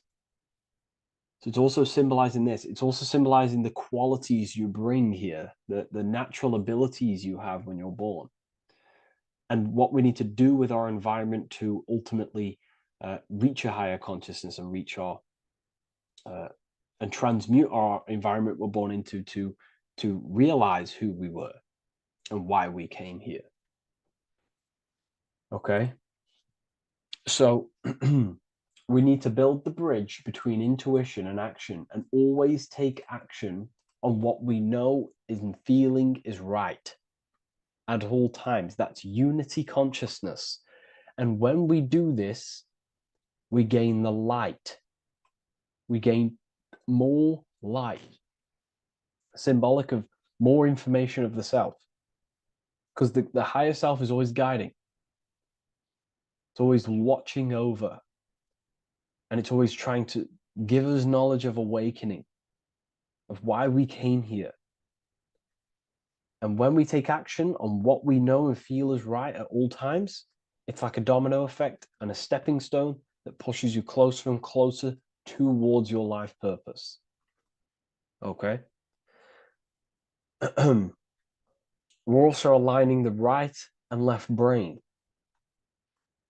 to perceive the world in truth, to see the world in its true form, to see the world in what it actually is, instead of any distorted left or right hemisphere dominated beliefs or thoughts. We ultimately do that by acknowledging that, yes, you have a self, you have, the left brain is more ego, this like divided thinking, everything's separate, and the right hemisphere is more holistic. So we need to see the world in the middle of this, in the middle, acknowledging the self and acknowledging the collective consciousness, and how my thoughts, emotions, actions contributing towards myself and the collective. We always need to keep the collective in mind. Why? Because we are experiencing this world together. It's not just you. And your actions also have a ripple effect on the collective. We're experiencing the world as a whole as well. Yes, there's yourself and there's the collective.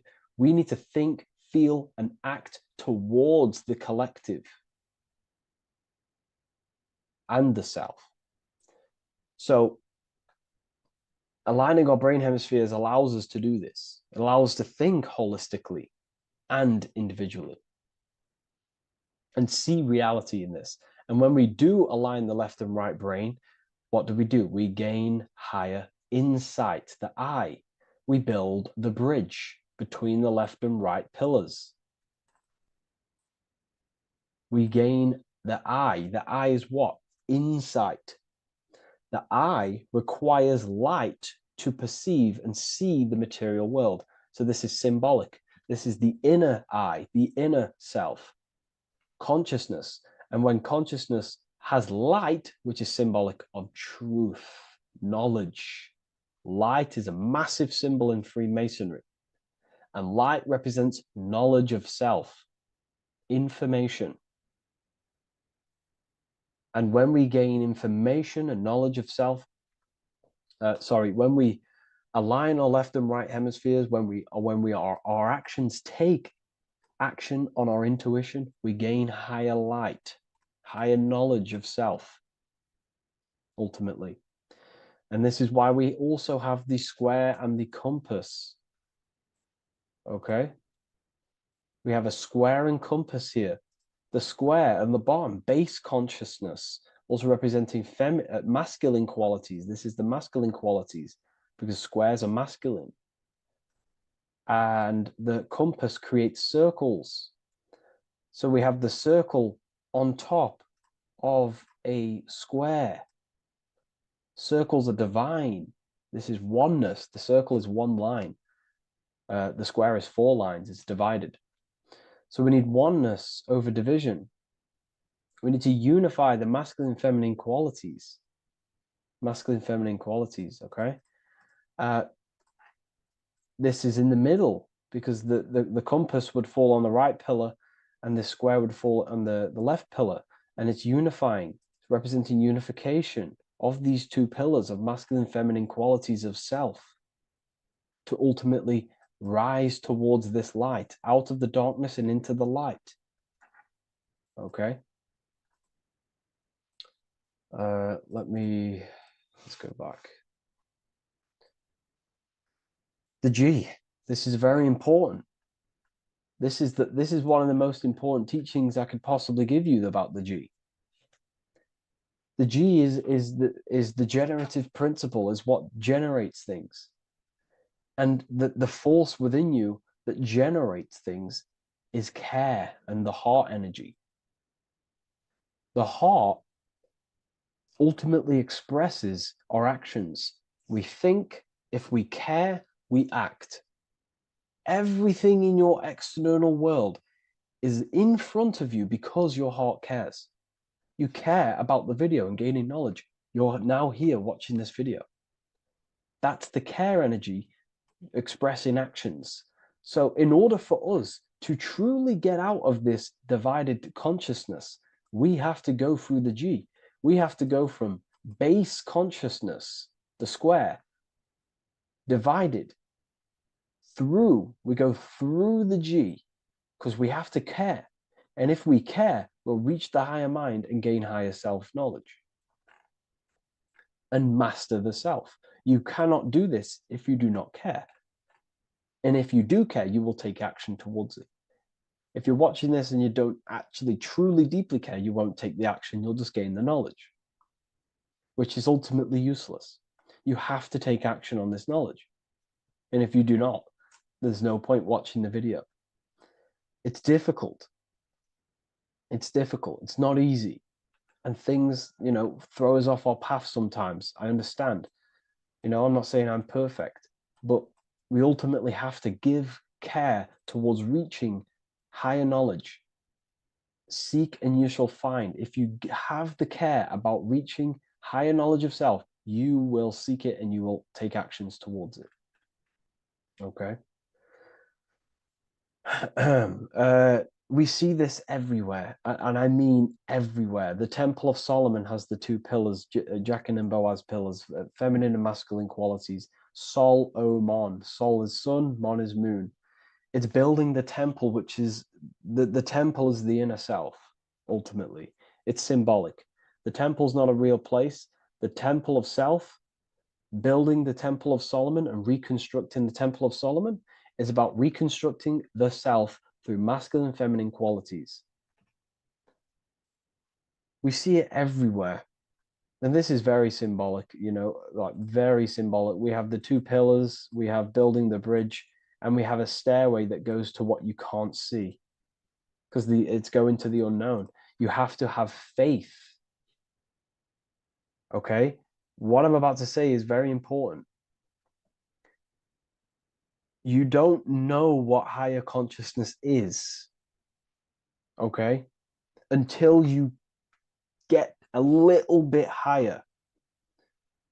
This is hard to explain, but I didn't know what everyone talks about, what higher consciousness is. I can't give you my higher consciousness. It doesn't work like that. You have to enter in and go within and have faith, going into the unknown, because you're ultimately going into something you do not understand. Higher consciousness, I cannot give it you. You have to enter the door and take action and think, feel, and act towards it, and you will go to the place, and then you will understand what higher consciousness is. Ultimately, what higher consciousness is higher knowledge and understanding of self, what you actually are. Okay, that is what's being symbolized here. It's again in the Masonic art. We have the darkness. We have to have faith to leap into the darkness, into the unknown. We see this everywhere. Like, you'll see, when I say this everywhere, and I mean everywhere, you'll see this. Every doorway has this symbolism in the ancient world, because ultimately this is what it's about, people. The door represents going within, into a new light, a new room, a new level of understanding of self. Okay. Here we have Astro World. Now, this is obviously a darker aspect of this, but again, we have the two pillars. See you on the other side. That's the doorway. The other side. And I'm not going to break down, this ritual, but you can guess what I'm on about here. That's for the university, of course. I can't break that down on YouTube. It's way too deep. But there's knowledge out there that is so deep you couldn't even comprehend it with the current mind, even for myself. And this is the power of symbolism. The more you learn about yourself, the more these symbols reveal to you. It is a journey of self.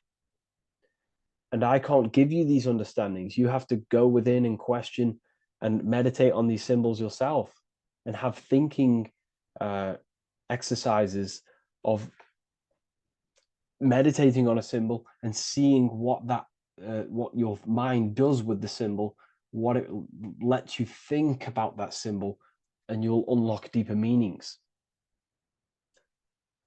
I'm going to go over one more symbol before we end this. This is the hourglass, which represents or time. Time, a very overlooked thing in today's world. We do not have unlimited time in this body. You have limited time. You will die. You will die. You have limited time in the external world. This is why it's on the left pillar, located on the left side, the external world. You are limited. The scythe represents you will be harvested. Your body will die. It'll be harvested. You will die, and you need to fulfill your mission here.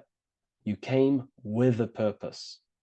You have to find that purpose by going within the self and questioning and taking action on what you know and feel is right. Unity consciousness, aligning thought, emotion, action. So if you wish to learn deeper insights, gain exclusive lectures, astral projection, self-mastery, I've just started a new section on mind control methods and how people are using this in society and becoming conscious of it. I've now opened 5 spots at a limited special price for Ethereal University.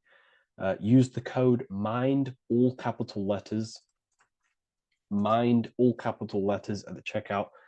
And there's only 5 of these codes. Whoever uses them gets them. It's ultimately going to give you 20% off the university for as long as you're subscribed to the university. We go so much deeper in the university. Remember, social media is just the tip of the iceberg. Tip of the iceberg information. There are certain things I can't talk about, but I'll see you inside, and I hope you enjoyed this video. Please leave a like, comment, and a subscribe. In this video, you're going to learn exactly what Christ consciousness truly is and how to cultivate this into your life so you can live a better life, create the things that benefit yourself and humanity, and ultimately to bring heaven on earth. This is the true way. If you're familiar with my work, you know that, I'm pretty much obsessed with symbolism.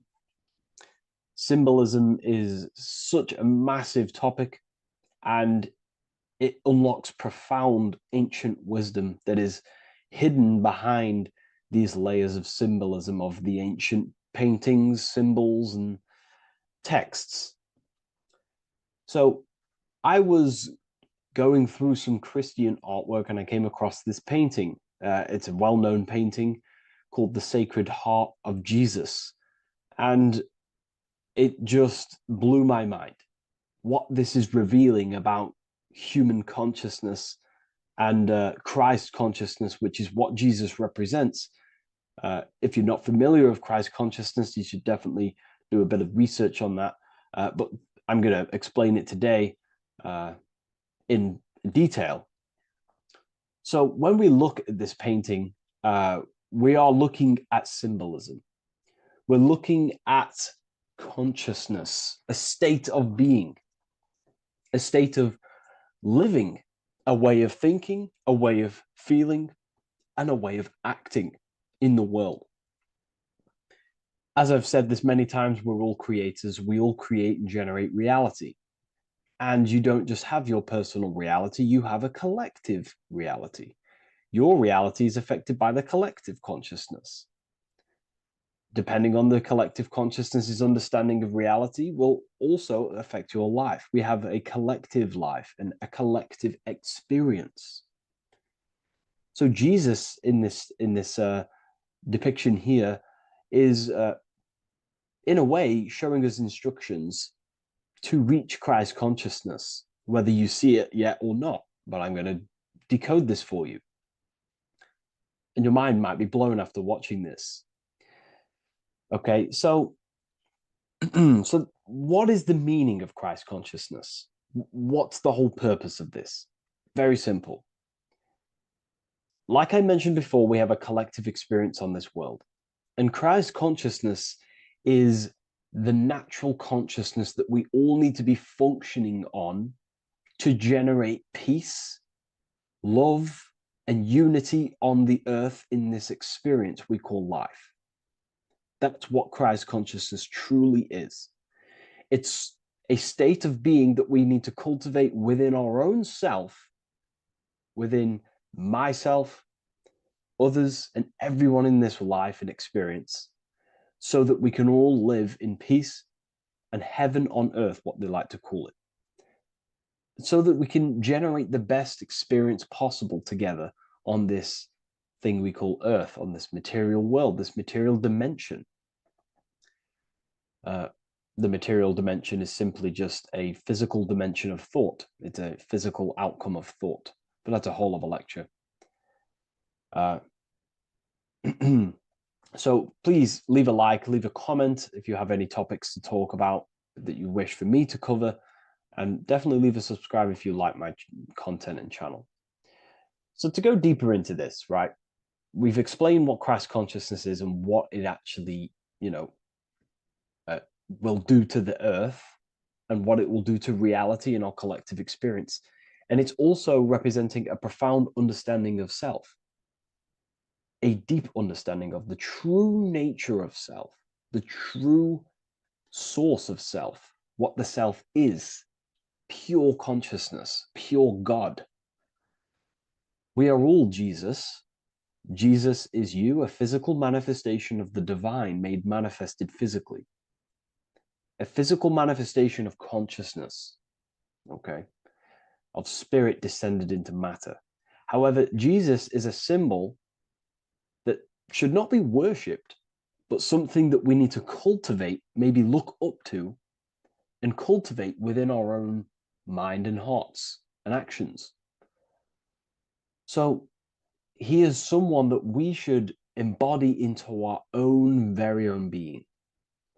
We need to reach a level of intellect, the mind, a level of emotional understanding, and ultimately this creates Christ consciousness. Okay, and now I know that was very, very vague what I just said, but I'm going to explain it a bit more. I don't want to give it fully away yet because you need some more information, more keys. So let's observe the top end of this painting. Jesus with this circular light emanating around his head is symbolic of the mind, of the our thinking aspects of consciousness, the way we generate thoughts, ideas.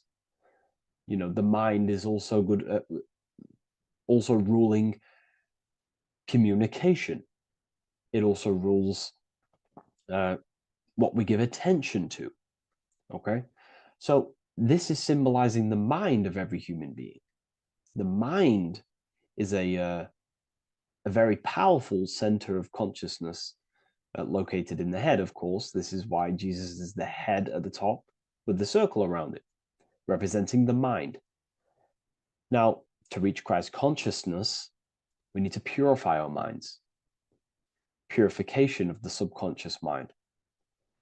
The subconscious mind is the hidden aspect of our mind with all of our memories, belief systems, and everything we've ever experienced is stored within there. We have traumas there. We have bad belief systems that hold us back.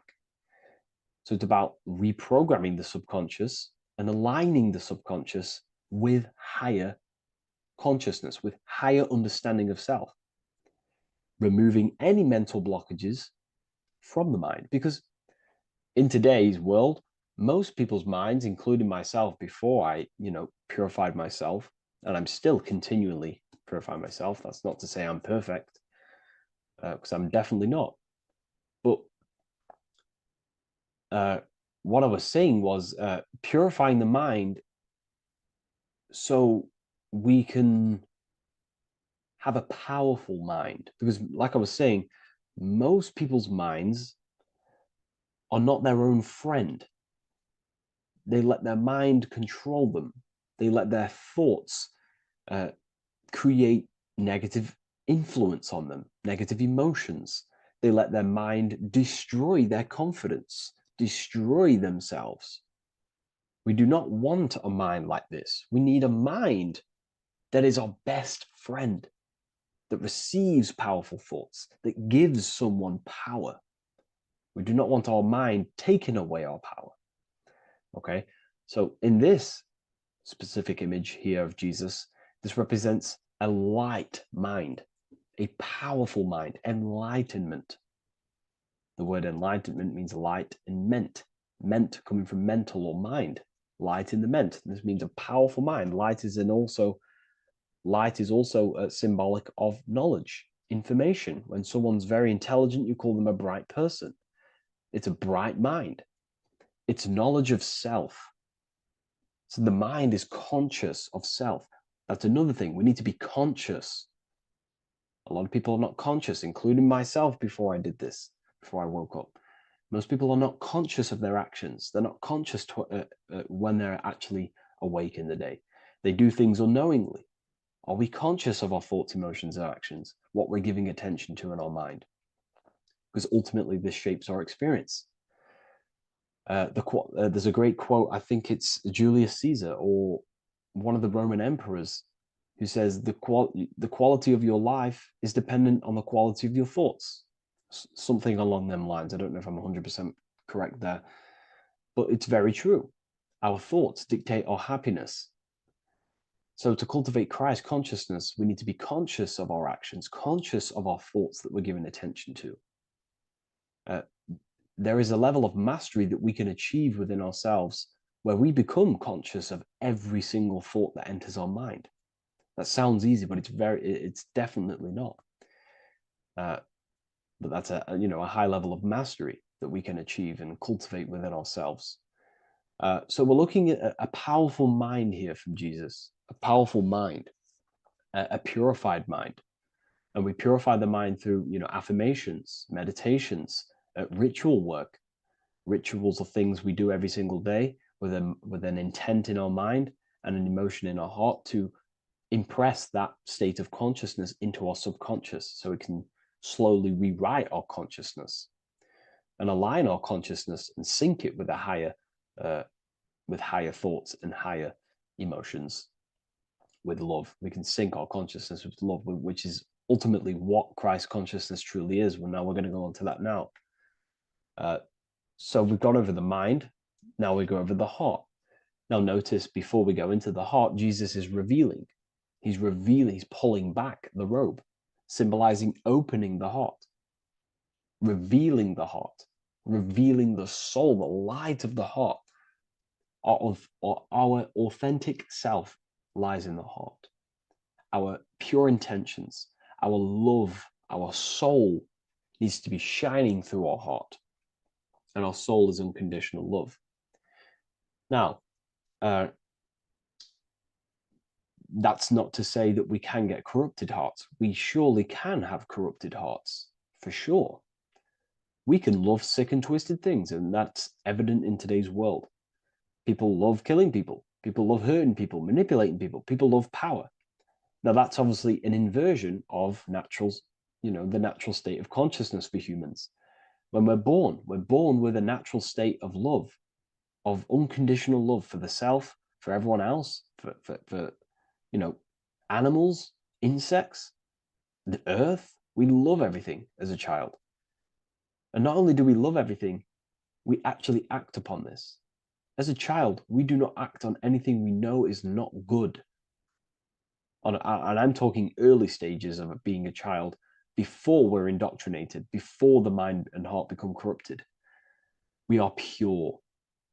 This is symbolizing this. Light represents also purification and truth, because when you shine light on something, it's the truth. You see it. You shine it through the darkness. It reveals. So light, this is symbolizing revealing the light of the soul, of love consciousness, holding love in the heart, true love. Not love for sick and twisted things, but true love for the self, the body, and for everyone else and all things. Holding love in the heart. There's a famous saying of keeping the sun in your heart. Keep the sun in your heart. It's a very famous saying. The sun is a symbol of love. What does the sun do? It gives abundantly. All it does is give light, give energy, power, light to the earth, and everything is feeding off this source. The sun expects nothing back. It just abundantly gives. It's a symbol of love. This is the love principle of creation. Now, the heart is also governing our actions. What we think about, okay, in our mental field of consciousness is directly corresponded and observed in our hearts. What we think about directly corresponds with what's going on and what we feel in our hearts. Okay? Thoughts produce emotions. So if we give attention to negative thoughts, there's no wonder we're having negative emotions in our hearts. So purification of the mind is also having an effect in purification on the heart. Because when we purify our thoughts and only give attention to powerful thoughts and positive thoughts that uplift yourself and humanity, then we're going to also see this change in the heart, see this emotional change in our consciousness. Okay, so this represents the purification of, a purified heart, the light emanating around the heart. Love for the self, love for one another. And you're revealing this, you're shining the heart on others. This represents, revealing your true self to everyone without suppressing aspects of self. Revealing the light, not holding back the light. Because people in darkness will look at people who are spiritual and say, oh, he's into the woo-woo stuff. It's about revealing that and not caring about others. Because when you shine a light, you're also planting seeds in other people. Now, I'm going to tie this together with the hand gesture. Now, what we're looking at here, we're looking at a hand gesture with two fingers up. We have the middle finger and the index finger upwards. And notice how they're crossed over. They're crossed. They're not separate. They're crossed, representing unification. Unification here. This is a unified two fingers. Two represents division. Crossed over represents oneness. It's the unification of the mind and the heart. A lot of people talk about this, but not many people go into detail about it because, for many reasons. But this is the unification of thought with emotion. This is how we truly reach Christ consciousness. And ultimately, when we do gain the love in our hearts and we do slow, it's a gradual process of cultivating love for the self and everyone else in the world, because we're so programmed to be divided, but it's a slow progress. But when we do cultivate love in our hearts for the self and one another, love is a very, very nurturing and growing force. Like I said, the sun earlier, that is pure love energy. It makes everything grow on the earth. While love in your heart grows connections with people. It grows care. You go out your way to do things to people and do give people things. It's a very nurturing and growing energetic force. And me personally, I think the whole universe is built upon love. The whole thing. Without love, without the love, there is nothing. Nothing is, love is the only true emotion that truly exists. Everything else is either an opposition of love or a different degree and branch of love. Love is the only true emotion, and everything is built upon that principle. Okay, love is what guides us to a higher consciousness. When we cultivate love in our hearts, we become a vessel for light, more energy, more vibration. Our electromagnetic field expands, or biofield, when we hold love in our hearts. It's a very powerful force. And when we do cultivate a strong spiritual compass within our heart, because that's what our heart truly is, it's a spiritual compass. It tells us, well, it doesn't tell us, it knows what is right at all times. If you think something, your heart tells you whether that is right or that is wrong, whether you should act upon it or whether you should not. The heart knows what's good and evil. No one told you this as a child. As a child, you already knew this. You came into the world, you knew what was right and wrong. You knew it was wrong to hurt people. So this unification that he's doing with his hand symbolizes thinking with the love of the heart. Represents thinking with love of the heart. Thinking with love of the heart for the self and the collective. Now, ultimately, what this does is give birth to perfect action. Why? Why does this give birth to perfect action? Think about it. Every time you've taken an action, why did you take the action? You probably, well, you would have thought about it, you had a feeling towards it, a care energy, and you took action. Why do we go to work? We care about paying the bills and staying in our house. We go to work to earn money. We think, we care, we act. Everything you see in front of your reality, on the screen that you're seeing right now, you called your eyes. Everything is in front of you because you care. It's the heart energy that leads the body. Okay? And that's even present in the body. Have a look at the body. We have the head, thought, then emotion, then our feet is at the bottom, and our feet take action. Thought, emotion, action. Thought, emotion, action. So even the body is basically a blueprint of how creation is manifested. So we receive thoughts from the divine planes, from the higher planes of consciousness. We receive them. That's another thing that I missed. If we purify our minds, we're basically attuning our mind to a higher part of the mental plane, and we will receive higher thoughts. We will receive thoughts that are more genius, what we like to call today, or better quality thoughts. We receive good ideas when we attune our mind to a higher consciousness. Okay, so we are like a radio. We receive thoughts based on what our mind is set to. That's why we call it a mindset. So, like I was saying, we receive thoughts through the head. We feel the emotion, then our feet take action. Thought, emotion, action. So the body's a blueprint of creation. It's beautiful when you really notice this. So this unification is about thinking with the love of the heart, which gives birth to perfect action in the world. And this is the state that we need to cultivate within myself and everyone in the world so we can give birth to heaven on earth through action. Because ultimately the world is molded through action, physical action. And them actions are molded from thoughts and emotions. Now,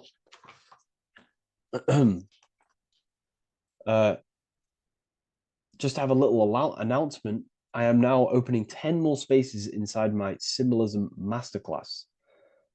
With 10 more spaces, you're going to learn about a lot more about symbolism. It's very affordable. I'll leave the link in the description if you wish, if you care about gaining more information and learning the ability to read symbols.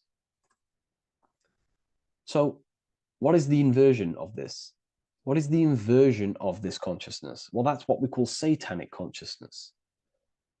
Satanism. Satanism on its true level is the opposite, the opposing the natural state of consciousness that we are born into. It's about thinking with no emotion, thinking and acting. This is what the Skull and Bones represents here. So the Skull and Bones Secret Society, this is their main logo. Again, we have the skull, which represents thought, and the bones, which represent action. The bones take action in the physical body. We're looking at thought and action with no emotion, no empathy, no love for one another, only love for the self, the inverted love. Okay? We're looking at gray. Gray is a symbol of dullness, death. There's no emotion in gray because colors provoke emotion. When we look at a color, it invokes an emotion. Gray has no emotion. So we're looking at dullness of the emotions. I'm not going to go too deep on this subject. I'm going to create a whole new lecture for that. In fact, I think we have a great lecture inside Ethereal University on Satanism. We're going very into depth on what Satanism is and what Satanism consciousness truly is. And again, it's just the cross inverted. Satanism is just it's the invertation of, I don't know if that's a word, but it's the inverse of natural law, natural consciousness, of love consciousness that we are born into. Okay, so ultimately, the message in this video was to create love in our minds, love in our hearts. Think with the love of the heart. Think with the care for one another. And that gives birth to perfect action. And when we align, when we do truly act out what our heart is telling us, and I know this from first-hand experience. This is what happened to me. I woke up, I started to follow my inner guidance. I always took action on it. I was saying yes to it every single time. And it led me, this is, I'm getting goosebumps actually saying this. It led me to where I am. Like that action, me saying yes to my heart, to that knowingness of goodness within me, was like a domino effect. And that domino effect, every time I did it, it was just opening more and more doors, not physically, but mentally. I was receiving more information. I was receiving more opportunity physically. My work started to explode on social media. Like, when you follow your heart and truly take action on what you know is good, it's like a domino effect that leads you step by step to where you're meant to be. And it's so profound and it's so, beautiful. And I'm telling you this from firsthand experience. This is ultimately how you kind of unlock your purpose in this physical world as well. So not only is it going to create a better world, it's also unlocking your true soul form and soul purpose while you're here. It's very beautiful. So I thank you, everyone. Please leave a like, comment, and share, and subscribe to the channel. And I'll see you all inside Ethereal University if you decide to take your studies to the next level. Take care. What if dreams aren't random at all, but messages from a deeper part of yourself, trying to show you things? In this video, you're going to learn exactly what dreams are from an esoteric view, how to control dreams, and how to dream more frequently. Dreams are not nonsense. They are expressions of the subconscious mind. In the daytime, we're using our conscious mind, what we are aware of. This represents the daytime, the sun, the external world. We're operating in the external, outside the body in the day. But when we go to sleep, we return inward. Everything does this breath. We breathe in through the nose and out through the nose. Everything does this in and out process in the universe. We live, we die every single day. We wake up, we express things in the external. Then at nighttime, we return back to darkness, back to the internal. This is the breath of the universe. We have summer, we have winter. This is the breath of the sun and the seasons with the earth. You have an internal world and an external world. External is physical, the internal is spiritual. Like I said, when we go to sleep, we are returning back to the internal world of your own consciousness and subconscious mind. Your subconscious mind holds everything about you, your memories, your traumas, everything you've ever learnt, your language, your name, your job, everything you identify with is stored within this vast network of the subconscious mind. It is your own personal consciousness. Therefore, when we dream, we return back to the subconscious mind, and we are in fact thinking, but in a subconscious way. The subconscious does not speak the same language as the conscious mind. The conscious mind uses language, thoughts, and all things that are very logical and very easy to understand. The subconscious is the complete opposite. It is very indirect, metaphorical, and symbolic. The subconscious communicates and works in symbols. Ultimately, symbolism is the language of consciousness. This is why in occultism and esotericism, it is filled with occult symbols, because symbols are used to communicate directly with the consciousness within the subconscious mind, and the subconscious mind is ultimately connected to the collective consciousness. We are all connected and tapping into the mental plane, where we receive thoughts, ideas, depending on what we attune our mind to. That's why we call it a mindset. But getting back on topic, the subconscious mind is your own personal network. It is like a net an interconnected web of your thoughts, memories, traumas, emotional blockages, and all the things you identify with and have experienced in your life is stored within this network. It can be seen as a web. One example of the subconscious mind using symbolism is this next story I can tell you. Let's say I was in a very traumatic car crash as a young child. I experienced a lot of emotional trauma in that car, and that deeply impressed my subconscious mind with that trauma of emotion that I felt. Therefore, every time I see a car in my external world, that car is now a symbol that represents the state of consciousness I was feeling in that particular time of the traumatic car crash. The car is a symbol for a state of consciousness within my subconscious mind. Just like when you see a word, that word triggers what you believe that word to be in your subconscious mind. Symbols are the language of the subconsciousness. Therefore, when we dream, we are basically seeing symbols of our own personal subconscious mind. Our higher mind, which is basically our subconscious, the higher version of you that exists beyond your human thinking mind, communicates using symbolism. The higher mind does not speak human thoughts, human language. It speaks the language of symbolism. Therefore, when we dream, every event, every person, everything that happens, and everything you see is your own personal subconscious mind materializing within the plane of the astral plane. This is a dimension that sits just above the physical world that everything is pulled out of. For example, look around you. Everything you see around you was thought, then imagined. Imagination is the astral plane, and this astral plane sits above the physical world. As above, so below.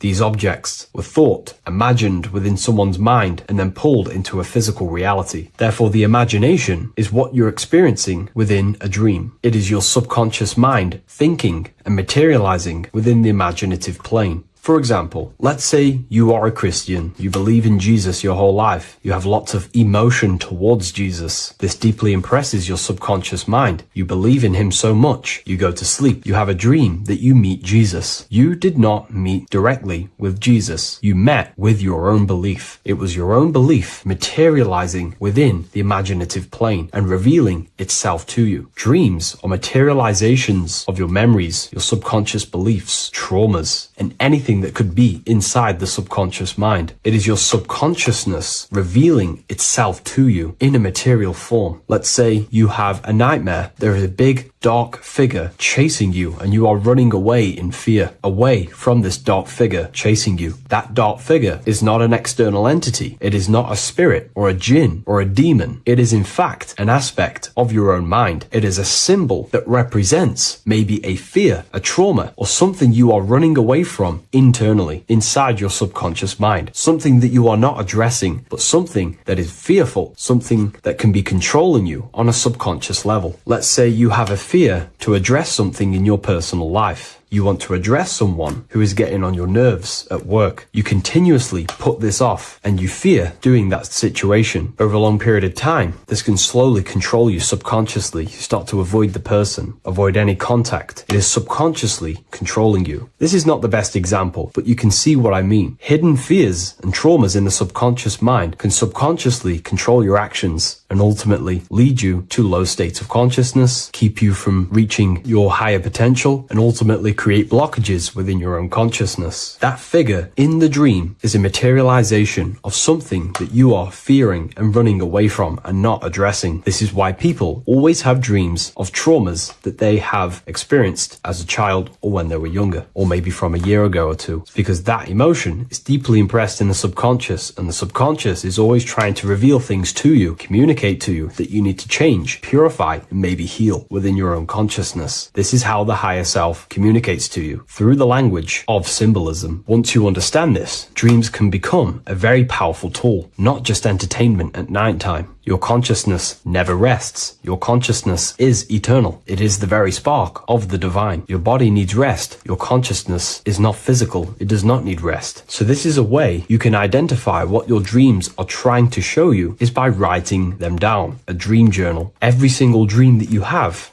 a book placed near your bed. Every time you wake up, first thing you should do is pick up the book and write every single detail that you can remember about the dream. The people that you met, are all symbols or aspects of yourself. Maybe it is a friend you saw in your dream. That friend represents a state of consciousness that is within you and is trying to reveal something to you. It's about making the subconscious into the conscious, to become conscious of the unknown. Write down every detail, everything you saw, every event that played out, even the details of the clothes that they were wearing. Everything is symbolic within dreams. Write everything down and then analyze the dream. Don't analyze it from a logical mind. Analyze it with the right hemisphere of the brain, which allows you to see metaphors, read between the line. Try and gain the message that it's trying to show you. What does this overall mean to you? And what could this reveal about aspects of yourself that you need to heal or maybe take action in your life and world? Because your higher self is always guiding you towards awakening and fulfilling your mission in the manifested physical world. Dreams speak in symbols, not logic. Ask about your dreams. What is this trying to tell me? Don't take things literally. Look for an emotional tone and symbolic resonance. With practice, you'll begin to understand the personal language of your subconscious mind. Now that you understand that, again, please leave a like or a comment on this video. This is now a technique for lucid dreaming and dreaming more often. This is not going to happen overnight. This is not an easy method. It simply takes practice and dedication. Every morning, choose 3 time slots. For me, I choose 4:30, 5 a.m. and 6 a.m. 3 alarms that are going to go off at these 3 times, half an hour apart from each other. Each time you wake up, stay awake for 5 to 10 minutes. Turn off the alarm. Try and keep your conscious mind awake, but drift back into sleep. There's no other better way for me to explain that. It's very difficult, but try and keep the mind awake, but the body falling back asleep. More than likely, you will drift off back to sleep. Then the next alarm will go off half an hour after. This will wake you up again, guaranteed. You will probably drift back to sleep by repeating this process. After the 3 alarms go off, each one of them times, you're either going to have a dream or a lucid dream, but definitely you will have a dream. And if it doesn't work one time, keep trying it. I've been using this method for a very long time, and I can tell you 70-80% of the time it triggers a dream, and a very vivid dream. And it's ideal for lucid dreaming because keeping the conscious mind awake while letting the body fall asleep, you can become conscious within these subconscious realms of your mind. But when you are conscious inside the dream world, you can do what you want, but you also want to let the dream naturally unfold. If you try and take too much control, then you will wake back up. If you feel any fear in your dream, you will wake back up into the material world. Another tip to dream more often is to meditate before bed. Simply close your eyes and think about nothing for 5 to 30 minutes. Detach from everything outside you, your name, your job, work, thoughts. Mentally detach from the world and the physical pleasures and become pure awareness before you try and go to sleep. This will help you become conscious while being within the self. If you wish to learn more about consciousness, yourself, the Book of Wisdom Volume 2 can definitely help you. I'll leave a link in the description. Thank you for watching this video, and I'll see you in the next one.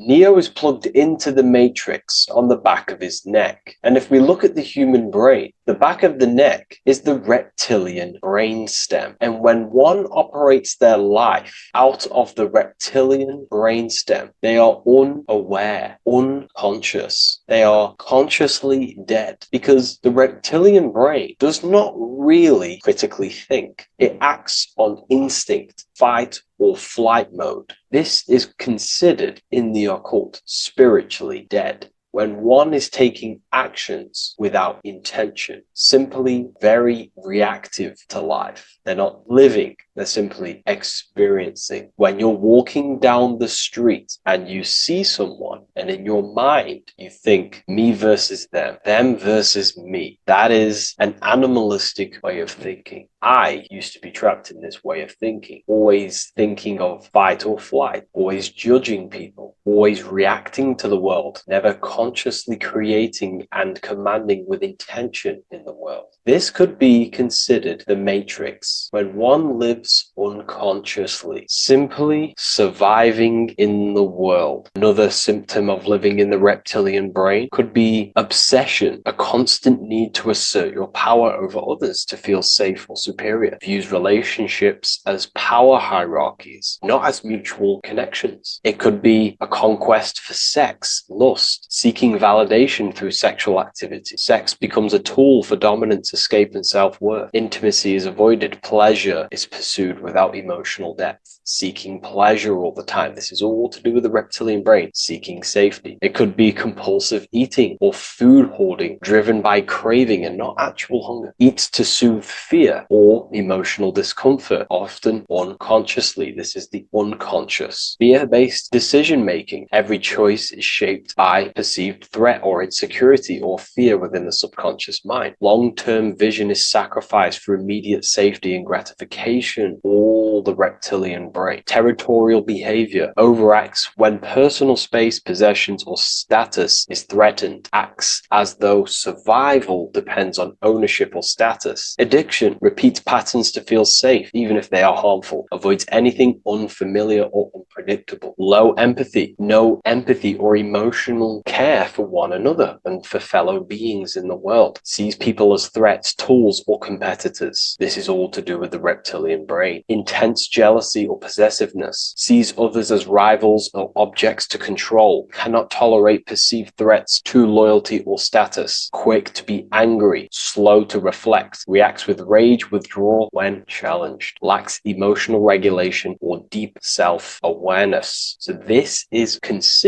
brain could be considered the matrix, hence why Neo is plugged into this brain. He's operating the life out of this brain, unconscious, simply navigating life like an animal. I was in this state, and you can only really realize this when you come out of this brain and you start to function from the higher regions of the brain, which we will discuss very soon. And my life was chaos because there was chaos operating internally. I was never thinking about the future. I was always operating life out of fear, out of lack. Never had care for another person. When you operate life out of this brain, the matrix, things outside you, can easily control you. This is why they keep us in a constant state of fear. So we operate life out of this. So we never gain full control over our reality, over our actions, over our thoughts. So Neo is called Neo, and he works at a place called meta cortex, very symbolic of the neocortex, the higher region of the brain. Now, this brain makes you human. It ultimately allows you to hold control over the animal urges, okay? The neocortex is the brain that allows you to have self-mastery, that allows you to control your urges, your instinctual survival urges. So humans can overcome their reptilian animalistic state and start to operate their life in a conscious mastery state. And Neo is plugged out of the reptilian brain, and he starts to use his neocortex, the human brain. This allows one to learn to have self-control, allows one to create, allows one to think about others. It allows one to critically think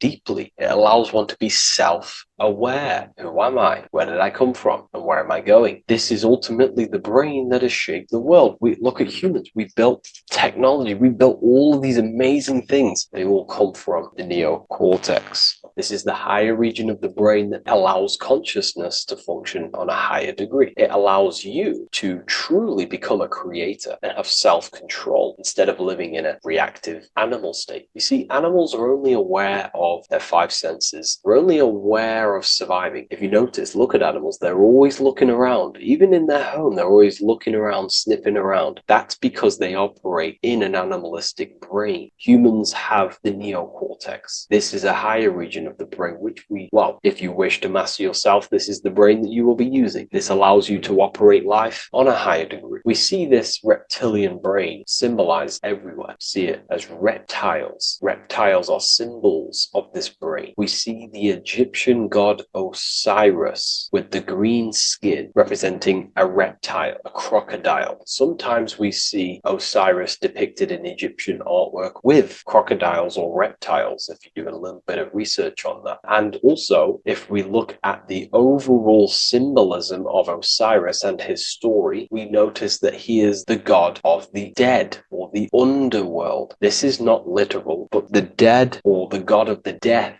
the god of the death of self, the dead of consciousness, because you are a divine being with limitless potential to create. And ultimately, to create, we have to master our reptilian brain. But when we function from this reptilian brain, we are dead to our higher powers of creation, of imagination, of actually gaining control and operating life from the higher mind, operating life as the divine being as you are. But if you operate life in Osiris, he is the god of dead. You are spiritually and consciously dead. You act unconsciously. You are dead, not physically, but mentally and spiritually. So what we're looking at here in the Egyptian artwork is the reptilian brainstem. We have the left hemisphere and the right hemisphere of the brain. Notice a curve. The feminine body is very curvy. This represents feminine. The masculine body is very liney. So if we study geometry, we know that lines are masculine, hence why the word masculine,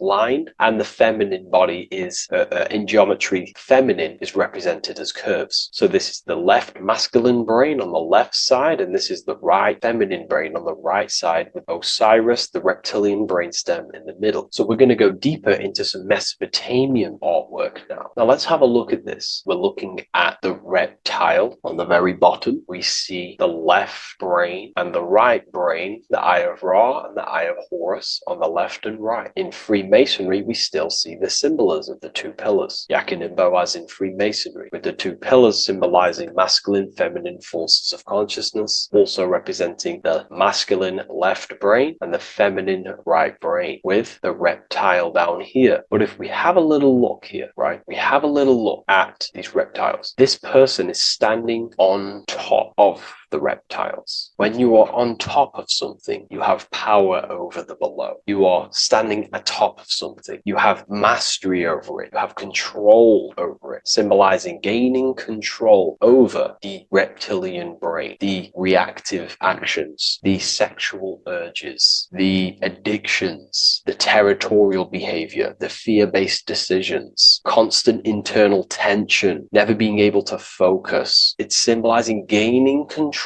over these internal qualities that happen within us, in our mind, because the universe is mental. And if we do not gain control over this brain, it will dominate our mind, which will ultimately dominate our actions and destroy our life and live in an unconscious state. So this is basically instructions in this ancient Mesopotamian artwork of becoming self-mastery, to operate on a God consciousness level. So we have a person symbolizing your awareness, the internal you, having mastery over the reptilian urges, the reptilian brain, the reptile thinking. We have a person, a face in between, and it's standing in between these pillars, symbolizing balance of the brain hemispheres. Because the face, we see the eyes in the middle, we see the person is you, your consciousness, standing in the middle pillar. So representing seeing reality as neutral. Everything in the world is neutral. It's the mind's perception that gives it a positive or negative charge. When we adapt this mindset, this view of reality, this knowingness of reality, we see the world for what it truly is. And if you see things as neutral, it allows one to transform the situations in your life accordingly, instead of simply choosing a side.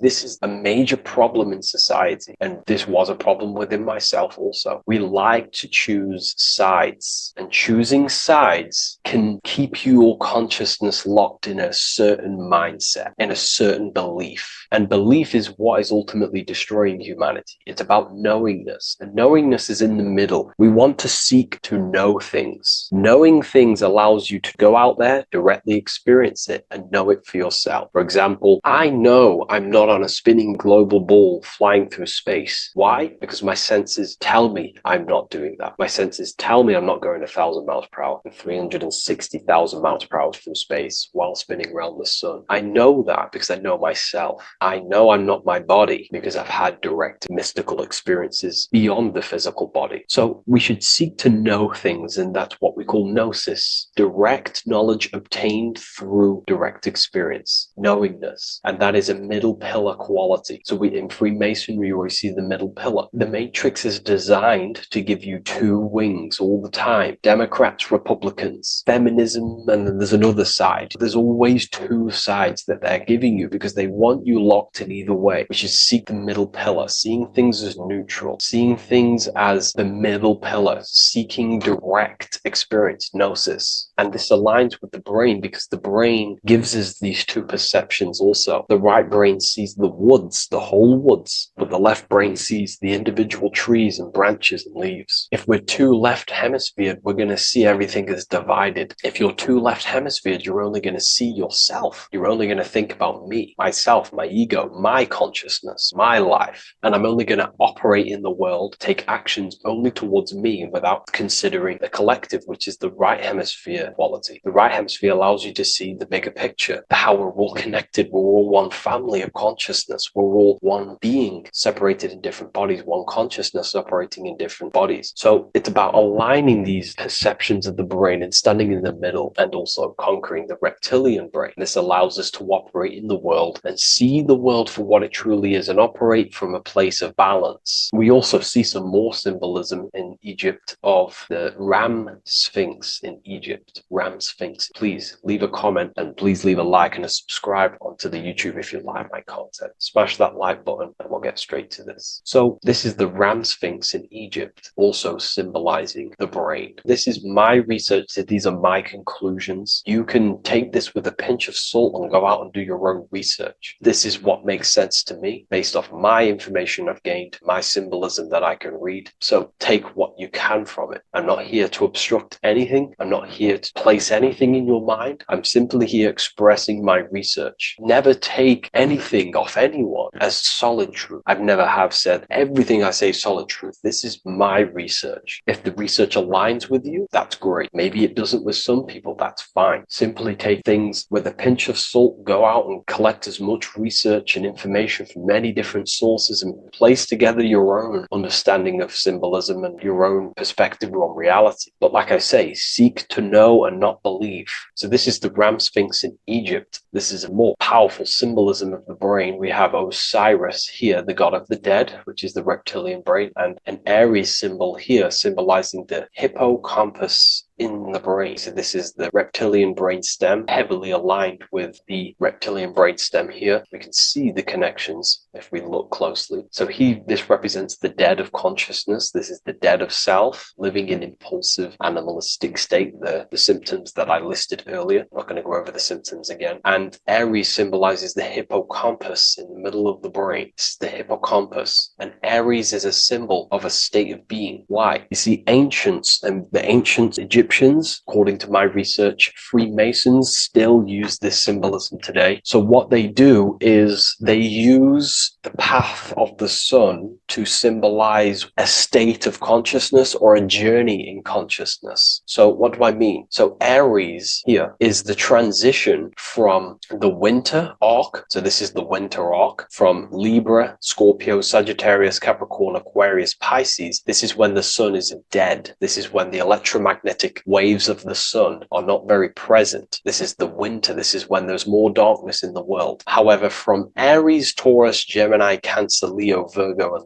to Libra, this is when the sun is giving more electromagnetic rays. Everything grows. Everything is reborn again. Everything's growing. There's more light. There's more warmth. You can grow crops. So this is very symbolic as a state of consciousness. Aries is used heavily to represent the rebirth of the sun, but internally as an esoteric interpretation of Aries, it symbolizes the resurrection of awakening of the self. It is the rebirth of the sun, of the soul, the rebirth of becoming aware out of the darkness into the light, living in the reptilian unconscious state, the unconscious, not being aware that I possess consciousness, not being aware of my thought, emotion, actions. And Aries is that symbol, is of the rebirth of the spirit, the rebirth of the self, becoming self self-aware. So that's what we're looking at here with the Ram Sphinx. We're looking at Osiris, dead, the reptilian brain, operating life in an unconscious state, not really thinking, not self-aware of thought, emotion, actions, not aware of the soul, not aware of good and evil, not aware of the laws that are in the heart of love, not aware that there's always an intelligence in the heart telling us what's the right thing to do at all times, not aware of anything, just simply reacting to the world. But then we have a symbol of Aries above, which is the resurrection of self. So again, this is symbolizing by the Egyptians to me and my research going from darkness to light. This is the resurrection of consciousness when we start to deepen our self-awareness, which is ultimately what I'm doing to you in these videos. Hopefully I can awaken some people's minds and make people think deeper. And that process of internally what's happening within you that's what Aries represents when you're starting to say, wow, my mind's going deeper and deeper into the self, and I'm realizing more. That is what Aries symbolizes. When the sun returns, it's also a symbol of a sacrifice, because obviously when the sun returns back to Aries, we're sacrificing the winter, when we're transitioning, and all transitions require sacrifice. So in Aries, the Jews celebrate the Passover. It's the Passover of the sun, and what do? They eat lambs in the Passover Aries, because it's all symbolic of this internal process. In Aries, Christians celebrate with Easter, which is the resurrection of Jesus, the resurrection of the sun. Remember, it goes deeper. There's deeper layers to this. It's the resurrection of the self and the mind deepening into a deeper awakening. So again, we're going from the lower regions of the brain, and when we start to critically think and become self-aware, we're starting to use the mid part of the brain, and the mid part of the brain then expands into the neocortex, which is the resurrection of the self. The mind is no longer functioning in just the reptilian brain, but then it's going into the light of the higher brain, the neocortex, and this is the reptilian brain. This is the midbrain, what we're looking at here with the Ram Sphinx. Yeah. So this is the resurrection. It's the transition point of going from the reptilian brain into the midbrain into the neocortex. We're now resurrecting ourselves. Now, this is not putting anything negative on the reptilian brain. Without the reptilian brain, we wouldn't be able to live. We need the reptilian brain, but it's an abuse of the reptilian brain that can keep us in a very low state. It keeps us stuck in an unconscious state. But the reptilian brain is what's allowing you to breathe, to eat, to scan the environment for any threats. If there are threats, we do need the reptilian brain. That's not to say it's evil, but what I'm saying is an abuse of this brain, which is what most people are stuck in. They're operating their life out of this brain. And this is what the Egyptians, I think, are symbolizing, trying to tell us to resurrect ourselves, to become self-mastered, to become the highest version of yourself, to actively create in the world. Because when we are only operating from this brain, we're unconscious, well, then other people can use you as a vessel to create their reality. This is how the world is at the moment. The ones who know how to use the mind are controlling the other ones who do not know how to control the mind. So I hope this makes sense to you. Let me know if you have any video recommendations, and I'll see you inside Ethereal University. If you wish to take your research to the next level, I have things inside of there that are very powerful. We happily invite you. I'll see you inside of Join. If not, I'll see you in the next YouTube video. The Pope is supposedly opening 5 portals on Christmas Day. Now, I know this video is a bit late, but I'm going to be commenting on what I think this symbolism and this ritual truly means, and what they are trying to do to society with this symbolic ritual. So the first thing we must understand is that everything these people do on a mass scale, all of these major events that they take place on, are all symbolic. They're all ritual. They all have purpose. Okay, so when we look at the locations of these 5 doors that are in Rome, we actually see the sigil of Lucifer when we connect the dots of all of the 5 door locations. This is the sigil of Lucifer. Lucifer is not what you think.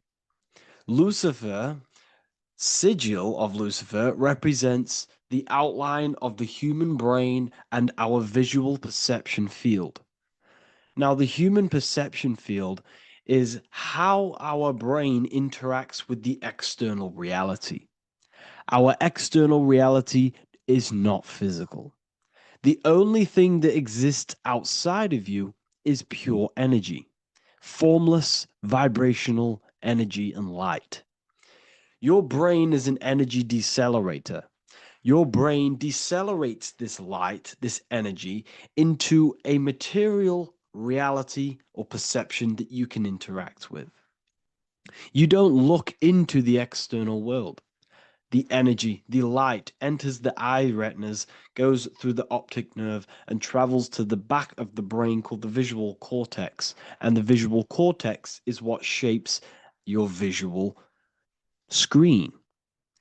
Now, if you are seeing the screen, this means that you are not the body, you are not the brain, you are the perception observing the screen that you are seeing. You are the eye behind that, you are the person behind that. So, what this is actually symbolizing is perception. This is a symbol of perception, of perceiving the material plane, of how spirit interacts with matter. Now, what's Lucifer? Now, the word Lucifer means the light bearer. He's known as the light bearer. The word Lucifer originates in Latin. Luci means light, and fer means to bring. It's the light bringer. The eyes, the visual perception of the light bringer to your reality. You see, everything outside of you is light. You are made of light.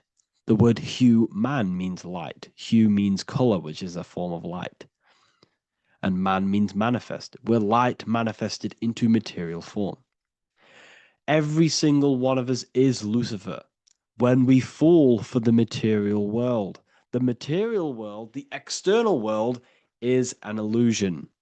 It is the false world. It can elude you. It can make you fall in love with the material things, material pleasures, lust, money, fame. These things make you fall. This is the fall of Lucifer. This is the mythological story. This is the symbolism behind Lucifer. It's you. Are you falling for material pleasure because you are a divine spiritual being from the higher planes, not from this plane? Now, if you let your divine being fall for this material plane and fall for the evil that can take place in this plane, then you are Lucifer. It represents the false light, the false reality. This symbol, the sigil of Lucifer, it symbolizes the interplay between light, consciousness, and the perceptual experience of the physical reality. The external world is truly internal. What we visually perceive is essentially light waves carrying information, which then gets processed by our brain, the central computer of our nervous system. Okay? So, how many doors are open? 5 doors. So 5 is the number of perception as well. 5 fingers on each hand, 5 points on the human body, 5 toes on each foot. We have 5 senses. 1, 2, 3, and 4, they're spiritual numbers. 6, 7, 8, and 9, they're material numbers. 5's the gateway. 5 is the middle bridge of how our spiritual self interacts with the physical self, how spirit interacts with matter. So this ritual is symbolic of perception. This is maybe bringing in a new perception. A new event will happen after this, a new perception of the world. Or personally, I think this ritual was to obviously shape the collective consciousness, because your reality is an externalization of your inner consciousness. It's simply just a mirror. Your material life, your material world outside of you is simply a mirror reflecting with mathematical and geometric precision of your internal consciousness. Your consciousness is creating and causing the effect called reality, physical reality. Your life is a result of every thought you thought in the past. Therefore, with that being said, everyone who perceives this ritual of the Pope's opening 5 spiritual portals, who's letting in demonic energy into the world, they're going to let demonic energies and demonic spirits all in the world. Well, what if I told you the only portal they're opening is a portal in your own mind for negativity? By you believing in negative forces coming into the world and gonna possess everyone, that's opening up your own mind. The collective spiritual community has been brainwashed in thinking there's going to be demonic energy. Therefore, what will happen? There will be demonic energy. Not because the Pope opened up a portal to the demonic energy, it's because everyone opened up their own minds to the demonic energy. Therefore, we as a collective consciousness shape the external world on a macrocosm scale. For example, the microcosm is your personal life. Your personal life. You have created it through consciousness. Your belief system is just externalized in your world. But on a collective scale, we all believe in money, for example. And because we all believe in money and we believe that this piece of paper holds value in our minds, okay, in the mental plane, this has an effect on the physical plane by shaping the physical plane by being ruled by this belief. On a macrocosm scale. Yes, I know that money doesn't exist. It's just a belief in my mind. But that doesn't have an effect because the collective consciousness believes that money has effect, has power. When it doesn't, it's just a piece of paper with the belief behind it. If the collective consciousness stopped believing in money, then the collective consciousness would have broke the spell and we would have no longer had a material plane ruled by money. You see, our beliefs is ruling and shaping our physical plane. This physical world outside of you is truly just an effect of the mind, an effect of our consciousness, our inner world. So I believe this ritual was done to change our perception, to make us think the Pope is bringing this spiritual energy and negative forces into the world. And it's just simply us creating the negativity in the world by believing in this, by thinking this. Remember, they have the power to send messages into millions of people's minds through media. And then messages are then believed, and that belief is shaping our world. What have I told you? That the New World Order is not manifested by the elite, it's manifested by you and us. We're all manifesting the New World Order. They can't manifest it. We can, because we are the ones believing it. We believe it. It is reality. It shapes our own prison. We're all shaping our own prison by believing in the prison, by believing in money. So this ritual was all to do with perception, creating a new perception, creating fear in our minds to, of course, distract us from what's really going on. This is all a ritual to implant messages in your own mind. So I hope you all understand this video, and I hope you all gain some insight, and I'll see you inside the university.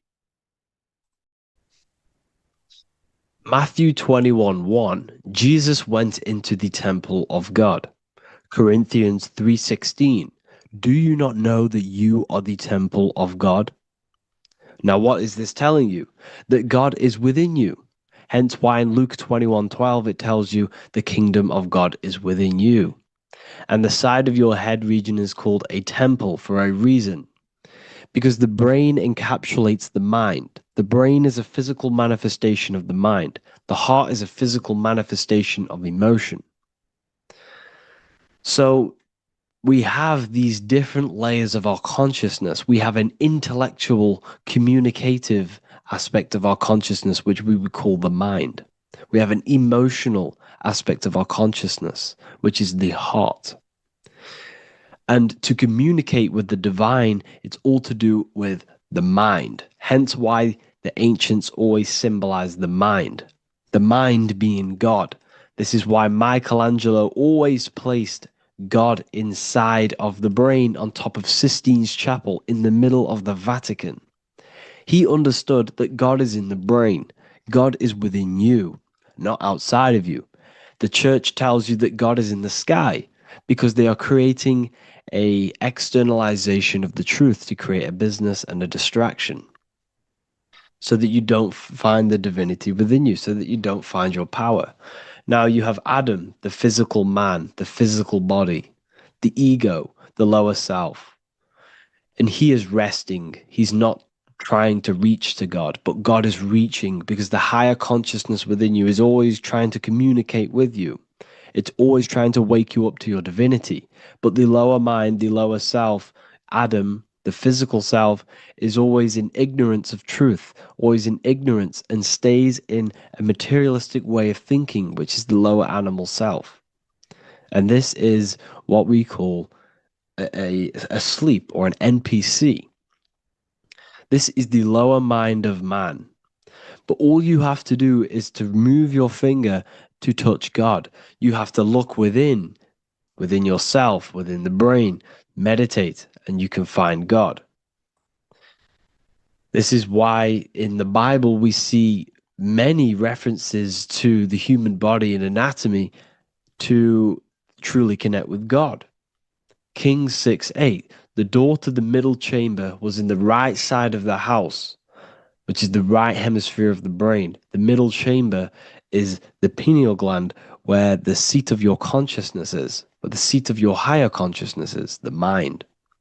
And they went up the winding stairs, which is your spinal column, into the middle chamber, and out of the middle chamber into the third. So they went up the winding stairs. This represents raising your consciousness up the winding stairs. Your spinal column acts as a stairway of consciousness. Depending on what sort of consciousness you are operating in, depends on what part of the spinal column you are using. Because the spinal column ascends and descends consciousness. What do I mean?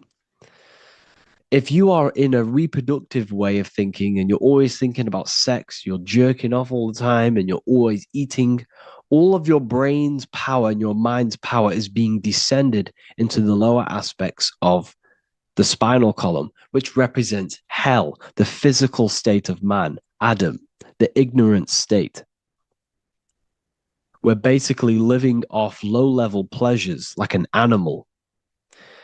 And the stairway to heaven is your spinal column.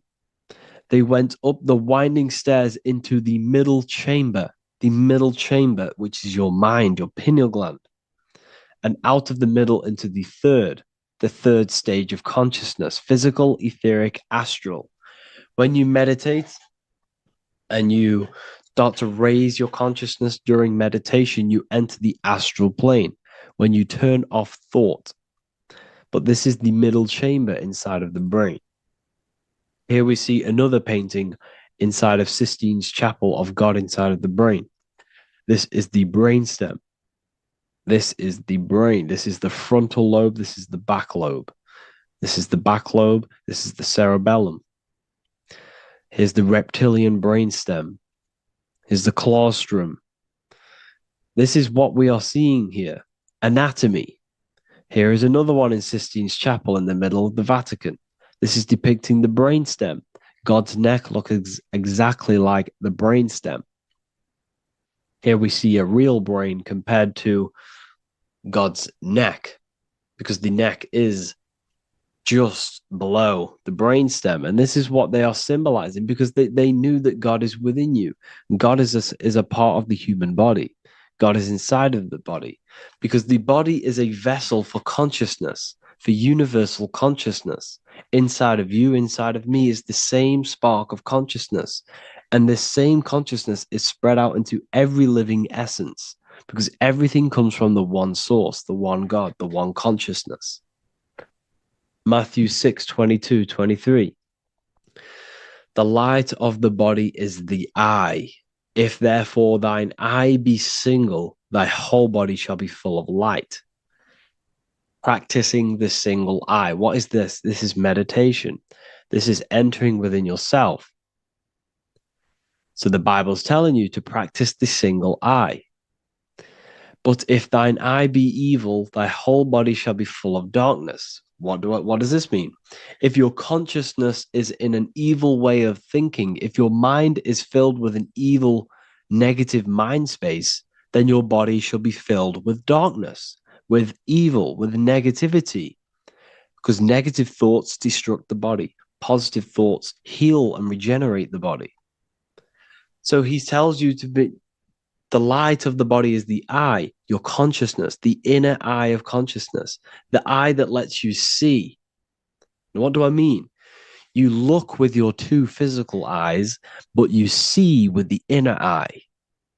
What you see is perception. You look with the two eyes, and what you see is perception. You are seeing, you are understanding, and that's what consciousness, the mind, gives you. Consciousness, or the mind, is the force that allows you to be a human being, that allows you to understand things and interact with things and make decisions. It's an infinite intelligence. See, the mind is not the brain. This is a big confusion with people. Hence why the eye on top of the pyramid is separate from the bottom half of the pyramid, because the consciousness is separate from the body, the eye, the all-seeing eye. It represents the observer, the eye that sees into this body, into this world, into this. You are the perceiver. You are the invisible spirit within the body. Theologians 4:17. After that, we are still alive, and our left will be caught up together with them in the clouds to meet the Lord in the air. You don't meet the Lord in the physical air. Okay? This symbolism of the ancient Christian artwork is showing you this is symbolic. These things never happened. There's no man in the sky. Moses didn't go on a mountain to meet with God. The air represents the mind. This is why you say you're an airhead when someone's very stupid. Earth is your body. Water is your emotions. Fire is your spirit. Air is your mind, the invisible mind. So Anton Mengs, an ancient Christian art worker, is showing you anatomy of God in the clouds. But this is the anatomy of the human body, raising yourself to the mind and turning the mind inwards on itself during meditation. And that's how you meet the Lord in the air. You meet the Lord in an elevated state of consciousness. The air represents an elevated state of consciousness because the air is up. You have to raise your consciousness to meet the Lord in the air. This is why Moses went on a mountain to meet with God. The mountain represents elevation of consciousness, raising the mind up the spinal column, taking all of the mind's attention away from the reproduction and the physical aspects of self and raising it to the brain and turning off the brain and going inward into the air. It's talking about raising consciousness. It's allegorical. It's a spiritual, metaphorical text. The side of your head's called a temple because inside that where that temple is, right in the middle of where you call the temple, is the inner chamber, the open room, the holies of holies in the Bible, or the land flowing with milk and honey, or Mount Zion.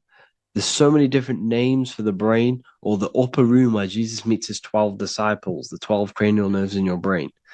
This is the temple of God. Your body is a temple of consciousness. It encapsulates consciousness. It encapsulates the mind and soul. John 10:30, Jesus states, I and the Father are one. Psalms 46:10, be still and know that I am God. He's talking about the I am within you, not within Jesus. Everyone refers to ourselves as I. I am God. When you say I, you're referring to the highest aspect of yourself. The aspect that is above all thought, above all emotion, and above all things. When you say I, you're referring to your pure awareness, your pure consciousness, the highest aspect of yourself. And anything after I is egotistical. I is God. The letter I is the Roman numerals for one, because there is one God, one consciousness. The letter I is one line, just like the number one. Matthew 6:3-4. Take no thought. Therefore, take no thought. Take no thought. He says this 5 times because you must turn off the 5 senses and take no thought to connect with God. Be still. This is telling you to meditate and know that I am God. The I am within you. I and the Father are one. I and God are one. You, who you think you are, is a completely wrong. The body is matter. Your name isn't you. Your job isn't you. Your reputation, your trauma, your memories, your friends, family, worries, bills, interests, dislikes, goals, passions. Anything to do with the thinking mind is not you. Who you think you are is a part of your thinking aspect of consciousness. But once you remove thought, you are no longer your name. You are no longer your body. You're no longer your reputation. You are the I. You are pure awareness, pure consciousness. Pure consciousness. And this pure consciousness has latched on to this name, this job, the body, and your traumas. Your pure consciousness has attached itself to this character who you're playing in the physical world. And this is essentially who you think you are, but you are not. You are the I, you are the self, you are pure awareness.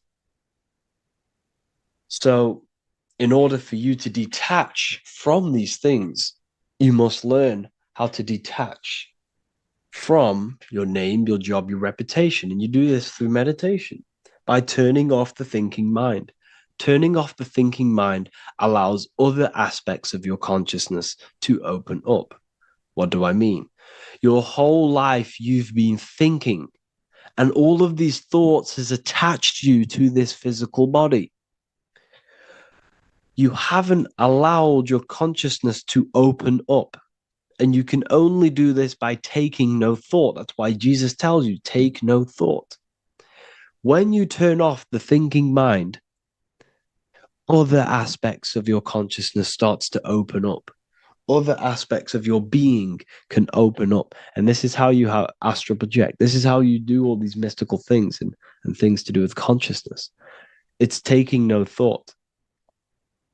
Imagination, emotions, thought, and memory are all to do with consciousness. These things are not physical. You can't touch thought. You can't touch emotions. You can't touch these things because they are not a physical thing. So you must turn off these things for other aspects of your consciousness to open up. Okay? So essentially, the Bible is a metaphorical, astrological, numerological, metaphysical, spiritual, encoded text that talks about human anatomy, spirituality, and the true nature of the human experience. Everything they teach you in school is to make you think that you are this body. Everything they teach you in church is the externalization of the true teachings of Jesus. Jesus was telling you to meditate. Jesus was telling you to practice the single eye. Jesus was telling you to look within yourself and find God. He wasn't telling you to pray to him.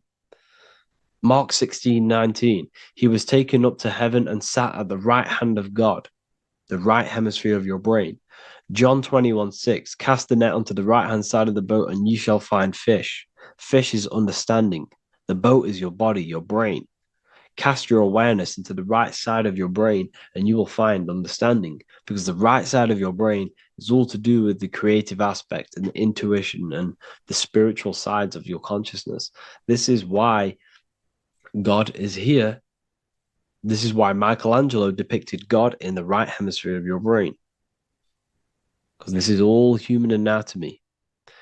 And I speak about all of this in the brand new Book of Wisdom, Volume 2, which is now available. The start of the revolution has begun. This book is truly going to change the way people see the world. It's got so many more topics than the last one. It's truly a revolution. It's written in so much detail. It's very practical. I cannot wait to share this one with you. I just want to say thank you for the opportunity for me to create this book, because without you, I couldn't have created this. And I just love sharing my work with you.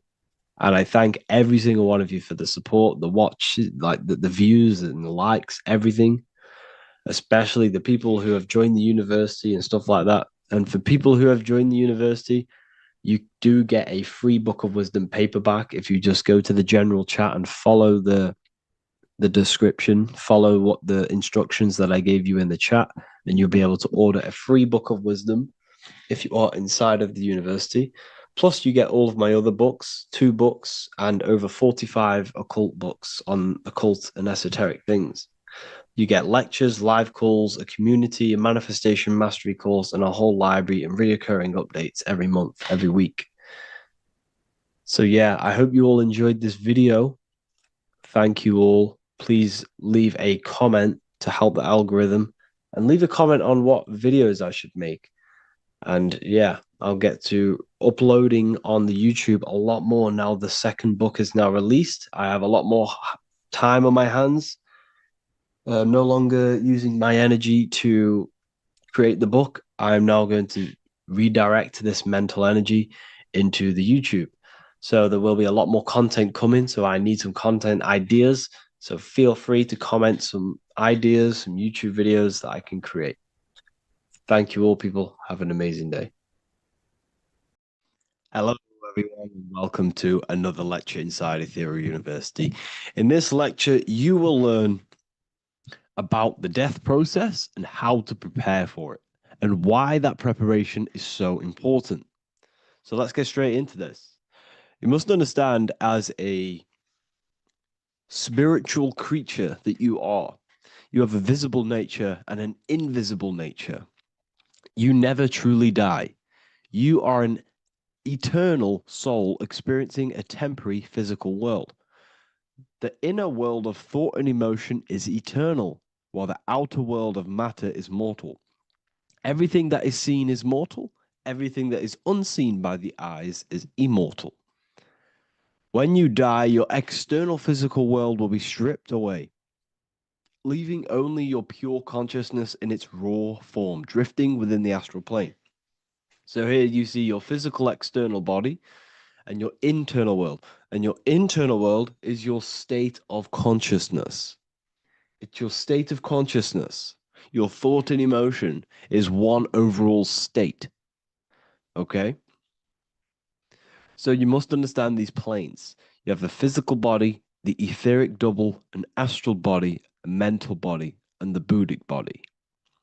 When you die, you leave the physical plane.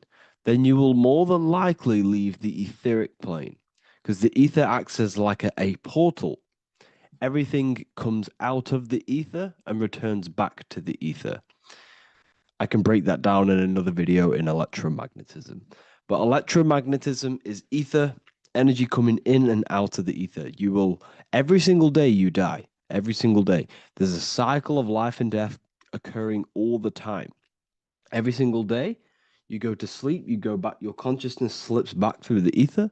And then when you wake up, your consciousness comes back through the ether into the physical plane. Death is just a bigger macrocosm of the microcosm cycle of life and death. So you will return back to the astral, which is the realm of imagination, infinite possibilities. And this is where thought forms start to manifest. Okay, so depending on how advanced you actually are mentally and emotionally, will depend how long you stay in the astral. Now, what we must understand is that there is many different components to the astral. We have the higher astral, the middle astral, and the lower astral. These are all vibrational states. So if your mind and soul is operating in lust, lust, desire, hate, food, physical addiction, smoking addictions, then these are quite heavy. These are quite heavy attachments to your consciousness, and they're quite low level desire, which means they have a low vibration. You will manifest in the lower astral when you're stripped from your physical body. The lower astral is not inherently evil. However, there's just low vibrating things going on there. Low vibration does not mean evil. Okay. So just like bad doesn't mean evil. Okay. In the lower astral, you are going to see lower astral beings. You're going to see spirits, souls with low level desire. Okay. People who are attached to the physical plane, people that lust, people that do these things. Technically, this is hell, but you can escape it by escaping yourself. Now we're going to break all this down. I'll break all this down properly once you understand the full context.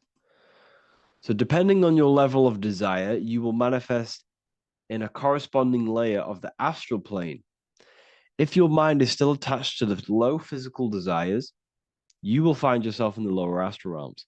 But if you have few desires and have detached from the worldly attachments while you are encased in a body, then you will rise into a higher or middle astral plane, mainly the middle.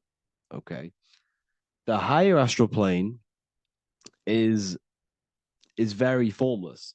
So as I broke down here, this is, well, the physical plane is the lowest dimension. This is the most form, the most matter. It's quite heavy. The higher you go, the lighter it becomes, the more fluid, the more formless it becomes. So you see here it says denser down and lucidic up. So this is more lucidic in these higher realms. This is more dense in the lower realms. So this is why the ancient Egyptians were always talking about, I'll show you this. This is showing you death. So first of all, we have Anubis, which represents death. Here you have the heart, which represents the soul. And here you have a feather. And this is a scale. You see how this is a balanced scale? So what this is symbolizing, this represents death. This represents your heart, and this is a feather. So when you die, your heart must be as light as a feather, which means your emotions, your soul, should have no attachments to the world. It should be light. It should be detached. This is why the word light and light are the same. Light is in heavy and light is in very bright. Because when you're less attached to the things, your soul shines. You're authentic. You're light. You're very bright soul. And you have no attachments. Your light is in not heavy. So you must detach from the worldly desires. We have to detach from the smoking, the food. This is why we should fast. Smoking, this is why we should detox. We should also meditate. We should also be able to sit with ourselves for long periods of times. Okay, I'm going to break all this down properly. But that's why the Egyptians show you the symbolism here. Okay. So you're stripped of your material body. So that state of consciousness you're in right now, your inside world, if you shut your eyes, that state you're in, that is what you're going to experience when you die. Okay. And you're going to be manifested into the astral. In the physical plane, you can mask or hide almost anything. But in the spiritual realm, you cannot. The astral body, your thoughts and emotions directly shape your spiritual body, your astral body, revealing your true inner state. So your desires that you can hide in the physical plane, your emotions, your thoughts, you can't hide any of that in the spiritual plane, in the astral plane. That will directly shape who you are, your color of your astral body, and your astral body as a whole. So here we have Kim Kardashian.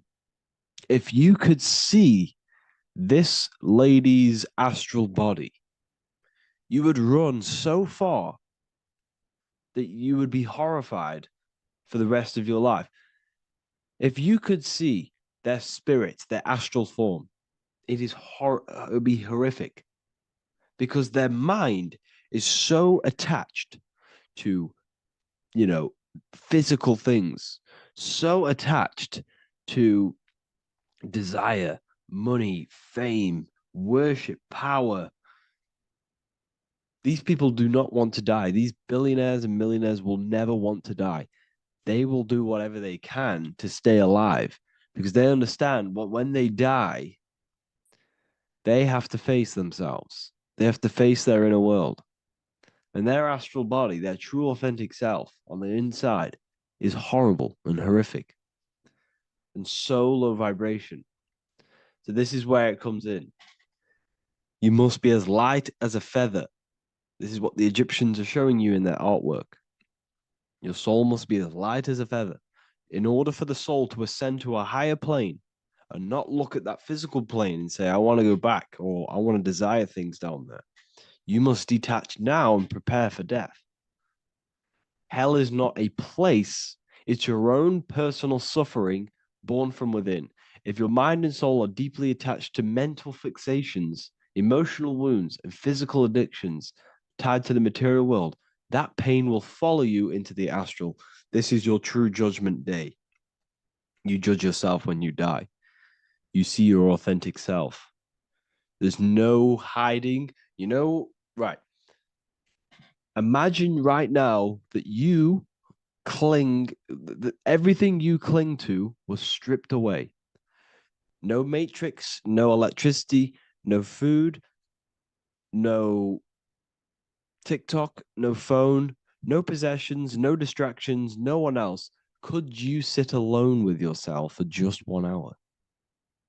Could you sit alone with your thought and emotion? That moment of truth is what you must begin to prepare for. Could you sit alone with yourself? Can you sit alone for long periods of time and just think? And if you cannot, then you're running from your internal world. You're running from your thoughts. You're distracting yourself from your thoughts. This is what we must address. Now, don't feel bad if this is you. We've all have problems. We all have internal problems. But this is what we have to face directly in order to prepare for life after death. We must meditate for long periods of time. Not even meditation. We should be able to sit with ourselves with no distractions and just think. This is what the people of the past used to do when we had no technology. People would sit and think for hours. This is what we need. Because if you cannot sit with yourself, imagine sitting with yourself with no physical body. That's the level that's going to happen. And we need to prepare for that. The soul and mind must become as light, as weightless, as radiant as a feather to ascend to a higher plane and move beyond the physical life. To rise, they must release heaviness, attachments, burdens, fears, and desires. The lighter and brighter your inner being becomes, the more freely it can rise into a higher state of existence. Ascension is not about going somewhere, it's about becoming something pure, clear, and luminous. Okay, this is very important. Very, very important. We must detach from the worldly things. So enough of that. How do we do it? How do we attach? How do we prepare?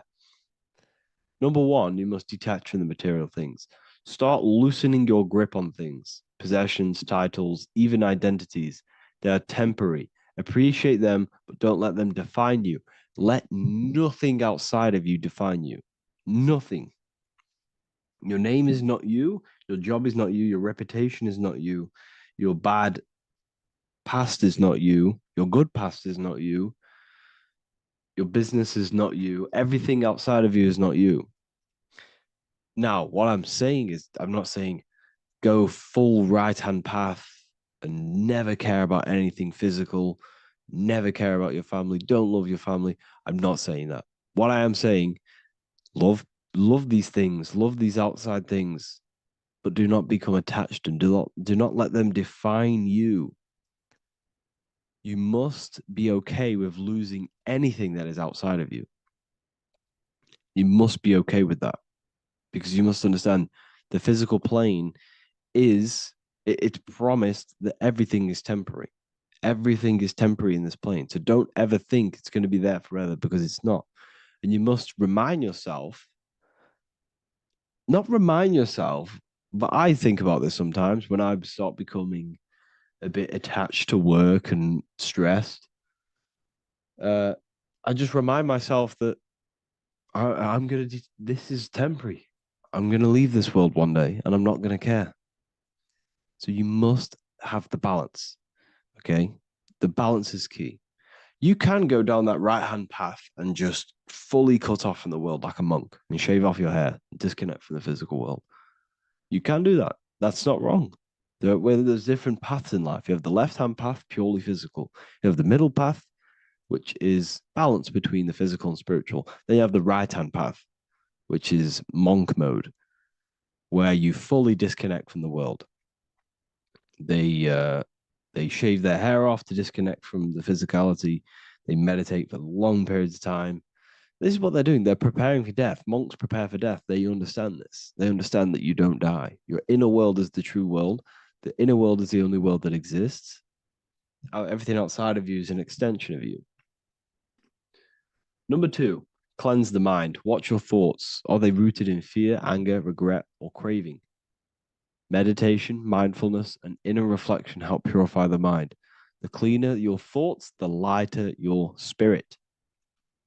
So your astral body is formed by your thoughts. It's formed by your emotions. If you sit around thinking about eating all day, you're going to have a very heavy astral body. It's going to manifest in the lower planes. But if your mind is thinking about good things with good intentions, love, knowledge, expansion, you're going to manifest even the middle or the higher. And there are ways to even ascend out of your astral body.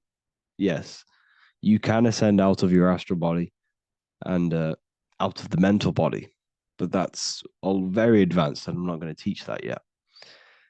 I'll make another video on that, but you can ascend from them bodies. The astral plane is not the end. You can keep ascending as a soul until you're left with just the pure essence of the soul. But we're going to, anyways, cleanse the mind, reprogram the limiting belief systems, let go of mental attachments.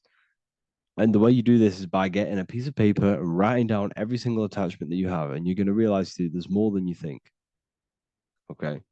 We have to detach from these. We have to. 4, practice presence. Can you sit in silence with yourself?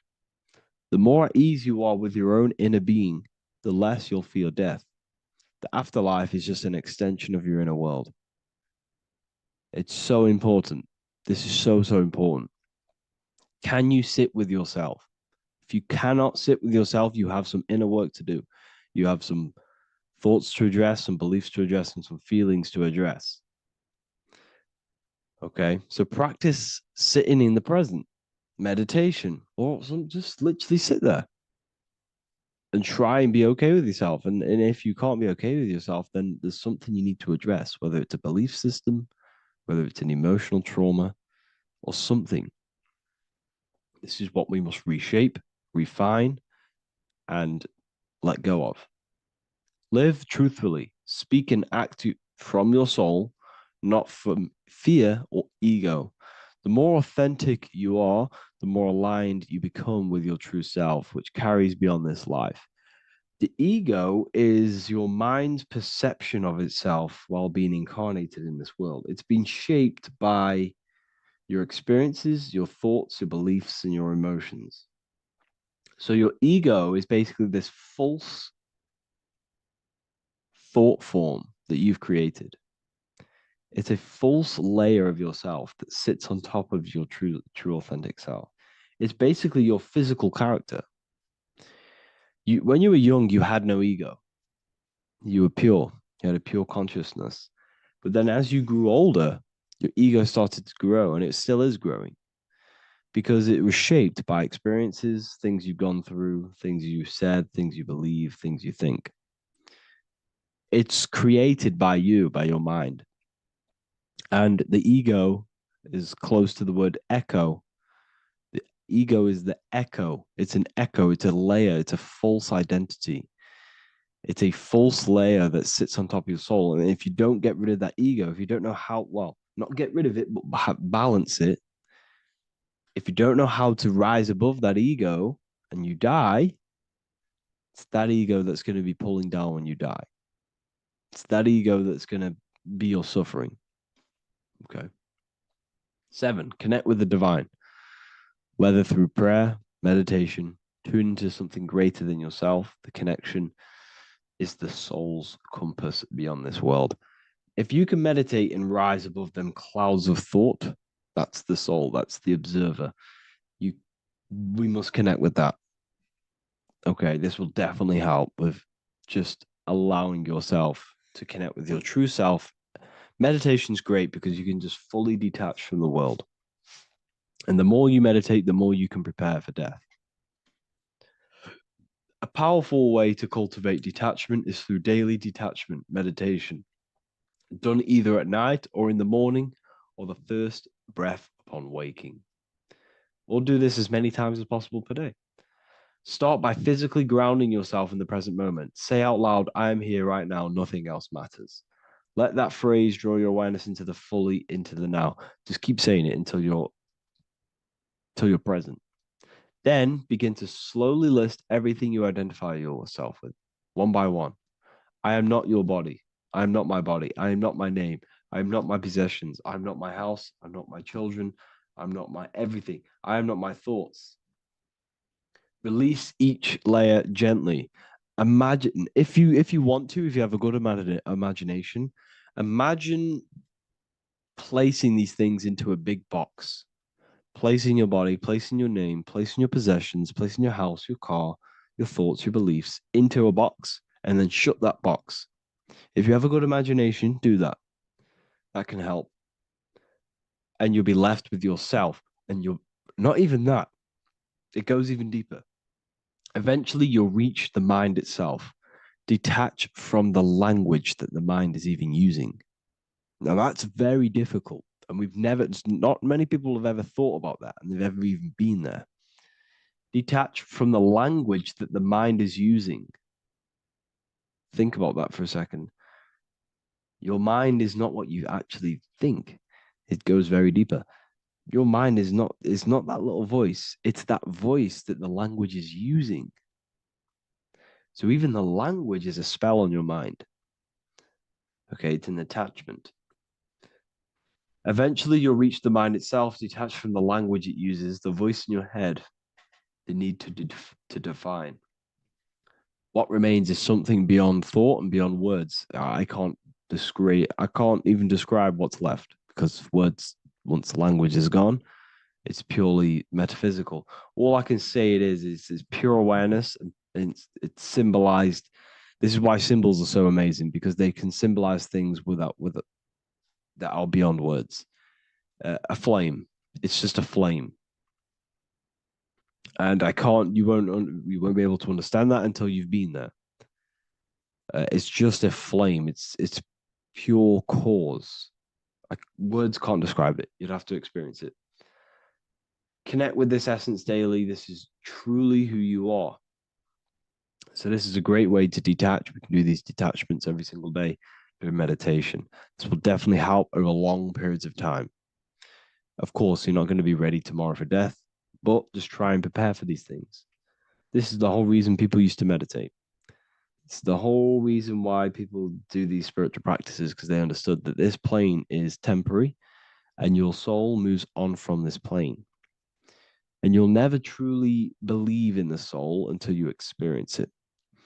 So I can show you these things, but you must go out and experience it. The soul is real, but you won't understand unless you cast off everything else. Okay. So I hope this video helps. It's a very deep video. I'm going to be making more of these stuff, of more self-mastery. And of course, we've made the self-mastery section now. So I'm going to start filling up this place with lectures. And I think it's a great time to start this, because a lot of people have been asking on how to master yourself, prepare to death. So hope this video helps. See you in the next one.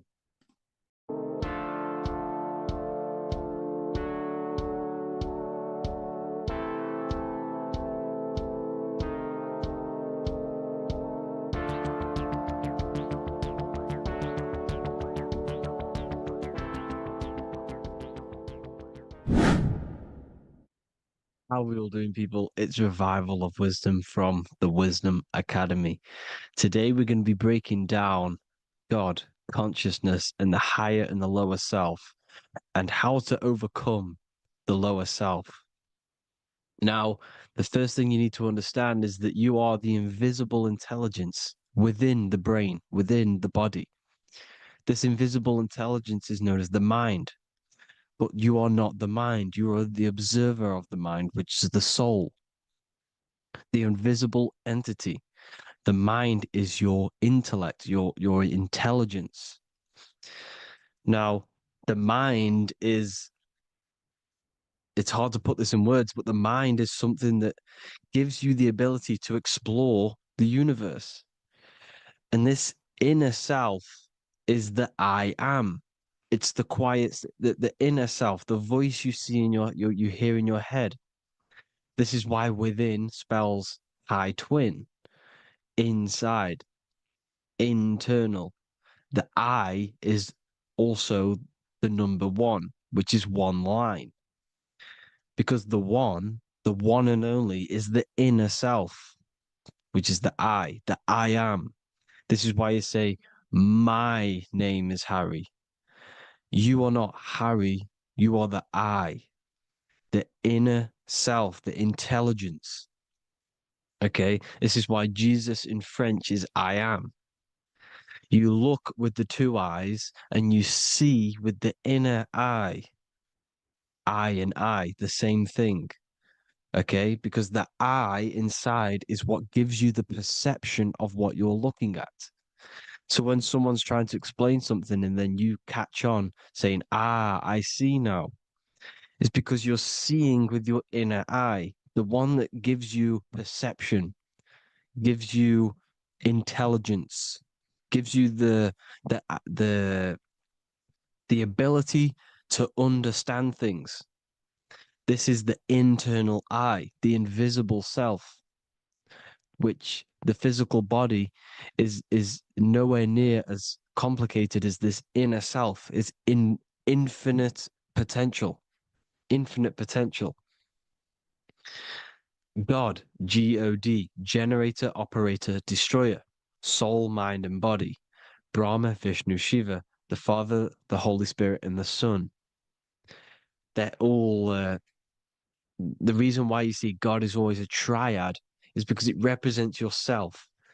Your invisible intelligence is God.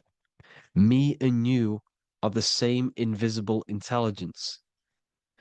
We are the invisible intelligence experiencing the program being ran by the central nervous system and the brain. I always say this in my videos, but I have to, in order for you to understand the things that I'm going to say later on in the video, you need to understand this concept, is that you are the consciousness experiencing the nervous system, the tree of knowledge of good and evil, which is you here. You would be in this invisible intelligence right here in the center of the brain. Now, this is why the ancient Christians show God is in the brain. This is the brain stem. This is the brain. This is also the brain stem and the brain. The brain stem and the brain. It's all depictions of the brain because the brain's the computer, the electromagnetic computer, which decodes the demands created by the invisible intelligence, the I, the inner self, you, your true self. The person moving, if you observe what someone moving, this is going to sound, but if you observe someone walking, it's not the body. The body is moving, but the thing telling it to move is the invisible intelligence. Before you kick a football, a decision is made within your invisible intelligence, your mind. And this consciousness, this invisible intelligence, is either stuck between the lower self and the higher self. Okay? When the invisible intelligence, meaning the true self, identifies itself with the physical body, it will trap its mind within physicality. This consciousness that we have is either operating in the lower self or the higher self. It's either feeding the material body or it's feeding the spirit. Okay? But because we are physical and spiritual, we need to be even. We don't want to be meditating all day long because we do have a physical body as well whilst we are here. We are playing a game in physical matter. Okay? Now, the reason that you incarnated here is to learn a lesson, because the mind can manifest anything it wants within the astral planes, within the world of imagination.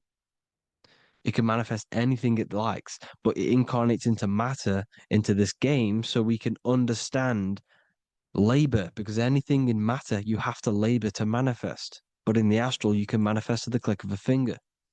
You come here to learn the knowledge of good and evil. And your consciousness, I came out a bit off topic there, but your consciousness is experiencing the lower or higher self. The lower self is manifested in the lower parts of the body: sex, food, and power, the lower three energy centers. These centers are like mini brains. You are literally thinking with these centers. And when your mind is stuck within these lower centers, you'll think. Have you ever heard the term of thinking with your penis, or thinking with your, you know what, as a man? Even females maybe, but mainly this is a boy saying you're thinking with your penis. This is a truth. It's truth in plain sight. You think with these energy centers. When you're living off the lower three centers, all you care about is sex, food, and power, eating, sleeping, and greed. Power's kind of like greed. Now, when we move up to the higher parts of the body, when we live our life within the higher parts of the body, this is considered heaven: love, expression, intuition, and wisdom.